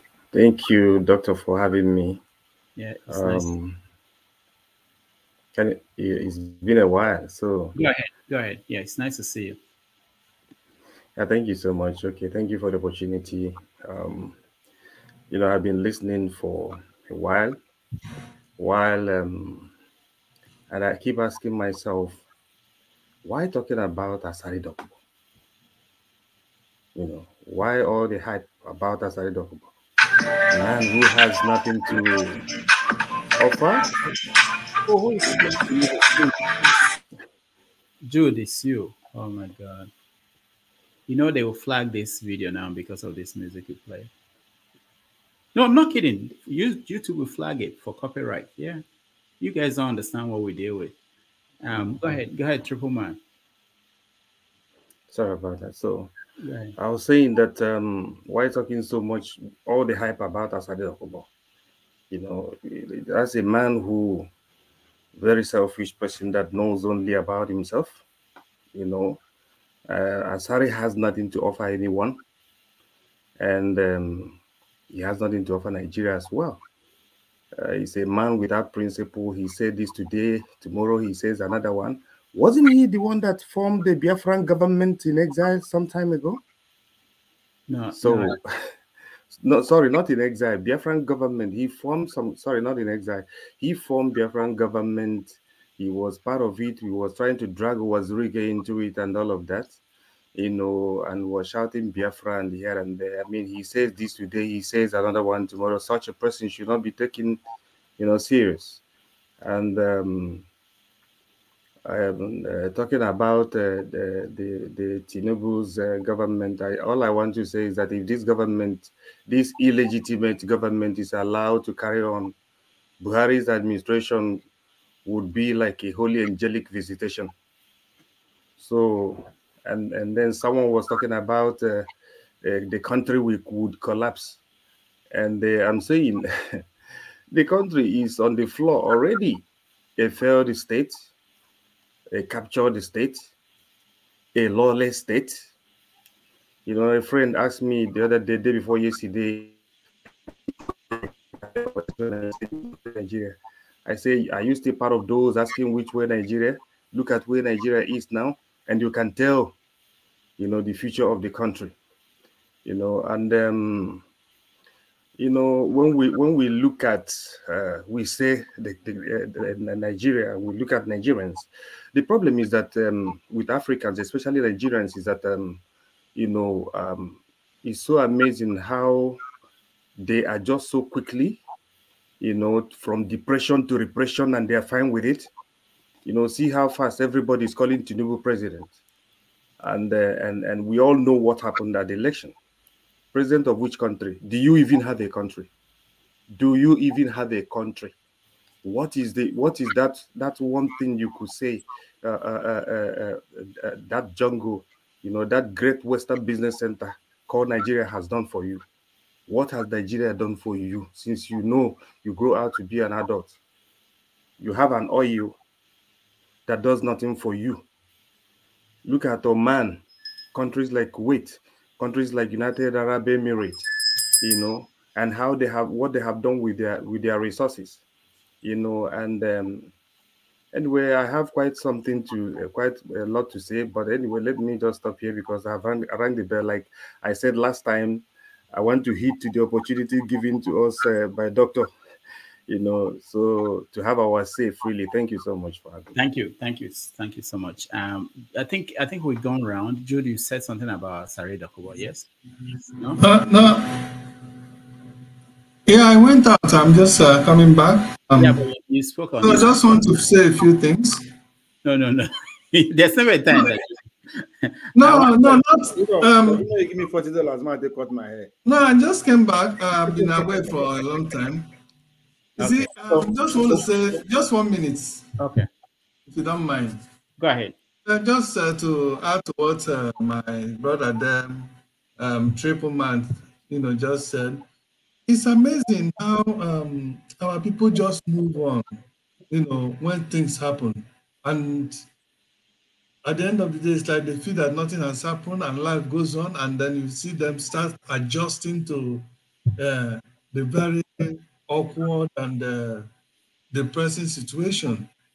You know, I talk to so many people almost on daily basis about try to feed their impulse about the election and the tribunal ongoing this thing that is going on. And then most of what I hear is that nothing will come from that again. We have moved on. You know, Tinubu is now the president. Is now our president. And I keep wondering, I say some of us who come out here, especially in diaspora, will be dying and talking every day, even spending our resources for these people at home.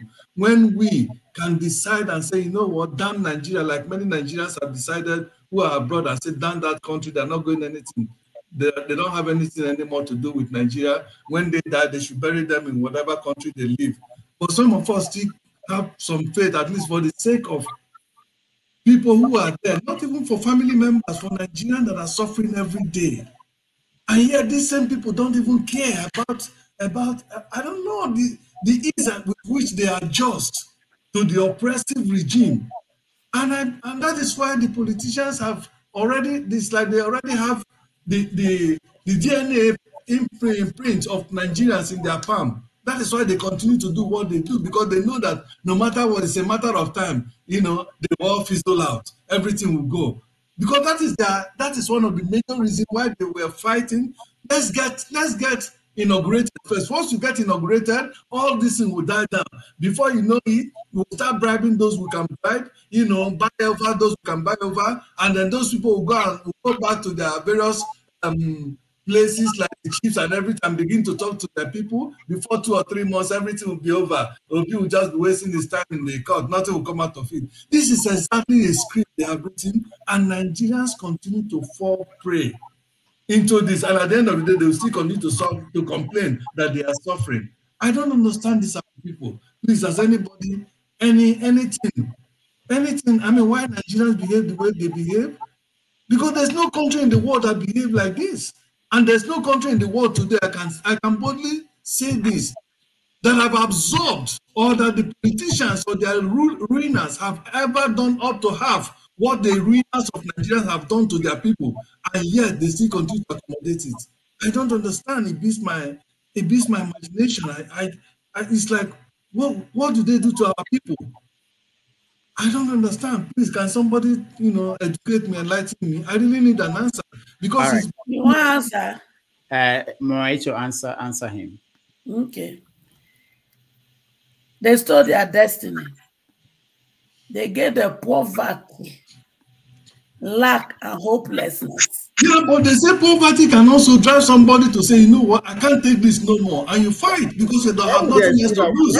Wait, Judy. Why are we excluding ourselves? Are we Is somebody listening? When hunger they grab person, now how to find food to eat, now they think. So that is the situation they have mentally programmed the people to be in. So when they wake up every day, it is, how can I survive? How can I pay they just drove my child out of school.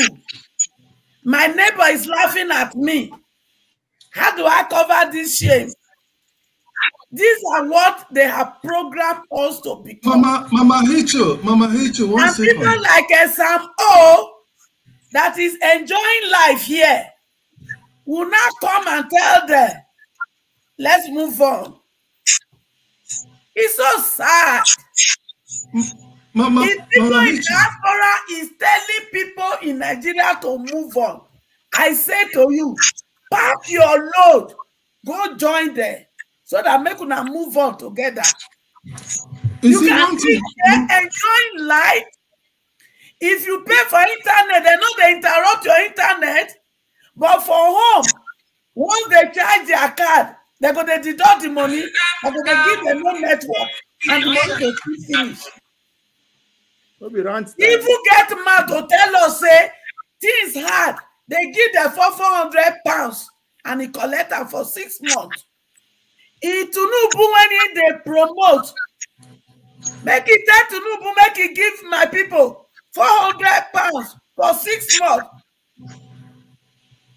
In the year, I don't know what you be mad.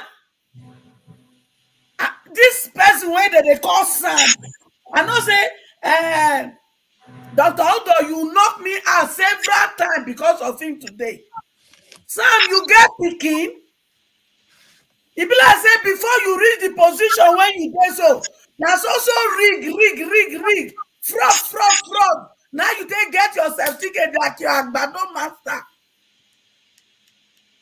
Now you they tell them you collect 400 chop and clean mouth. Tell your Agbado master, make it give every Nigerian £400 for 6 months as they give you for Bodo Igbo. Una they tell person say make them move on. But you're invariably telling the young generation, say, you know what?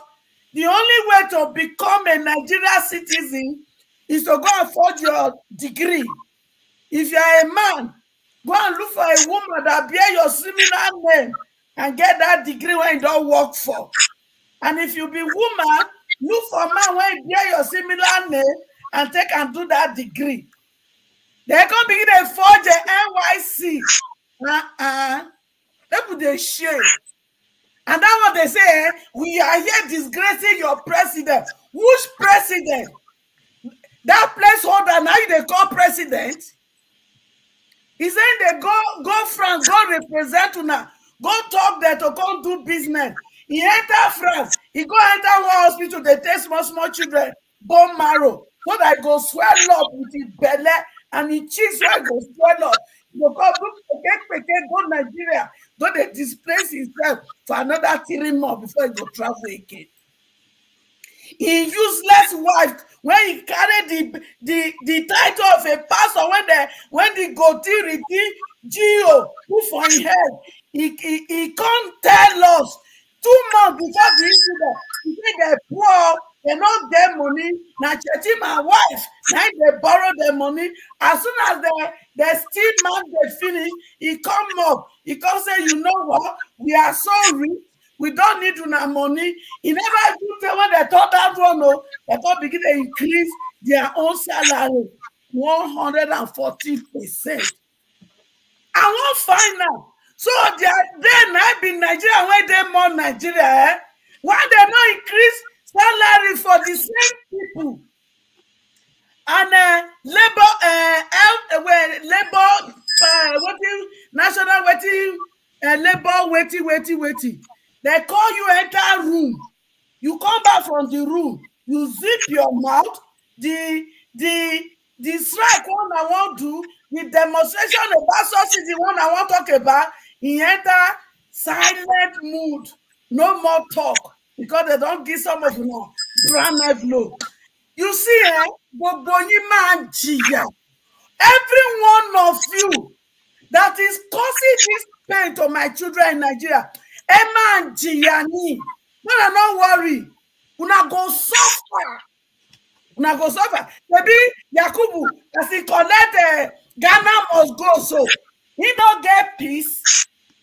Anyone who say make my children not fulfill destiny, una not go get peace. The money una collect, like this go be sort of on hand. Shame on all of you. See, Dr. Udo, the day when you allow that Mumu Samuel to come into this place, come talk rubbish about the pain of my children. That day me I go wear one trouser. I think I just let you know. Because when in the yakpata they talking nonsense, you know they keep us short. When people won't come tell us what they talking don't make sense, you go they put me for backstage. Make you do it next week. So can we rant now? She was dead. Okay, so your time is gone. Yeah, we are going to rant. Rudolph, before this rant, before this rant, those that have won a book before on the rant, are they going to compete again so that I know how severe the competition today? They can donate to you or give you if they win again. I can't stop them from. No, I mean those people. For instance, for instance, Madam H.O. don't compete, win. So making give us chance now, so that otherwise. I win. Now me win, I will not be you. So not disqualify me before competition. CM. All right. When you win a World Cup, don't you compete again? If you won a World Cup, you still compete again. So guys, do you want to take a break before that, or we want to continue straight? Ranting. Okay, all right. So I wanted to show you guys the book. It's called Soulful Return. It was written by Fidelix Barrow. He's a medical doctor. What do you say is the name? Soulful. Soulful, yeah. I'm going to show it on the screen now. Yeah, and she did yesterday. Yeah. So so he's going to be on the show next month. So but he's giving out signed copies of his books to our audience, our members, people who come here. So I'll give out one today and one tomorrow. Okay. So that's the book. Return. If you win the rant, and for the people watching at home, you are the ones that will decide the winner, not me. So I hope you will listen to them. They will all have 1 minute to rant, and on anything they can say or talk about what's making them angry on about anything, and then we will go around. If you are in the studio and backstage, I will come to you. I know you're there. So let's start. We want to start with CM. Oh, wow. CM wants this book. No, we don't get already. Okay. I think the people will have mercy on you, CM, and just give you. Don't worry. You want it. Okay. My rant will be to say that so far I'm impressed with the turnout of events at the election tribunal because although people may tell P2B to go to court in the hope that he wouldn't go to court, but he has shamed all the people, and they raised the hope of an average Nigerian that if you prepare very well, you have your evidence, people are prepared to listen to you.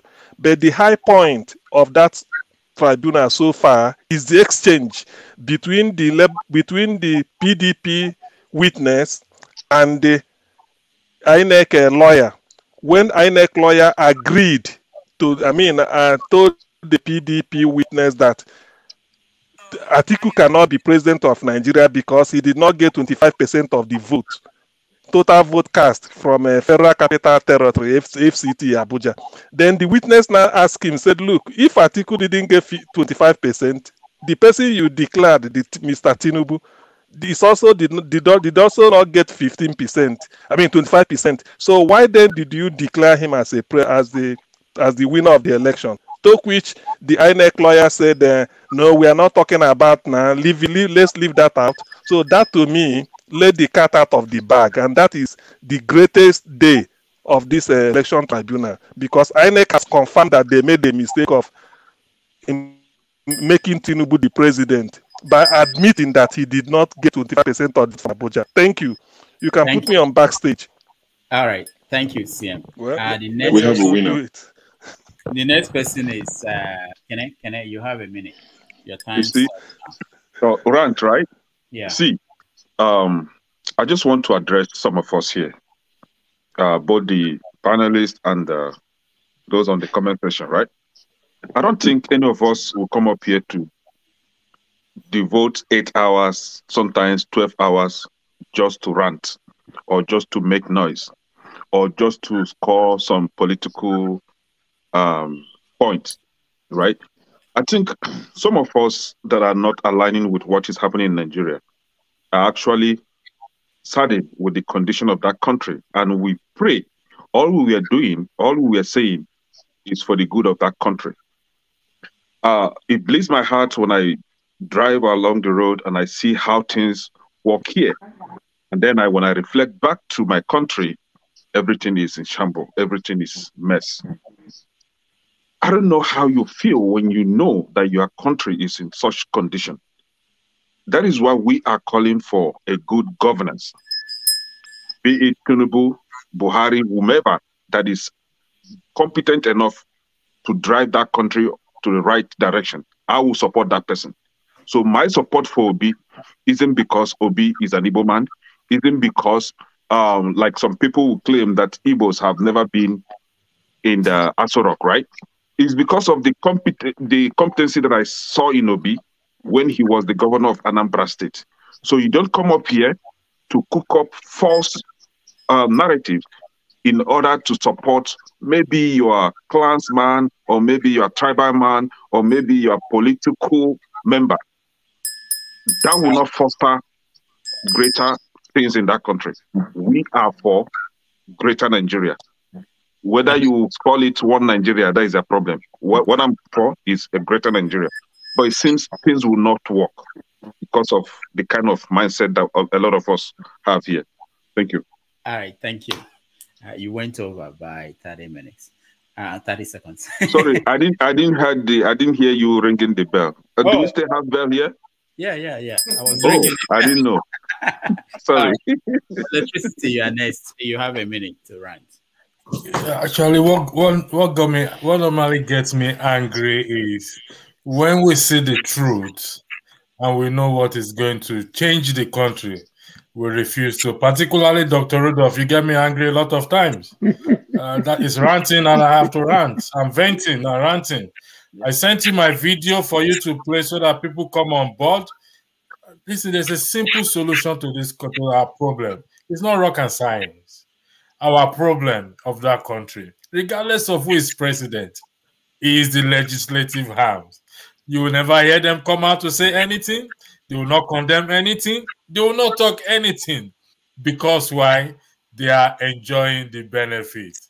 And until we come to that point, it gets me angry, to be honest. So I got discouraged. I almost said I'm going to come to Dr. I'm not going to go to any channel again. I'll just sit down and let the sky fall on the country if it wants to fall right now, because honestly, I'm tired. That's it. Thank you. I will have voted for you, but you didn't mention section 68. So you lost my vote. All right. Please put me in the backstage, please. Put me in the backstage. Thank you. All right. KJ, Okay. Thank you. What gets me ranting most times is the fact that we have gone from an intellectual society to a degenerated tribal, societies where tribalism, nepotism, and all that is what we are bringing to the fore on international and national discourse. When the majority of the countries worldwide are thinking of how their youths, their elderly, their intellectuals, their academics are going to progress in one direction or the other. We have reduced our own, group to groups of discussing issues of tribe that doesn't even in any way help us to progress. And every attempt to try to correct it is totally, buffed off by people who will tell you that you are only taking that position because you are of that tribe. It's really mind-boggling that at this 2023 Nigeria, we are still discussing about tribe. Life has become almost nothing in Nigeria. People are massacred, or let me use the another word. People are, just, unwanted destruction of lives, on daily basis with nobody asking question. The nation just goes on. Some weeks ago, just like a week ago, it was over 200 people from Kaduna, and nobody seemed to care. It doesn't bother them. It don't shake them. And you just wonder, are we still the same people, the same society where you can correct your neighbor's child, where you can, direct a child that is in your compound? It's mind-boggling. We are the only nation in the world where our people are living IDPs, and the government go to sleep. They don't care. They don't even bother whether those people are eating or not, and we still call ourselves a government. Sometimes you just want to wonder, ask yourself, how can all this be in just short a while? Okay, now we have not even now known that we can do. We just go on. We just go on. Once we mention it, as a news, just like a sentence. Oh, so and so happened in so and then we move on. Okay, and we move on and we move on, and we are discussing as if nothing. Life has become nothing in our nation, and the way to go, way forward about it, I don't know, but only God will help us. That's my rant. Thank you so much. Triple Man, 1 minute starts now. Yeah, thank you so much, Dr. Rudolph. 1 minute is not enough time to rant anywhere. So, but anyway, I will respect that. so if you say it's ranting, it's so annoying when you look at the events unfolding in Nigeria.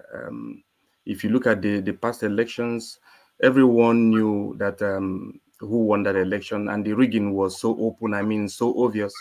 With all the evidence, people like David Hundeyin has brought, and all the comparison of the certificates that were issued by Chicago State University and the one that Tinubu submitted at INEC, very different and obvious.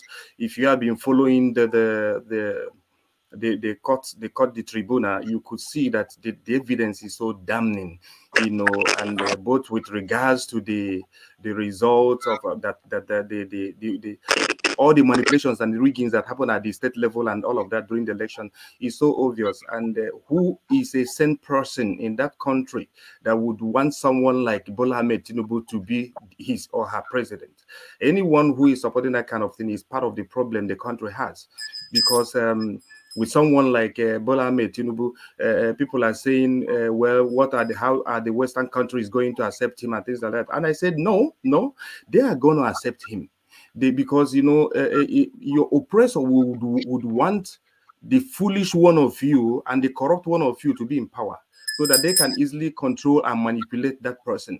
So, but it's so sad that all these are going on. Nigeria is a failed state, a country where even the security operatives would want to go for arrest and they burn houses and nothing would happen. A country where the court will give rulings and the government will not listen. I said 1 minute is not enough for ranting. I rest my case for now. Good job. Thank you. Jude, you are next.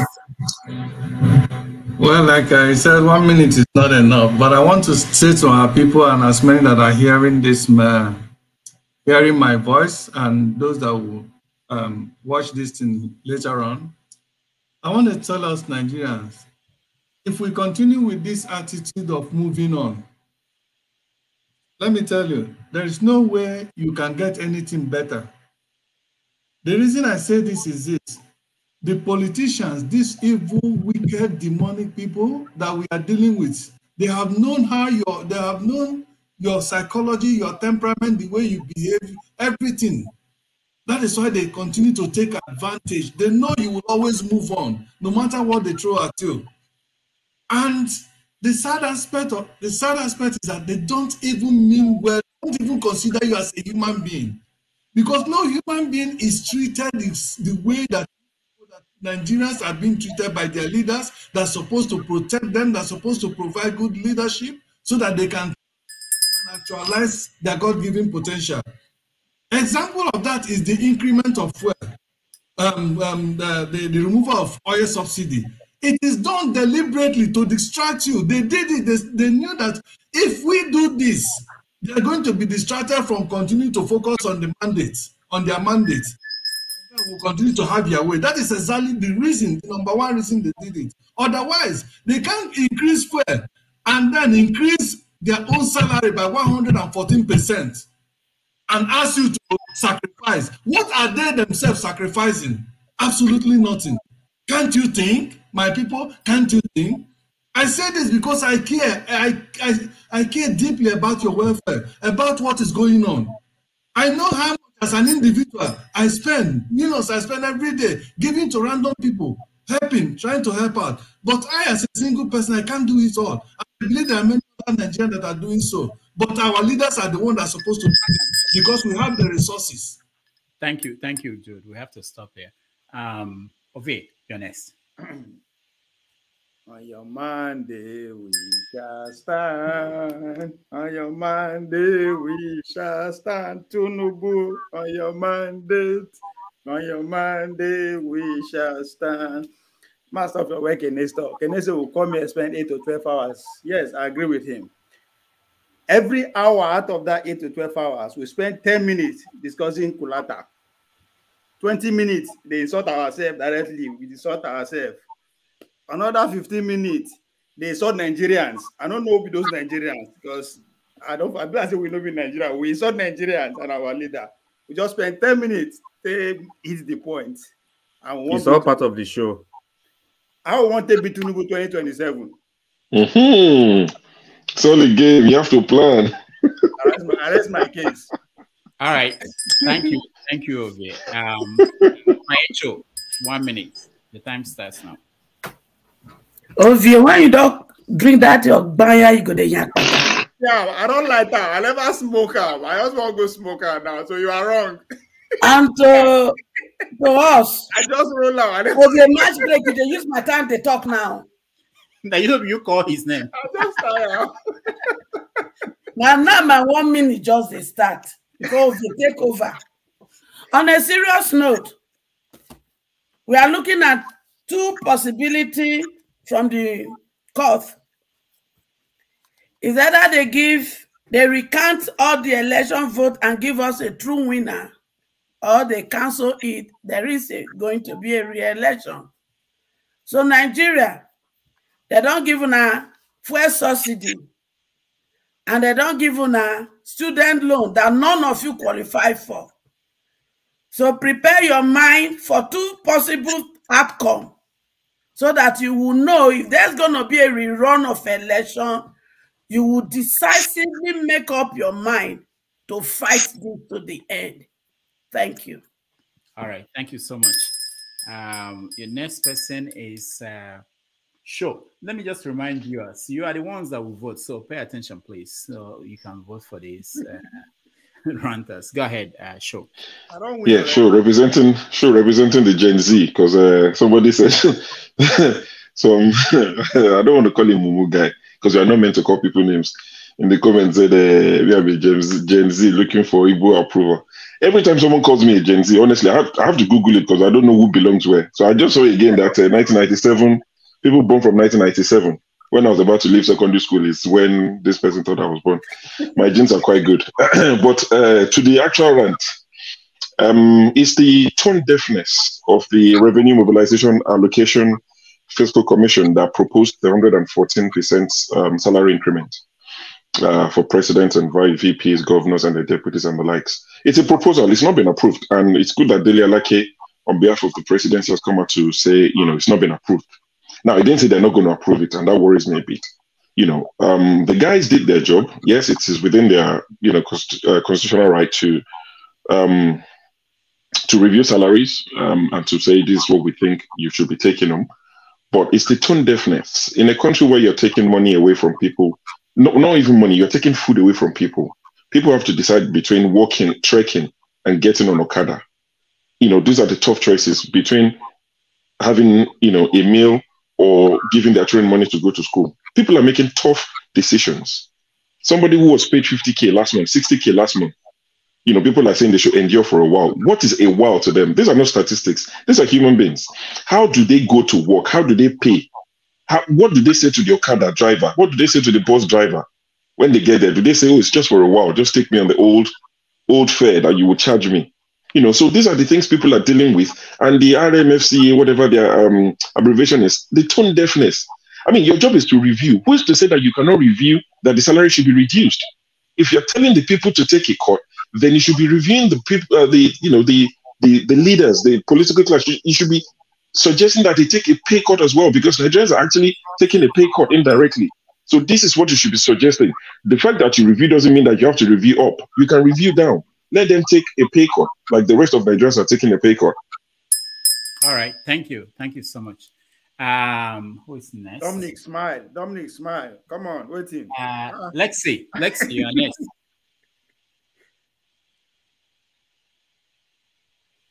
Meet yourself, Lexis. Well, let me salute everybody. As usual, I will still ask how the market. Are we still prepared to continue to deceive ourselves? I visit other platforms and I see the role some of you here play in those platforms. I expected what I just saw now, but anyway, some people are just deceiving themselves. They are on a mission, perhaps being paid, and I don't see why they are, insisting on what they are doing if they are not being paid, because everything has been said that needs to be said for a person with an empty head to know that Nigeria is abnormal and the correction is at a point where something drastic needs to be done. Some people come here to defend the system, and then when they see it's getting too hot for them, they will start pretending as if they are somehow beginning to reason. We know all that goes on. We watch. Now, the first thing is, there's no reason for anyone to still maintain or retain Nnamdi Kanu where he is still now. And many people will tell you, oh, let him stay there. And there's no legal reason for that. Just their feeling, their hatred, and how they think things should go. Many are still rejoicing that he is behind bars. There's much being said about his health. No one cares. Any nation that condones evil and at the same time tolerates a very bad judiciary can never stand. So Nigeria is still on trial. But let me say this. When Nnamdi Kanu was being told, oh, go through politics, people will vote for you. Look at Obi. Obi went through politics. People voted for him. He won. What happened? Today, we are trying to prove that he didn't win or he won. So even politics, by any legitimate means and any peaceful means, is not going to solve Nigeria's problem. If Obi gets there today, let's say they give it the government to him, the people who are destroying the nation will not let him do the magic he did in Anambra State. So why are we wasting our time? Lexi, we have to stop. And I'm saying this. Lexi, I'm this saying is this because Lexi, this is 1 minute. The rant is for 1 minute. So, We've done 3 minutes. We have to stop there. Okay, I'm ranting You'll get a chance because to talk. Nnamdi Kanu needs to be released. He needs to be released. And those who say he should not be released, shame on them. All right. Thank you. Austin. Before Augustine, let me just say I don't win. I've declared myself a winner. So no, hold on. Show you are going to count. Help me, please. Count. Wait. Nadir ranting make I come here.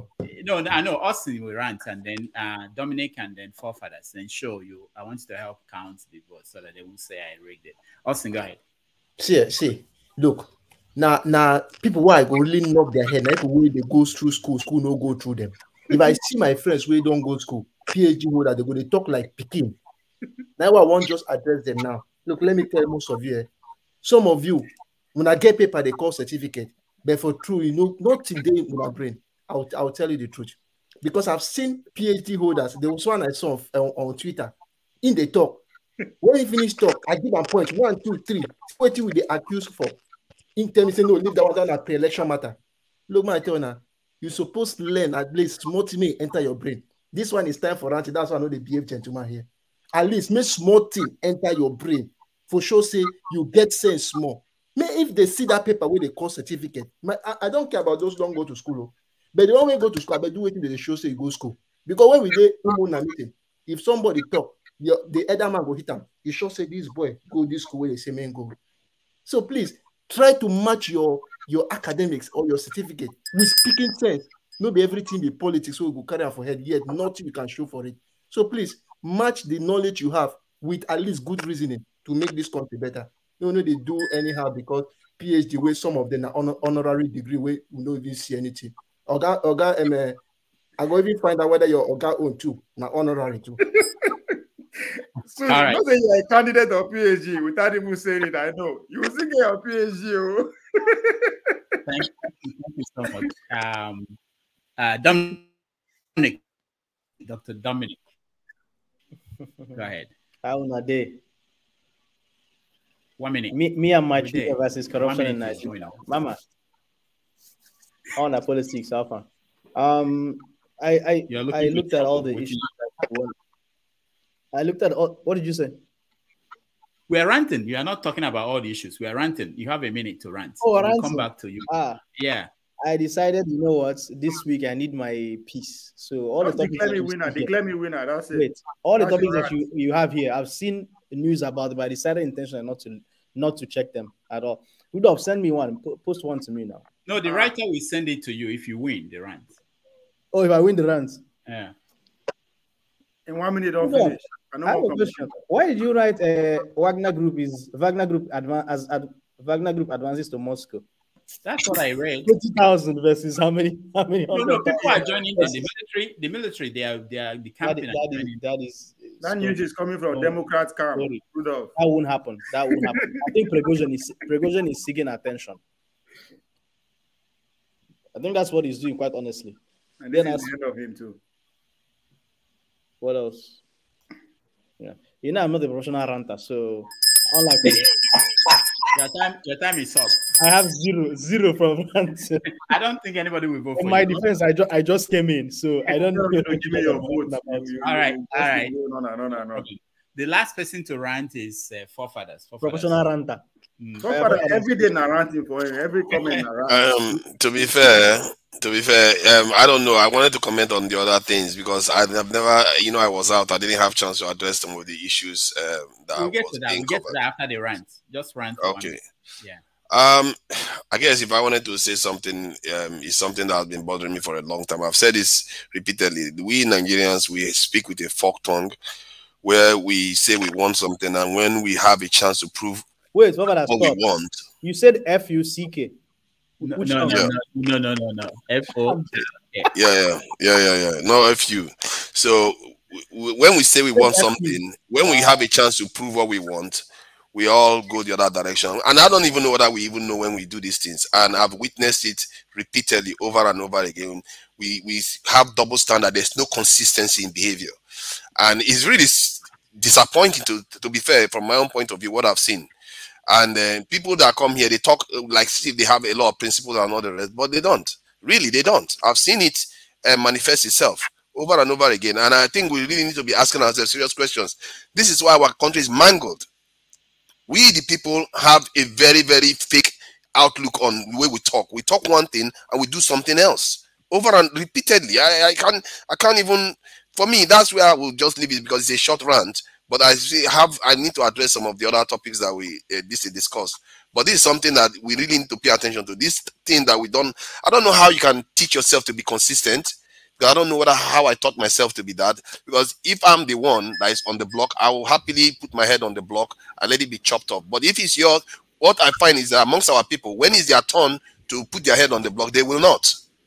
They will back off and like act as if the law doesn't apply to them, principle doesn't apply to them anymore. And I really find that really disappointing. Thank you. All right, thank you. Thank you. Yeah, hold on, one more person. Oh, I know what to rant about now. Oh, you found it. You found it. To rant about. All right. I don't win already. All right. We'll come back to Dominic. Let's go to Masker. Masker, go ahead. 1 minute. No, I will not. I will not rant. I'm not a ranter. I try to collect my thoughts before I come to the public. Okay. Okay. All right. So hold on. Okay, we are going to end the ranting, and then we can go back to normal conversation. Okay, Dominic, we'll give you a chance to redo it because I think you came in, you were shocked that we were ranting. Go ahead. When I heard forefathers ranting, something that came to my head was, he was talking about the inconsistencies and what people say and what people do. And the first thing that came to my mind is the inconsistencies in how the Nigerian government works, right?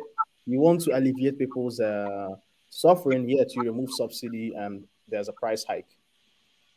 You want to instill a sense of security in Nigeria, working economy, so that you can attract investors. Yet people go and glaringly rig election. So how are you going to instill confidence in the outside person who wants to, the businessman or whoever that wants to invest in Nigeria? There's a presidential election petition that's going on. So no matter how Tinubu goes far and wide, any sensible business person who wants to get entrenched in the Nigerian economy and invest will probably have to wait till the presidential election commission does its job. So I'm seeing just inconsistencies in people who are making promises, people who want to be leaders in Nigeria, and the actions that they are portraying, which is totally opposite of what is they are quoting or what they are saying is going to help people. All right, thank you. Was that 30 seconds? That's it. Yeah, that's it for the rants, and we want to thank everybody. You still lose, but you can go to so voters, those who are watching, we have 5 minutes. We'll give you 5 minutes to vote. Rudolph, you don't want me to. They've been voting. They've been voting in the comment section, so we can still want to make sure that everybody will get a chance to vote. Yeah, that's fine. Yeah. Show we tell us the way. Can I vote for myself? No, you can't. Can I vote for myself? No, you can't. Dominic, what did you say? Myself. No, you can't vote for yourself. Don't vote for yourself. Nah. You have one vote, sir. Somebody has voted for you. Ibi is my director of campaign. I can see you, Ibi. All right.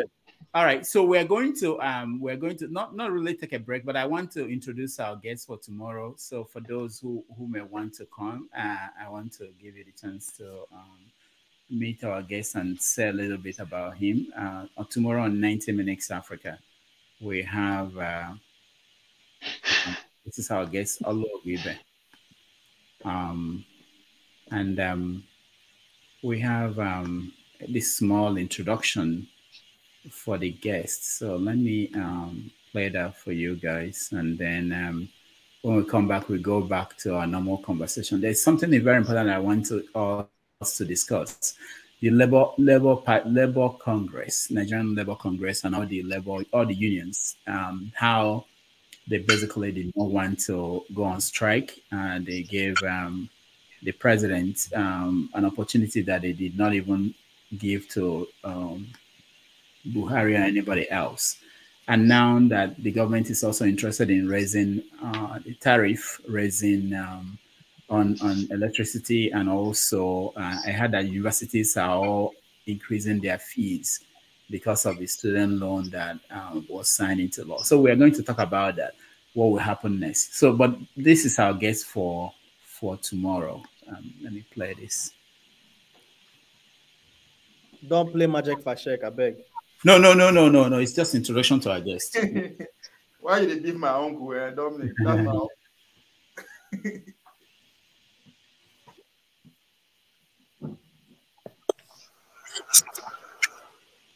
His first introduction to arts came from his father. His father, a preacher, was also a school teacher, a wood sculptor, and a sign painter.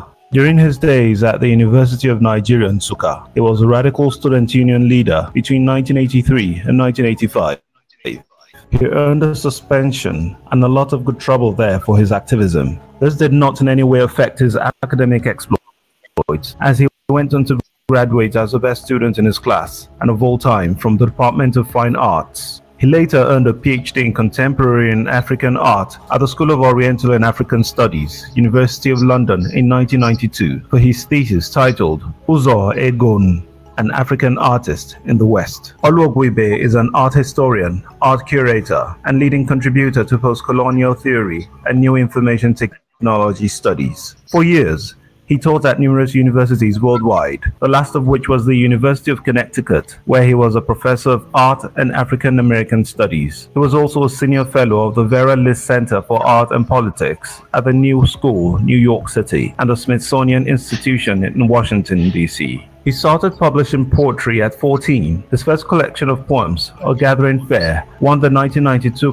Christopher Okigbo All-Africa Prize for Literature. As a practicing artist, he has had one-person exhibitions in Nigeria, Britain, Germany, Switzerland, Japan, Korea, Cuba, Australia, and many others. His most important work, Monumental to Strangers and Refugees, a public sculpture in Königsplatz, King Square in Kassel, Germany, was awarded the Arnold Bold Prize in July 2017. The masterpiece, which has the words, "I was a stranger and you took me in 4 different languages, Turkish, Arabic, German, and English, was fiercely opposed by the right-wing anti-immigration opposition, who felt it was supportive of the then administration's open immigration policy. In this interview, Olu explains the message in the obelisk. Politically, in current times, in recent times, people have tended to look at the subject matter in a one-way kind of way, thinking only of those who are coming in, but also thinking in terms of rights, in terms of entitlement sometimes. But I believe that it's important to realize that hosts also incur costs. The kindness is not free. It's a natural law, but it's not free. So those who take people in and those who are taking in deserve to respect one another, and those who are taking in do need to be grateful to those who take them in. So that's the message. If you our sources are scriptural, they're ancient. But if you read the text very carefully in all the languages that we've used here, and these are the most widely spoken languages in Kassel, if you read the text very carefully, you see that it incorporates these 2 principles, that of hospitality towards strangers, but also that of gratitude from strangers. And I wanted to bring that to Kassel at this point in time, because I think it's very pertinent for the times. His most recent exhibitions were the last 2 months in Berlin, Germany, and Milan, Italy. In a recent Facebook post, Oluogwibe said he dislikes traveling anymore or even getting around. He dreams of the day when the art world would finally start buying his work, and he'll make lots of money, set up a charity, and retire to monastic life in some remote sanctuary where he can continue to work until his number is called. The pastor's son, who was once a child preacher, advertised his epiphany in a recent Facebook post. "I used the critical skills that he, my father, imparted to me to determine in my early youth that religion is no longer necessary, and a foreign faith even less so," he writes. He now deploys his righteous anger developed in his early years in secular sermons. Please join us on Sunday when this award-winning artist. All right. So tomorrow, Oluogwibe will be here, and I have met him 2 times, and I don't think I know anybody like him in any field. He will amaze you if you listen to him. All right, so that's our guest for tomorrow. Sure, do you have your account? Yes, Yes, I believe I do. Okay. So, where is the drum beat? Oh, I don't have it. Sure. All right. Sure. This is not Adam Yes. I beg. It's even funny that I'm the one that's going to announce the result, and that should tell you everything you need to know. You have to show us proof. Mahmoud. Because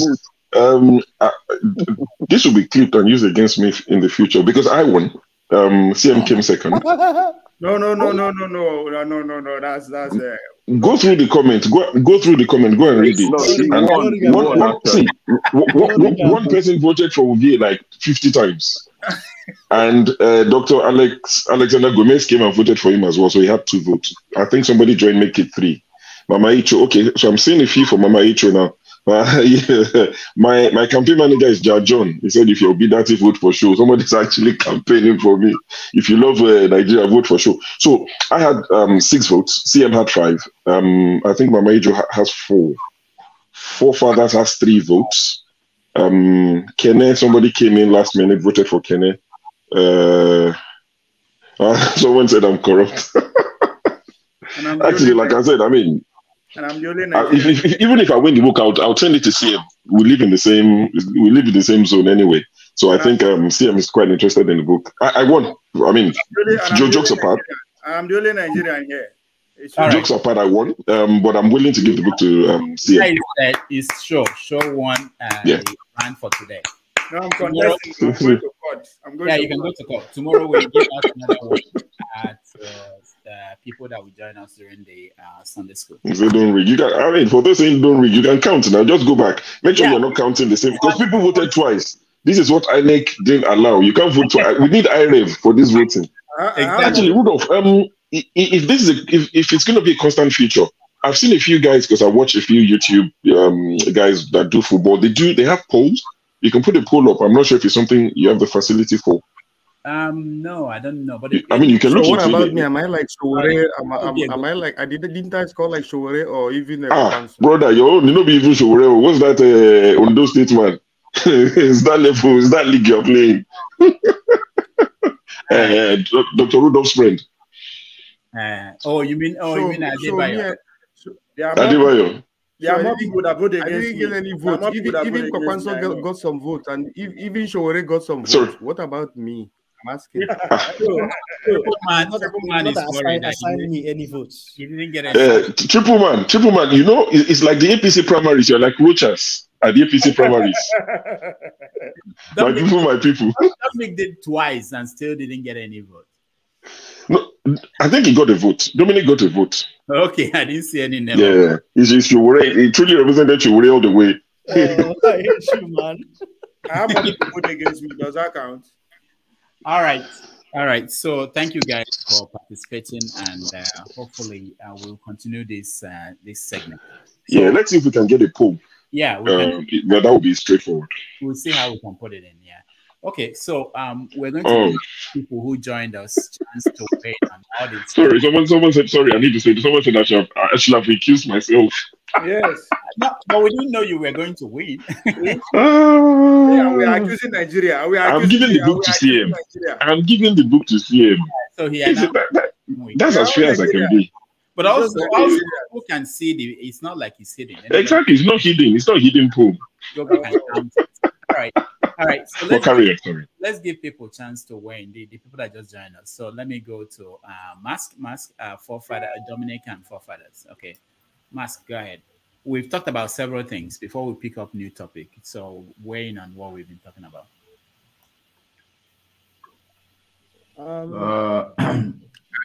I've been I don't know. Is it afternoon or evening or good afternoon, good evening, everybody. Nice to have you. Thank you, Dr. Rudolph. As always, I would like to start with commending you. I know it's not easy. So well done, and keep the good work up. Thank you. Thank you so much. Today has been a busy day for me. Normally, I try to listen to all the conversations. I've been jumping in and out. So my response across all the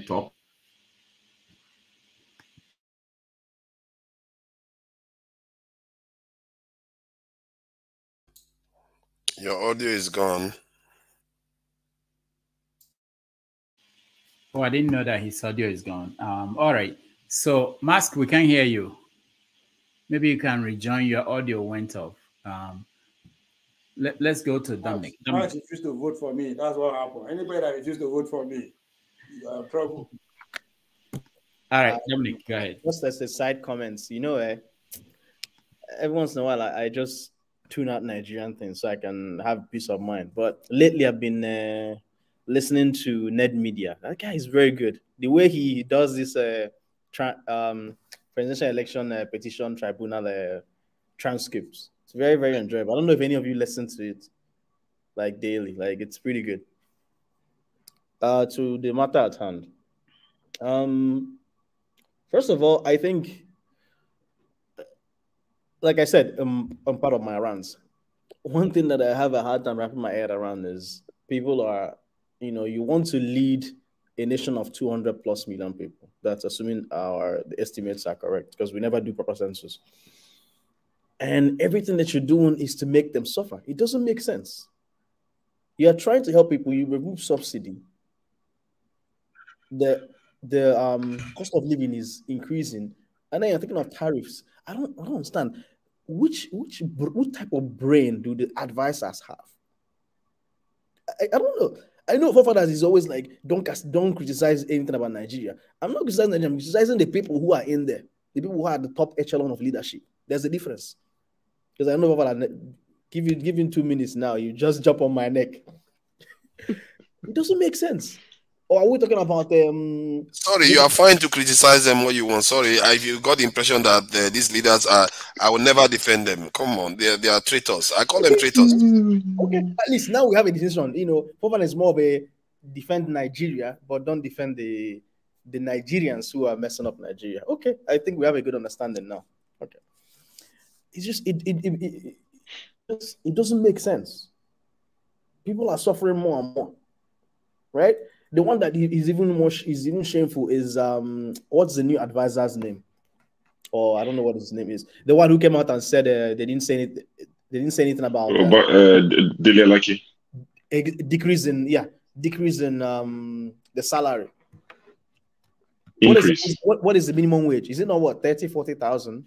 Is it 34K? I think it's 30,000 or thereabouts, right? How many liters of fuel can you use that to buy? Nigeria is just a dilemma. Nigerian leaders, because my father starts criticizing me now. Nigerian leaders are just a dilemma. It doesn't make sense. It doesn't make sense. Now, I'm being very key. See, I'm turning on the thin line now. The father is here. It makes no sense. Then on the matter of universities, I don't understand. They just proposed a student loan program. They haven't even talked about the implementation, how everything is going to go, the framework, the logistics and framework, and the universities are already hacking the price. You see the problem with Nigeria. Not only are we criticizing leaders, and leaders are messing up, the people themselves refuse to change. And so guess what? We are all feeding in some way without knowing it's corruption machinery that is Nigerian leadership. Yeah, think about it. I think every once in a while we have to kind of, like Prophet always say, I have to catch myself sometimes. You just have to step back and see what are some of the things that we as Nigerians are contributing to the corruption machinery. It's always easy to see what someone is doing on the outside. It's always easy to criticize what some of the leaders are doing. But every once in a while, I think of the little things that you're doing around you that represent corruption.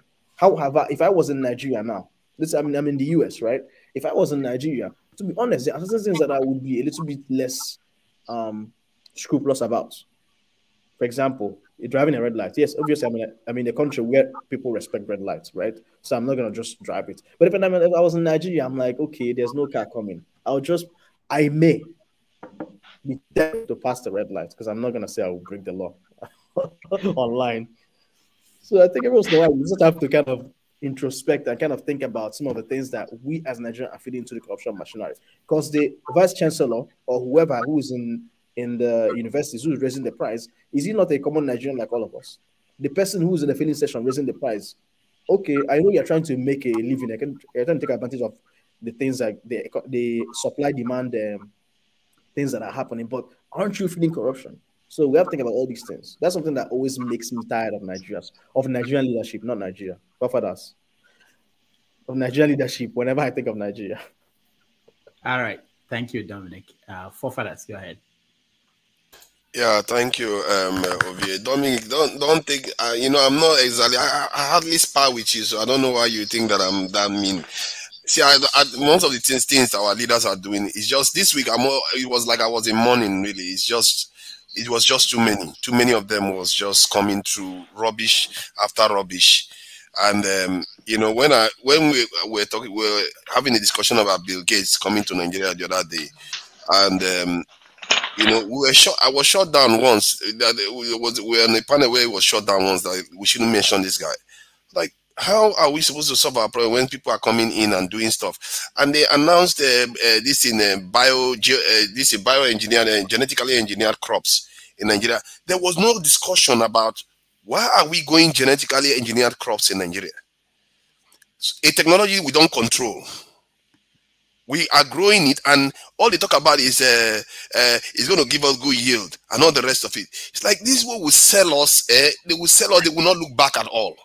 These leaders, they have not changed from 400 years ago, where they sell our people like with Ogogoro and Mirror, and they will sell us. And at the same time, when they were doing this stuff, I was watching the Indian Prime Minister sign a deal with America. Man, you can't believe what America was offering these people. They were going to be building their jet fighters, some of their jet fighters engines in India. They were going to be servicing their warships in India. They are going to be sharing their technology, including quantum technology, space technology with India. What do our leaders do? They go and ask for debt reprieve for 10 years to repeat the same cycle again. And for that debt reprieve, they are going to get conditions which is going to leave us underdeveloped. It's just exhausting, and Nigerians are not paying attention. If we got just one of those things India got, just one, we'll be out of the mess we are in. We've not put ourselves in any position to be worthy of being offered anything at all, because all we do is mediocrity, constantly settling for nonsense. When the Chinese, Mao Zedong went to Russia the first time and met Stalin, the first thing he asked Stalin for was, I need your nuclear weapons, your nuclear technology. That was the most advanced technology Russia had. They've not even tested it properly, and he wanted it. Why? Because he felt like he was worthy of it.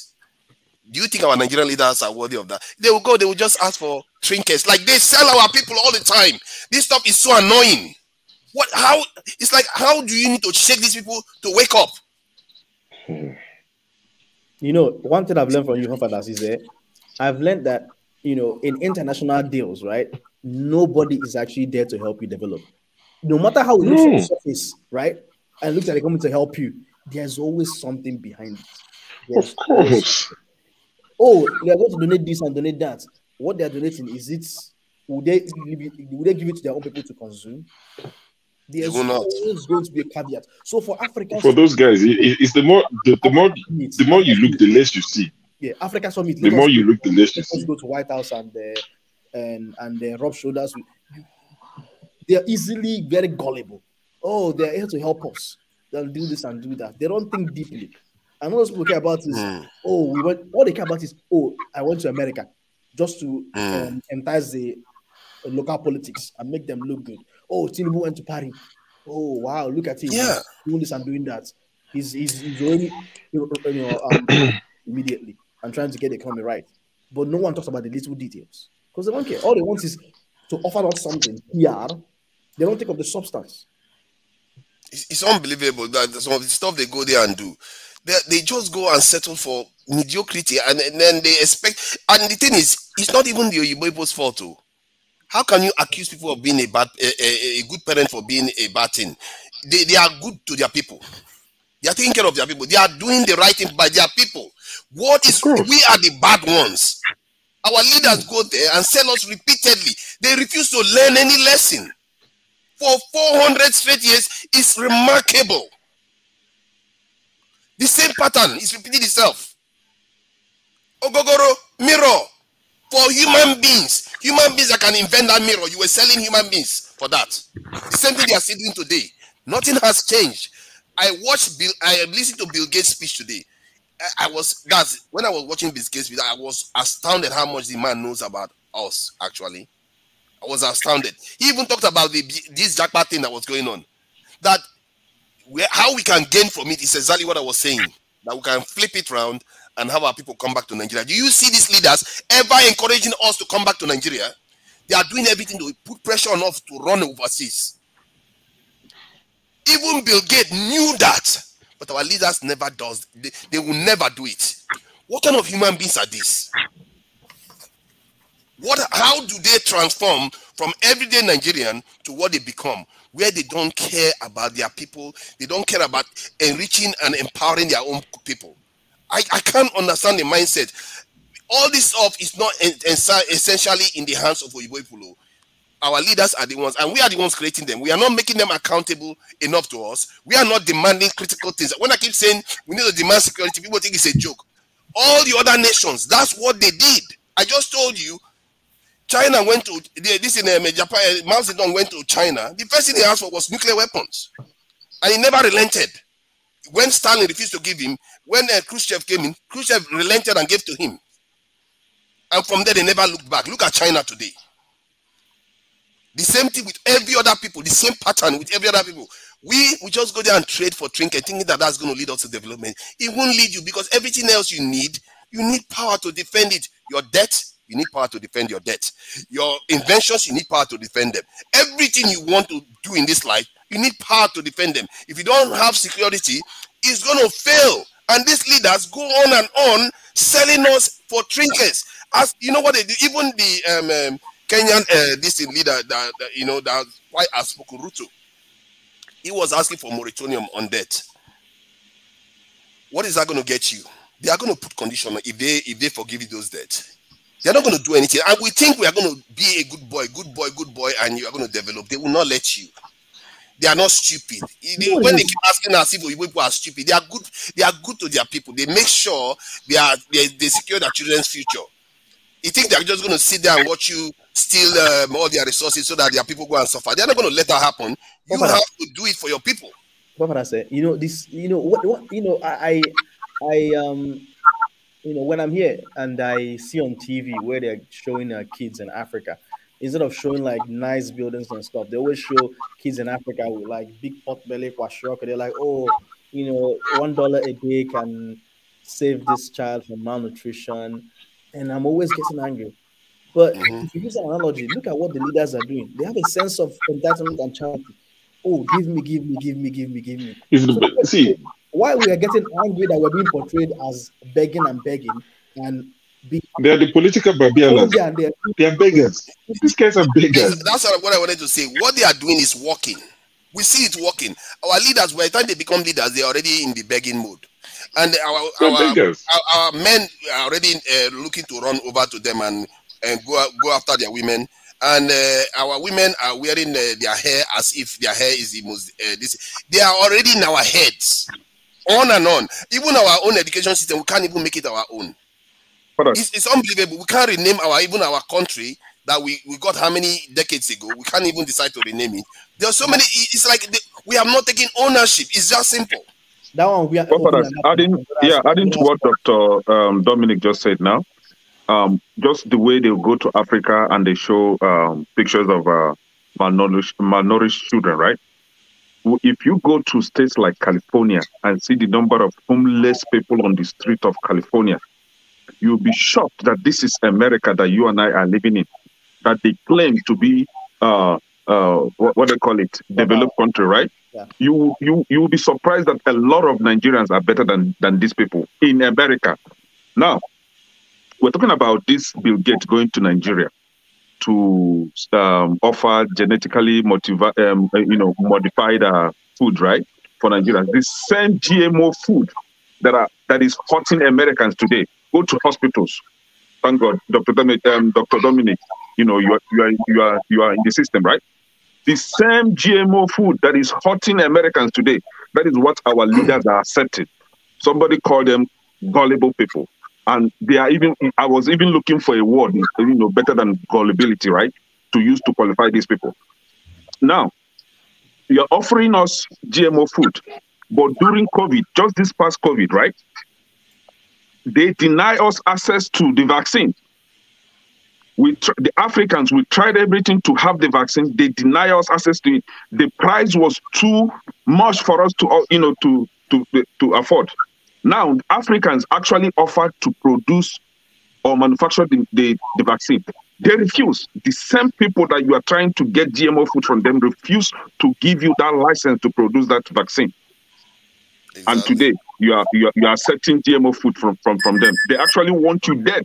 They don't want you alive. So this guy, I've been saying it, Bill Gates has no business in Africa. He should stay off Africa. That guy is going to destroy Africa. He should stay off from our continent.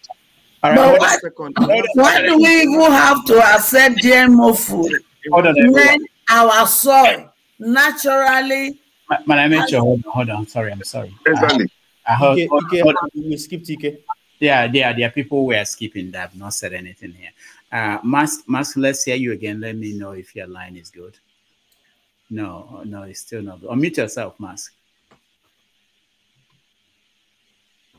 Say something. Okay, thank you, Dr. Rudolph. It's actually Maska.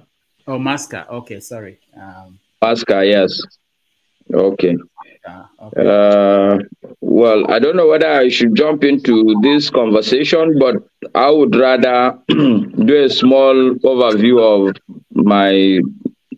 my take on the various topics that I listened to you guys touch on over the course of the program today. Go ahead. Yes. I would like to start by saying that I'm happy today.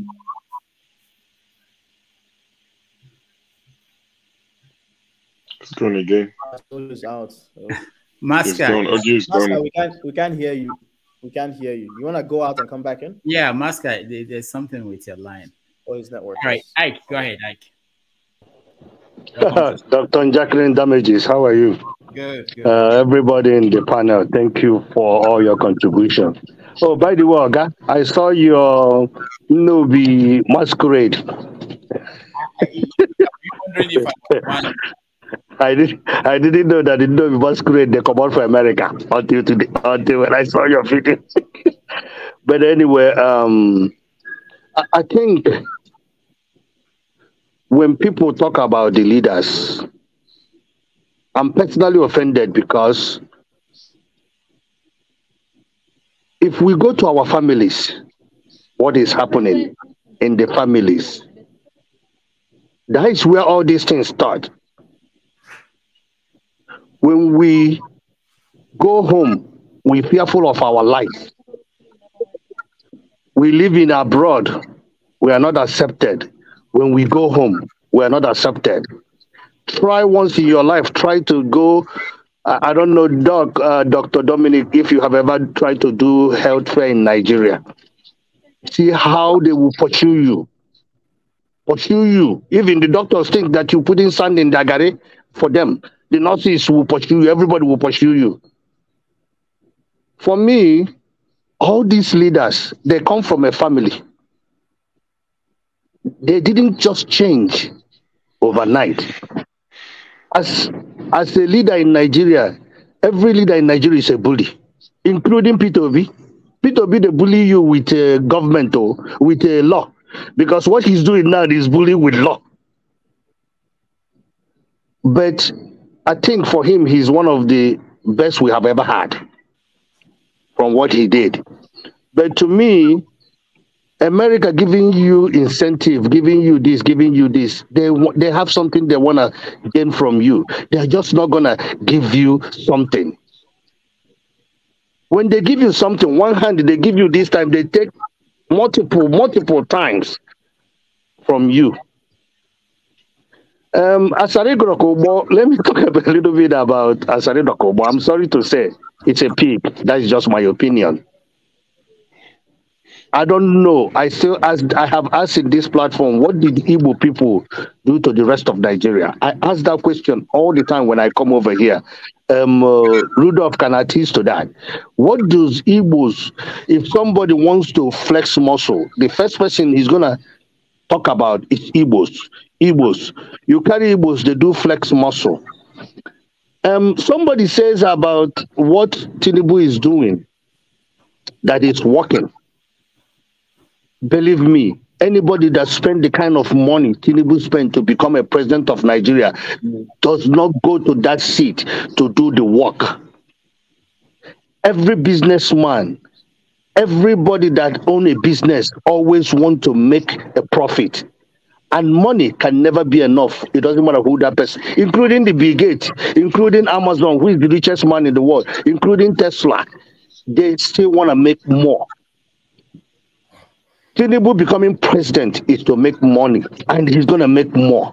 He doesn't have any interest of Nigeria. I'm sorry. He does not have interest of Nigeria at heart. Once again, for Nigeria to be better, our parents will be like the old days parents. If our son do something, you hold him accountable. If our daughter do something, you hold him accountable. Then we will start breeding a new generation. Because my generation and the one before me, we have spoiled Nigeria.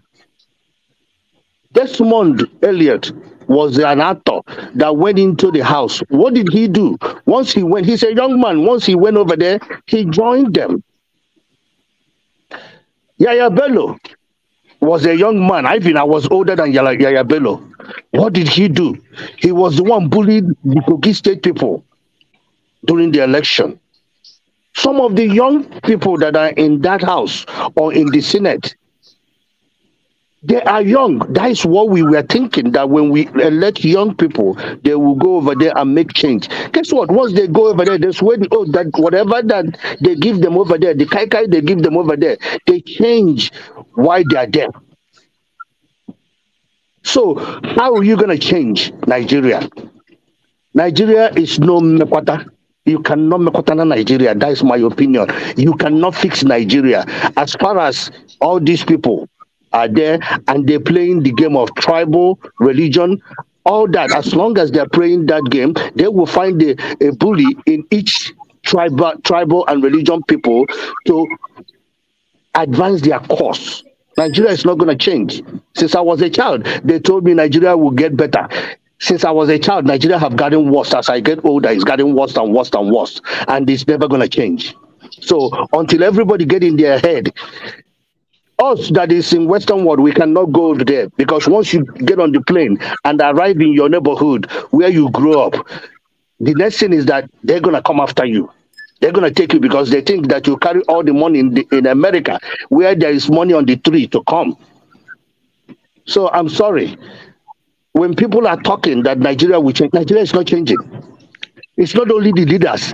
The household have to change first. You give somebody money to build a house in your house for you, they take the money, and when you come home, they tell you stories. That is in your home. Your own immediate brother, immediate sister, immediate family member. Do you know what your parents will tell you? It's your brother. You can't kill him. It's your brother. It's your sister. You can't do anything. Just accept. Instead of mom and dad say, what you did is wrong. A child went to school. They come back in December, carry bags of rice, carry all these gifts, come and give it to the parents. The parents who sent the child in the school cannot ask, where did you get the money to buy the bag of rice? Who gave it to you? When we were growing up, if we eat in somebody's house, when we go, we will say, oh, we are not hungry, even though we are hungry. If you open your mouth and say you're hungry, when you get home, you will get biggest water of your life. So that's my little say in this conversation. Nigeria, I don't know. I don't think Nigeria have future. All right. Thank you. Let me just say, it's good. It's good. People, we all have the right to think the way how we think. There are also people who will hear you and say, I want to prove this person wrong. and I hope the people who are running the government, they're thinking that way. There are people, I've seen some comments in the comment section where people were saying, oh, there is too much hatred. People hate Bola Tinubu and things like that. When I see such comments, I felt like maybe these people are not prepared to be part of for their candidate to rule the country, because it doesn't even matter who is the president at any point. If Obi had been the president, people will be attacking him. People will be criticizing whatever he's doing. So I don't know why people think that because it's your candidate is Tinubu that nobody will criticize him. I mean, that's the job of the rest of the people who didn't. Peter Obi is criticized for wearing black kaftan. He's not even the president. He wears a black kaftan everywhere. Is he mourning? Is he never happy? Kaftan. So you'll get criticized. So can you hear me now, Dr. Rudolph? Yeah, I hear you, but we'll come to you. Okay, let me just finish this thought. Thank you, Sho. But this is I learned something from. Okay.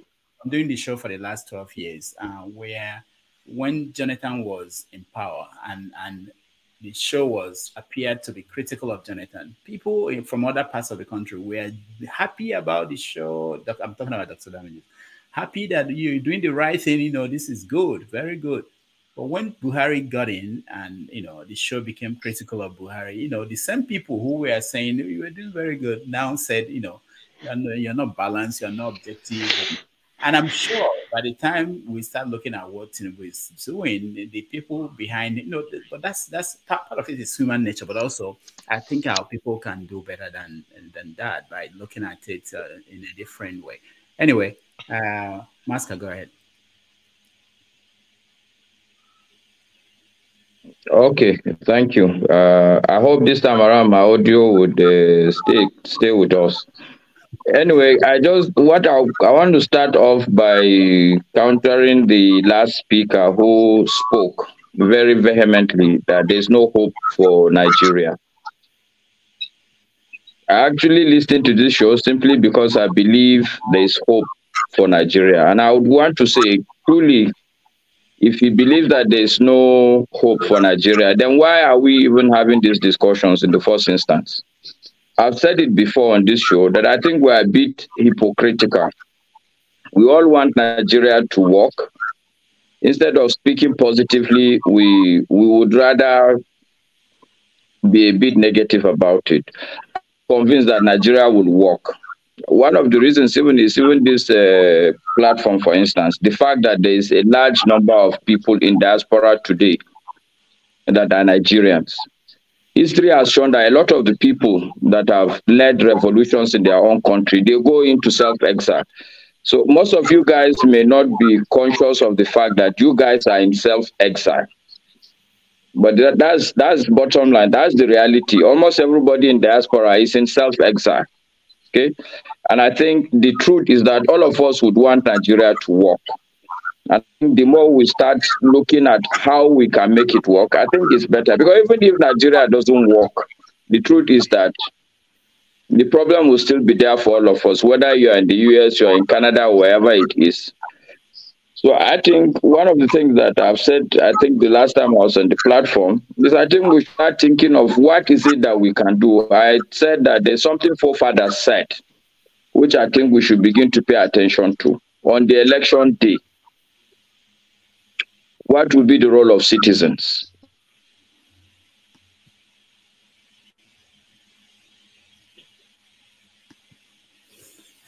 Yeah, something else. There's something that is going on. Maybe you're using your phone and a call comes and it knocks you off, but we can't hear you. Disappeared again. All right. So let's your mouth is moving, but we can't hear you, Master. Can't hear you. All right. So I want us to talk about one more thing before I leave. That, but it's about what happened in Ojalaba market. Now, there is. I'll play a video, a short one. It's not because it's Ojalaba market. It's because it's been happening in other places too. Which is that the point I'm bringing up is the issue of the government watching people building houses in a place they may consider illegal or not right. And I'm assuming someone gives the permit to build the house, or estate, and it's there. And it continues. They see them building it, and nobody takes any action. And people move in, people stay there for years. They wake up one day and put a notice and say this is illegal. And then without giving enough time, or maybe they did, but in this case, from all I'm hearing, it appears as if they were not given enough time to take their stuff out. And then government goes in there and destroys the building. So I want us to talk about that. I know that it's not the whole Alaba market, the way some people are making it, that was being removed or destroyed.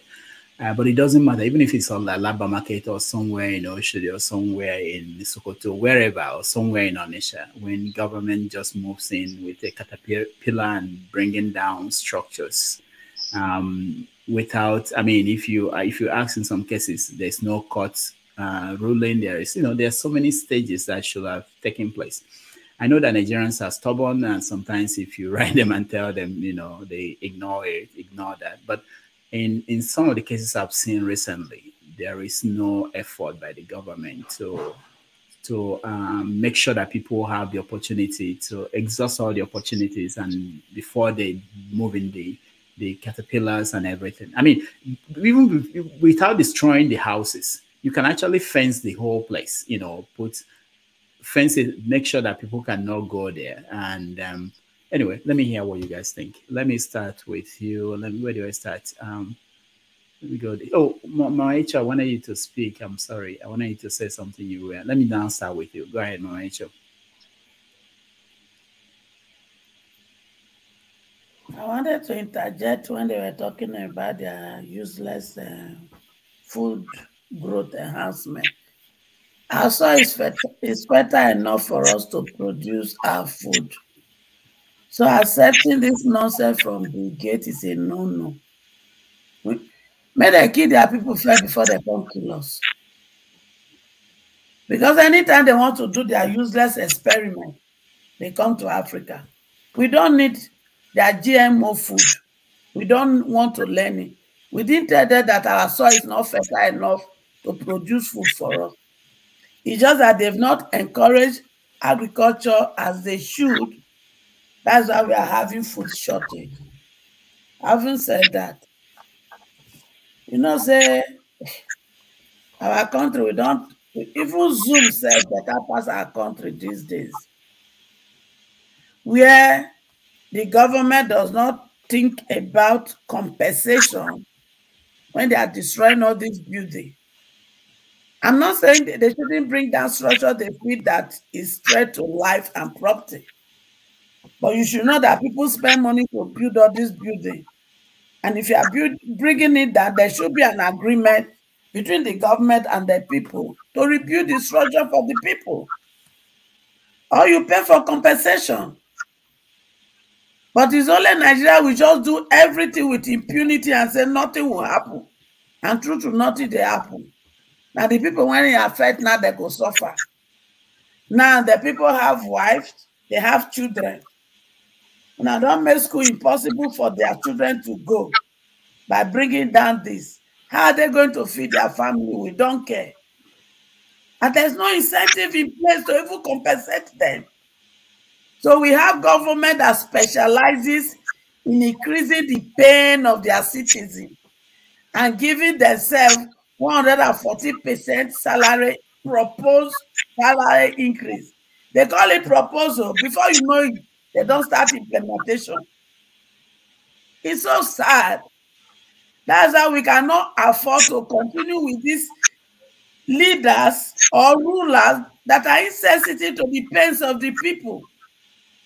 It is high time we put our foot on ground to select leaders that feel the pains of the people, who are ready to listen to the people, so that we can fix our nation for good.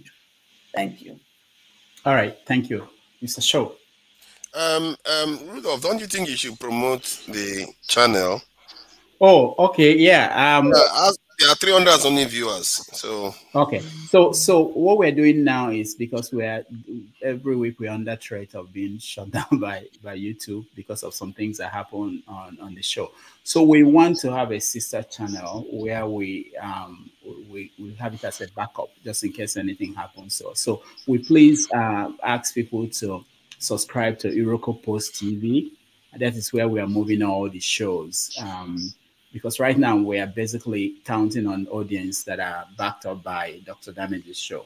We eventually want Dr. Damage's show to be independent again, and everything there will be about Dr. Damage's. But this is Iroko Post TV. We now have all the shows that we have, whether it's 90 Minutes Africa or Have Your Say 247.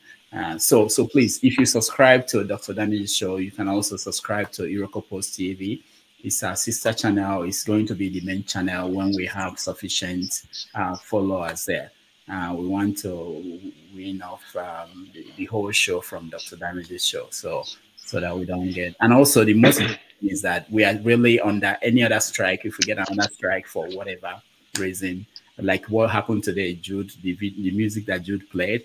I'm not sure how long it lasted before I stopped it, but it's enough for them to say you are violating copyright of somebody's music, and it could be a strike. And then, so please help us. The other things we are going to announce in subsequent weeks to come, that we are going to build with Iroko Post TV.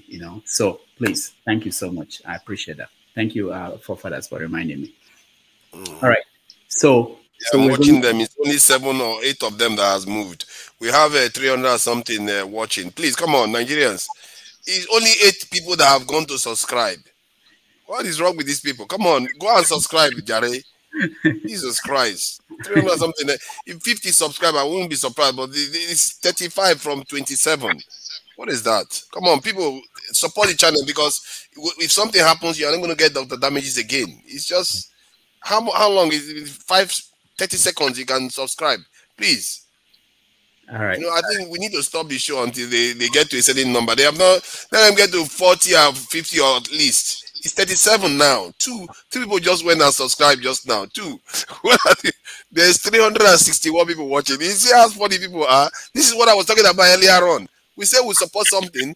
Go and subscribe. How long does it take? These are the kind of things you need to do. Because personally, the reason why I'm doing this, because I find that Dr. Damages allows everybody to come on and talk. You see how Masker comes in and he's able to talk, because he feels like it's an environment that he can be able to share his opinion. You don't often see people like him show up places like somewhere like this channel. So that's why it's important to back this type of channel. The last thing we need is YouTube plays their game again and knocks Dr. Damages off 40. So that's about 13 people. Okay, 300 and something, 13 people moved to go and subscribe. I don't know. Dr. Damages, if you think it's okay, personally, I don't think it's all right, because, Jesus Christ. No, we'll keep repeating it. I mean, I'm not gonna. I'm happy that you reminded me. But yeah, it's very important. Yeah, thank you. There have been people that follow, and everybody when they here don't subscribe. They are shut down. The point is, I can't even find it. I've been typing it for more than 2 minutes now. Let me share the link again. The link is in the private chat, in the main chat. I mean, I'll put it in the private chat. Click on the link. Just click on the link. It take you straight there. They see for afternoon. I just go subscribe. I know they are doing now. They see where. I don't even type and like when I did primary 1. IRO. Still come out. Now something else come out. Yeah. I think Google. YouTube will show you a different channel. I think you have to tell it to search for this one. That's what it did to me too. Or you follow the link.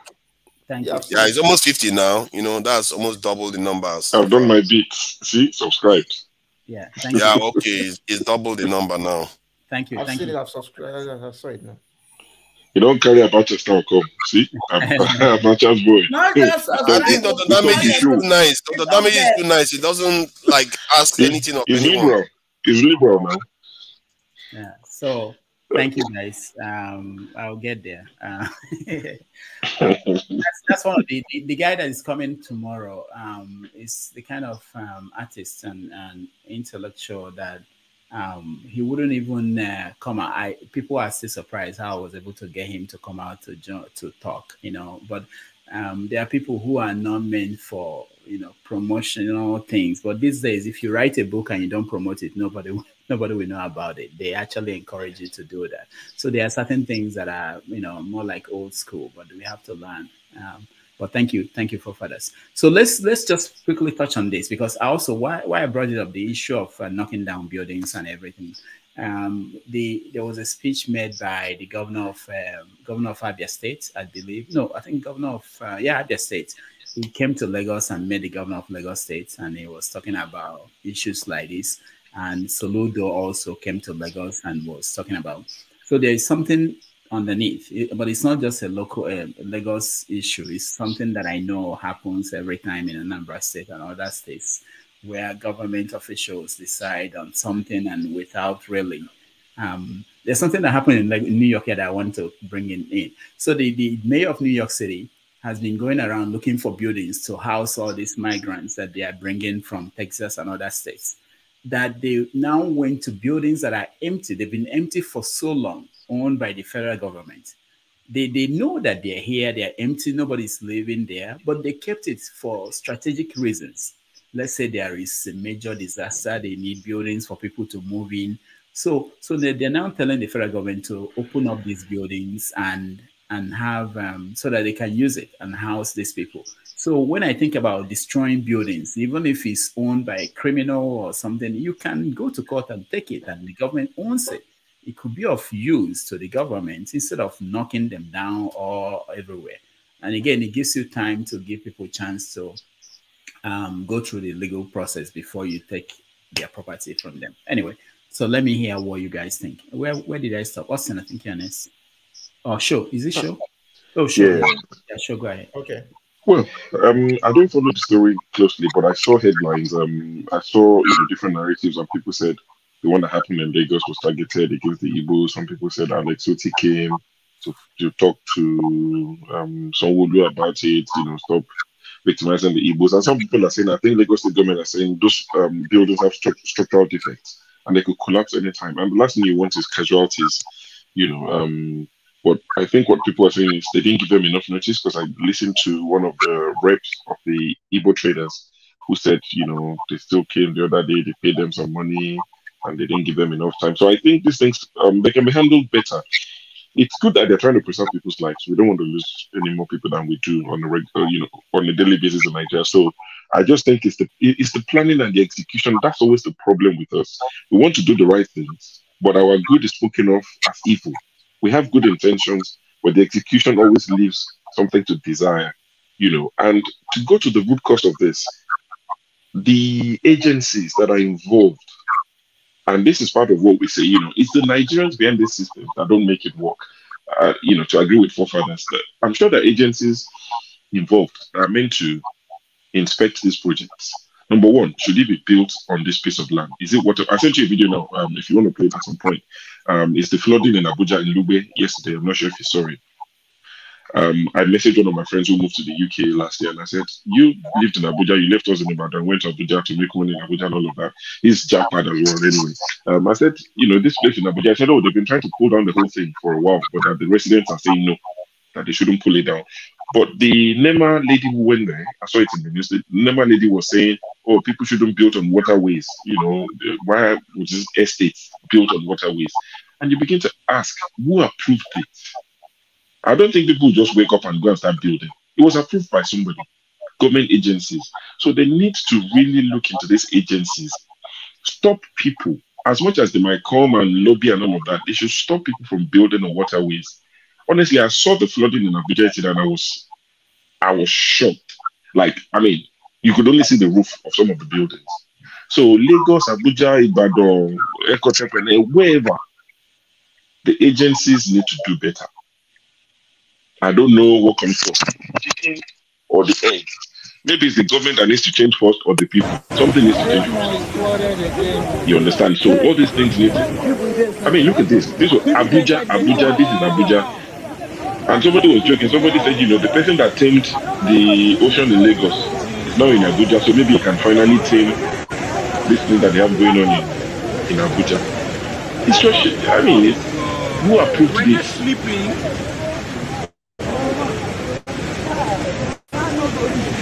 see people's houses, for me, there's no way to get to them. 6 cars buried underwater.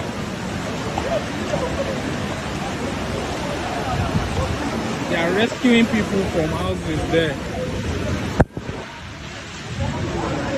They're trying to rescue people over there. 6 cars buried underwater.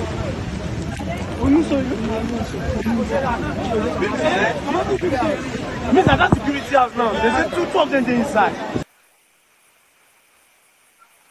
You know, that was Abuja yesterday. And the lady from NEMA was saying that it's waterway. They should not have built there.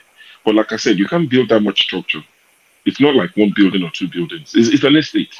So somebody approved it. Who approved it? Heads need to roll. If there are no consequences, this will repeat itself. And these are the things. See, this is not partisan. It doesn't matter who. The people that approved it should be made to face the law. They definitely took bribe. You understand? So we need to nip this in the bud. If we're just treating the symptoms and not getting to the root cause, I mean, we have a doctor on the show, and I think if he's also medical practitioner, you have to get to the root problem, not just the symptom. So all these things we can avoid them, we can reduce, we can mitigate the risk. Flooding would always happen because I know there are some people who will be ready to say, "Oh, there's flooding in America, there's flooding here and there," but it's not because of negligence. These are some of these things. Most of them we can avoid them. So Lagos thing that happened, I'm hoping, I want to give them the benefit of that. I don't think, they'll be that vindictive to say we are targeting Igbos. I think the structures are, some of them, they look quite, dodgy. So if they have structural defects, these buildings could collapse anytime. If those buildings fall and kill people, people might turn around and say they attacked Igbo people, they killed them, it was a setup. So hopefully going forward, it will be executed properly. Give people notice, give them time, probably rehouse them, give them a temporary place to stay. This is what the government should do for people. Now that you've pulled the place down, what do they do? Where do they go tomorrow? And when people keep saying it's temporary, that thing annoys me. It doesn't affect you. You see, because it doesn't directly affect you, say it's temporary. Okay, for you, it's temporary. Talk to the man who has a store or shop in that building. What does he do tomorrow? Give him practical solution. So tomorrow when you wake up, this is what you do. Don't say it's temporary. Temporary could be 1 month. But in those 1 month, what does he do on a day-to-day? This is Nigeria, no insurance, nothing. How does he feed? How does he pay rent? Trying to link this to this subsidy thing. When people say it's a temporary pain, it's a pain we should all endure. You're in the UK, you're in the US. Even in Nigeria, some people are balling. They have money, it doesn't affect them. When the price of gas and electricity and all these things went up in the UK, not bragging or anything, honestly, I don't even look at it, it's direct debit, it comes out of my account. 15 years ago, I'll be looking every day. They've increased electricity tariff. How much is it now? Let's turn this light off. But thankfully, I don't have to look at it, but there are people that it affects personally. So because it doesn't affect you, you can't turn a blind eye. No, it doesn't affect me, but I still care. And I think that's where all of us should get to, where we care for people who can afford these things. So I'll leave it at that. All right. I see a comment. Someone that I'm just gonna make my just drop some insight just based on the last comment I'm seeing. So Omar Baba says the sellers of those land and buyers are to blame. Why should someone go and buy a land on waterway? Common sense. But someone issued the CFO. Isn't the CFO by a government official?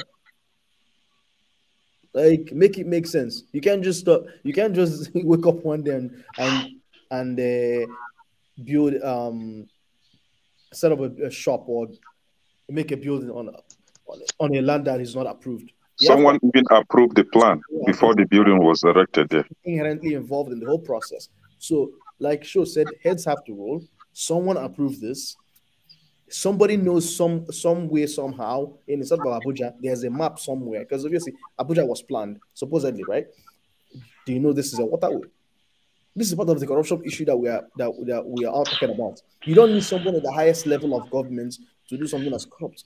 Think about the people who are in the Ministry of Lands or whatever, who probably money exchanged hands and someone convinced somebody and they approved this. People don't think of the long-term consequences. Oh, it's okay, it'll be fine. Oh, chances of water going there is very low. All they care about It is the way. See, it is the way people would defend just about anything and shift the blame. They'll shift the blame. They will pivot. Anything you say, they will find a way to say, no, no, no, leave the government alone. Now, let me tell you, human beings are the same. From London to Nigeria to New York to New Mexico to anywhere, human beings want to cheat the system. We are the same. But in the UK, people won't build on waterways because it won't be approved. Do you think if the government would allow you in the UK, in the US, people will build anything, any sort of structure? Human beings will push the limit. But because there's a system in place, that's why you have government. But if we turn around and say we don't have a government, you say, oh, how can you say that? You are not patriotic. Well, you are the one now proving to us, like that comment, that we don't have a government. It's like the red light you talked about. In the UK, you break you break the red light. You get the letter with your picture, personal picture. You be in the picture with your car, plate, everything. You get a letter in 2-3 days. No, so you know that there's a system in place that checks you, and that's why you slow down. In Nigeria, you know that there's no camera, there's nobody sending anything to your house, so you push it and break it. So that's the job of government. Yes, I agree that human beings should do better, but humans are humans. Get on a plane in the US. People boarding will behave. Nigerians, they will behave. Watch them come out of Muritala Mohammed. They are different human beings. They are pushing each other. The same people that got on the plane in the US like sensible human beings. It's because of the government. But I'll let someone else speak. You have to have laws in place. Someone told me this a long time ago, right? Don't count on human beings to obey, to do what is right. You don't even. My thing is, no matter how much someone convinces you that they're going to obey the law or they're going to do something properly, don't give them the opportunity. If you set up structures in place and things in place to make it hard for that person to break the law, that is when you. If they were going to do it, Dr. Dominic, there will be no need for laws. It's common sense. If people were going to do it, why make laws? So at the end of the day, the way to fight corruption, the way to get things right, is to take the thinking and the application from people's hands and just set it up properly. So you're not going to say, okay, we have a four-way street, let's say T junction, and you say, okay, let's sensitize people to, this person goes and they allow the other person to. No, take it out of the people's hands and set up a structure. That's why you have a street light, something that is objective and can make sure that people follow proper rules and regulation. All right, let's go to hear other voices. Austin, I want to come to you, but I'm interested in skipping you to go to Ify just before she runs away from us again. If you welcome, we're only seeing your head tie. Yeah, you can't see your face. If you welcome to the show. You can see me. Good evening, everybody. Yeah. So, how are you? My comment is gonna be different, of course, regarding the demolition of the market in Alaba. I even had an argument with my brother. See, when you are not there, you hear different stories. The bottom, what I understood was that they were giving notice, right? But when Igbos complain, I am Igbo too. In a situation like this, if you feel the government is not doing things right, leave Lagos and go home. We have lands in Igbo land. Go and develop Igbo land. Period. You're not going to like it. But I'm just sick and tired of Igbos are being marginalized. Igbos are being this and that. Go home. There is nothing in Lagos that we don't have except the airport and this thing. We have one in Anambra State now. There are other seaports, even though they're not as big as the ones in Lagos. But this nonsense and this all the time, complaining and complaining, it needs to stop. It's not going to change anything. And if Lagos State decide to come and demolish all the markets, there is nothing still you can do about it. Because they are the ones that make the law, and they are the ones that, will not stick to the law. So let us stop all this crying all the time. If you look at somebody sent me something about what's this guy's name? It's a Reverend Father Ebukobi. I don't follow him. I don't do church thing. That as from next year, he's gonna be doing his, I think, yearly or monthly, whatever crusade that he's doing. Will no longer be in Lagos. He will be in the East. So if you want to come to East. So people should need to stop complaining or crying. Go develop Igbo land. Lagos is not the only city in Nigeria. We have so many other cities, beautiful cities, even in Calabar, Akwa Ibom. Thank you. All right. Thank you so much. Before we go to the next person, let me play a little bit of this video from the market leader who was speaking to, I think, the press or something. Let's listen.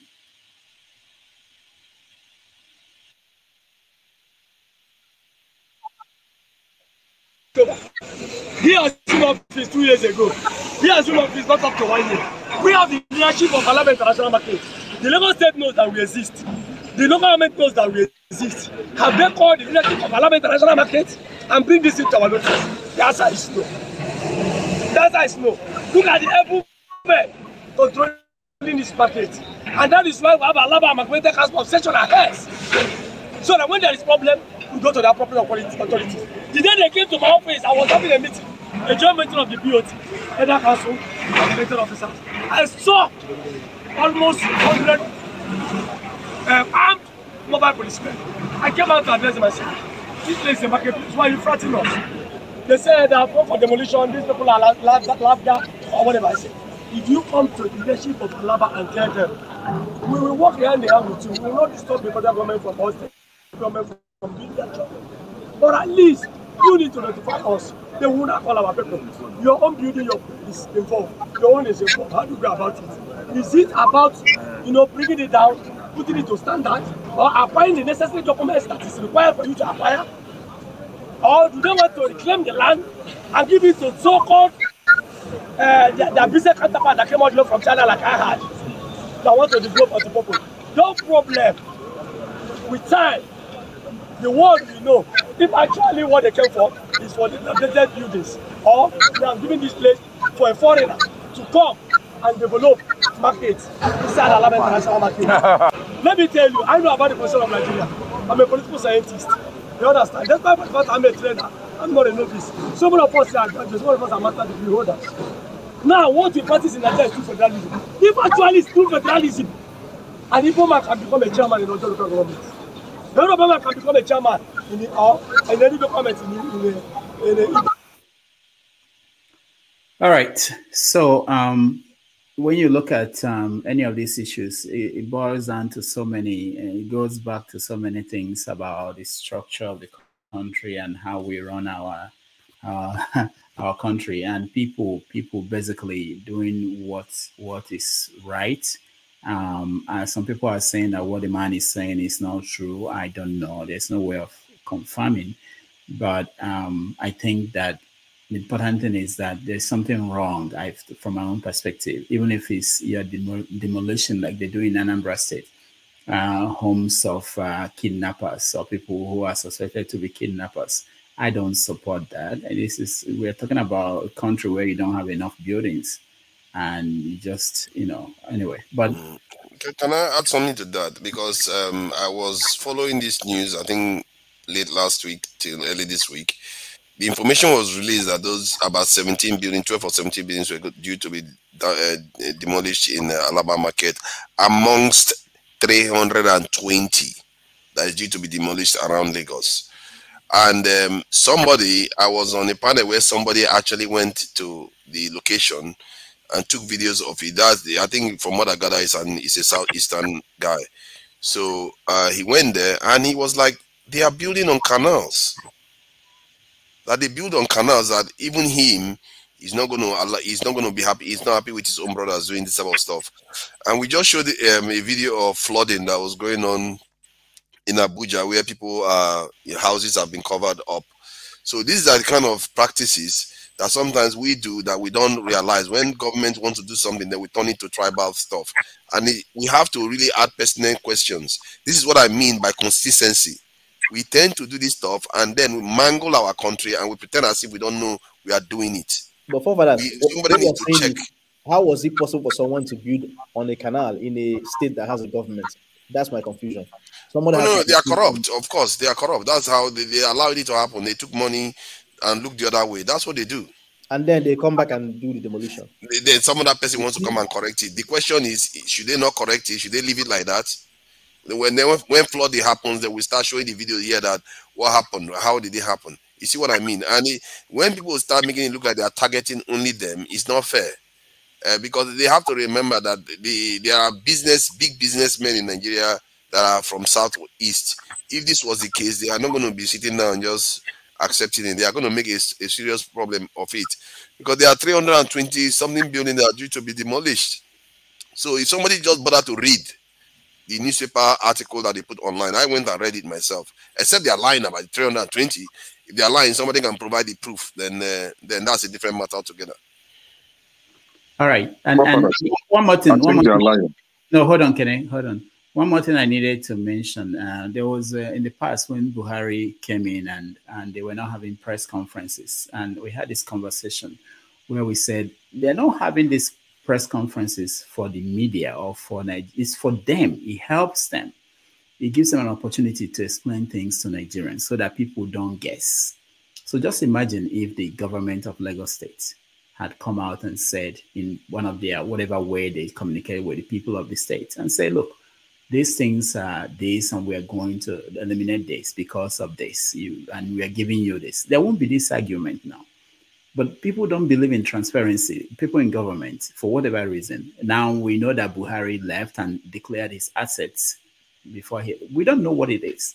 Why is it that he can't make it public? Why don't we like transparency? It helps. If you want to know, we need to demand it now. If you want to know, go and check what he declared. Go and check what he declared 8 years ago, because Garba Shehu said the cows didn't increase. No, his bank account didn't. Yeah, he said the cows didn't increase. He said his bank account didn't grow by a penny, and that even goes to show how they insult intelligence of Nigerians. Everything Buhari don't spend 1 month there. Everything Buhari enjoyed for 8 years was paid for by Nigerians. So even if his salary for 8 years should have added to his bank account, but you're telling us nothing increased, which is even a shame. So you were there. Anyways, the less the better. It's gone now. So to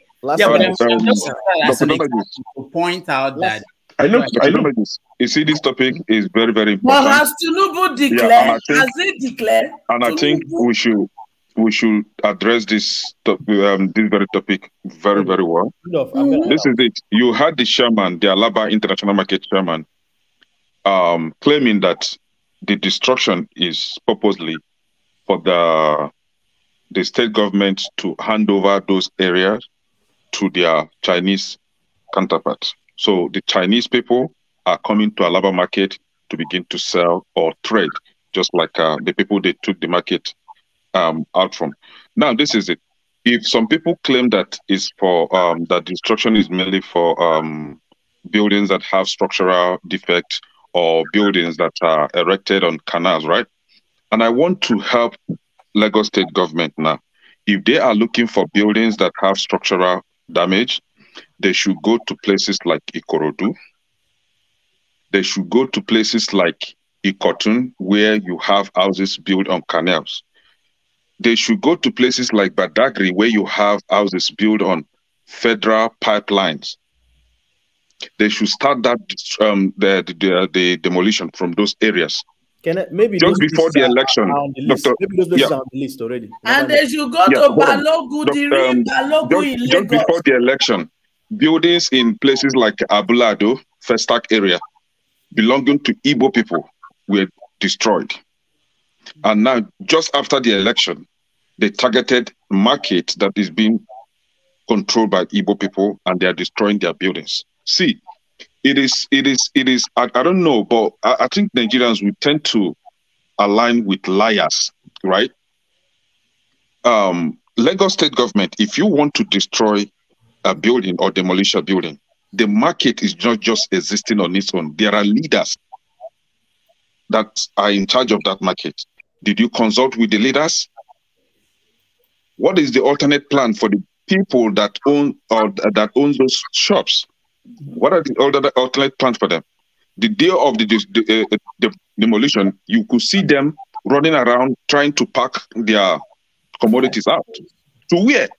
No place, maybe to warehouse, and that is it. They will stay without trading for a very long time, right? And my sister Ify suggested that if they pursue you from Lagos, you go to the east. It's a very good suggestion, but mind you, the land was bought for somebody, somebody bought that land. The approval, the structural plan for the building was approved by the state government, right? And that building has been paying tax to the state government. So if you want to demolish that building, why couldn't you give that owner of that building some respect, courtesy, kind of inform them that you are coming on this day to, demolish this building. Let them have a toilet plan. But you don't do that. Now, you are saying they should go to the east. Okay, forefathers. Dr. Damages, go ahead. I just wanted to say that we have to be careful. There's no way I can't prove that they were not informed that they were coming. I can't. But you heard it. You heard it from the chairman of Alaba International. You were the one that played that video, right? Now, if we encourage them to go back to the east, now this is when I will now come after my eastern governors, right? Let me use my state for example. You are encouraging these people to go to a state where there is high level of insecurity in Anambra State, where there are no roads. The only roads built by Ngige and Pitobi are left to destruction. No maintenance. There is no road in Anambra State. Go to Onisha Market now. Those roads that were built by Pitobi, Onisha Market towards that Ochanja area is kind of a swampy kind of land, right? The roads are destroyed. No motorable roads in Anambra State, and you want them to go there for what? You want them to go to a region where there is no seaport. And the convergence of the Igbo people or traders in Lagos State is because of nearness to the seaport, right? We don't have seaport. We don't have proper international airport. Not that one they have in Anambra State and Asaba. Those are not to a standard, right? We don't have these things. So how are they going to cope? How are they going to do their business? Similarly, no way. So I will blame I don't want to be angry. I don't want to call them criminal, useless governors in the East. These people don't have common sense. The other day, Soludo went to Lagos and was asking our people, to calm down. Speaking like an imbecile, Akulono where? Go and secure that place.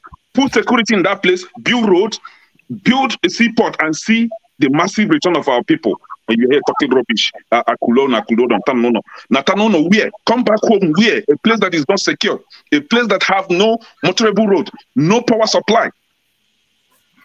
Stupid leaders. See, I don't even see. It's okay. Look, I'm going to all right. Let me. Okay. Hold on, Austin. Dominic and then Austin and then KJ. I want to say two things. This Dominic don't take my time. One is I'm sorry. Sorry, Austin. One is on what Kenneth said. I'm starting to have this sort of mindset where I ask myself, like, why should you expect the citizen to be the ones to develop their states if they are paying taxes and the government is making money and the government is supposed to do stuff? I know there's this expectation because it's part of our culture. People should go and develop an area. But why should we expect the standard to be that? No, let us ask ourselves the question. I know it's, every once in a while people are like, oh, go and develop your place, but why should we expect that? Why should we expect it? Because it's just an act. Because what it does, I feel like sometimes what it does, it allows people to absolve the government of their responsibility. Yes, I support Akolono. We're supposed to get the who is asking the question, is the government doing what it's supposed to do? Besides security, is the government, providing incentives? Is the government developing the area? Just like Kene mentioned, you want people to come back and develop the area for you. So the government, what is the government doing? So you just fold hands and implement regulations. Is that what the government's job is? Yes, it's one of the things that the government is supposed to do, but the government is also supposed to set up the economy and also help develop the place. So I think we should be careful how we talk about Akuluono and coming back and developing areas, because I think sometimes it's easy for us to get into that mindset and forget that the government still has a responsibility to develop an area. That's one thing I want to say. The second thing is, as regards what is happening in Alabama market, I think we should be careful how we jump into the bandwagon of like, oh, they are knocking down Igbo people property, because it's easy for people to just put things out online without us having the information verified. At the end of the day, the government was involved in the approval somehow. Yes, you may say, okay, my administration is different. My administration is not corrupt. My administration is here to make things right. But government is continuous, which is something that I feel like is missing in Nigeria. I've had personal, I'm not going to reveal certain things online, but personal encounters with people who are close to me who bought land, built properties were demolished by the new state government, and they're saying, oh, the former government was corrupt and sold government land. Yes, that is correct. At the end of the day, you are inheriting that government. So what you're supposed to do is to find ways to rectify things in a humanized way. The person has already bought the land. The person didn't just go and buy the land on their own. A government sold the land to them. So, okay, if you want to take back the government land, provide an alternative. Maybe give them an option. Okay, let me refund the money back. Or let us see if we can relocate you to some other location. No. What they care about is let us put people in suffering. This is quite shameful. Like, a government does not have any human face. All they care about is when they want to when they want to squander the money, they squander the money with impunity. When they claim to be helping the people, you always see that all they're doing is increasing suffering. Because if you touch the Lagos government, if you go to the Lagos government now, all they will say is, "Oh, we're trying to, make sure that we don't cause building collapse and flooding." Yes, but at the end of the day, you're also supposed to take care of the human beings who are in those places. Are they not, citizens? Are they not paying taxes? Can't you find somewhere and relocate them? I'm just tired. Don't be. I'm just exhausted. Maybe I should. I wonder if I come online, I'm give myself more stress. What you have said is more than two patients, treating two patients. Beg, guy. So the point I really wanted to make, maybe as I said, I love what Sho said at the beginning, because trust me, a country where government can never lose a case, or maybe even government lost a case in court, is very difficult for government to pay compensation. You see things like this, because generally every town or every city is supposed to have a master plan. Then how many of the cities we have now have a master plan? And even if we have a master plan, the master plan, is it well followed in such a way that if we know that this is how the city is going to look like in the next 50 or 100 years. If somebody goes somewhere far where there is no development, still in the same city, you are very sure that a house can stand here. A situation where if the government gives a C of O to that person, and next time you want to demolish that house, if the person seeks legal redress, government is supposed to pay compensations for it. And one thing too I don't like about Nigeria is a situation where somebody just feel that I am now the governor of a state, or I'm the president of a country. You now start being vindictive. That's one thing. It's a very thin line we have in Nigeria. And that's why sometimes I said during when Buhari just came to power, when I heard him speak, I told my brother that this man will spend his 8 years fighting his enemies. And it's almost what he did. And I don't know, I just pray that even if Tinubu wants to go, he doesn't go in this line. Don't spend all your time fighting your enemies. It doesn't make sense. So one thing is that they should try as much as possible to that. If this thing they are doing is right, then let it have it should have a human face in such a way you can talk to people. And that this is on waterways, it is not good like this. When you tell them, then provide alternative means. And if that land or if that position there is a C of O, then government needs to pay compensation. I don't know, no matter how small. Then the last thing, which I don't know, I heard somebody say it, is about this issue of insurance. If you build on the waterway, even if that house is insured, are you sure the insurance company want to pay? Because it's liable that you knew that house will surely maybe be swept up by water, or maybe something may happen in the future. The insurance company will want to pay. I don't think any right-thinking insurance company will want to insure such a house built on waterways that's been built on waterways. I don't think so. So even though we want to say that the house were not insured, or this was not done, insurance was not this, but we should also remember that, especially in this part of the world, no insurance company will insure such a building that is found on waterways. So I think that the government and the people themselves, the government and also to an extent the people, because I know that sometimes if you tell somebody that this house can't stand here, the next is that I know what you're talking about, bribing. I know what you're talking about, bribing. So one thing, that's why we should try as much as possible, especially on the side of government, because they are the regulators. If something should not work, don't put it there. And if you stamp you give your CFO, then I think government should pay some compensation, if you ask me. All right. Thank you. Thank you so much, Austin. Yeah, Jude, hold on. Okay. Forefathers, are you there? Okay. I was sending you messages, but I don't think. Yeah, I'm here. I don't think you got the messages. But I have to hand it over to Forefathers. I have to go. I need to talk to our guests for tomorrow and prepare some things. But I thank everybody who joined, and I really appreciate your time. Rudolph, please, before you leave, can you tell Forefather the rule of anchoring this thing? Because it comes and dominates the whole thing, that nobody even have, make a contribution. That is not the rule. Come on, man. It's not. The rule. Okay? See, because I'm not contributing anything. Someone like me, I will leave because he won't even want anybody to contribute. How does when you get... Tell him the rule of engagement. That's all. About the Iroko TV. About the Iroko TV, Iroko Post TV, it's a bit difficult to search out on YouTube, and I think I just subscribed on that. No, hold on.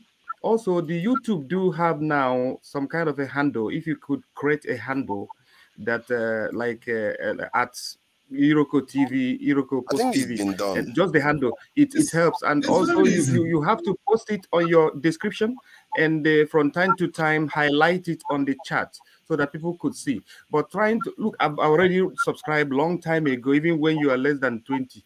So, but I find that when you search Iroko TV, Iroko Post TV, it brings somebody else, and they showing Nnamdi Kano's conversation and things like that. So that's a little bit confusing.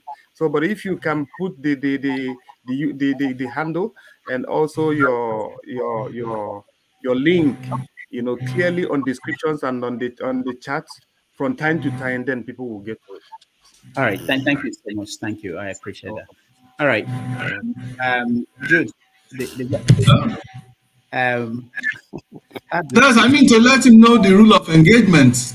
Dude, come on. Why are you just trying to read everything? Yeah, I don't.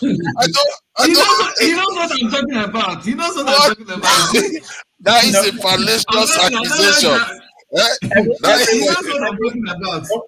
Dude, everyone has a different approach, but we are going to roll out some things in the next few weeks. So let's say, how do they say in government that when you say human resources, something like that, you private something, we will talk about that. We're having conversation. Thank you so much, everyone. Thank you, Kenny. Thank you, KJ, and thank you, Dr. Damages. We'll see you guys. Thank you. Forefathers. Okay. All right. Yeah, Jude, you are the Thank first. Me now. Thank me. I know. I was going to. Thank you so much, Jude. I'm sorry. Jude,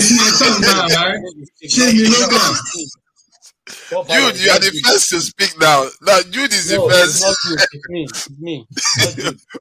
You see now, I want to give you to speak on and say you are not the first. Okay, KJ, please go ahead. It's me. Okay. Thank you, Jude, for that very important observation. All right. You see, I'm not the only one that observed it. Here's what I'm going to say concerning the demolitions going on in Alaba. First and foremost, who owns those buildings that are being demolished? Is it owned by the government? The question is no. Somebody built it. Somebody bought the land.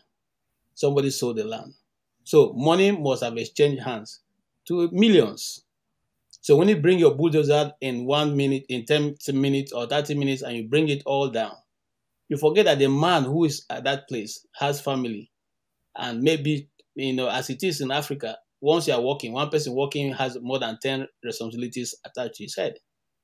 So all those people are feeding from that market, that store, that you just demolish without thinking, or because you want to prove a point.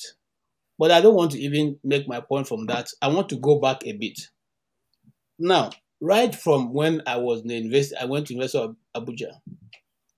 And that's, like, long time ago. Flood have always carried people in Abuja. It's not a new thing. It happened last year. It will happen this year. It will happen next year. Go mark it. For over 25 years now, flood, that river in Abuja have been carrying people. KJ, it happened a few days ago. Massive. A few days ago. That's what I'm saying. There's 3 points in Abuja that gets flooded most times. Okay? Behind the legislative quarters, in Gwagwalada, and in that part of Lugbe, and that part of Lugbe that runs all the way to Gwagwalada, to Kubwa. This thing carries people every day. It's not new. So when they come out and they are shouting and shouting, I'm just wondering, are we still human beings? Because it will still happen next year. Now, the people who come out to say, oh, these people are building on waterways. To build a house doesn't take one day. It takes time. So you people have been passing and seeing it being built. Now, on the issue that it may not be true, the traders spoken to before this video that Dr. Damages played said just a few days ago they came and collected 27 million from them. Okay? They came and collected money and they never even told them they were going to come back to break the price. So if you came to collect money from them, why then do you come back and break these shops? And criminal acts. Yeah, there's an adage in Yoruba language that the witch cries at night and the baby dies in the morning. Who does not know, what happened? Okay, the main fact that this has been happening, and I want to trace back the demolition, exercise so far since after this election. They've gone to UTC in Abuja to demolish it. That is predominantly also owned by Igbos who print. In fact, if you're in Abuja, you know Area 10 UTC. That is where the majority of the printing are done. Majority of the people are Igbos, in fact, Igbos mostly, and the rest are from the south. Okay, they do the printing work. They sell the machines. They sell those materials. That place was pulled down without any justification, and it's in a central place. The buildings are not even weak, so you can say it is weak. It is well built. Those are one of the first buildings that were built by Mama Vasa in Abuja. They are very solid. You can hardly drive an armored nail through it. I can say that more because I live there. I know those houses. Okay, and the other one is built like how this warehouse style that the Americans have here. The warehouse style that is so strong and well built, and everywhere is open, so it's not as if it's blocked. So each of them have a demarcation. They went and pulled it down. Okay, in the same sense that those buildings are now becoming a danger, to the people. Now this one now is being done. Remember that when El-Rufai came also, he pulled down places, and I'll call them. And then when I was serving, the place I used to live is called Karamajiji. It's along the airport road. Once you pass the city gate, okay? He came and pulled it down. He said that they were going to develop, it was close to the cemetery, blah, blah, blah. Till today, as I speak to you, that place was never built. But everybody's property and houses were destroyed. And then if you pass that place a little bit, there's another one he demolished. Up to the point of demolishing in almost half of Lugbe. Lugbe, of course, is a major settlement in Abuja. Okay? Now, this has been the trend of how things are done. The people do the things as if they are doing it to is not a human being like themselves. And that's the most painful part of it. Because you see, when they do that, like when they came to demolish those places, because I was a copper already, and I wasn't a poor copper. So I was able to move without any hindrance. Even in fact, they said to us, those of you who live there and you have land there, they're going to settle us. And you know what? They gave us land, and which I had one. They gave us land. Now think of Abuja. Abuja was where Abuja is. They gave us land like almost 100 kilometers from where we used to live. That's after Gwagwalada, the place called Yangoji. If you know Abuja very well, Yangoji is along the way if you're heading to Kogi. Okay, who is going to live there? Of course, a young man that time, I dashed my own to my neighbor, say, come on, whatever you want to go do with it. And I moved on. Why am I saying this? It has been a main practice. It is not new. So when you come and say they're doing it deliberately because they know the people it's going to affect. They know. It's not rocket science. They know. Okay? And then the Igbo preacher that says this is the last event in Lagos. Yes. Okay? But the question is, moving to the east is not a problem. The eastern governors, like we have always said on this platform, are disconnected from their people. Now, each of them that went, Soludo went, the governor of Abia State went. What was the solution? Did they call a press conference and say, this is what we have discussed. This is going to be how the people are going to be settled? Nothing. Just want to show up, just like they used to do when they want to win an election. They go to DSS prison to go and meet with Nnamdi Kanu, take pictures, and they come back and tell the people, hey, I was just discussing. We are doing something about it. It's always been like that. And nothing's going to come out of it. So what we should learn, from this, that our government should become more responsive to the people they are governing. Because governance is about people. It's not about you just having siren and 100 cars following you up and down. It's not that. It's about people. Why is it that an American is ready to sacrifice his life for America? Because America will go all the way for you. And then somebody asked the other day, don't ask me, if I was ready to do this for Nigeria, say for what? For what reason? Come on, don't say that. And I won't, because I don't see anything coming. I don't see even the people who are governing if they are ready to even make a difference. And that's the truth. Thank you, sir. Thank you. I get where you're coming from, but I'm sure you will agree that it's a reasonable thing to find out whether it's an operation that's going on in the entire Lagos, where they are destroying some buildings. And because if I knew about it, it means that they knew that something was going to happen. And in short, it was online. It was online days before it actually happened. So sometimes we have to be careful about shifting things for when other people are actually getting affected and make it about discrimination when it's not necessarily the case. Listen, hold on, Jude. Listen, right now they've demolished those places. They've rendered those traders homeless. They're not doing their business. Have they started developing it? So what is really the reason for the fire brigade approach every time it has to do with governance in Nigeria? What's the reason for the fire brigade approach? You are making subsidy is gone. But what do you recommend that they do? I don't understand, because if they give notice to destroy, that is what they are saying. If they give notice that they're going to come and bring their buildings down, why would they give them 27 million? At least maybe those are corrupt officials. Okay, now here's what I think would have been done. Just like somebody, let me say something. You outline what you want to do. You meet those traders have leaders, and the leaders are speaking and say we're not told. Why don't you, the same people you meet to collect your tax, to collect your rent, collect whatever you want them to, why didn't you meet them and say, okay, tell your people this is what they're going to do, so and so time, and this is how it's going to go, and they will have handled that. Guys, can I say something? That it's my turn now, right? Yes. Whenever it hurts me so badly. Anytime something happens in Nigeria, many of us that I expect to know better will be the first people to come out and be defending the evil leadership they have, thereby exonerating them from their wickedness. And that is why they continue to be wicked. They continue to be heartless, because they know that they will throw one fake, one absurd reason or excuse of what they have done, They know that there will be part of Nigeria or some Nigeria that will buy into that and continue them to propagate that lies.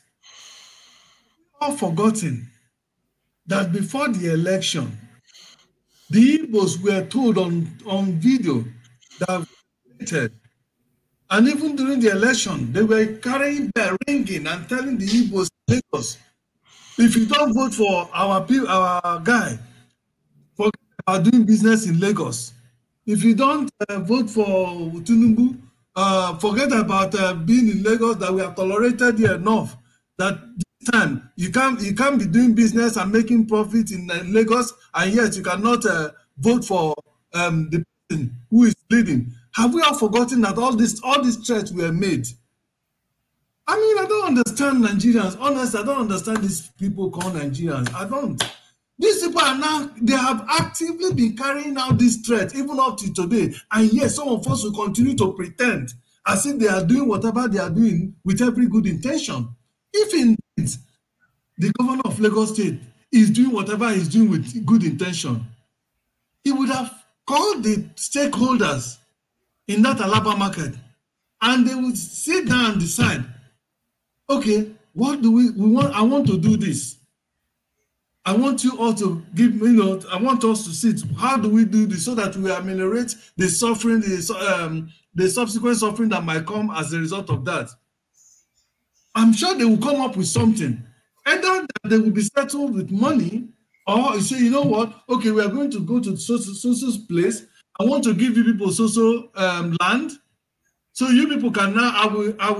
The state government will have a part that is going to, maybe contribute social percentage of that particular development of that particular area and develop it. And as soon as it's finished, I expect every one of you to move there so that this place, and this plan we're talking about wouldn't take more than 6 months. It can be done, and within 6 months, they can build an alternative place so that the people will move down there. Number one, that place was, like my brother said, somebody sold it. Is it okay? The state is reclaiming it now, which means that place belongs to the state, right? If it belongs to the state, then who sold it to those people that built on it? Because these houses were not built 2 days ago. They weren't built 4 years ago. I'm sure they weren't built 7 years ago. Now, Sanwo-Olu was a governor for the past 4 years. Why was it so urgent now to come and destroy? Why didn't he destroy those places when he was a governor in his first term? Can anybody answer? Because in his first term, the Igbo people voted for him. Igbo people in Lagos voted for him. Let us know, because something does not affect us, we begin to this fact. Okay, apart from this issue, this instance, every time we continue to defend government, and we all know the people the people who are leading us in Nigeria, we all know that they are all liars. They cannot come out and do this, something like this, and tell you, yes, I demolish it because of the Igbos. They'll come out and tell you that? No. They will definitely look for something that may be convincing to people like them, to people who doesn't have brain like them, and so many people that. Okay, can I ask you a question? What if they are destroying 320 buildings and it involves a lot of other people, including Yoruba people too? Would you accept that? Has that happened? And how many Yorubas have come out to say that they have destroyed their property? I think you must remember that last year. I know now. That's why I'm trying to remind you. The burning of shops that happened recently before now. Can I ask you? Last year, I think there was this case where it's not about the people who are being destroyed. It's not about the Igbos. Even if you are Yorubas, even if it's Yoruba people that also shop, they're supposed not to do it the manner in which they have done it, because those Yoruba people have families. They have people they feed from that business. Okay, what is the manner then? What is the manner? Because the only issue that KJ had with it is that they took some money first. Because we know that these places, they tend to be marked first before they didn't just come overnight. It's not within 2 weeks. Okay, from the video you have seen, is there any place that they marked in all those buildings? From the video that was, I've not seen any mark, but I know that they give. Okay. Let me ask you now: how many weeks' notice or months' notice did they give for this to happen? No. Listen. This is what I was inferring.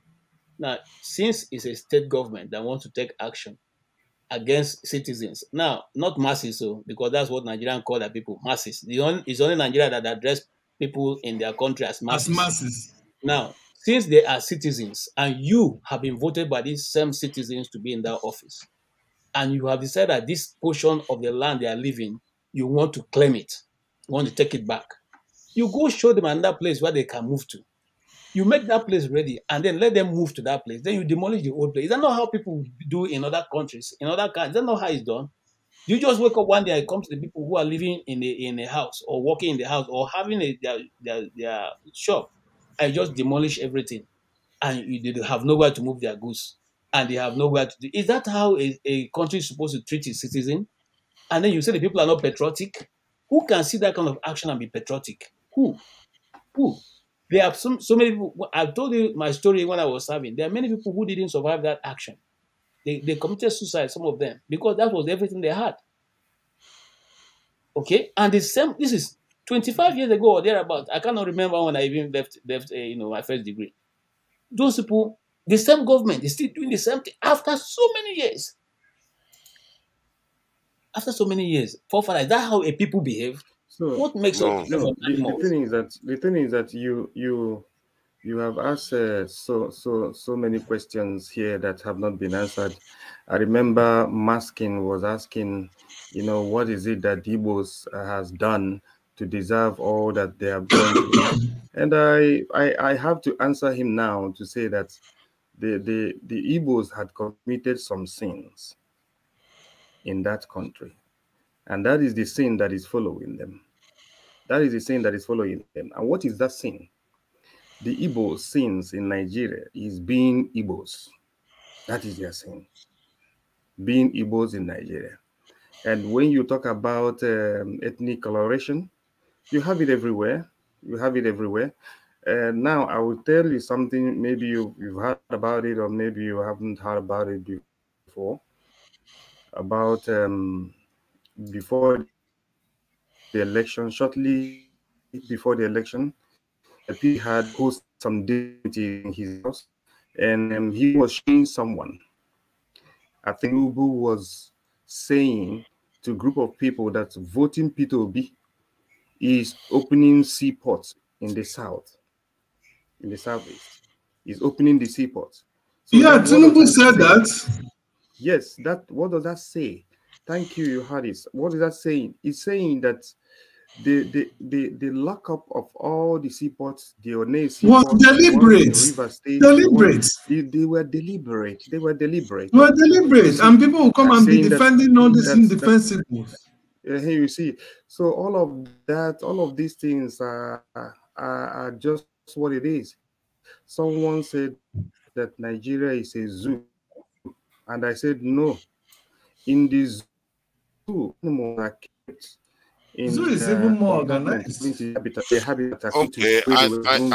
think that we have to exercise. We have to exercise some this thing, some restraint here. Some of the way we are talking is just painting this victim, this thing kind of situation is not healthy. What we should be doing is checking data, because if we just see this thing that we do when it applies to us. Hold on now, you just said your piece. See, Jude. You said your piece. Let me say mine. Last year, I know that there was an incident where Lagos government destroyed a lot of buildings, and I think it was something that was national news. Even they were destroying a lot of buildings. I think it was this. I think it was some kind of Yoruba settlement area or something. That place has been around for a long time. No.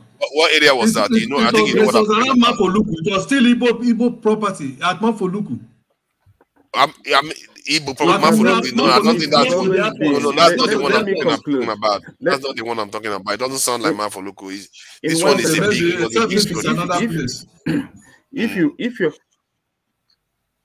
If you're following the demolitions, you would, the way that it's been shown, you could see how it's been analyzed and the areas that were marked. But I must say that the Igbo people, sometimes when it comes to these demolition issues, anywhere, they don't listen. Sometimes those demolitions, those houses are marked for demolition for a long time. Even this particular demolition, there were some cases that were said to have, since 2016, they've been asked to vacate those places. It was marked.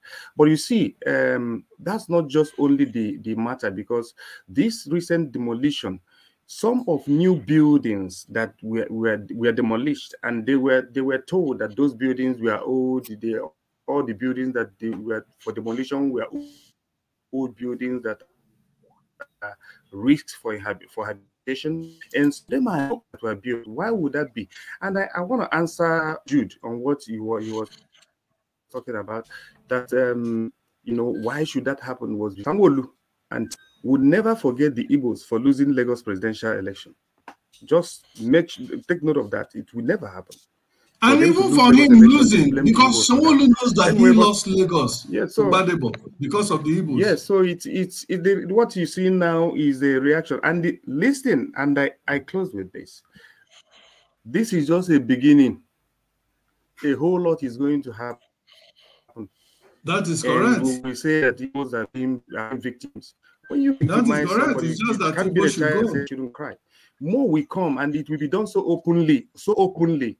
You know, so when you look at the demolition, you could see some people saying that the canal is far away from the places they are demolishing, even new buildings. Why is that? But anyway, the Chinese are coming also to take over, you know, to build new buildings and all of that. Anyway, like I said, the place is more than a zoo, it's a jungle. My brother, it's left for the Igbos to go. It's even good, I like it. Let them go, let the Igbos leave. I don't know what they are doing in Lagos and in other cities in Nigeria. Let them go.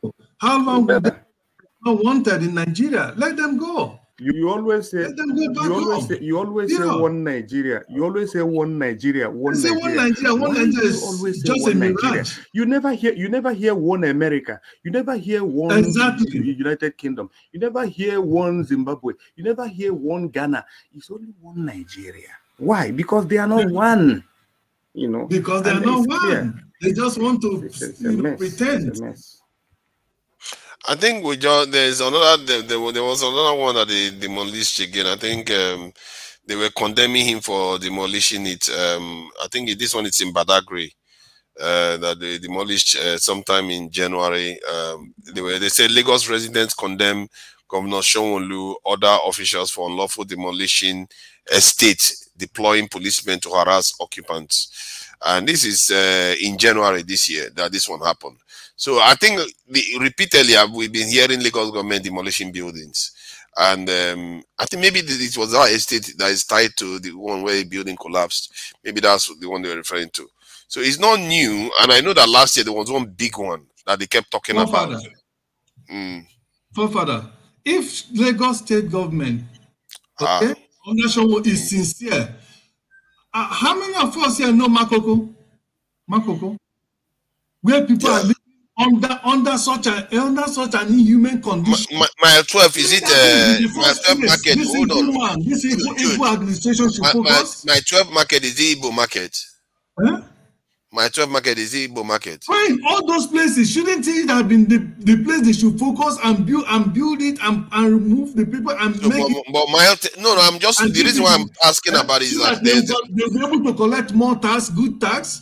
Jude, there's demolition in Mile 12. This thing that happened there sometime last year. They know their target. They know what they are doing. Let's not just pretend. See, why do you just do this? Why don't you just look at things for what they truly are? I'm just showing you. Because I know who are leaders. I know who Nigerian leaders are. They are evil. Evil comes out of them. Yeah, maybe they are. Maybe they are. I'm saying, you heard what I said about them earlier. Jude, you have to be rational. You have to be rational. Because if you are not rational about what you are approaching, you're going to make mistakes. Because I'm just trying to let you understand that demolition in Lagos seems to be ongoing. It's something, because look at this one. Victims of Lagos market demolition cry out. Tinkan traders in the Mile 12 listing. Mile 12 is probably mixed. And they demolish their listing there too. Okay, let me tell you. If in a government where the same people that are demolishing their properties, they've been paying taxes to that government, and suddenly government will wake up and go and demolish their buildings and their way they live. Jude, you just saw in Abuja places that were flooded. Properties that were flooded. This is the cause of those things. When you build in areas where you're not supposed to build, and when they say people should correct it, this is what I was talking about earlier on in the show. Is that the cause of flooding? Okay. Is that the cause of flooding? Of course, it does cause flooding when you build on canals. Jude, hold on. Hold on. Okay, why is it that? I don't understand. I really don't understand. What father is saying is a bit correct. Every street do that in the UK. Do that in America. Jude, hold on. Okay, where you're calling? Is there since you have been in hold on. 1 second. Let me just finish this and you continue. Where you are living, where you are making an example for, have you ever come across streets that has open gutters, drainage system? Have you ever come across that? No. Anywhere you have traveled? So why is it that Nigerian leaders, whenever they are constructing either road, major road or street or anything, they will put one small narrow gutter and open it. After a few, not even up to 1 year, the whole place will be filled up. Because they are bad leaders. Because they don't have drainage system. They don't have central drainage system. They don't have central drainage system. They don't have, and moreover, they don't even have those central. But when they try to correct it, Jude, when they try to correct it, why are you blocking it then? Why are you getting angry about it? Who is correcting it? Where are they trying to fix things so that the country, I don't know whether they are trying to do, whether they are trying to make the country better, or they are at least. Because if something is bad, you are seeing that it's bad, and they want to do something about it. Why don't they start correcting it from the places where they will not have to destroy people's property? Why they give them time to rehabilitate them? Why don't they start? Jude, let me tell you something now. They have. Let me tell you something, Jude. Listen, Jude. You see this demolition, I just said a moment ago that is just a beginning. Do you know that the entire, according to Lagos Master Plan, the entire Okota, Agor, Ikotun area are originally designated to be industrial areas for Greater Lagos? It's supposed to be an industrial area. And those Okota, Agor area, are vastly Igbo-dominated area now, and they have built because they have built everywhere. They sold it to them. You see, but yes, because the money. You see, because they sold it to them. But in the near future, what they don't know is that all of those houses are going, whether you like it or not. The original they deserve what is happening to them. Industrial area, and it's gonna go eventually. So. They should go back. They So deserve. Sometimes I say they deserve what is happening to them. Sad. It's so sad. They deserve people build. Let them go back home. You need to train yourself. You need to say, hold on. Even in the southeast, hold on. The governor, this new governor. Triple man, see, hold on. See, we have to stop this thing that we do. We make everything about tribal stuff. We really have to discipline ourselves to stop it. We have to put Nigeria first. If you don't put Nigeria but first, it is what it is. All up your tribe. It's not going to do you any good. It's not a spade. You are calling a spade a shovel. This thing a rake. That's what you are doing. Because the truth is that, hold on, we have to. Don't you want to base your arguments on truth? Why do you just want to believe what you want to believe? The truth is that many buildings have been destroyed in Lagos, not only in Alaba market. Jesus Christ! The drainages in Surulere, have they finished? Working on the. Dude, you are moving the goalpost now. Because all these places get flooded every year. Have they finished working on the drainages in Surulere? Have they finished working on the drainages in Papa? Have they working on drainages in so you are saying that they have to work on all the drainages before they go and move buildings from the canal, or buildings that are already compromised? Who said they are already on the canal? Were you there? No. And a Southeasterner I was on the channel when a Southeasterner went there and was standing on the canal where they destroyed the building. He said, "Our people build this thing here. This is not good." Okay, who owns that property? Who owns the property on where they build? Who owns it? It's Lagos now. It's because it's on the canal now. Okay, who sold it to them? It was corrupt officials, of course. Who approved the building plan? Who approved the building plan? Corrupt officials. Of which government? Of Lagos. Let me. Okay, so why are you not blaming the people? Let me. Why are you blaming the people? Come on now. When it is corrupt, it's not legal. It's not a legal document. Let me correct something. Now. The issue with regards to building on canals and everywhere, especially by the Igbos, when we talk about ethnic colorations and things like that, it's not just ethnic colorations like that, because even the Igbos themselves build the same way in their own land. It wasn't long ago that the governor of Anambra State was destroying buildings, demolishing buildings. Yes. At Onisha. It wasn't long ago. So, but we know. Even the church was also involved. Yes, at Onitsha, they do that. Yes, you see, so it's like that. But you see, when you begin to make certain demolitions based on ethnic colorations, it can be seen. It can be seen, and there's nothing like that. So the Igbo people does build houses everywhere and all of that. But like someone was saying, people collect money, people sell those places to them, and all of that. So the issue with like demolition has a very serious ethnic coloration to it, and the truth, to be honest with you. But how is it ethnically connected when? How is it ethnically tinged when clearly 320 properties or so that are due to be demolished? They are demolishing about 12 or 17 in the Alaba market alone. Well, how about the other 300 something? Where are they going to come from? It's not all based. See, this thing that we do, we need to really ask ourselves serious question what we are doing to our country. When we keep making everything about tribe. I know that I saw what happened in the election. There was a lot of, they used tribal divisions to cause problem, and I saw the attacks that they were attacking Southeastern, the market that they attacked, they killed the security official there. They attacked some youths on the street. We were on this channel that day when Igbo Basics was in tears about the attack they were attacking the Southeasterners. But it's not everything that is based on that. That is what I'm trying to highlight. We have to try to see. Give me a reason why I shouldn't think that way. When they were burning markets, show me one. Did the governor come out and say anything? Market that were burnt in Lagos. Yeah, Lagos, the governor ran to the market and gave them, I think, 1 million naira. I don't know how many for how many shops? No, it's not 1 million naira. Don't hold me to that. I don't know the amount again, but it was millions upon millions. Who's on those now? Who's on those now? Let me say something. And the affected people say that they received that 1 million. Judah, let me say, look, I hear you. My brother. Yeah, thank you. Welcome, man. Now they come late, and now we be the elders. Now we the come out. Look is here. What's going on in Lagos is like sometimes you look at who the people. Who is that? It doesn't when it comes to the Western world, they say Nigeria are the ladders. All right, not that other countries are not doing stuff.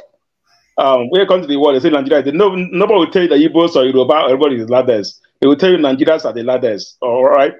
Now, when it comes to Nigeria, now Igbos are the ladders. When they destroy property in Lagos, not only Igbo they destroy property on. I have seen one of my boy, this boy is from Okreka.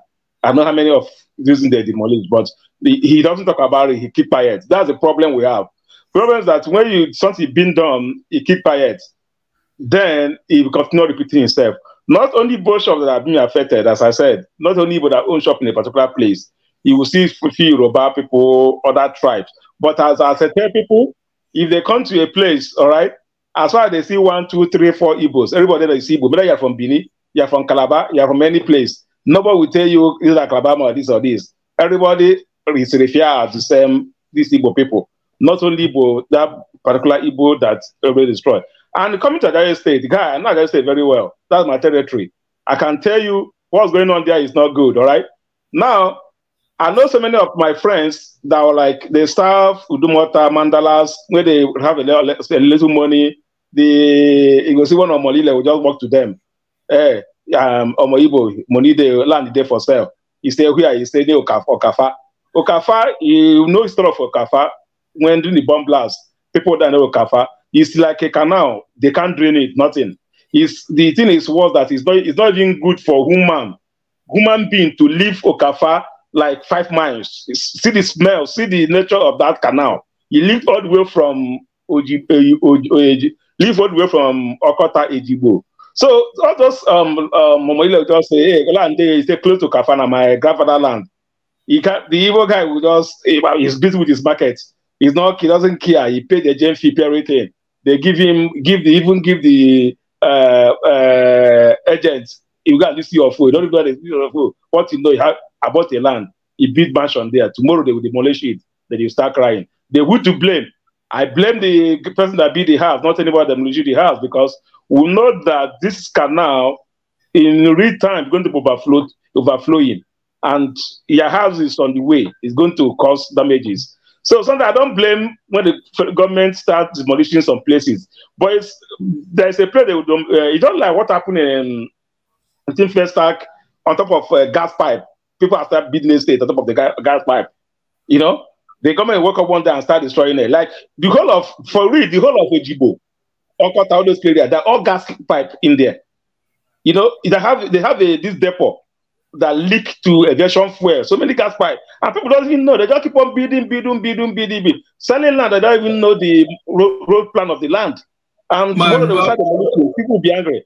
So for you, let's start making, as Fofana said, let us start making this argument of only Igbo people. I know that they are very well. Not only Igbo people that is even affected also, but you know, majority of Igbo people that they live in Papa area too much. But everybody is being affected. Yeah.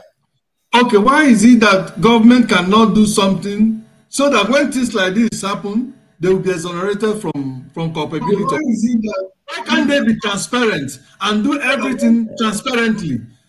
As I said,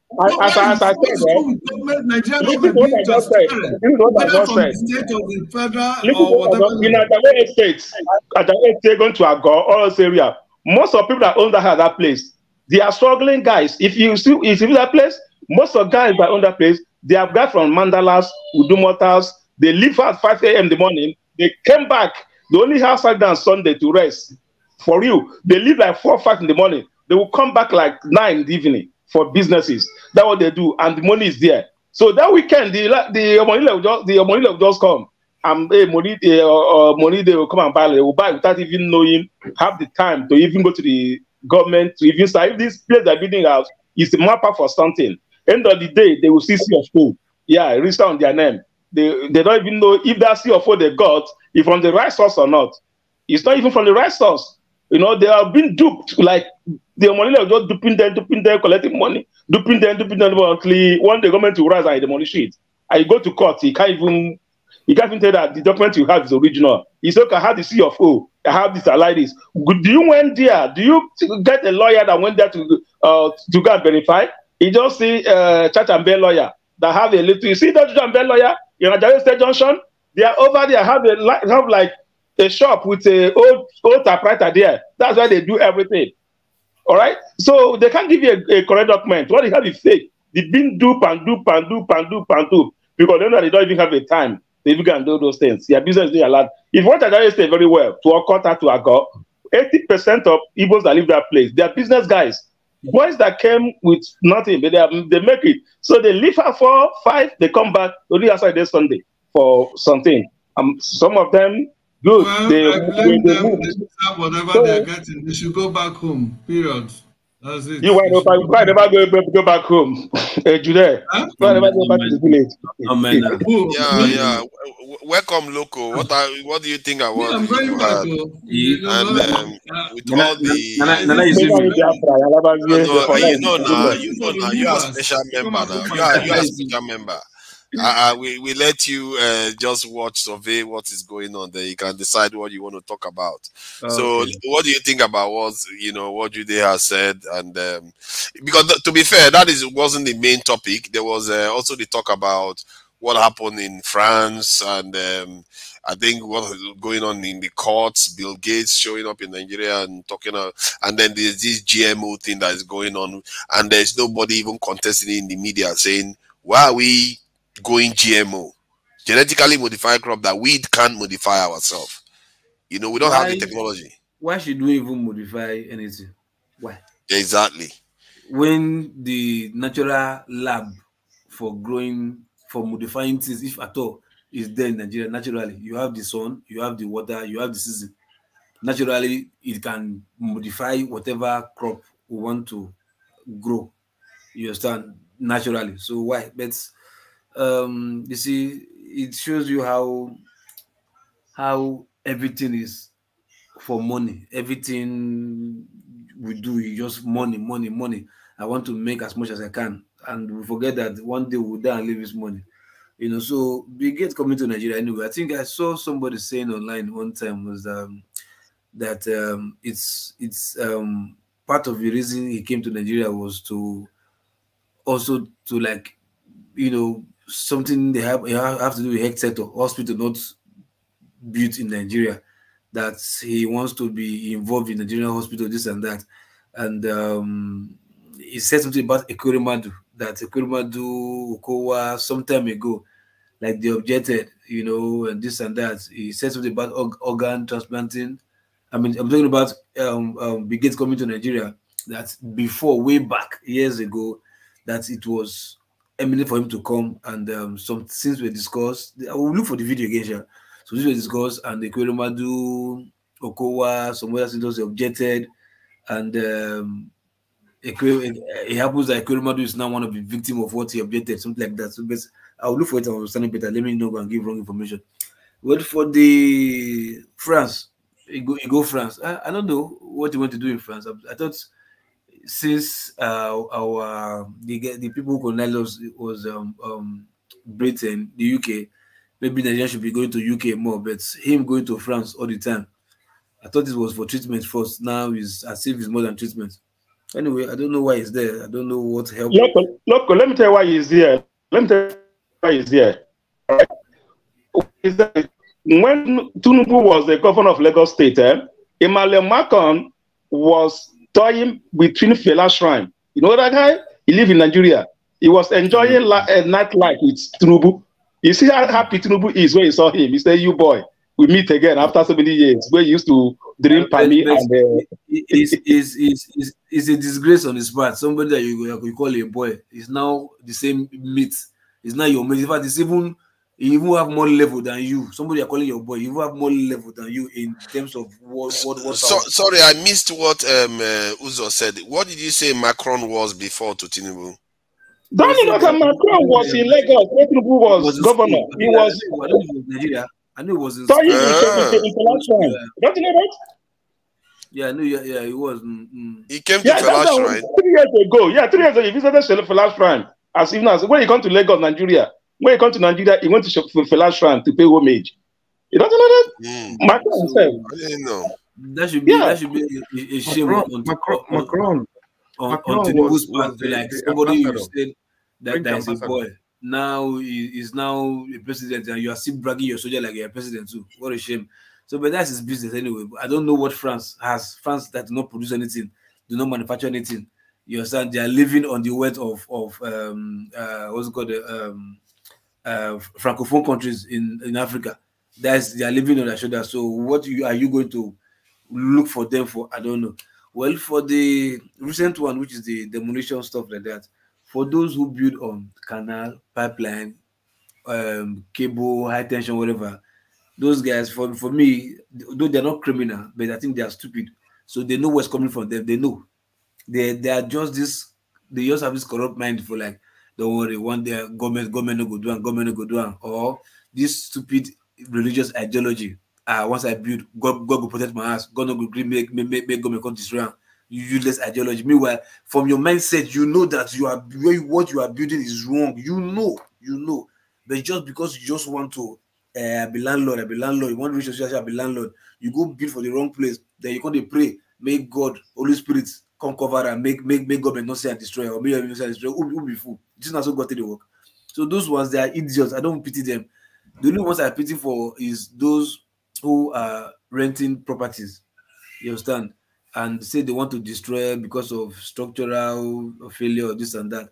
But if you want to do that, first thing first, you know, government is for the people, by the people, and the people. So to the people. So if you want to do that, before you take such step, I mean, it should be seen that you have a temporary place for them to go and use to do their market. Highest, they may not put all their wares there, but at least somewhere that they can put something there that they can still be going there to eat little gradually, so that at least not just come there, destroy their things, and you are seeing that their property are still inside. At least you are okay. Now I want to destroy. I'm giving you guys 2 hours, please, to pack all your things. If after 2 hours the things I'm seeing inside I can destroy, At least that shows that you have some level of human sympathy to like, oh, okay, you were informed. Now that I'm here and you are still not, you've still not removed your stuff. Now I want to destroy. But not that people things are in there. They're trying to scout their stuff out. You are still destroying upon their head. For me, I think that is bad. You understand? And the narrative of saying it's Igbo, man, come on, because you cry loud or you shout too much doesn't mean you are correct. You understand? Like what was said, there are many other tribes there. You understand? It's just that because every time you want to paint something to your own favor so that you not look as if the government is targeting you, so the government will stop. You understand? I think the government doesn't work like that. If there are other tribes there, don't say they're targeting Igbos. That's 1 or 2 or 3 tribes that's also involved. Will you say they're targeting them? No, they're not targeting them. So if they're not targeting them, they're not targeting you.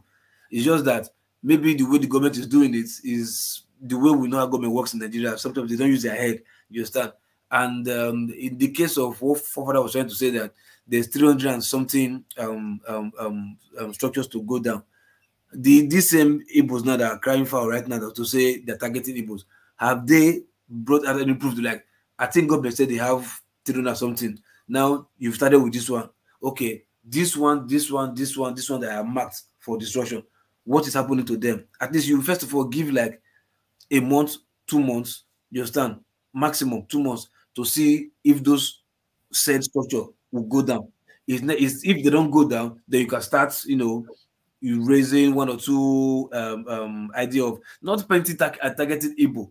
Just start talking about injustice. Like, come, government, you destroyed. You said you had some property marked for destruction. Why would you start with these few shops or structures and leave the rest? Is it politically this and that? So before you know, you start holding up a question. But by the time you start crying for under tribali, whatever, it will take you nowhere, because everybody knows the game. It's what you are crying for. That is what the government is also crying about. You understand? The government is using tribal, whatever, against you as you are thinking. You too, they're shouting tribal attack. You are also using tribal one thing against the government. You understand? So I think, one last thing. For those saying, for those saying go home. See, this Unaibo guys, I'm telling you guys, but they annoy me sometimes. When people come to say attack Igbos or they come Nigeria this, Nigerian that, I just look at you, I just laugh. See, you can't. Sometimes it's not everything you can attack in a macro way. Sometimes you attack them in a micro format, as in little by little. All you guys now saying Igbo, that they're attacking you guys. How many of you have come up together because of this nonsense that's happened that we think or believe is happening? Let us try and see how we can jettison out this government that is in our state, that is their ally. Because you can't tell me you have 5 state governors, and all of them is keeping quiet, working with the federal government to sabotage you guys' effort for growing. You understand? To backstab you guys. You understand? If that's what you believe, no problem. Okay, now put yourself together. Let's start with states, or from one state to state. Oh, who is this governor? Governor Soludo. We gave you 2 years and you're not doing something that's favoring us as major Igbo. Next year, you're not coming back. I mean, majority of you will come. Vote these people out.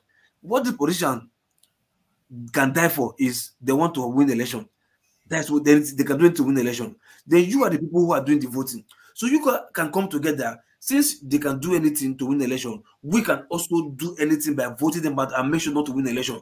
By the time you get one governor out, get second governor, get third governor, get fourth governor, one of them will like these people are now waking up. Then they don't know our weak points. I think for us to get into power, we have to be doing their bid. But you will say this governor is not doing anything. Election will come. They will still win the election. And you can't tell me you have majority of everybody that is against Southeast governor, and yet the minority will still win the election. And you are telling me maybe INEC is rigging this and that. Man, that's bullcrap, man. That's bullshit. You understand? If your numbers are much, it's clear. There's nothing INEC will do that can obtain the result. Whether I know somebody will tell me the court did Opus Odima turn number 4 to number 1. Those are whatever. If you have overwhelming defeat of you Igbos, majority that are clamoring for this, we want to go. If you have 80% of votes in any election, which INEC they want born, we want turn, or which court they want born, we want to the case and the other person, it's not possible. But you have some of you still voting for these same people that you are calling the bad governors, that they are working with the federal government. You have majority of you still voting for them. So who you go blame? You know, so that's what I have to say, bro. Local, thank you, and I want to respond. Thank you. My and also. I think Local made some good points now, because we just have to get to a solution for your people. You have to be accurate, because you have to use quality information so that you can reach better solutions for your people. Can I say something before you round up for further? There are many things. There are many things that comes to mind when you finish talking, especially Mr. Uzo, who is also on the platform. Somebody in the chat room is asking you, why is it not happening in Sabo or Idu Araba, where the large concentration are northerners? What about ABT Abariji, Shabulu, Ijoro? Where we have large concentration of Yorubas, why has the same demolition not happened? This person, by the way, is Abiodun Agbola. That's the person who's asking that question. Now, you see, no matter how you want to look at it, no matter how, I'm like I've said many times on this platform. Just said that it happened in mile 12. There are multiple marketplaces this stuff has happened. It's not when you are picking a few, there are other places this happening. It's not only Listen, these I'm areas. not the one who's picking it. Somebody I No, just read that but why do you keep bringing them up when it happens in other places too? Hold your end first. Hold on. No, don't even go there. We know what happened in my always keep bringing them up? Like this one, and every time we bring this stuff is to make that same accusation. They are coming after us. When it is reality, they are doing it to other areas too.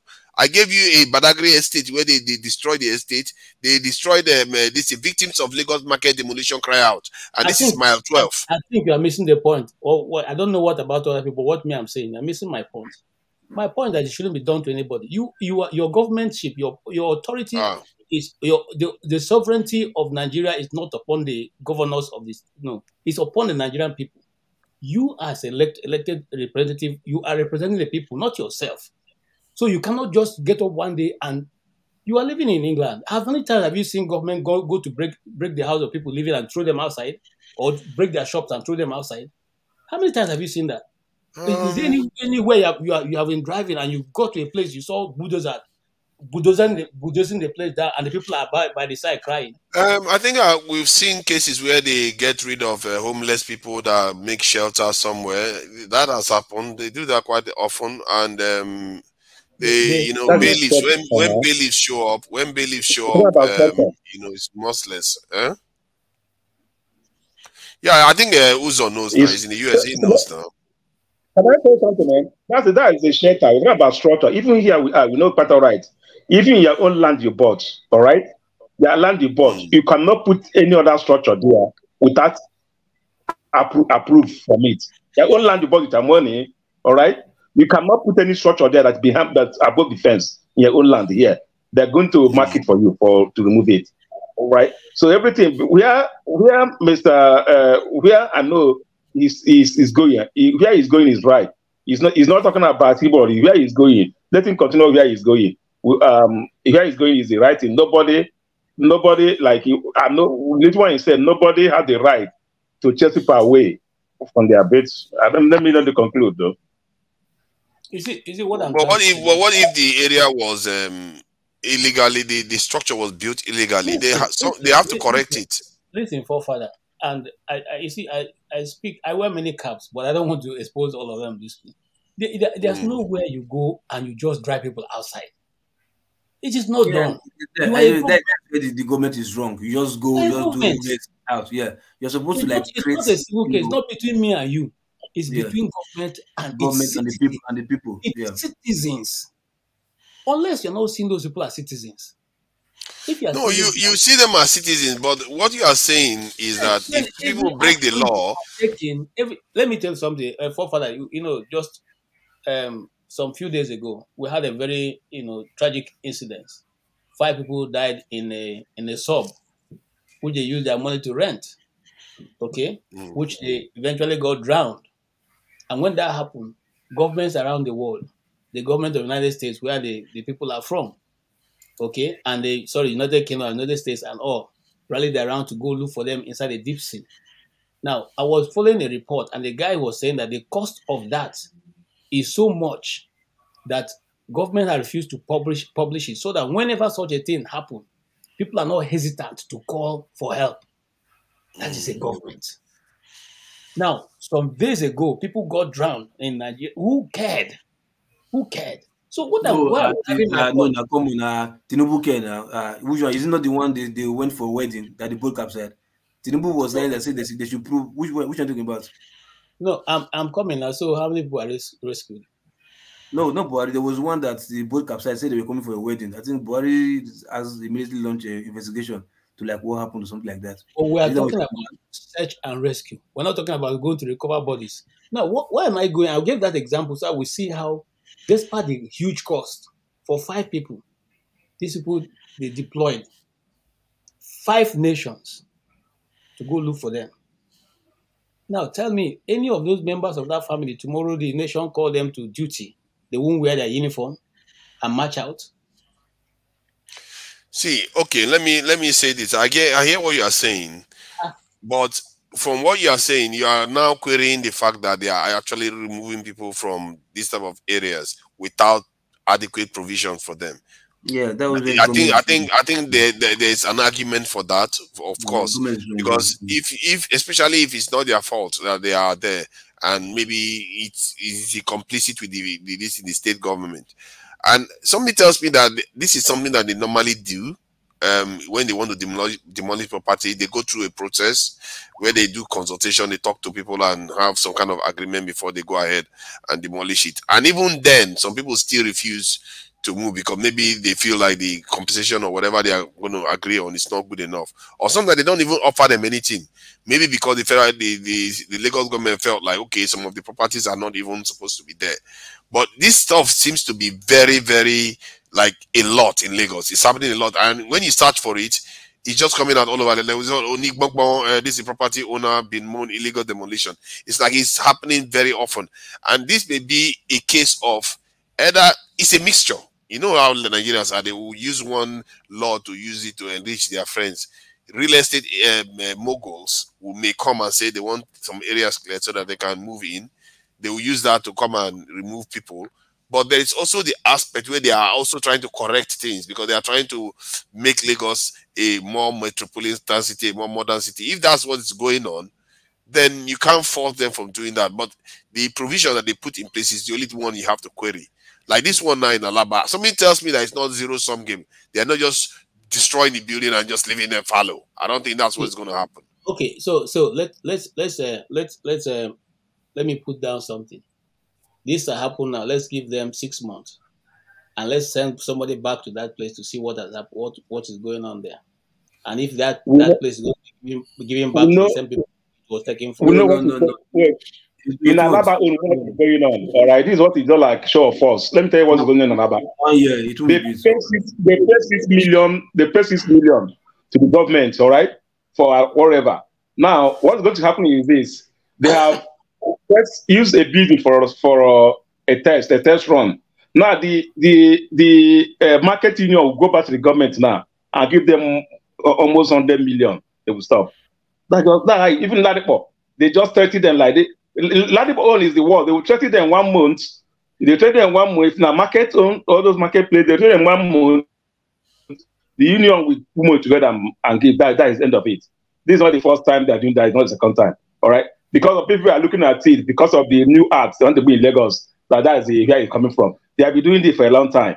But that is a part of what they do. As I said, I used to tell people that thing. When they bomb market, if the particular shop they bomb now, maybe that shop is one shop that sells something that everybody in that community need.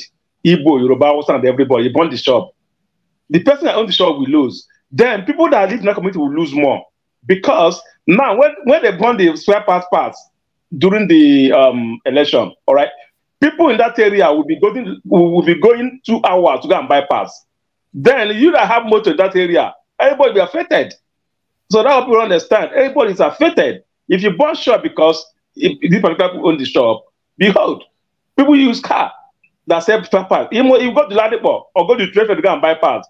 And that is not a joke. You that go to repair your car, they're going to charge you more doubles to it. So everybody is, whatever they do in marketplaces is affecting everybody.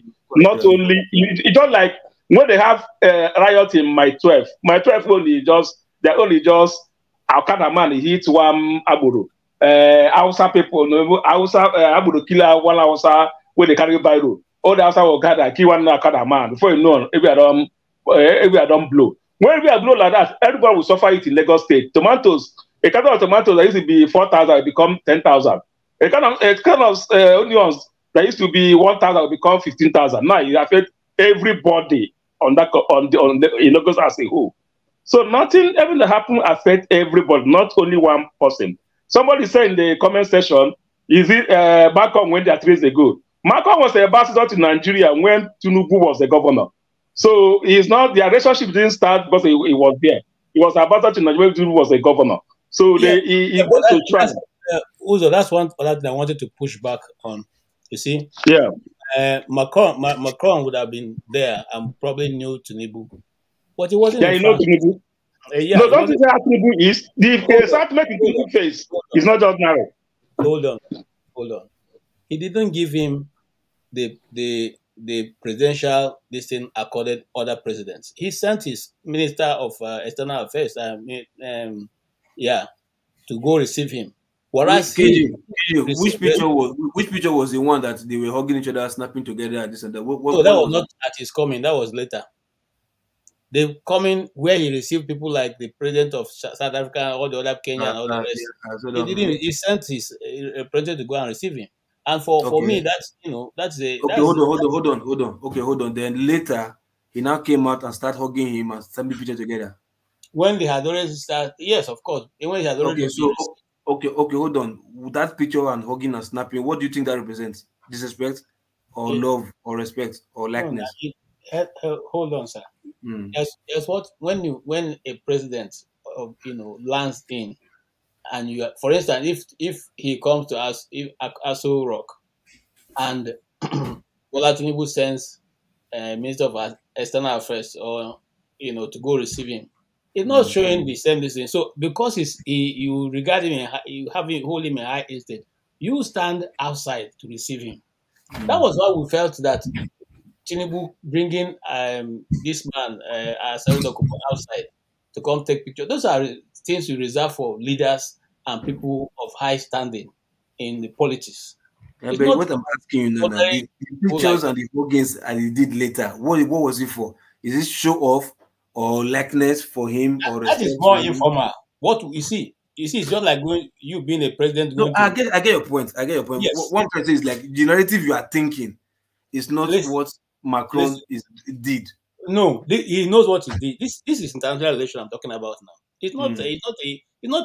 It is statutory. It is statutory. No, I understand what you're saying. If it didn't go at all, right?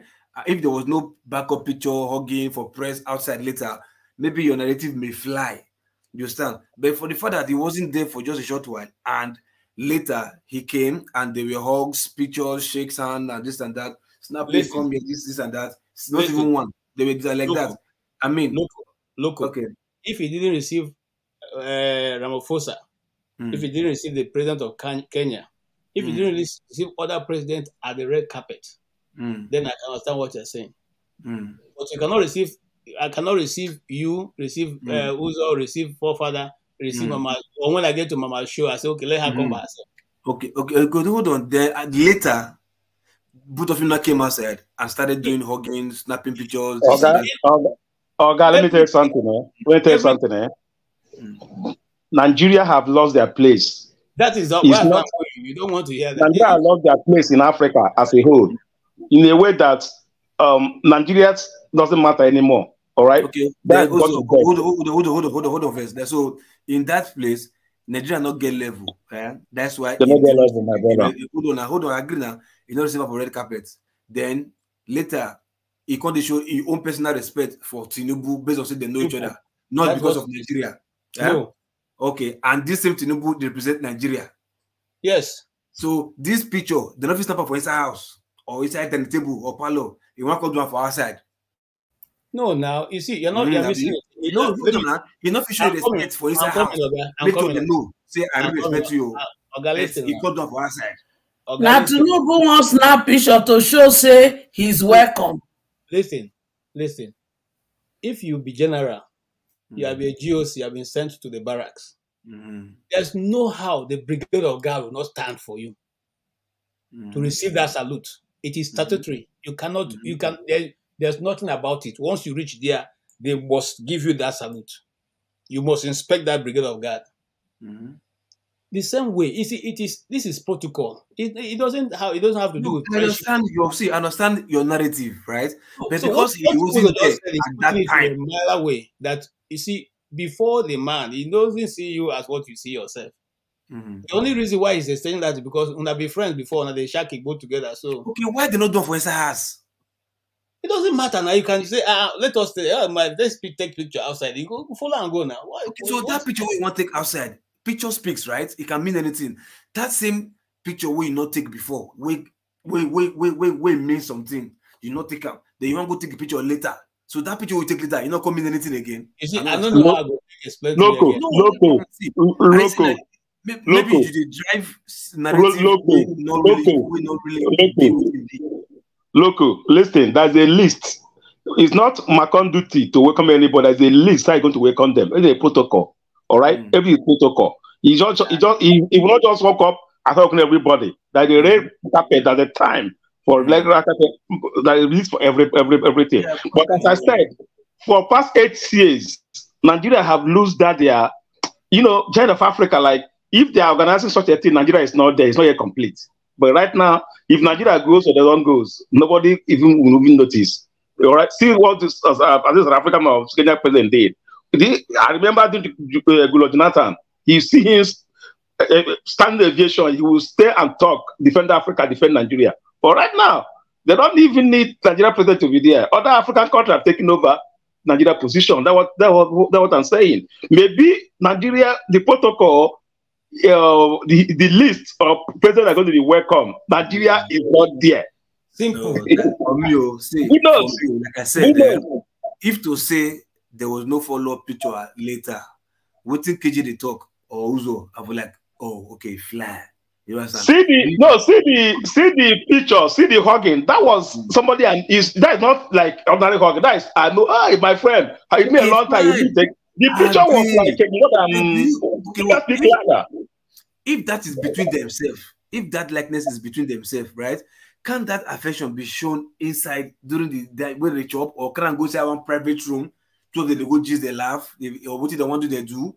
At least make sure they get that respect. Say, bro, I respect you. You know, say, you can see make the movie like, okay, yes, this is my boy. That time they respect me, whatever. If you don't for inside house, so maybe that's the only opportunity they have. Remember, this meeting, Macron himself. You have engagement, they have time limit for everybody.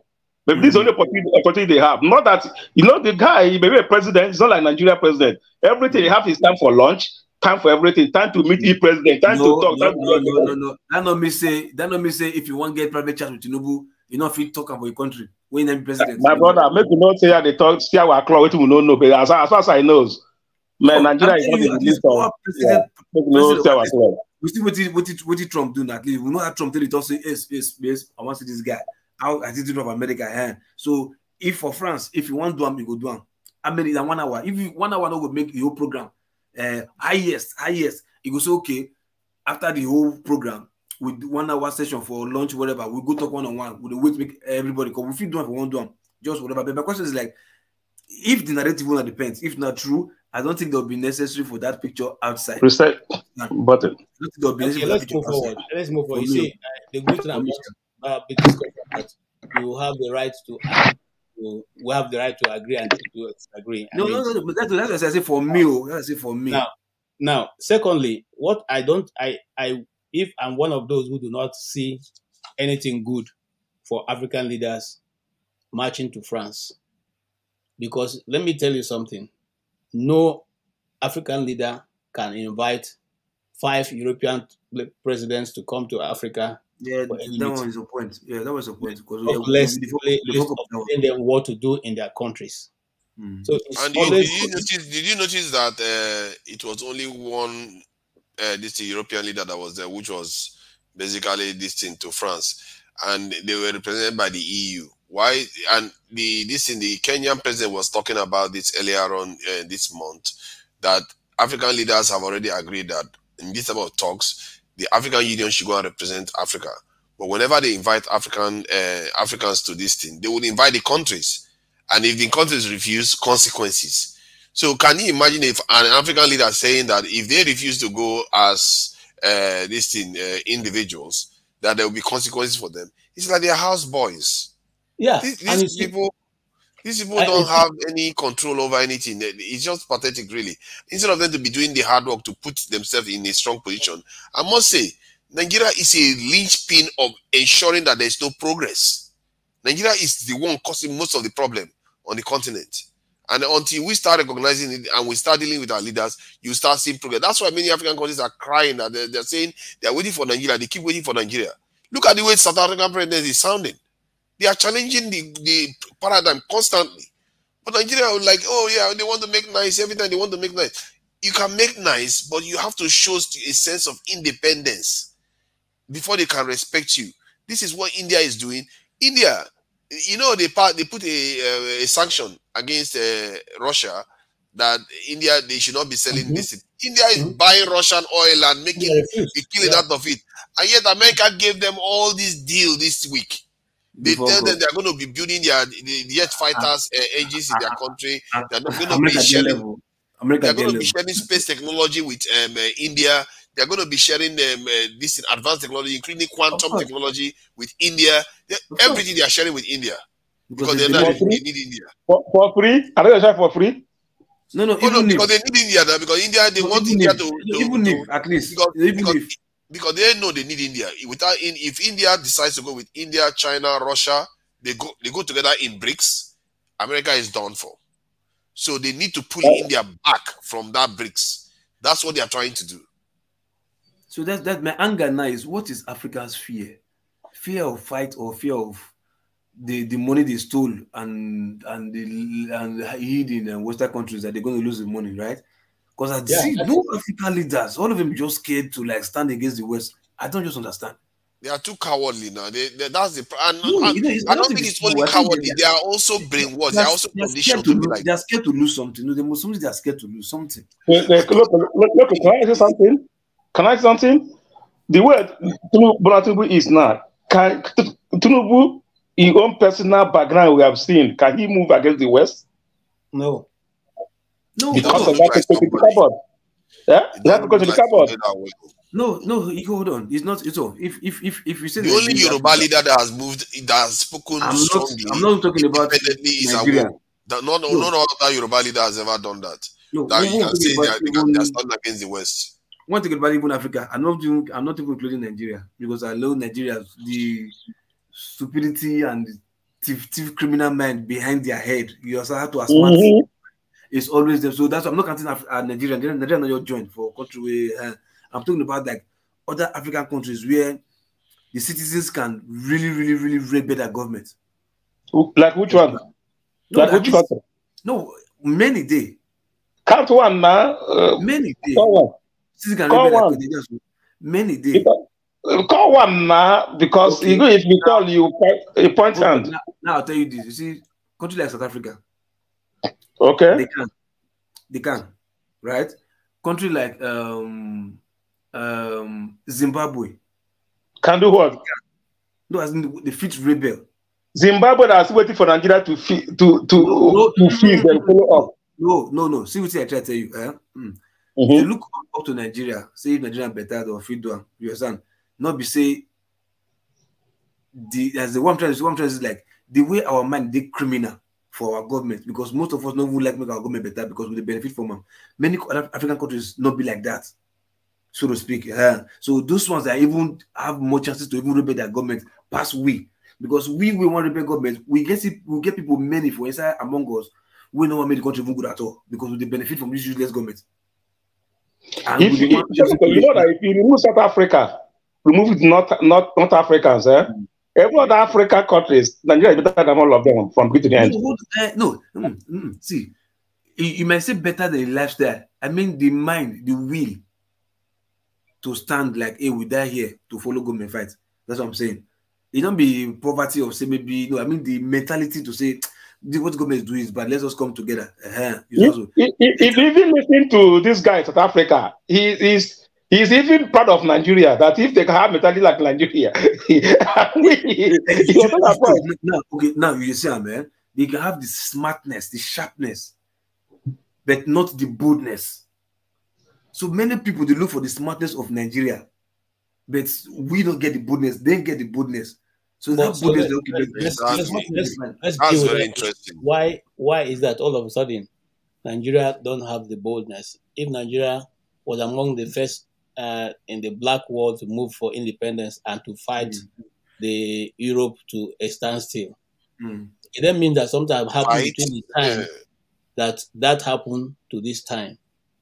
And I remember it is a systematic thing. Today I was coming back from, like I said, I went to an event, I was coming back, and I was thinking, how come that we have so degenerated from where we went when we were children to what it is now? Exactly. And the true factor is that it is a systematic thing. Yes, it was systematically being, over your 20 lifestyle years was being devalued. I remember the very first time that IBB came into power. I remember one of my uncle then who was in the army. He said, "You see, this thing this guy introduced is going to kill Nigeria." And that was when they did the IBB windfall. Every major had a 504, and every corner had a 504, and every major had a Passat, Volkswagen with a 200. Is it 2,000 that time? Or 2,000 naira that time. Each person to fuel a car. That was the first official corruption that Nigeria witnessed. Okay? And I have people who benefited from it. Why? Because he wanted to stabilize the army from looking at...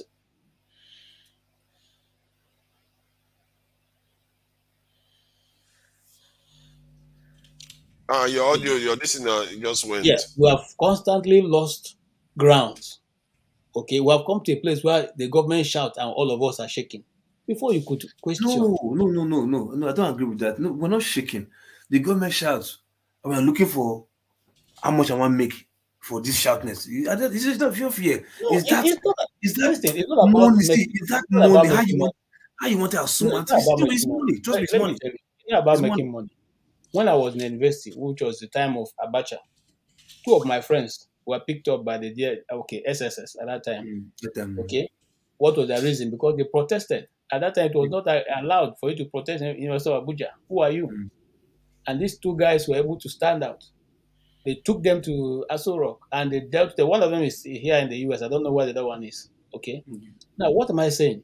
That was when radicalism. Those of us who, some of you went to military secondary school. You find out you are asked. In fact, then we have something. Grumbling is allowed. So if a forefather is my senior, he gives me an order, I can grumble. I can say, no, I won't do it. Why are you sending me? Why are you doing that? And the next thing you tell me is grumbling is allowed. At the end of the day, you have to do it. Now, you can't even grumble in Nigeria. You can't even grumble. Okay, now, I'll tell you why.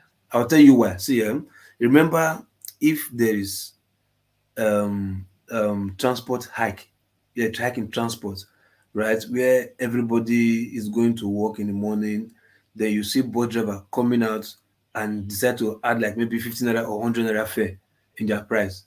Some people will like, too much now, too much, but we're not going to, we're not going to, right? 1 or 2 or 3 idiots will now come that he knows what these drivers are doing is wrong, you understand? But they were like, if a bad driver, give you no driver, come and pay more, they go. He always wants to go his way. He doesn't care what the general population thinks. You understand? Because he wants to show that yes, maybe he has money more than them, or what people are arguing for, it doesn't affect him. Nigeria does that a lot, and that is where this problem is starting from. There is mind your business, all man for himself, mind your business, mind your business. So that is where this transformation you're talking about, like how did you go to this place that when we were young, we were like this? How did we become careless like this? Not that we are afraid, nobody's afraid. You understand? There are people who are pained with what is happening. They're like, if you speak, your own brother that you discuss it with will go behind you and collect money and even sabotage you. You understand? That which will not demoralize your spirits to like, man, this guy just betrayed me. Man, I beg, I can't keep myself. I can't die for this guy. People they fight for, they betray me. You will just go your way. Not because you are scared, but because people who you are fighting for betrayed by collecting money will not demoralize your spirits. You understand? So that's why I say it's more. It's not scare. If not, answers will not come out. Different whatever people. Which is, let's say answers will not do what happen if they are scared. It's because it's enough is enough. This is rubbish. We'll come a bit at the long run. What happened? People died, and nobody got punished. People were compensated, and they kept quiet. Then those that were not compensated, they left them. What played that? Money. So it's not that they've been scared. You understand? But local, you're coming back to what I'm saying. Yeah. And I'm sorry, I'm one of those who have strong head. I am. No, it's not man. It's very good. It's very good. It helps spiritually. Arab Spring happened, and they held on. Even though the military came against them, they held on until they got the change they wanted. And so many other places where this popular movement have happened. You see, until we come to that place where we say, okay, we are how many of us? This is 10 of us. Well, 2 will survive. The 8 can sacrifice their life for the next set. It's not going to happen. It's not going to happen. In that context, see, the Igbos, right? They did one thing, which is their appropriate agitation. They tried for the uniformity, for the agitation, for the coming together. But I think they failed in terms of strategy. But what you're talking about, 10 of us are going. But we are relaxed, man. The way it is, 2 is going to come back. If you tell yourself like that and tell your family, your mother, your sister, your loved ones will not even allow you to be the one that will die. You understand? So you understand? So it's just like you trying to do the right thing. Your loved ones will be the ones to pull you back. I've been nothing for problem with this and that. So by so doing, it also demoralizes you because they don't want to lose you. You understand? That's why they're fighting for the right thing, but they don't want to lose. Yeah, that's what they're saying. You see, Tinubu is the president of Nigeria right now. All right.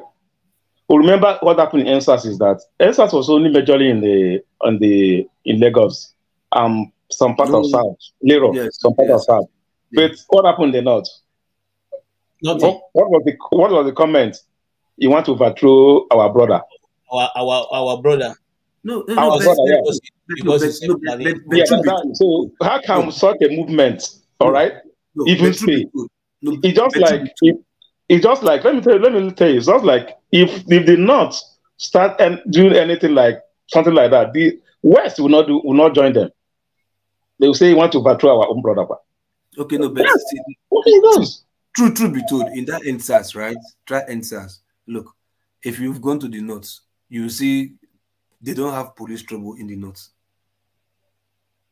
So obviously you would want to expect them to say that kind of, or somebody will want to convince them and say, look, see your South people, they are trying to mobilize to remove my brother. So somebody will lie to them, set a narrative to them, and it will fly. Why? Because they're not experiencing police brutality. You understand? But we from the South that experience this day in, day out, we definitely want to say that. So if they are saying this from the North, yes, it's possible because somebody may lie to them and tell them, see your people from the South, they want to come out, they want to remove my brother. So they will now lie to them and use them to counter our efforts, which was exactly what happened.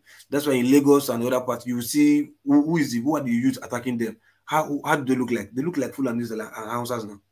You understand? They really look like somebody like you and me fighting against us. No, the people they're fighting, protesting against NSAS movement, they look like who? Hausas and Fulanis. So they told them, they lied to them, even back it up with money. They said to come and infiltrate and do their mayhem. You understand? So because they don't experience such police brutality in the north, whatever they say will fly. Yeah, what is all making us? But my point is this. Only one thing I know is I remember one thing when I like Nigeria is like a hypocritical country. All right, very. There's a year there was the key one or two that was elect something in Southeast. All right, then I see the northern women protesting in Abuja. I could ask myself, they bomb some part of Jos, kill more than something in Kaduna. You people didn't come down to protest. They were protesting because they killed 2 people in Southeast. Is that for me? That this doesn't make sense. Secondly, one thing I find out is it looked like some people, some life matters, some life doesn't matters. All right, even in this our platform, you see. 90 people will lose life somewhere. You hardly see us bring it up and make a national issue. All right? Yeah. But when we see 1 life, 2 life lost somewhere else, it becomes a national issue. As if those ones that lost their life on particular place are not human beings. All right? We doesn't take it serious or anything. It's just like most Nigerians are living in IDP camp right now. As me are speaking. Yeah. In Benue, if so many people are in IDP camp, in your own country, we will say there's no war, and they have IDP camp for how many years, and nobody is even talking. Instead of that, we will come out and start blaming other states as if what is going on in your own state is nothing. You can't come in a state about 1 million people is in IDP camp, all right, and you say there's no war. And an IDP camp. They can't even go back to their houses. And we don't make it a national issue. Baffled me. Those are listen. What really sometimes you see, I got fed up really, actually, because I would have become another Asari Dokubu if I didn't leave. Now I got fed up. Why? Now here is a people being that have a government that collects money at the end of every month for the welfare of the people. Your first function as a government is the welfare, the security and the welfare of the people. And you are in your state almost on weekly basis. 50 gone, 100 gone, 120 gone, villages burnt, farmland destroyed. And you just see it, you go there, you sympathize with them, you do mass whatever, you come back. The next week you do, and then you now render primary school children classless, you move those people to that place. You don't move them there and then you even provide food. If you move them there today, like Saturday now, they'll give them food today, tomorrow they give them, after 1 week, you are on your own. Those places are still there. I'm not talking about stories I had done stories from these places. And these people are left in the middle of nowhere, no farm, nothing. All their properties lost. They have. Do you know what? Do you know what? I'm coming. Now, these same people who are supposed to be representing these people still go around in very mighty SUVs, maybe more than 10 or 20, extra following them, with over 50 vehicles, fuel all from government money.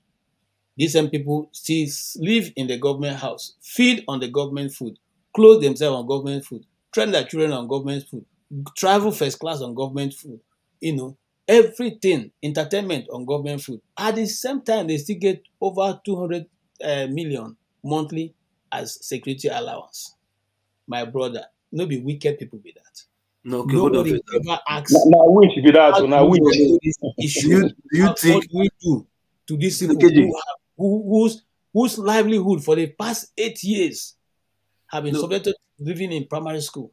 No, KJ, do you think Nigeria Do you think there will be ever IDP camp in certain part of Nigeria? Eh? Do you think there will ever be IDP camp in certain part of Nigeria? There will have been IDP camp now in Wait. In Ogun State, and what of Ogun State? That's Ogun People that State. were chased out, they are in this state now. What do you call itself? What of Ogun State? Yeah. Ogun State. There is. Huh? There is. No, as in, what happened there? Who chased them? Yeah, I thought they were before the Igbo came now. Before the Igbo came. No, so then after Igbo left, they didn't come back. No, never. I don't think they return. Some of them, I mean, I think it's Togo or this neighboring country. Maybe they didn't return because they find that better there.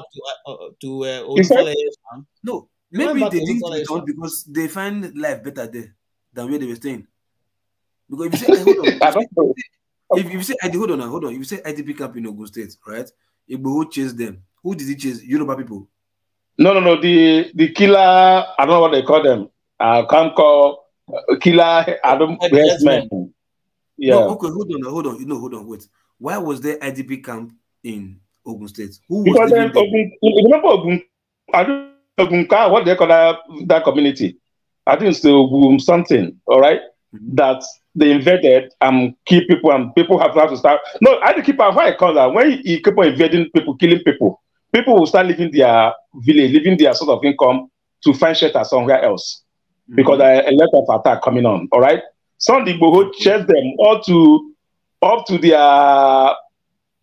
He chased them a lot. We all know. The story. Okay, hold on. Wait. The people that were perpetrating these evil acts in the land in the place in Ogun State, those were the people that Igbo chased out, right? Yeah, so I mean, this Tuesday that time was that 3 years ago. It was even some of them. No, if he chased criminal out, then where did IDP camp come from? If he chased criminal out? No. There was they keep on coming. No, they keep on coming. All right, they keep from Ogunko. I think that village that they invaded and keep people when they went there. He was coming stronger. Even Adams, Gani Adams, I think Gani Adams from OPC had to even intervene, had to even come in on the board. But they were running riots. They are running riots then. Okay, so the place that you say there is IDP camp in Ogun State, right? Those places, they are placed, No, when I said that, you said is it going to be an IDP camp in the south? Okay. When I'm fine. What I was trying to tell you, hold on. What I was trying to tell you was anybody from southern part of Nigeria that stays in the southern part of the indigenous southern part of Nigeria, right? Can he be in IDP camp in his own state? That was my question. Yeah, that was they have been done, but if they resettled, I don't think they resettled back. There was, yeah. So it's not just like this village in Imo States, where the indigenous were killing other people in the same their brothers and sisters, and they ran out of and they left the village. They went somewhere else and camped. Probably by now they should have been back or whatever, but not us. IDP camp is normal; it's a temporary thing. But from what KJ is saying, like in the way it is done in the north, you understand? That's what I'm comparing with. We can't have what is done in the north done in the south. It's not possible. In Benue, in Benue, it was Benue for 8 years. I said in the north. I didn't say so Benue. Benue is not called Benue. It's not because you know what I'm saying. So, because what KJ is saying that a governor will be feeding and clothing and moving around whatever, and his people will be this and that. A certain governor, I know say even if he think force must come from nowhere and give him problem, and he will look for solution and think of those people. Why I said, do you know where? Why was I asking, do you know where? The way those people are being groomed from birth, how to in the religion issue, naivety, being naive, illiteracy, and all that. So those things are part of what shapes them to be like that. That's why they can be there, because IDP camp is just like the way they are living before. It's the same thing. If you come to the south, if you see those places where they say this Ansa for selling yam, if you go to Ansa quarter, how do they live? They sleep on the streets, put mat on the ground, lie down on the ground, and lie beside their yam that they want to sell. They have this small way they say Indomie at night. They live. What kind of life do they live? They don't live the kind of life you and I live. They had that three wives. So this will have 3 wives. Yeah, children. Exactly. But where are they staying? Open place, put mat for ground, sleep. Go on the cash jam. They don't take malaria. Mosquitoes don't buy them. I don't know why. So those are the kind of how they live. So being in IDP camp, it not be like problem anything to them. That's what I'm saying. You know what? Thank you, Blessing. Blessing just corrected us. He said the IDP is in Oyo State, not on the Oyo State. Okay. Yeah. So, but maybe the Ogun State, they were chased. That they moved to Togo. Didn't about them stay between Seme? It's not Seme. This border. No, there's one between Seme. Yes, that is in a Jew. Like that area. Yeah, they were chased out of that place. Yeah, I remember this. You know, but here is where I'm going with all that. How much does it cost to relocate these people and put them in a proper accommodation? Even the 200 million that this guy collects as allowance. Where's the money? Where's the money? No money. Able to do this. But yet, as wicked as their hearts are, they will sleep comfortable in a government house with AC blowing them, 24 hours light, cold water, and wine. Like Governor Rivers of God told us, he was 40 years old. 40 years old wine. 40 years old wine. He was drinking at the expense of the people's money. You know, so until we the people, that's why we keep going back to the constitution. Say until we the people come and say we have written this is how we want it to be. We're not going to get these people to change because it's them against us. Okay, wait. KG, hold on. Let me ask one question. I always like to use the Southeast as an example. Now look at the IPOB issue. When you see, or as at that time, the heat of IPOB issue, I'm talking about 2017 to 2019. No, 2017. No, 2016 to 2019. At least let me give the first Buhari one. I know Buhari, from the second month Buhari entered, they started throwing fire. So, but the fire lasted, but when the heat started, when they were demonstrating around the whole Southeast, blocking road, millions of people, right? That number, do you think if that number face any election in any state, do you think the government or INEC or anybody can obtain that election? No, it depends on ideology, though. Depends on ideology. No, I didn't hear what you said. Go ahead. Listen, I'm saying during the heat of the IPOB agitation, right, where all IPOB members or all Nnamdi Kanu sympathizers, Nnamdi Kanu lovers or IPOB lovers, where they were demonstrating in millions, because I witnessed it in Nigeria, in Port Harcourt then, in millions from states to states. I see the millions of people like they were ready to even die for Nnamdi Kanu if so like that exists. You understand? Do you think if that number, the way they so much believe or the passion they were putting, closing their shops to fall out in the street to do that demonstration from state to state, do you think if that population votes, goes to any election and votes in the ideology of Nnamdi Kanu,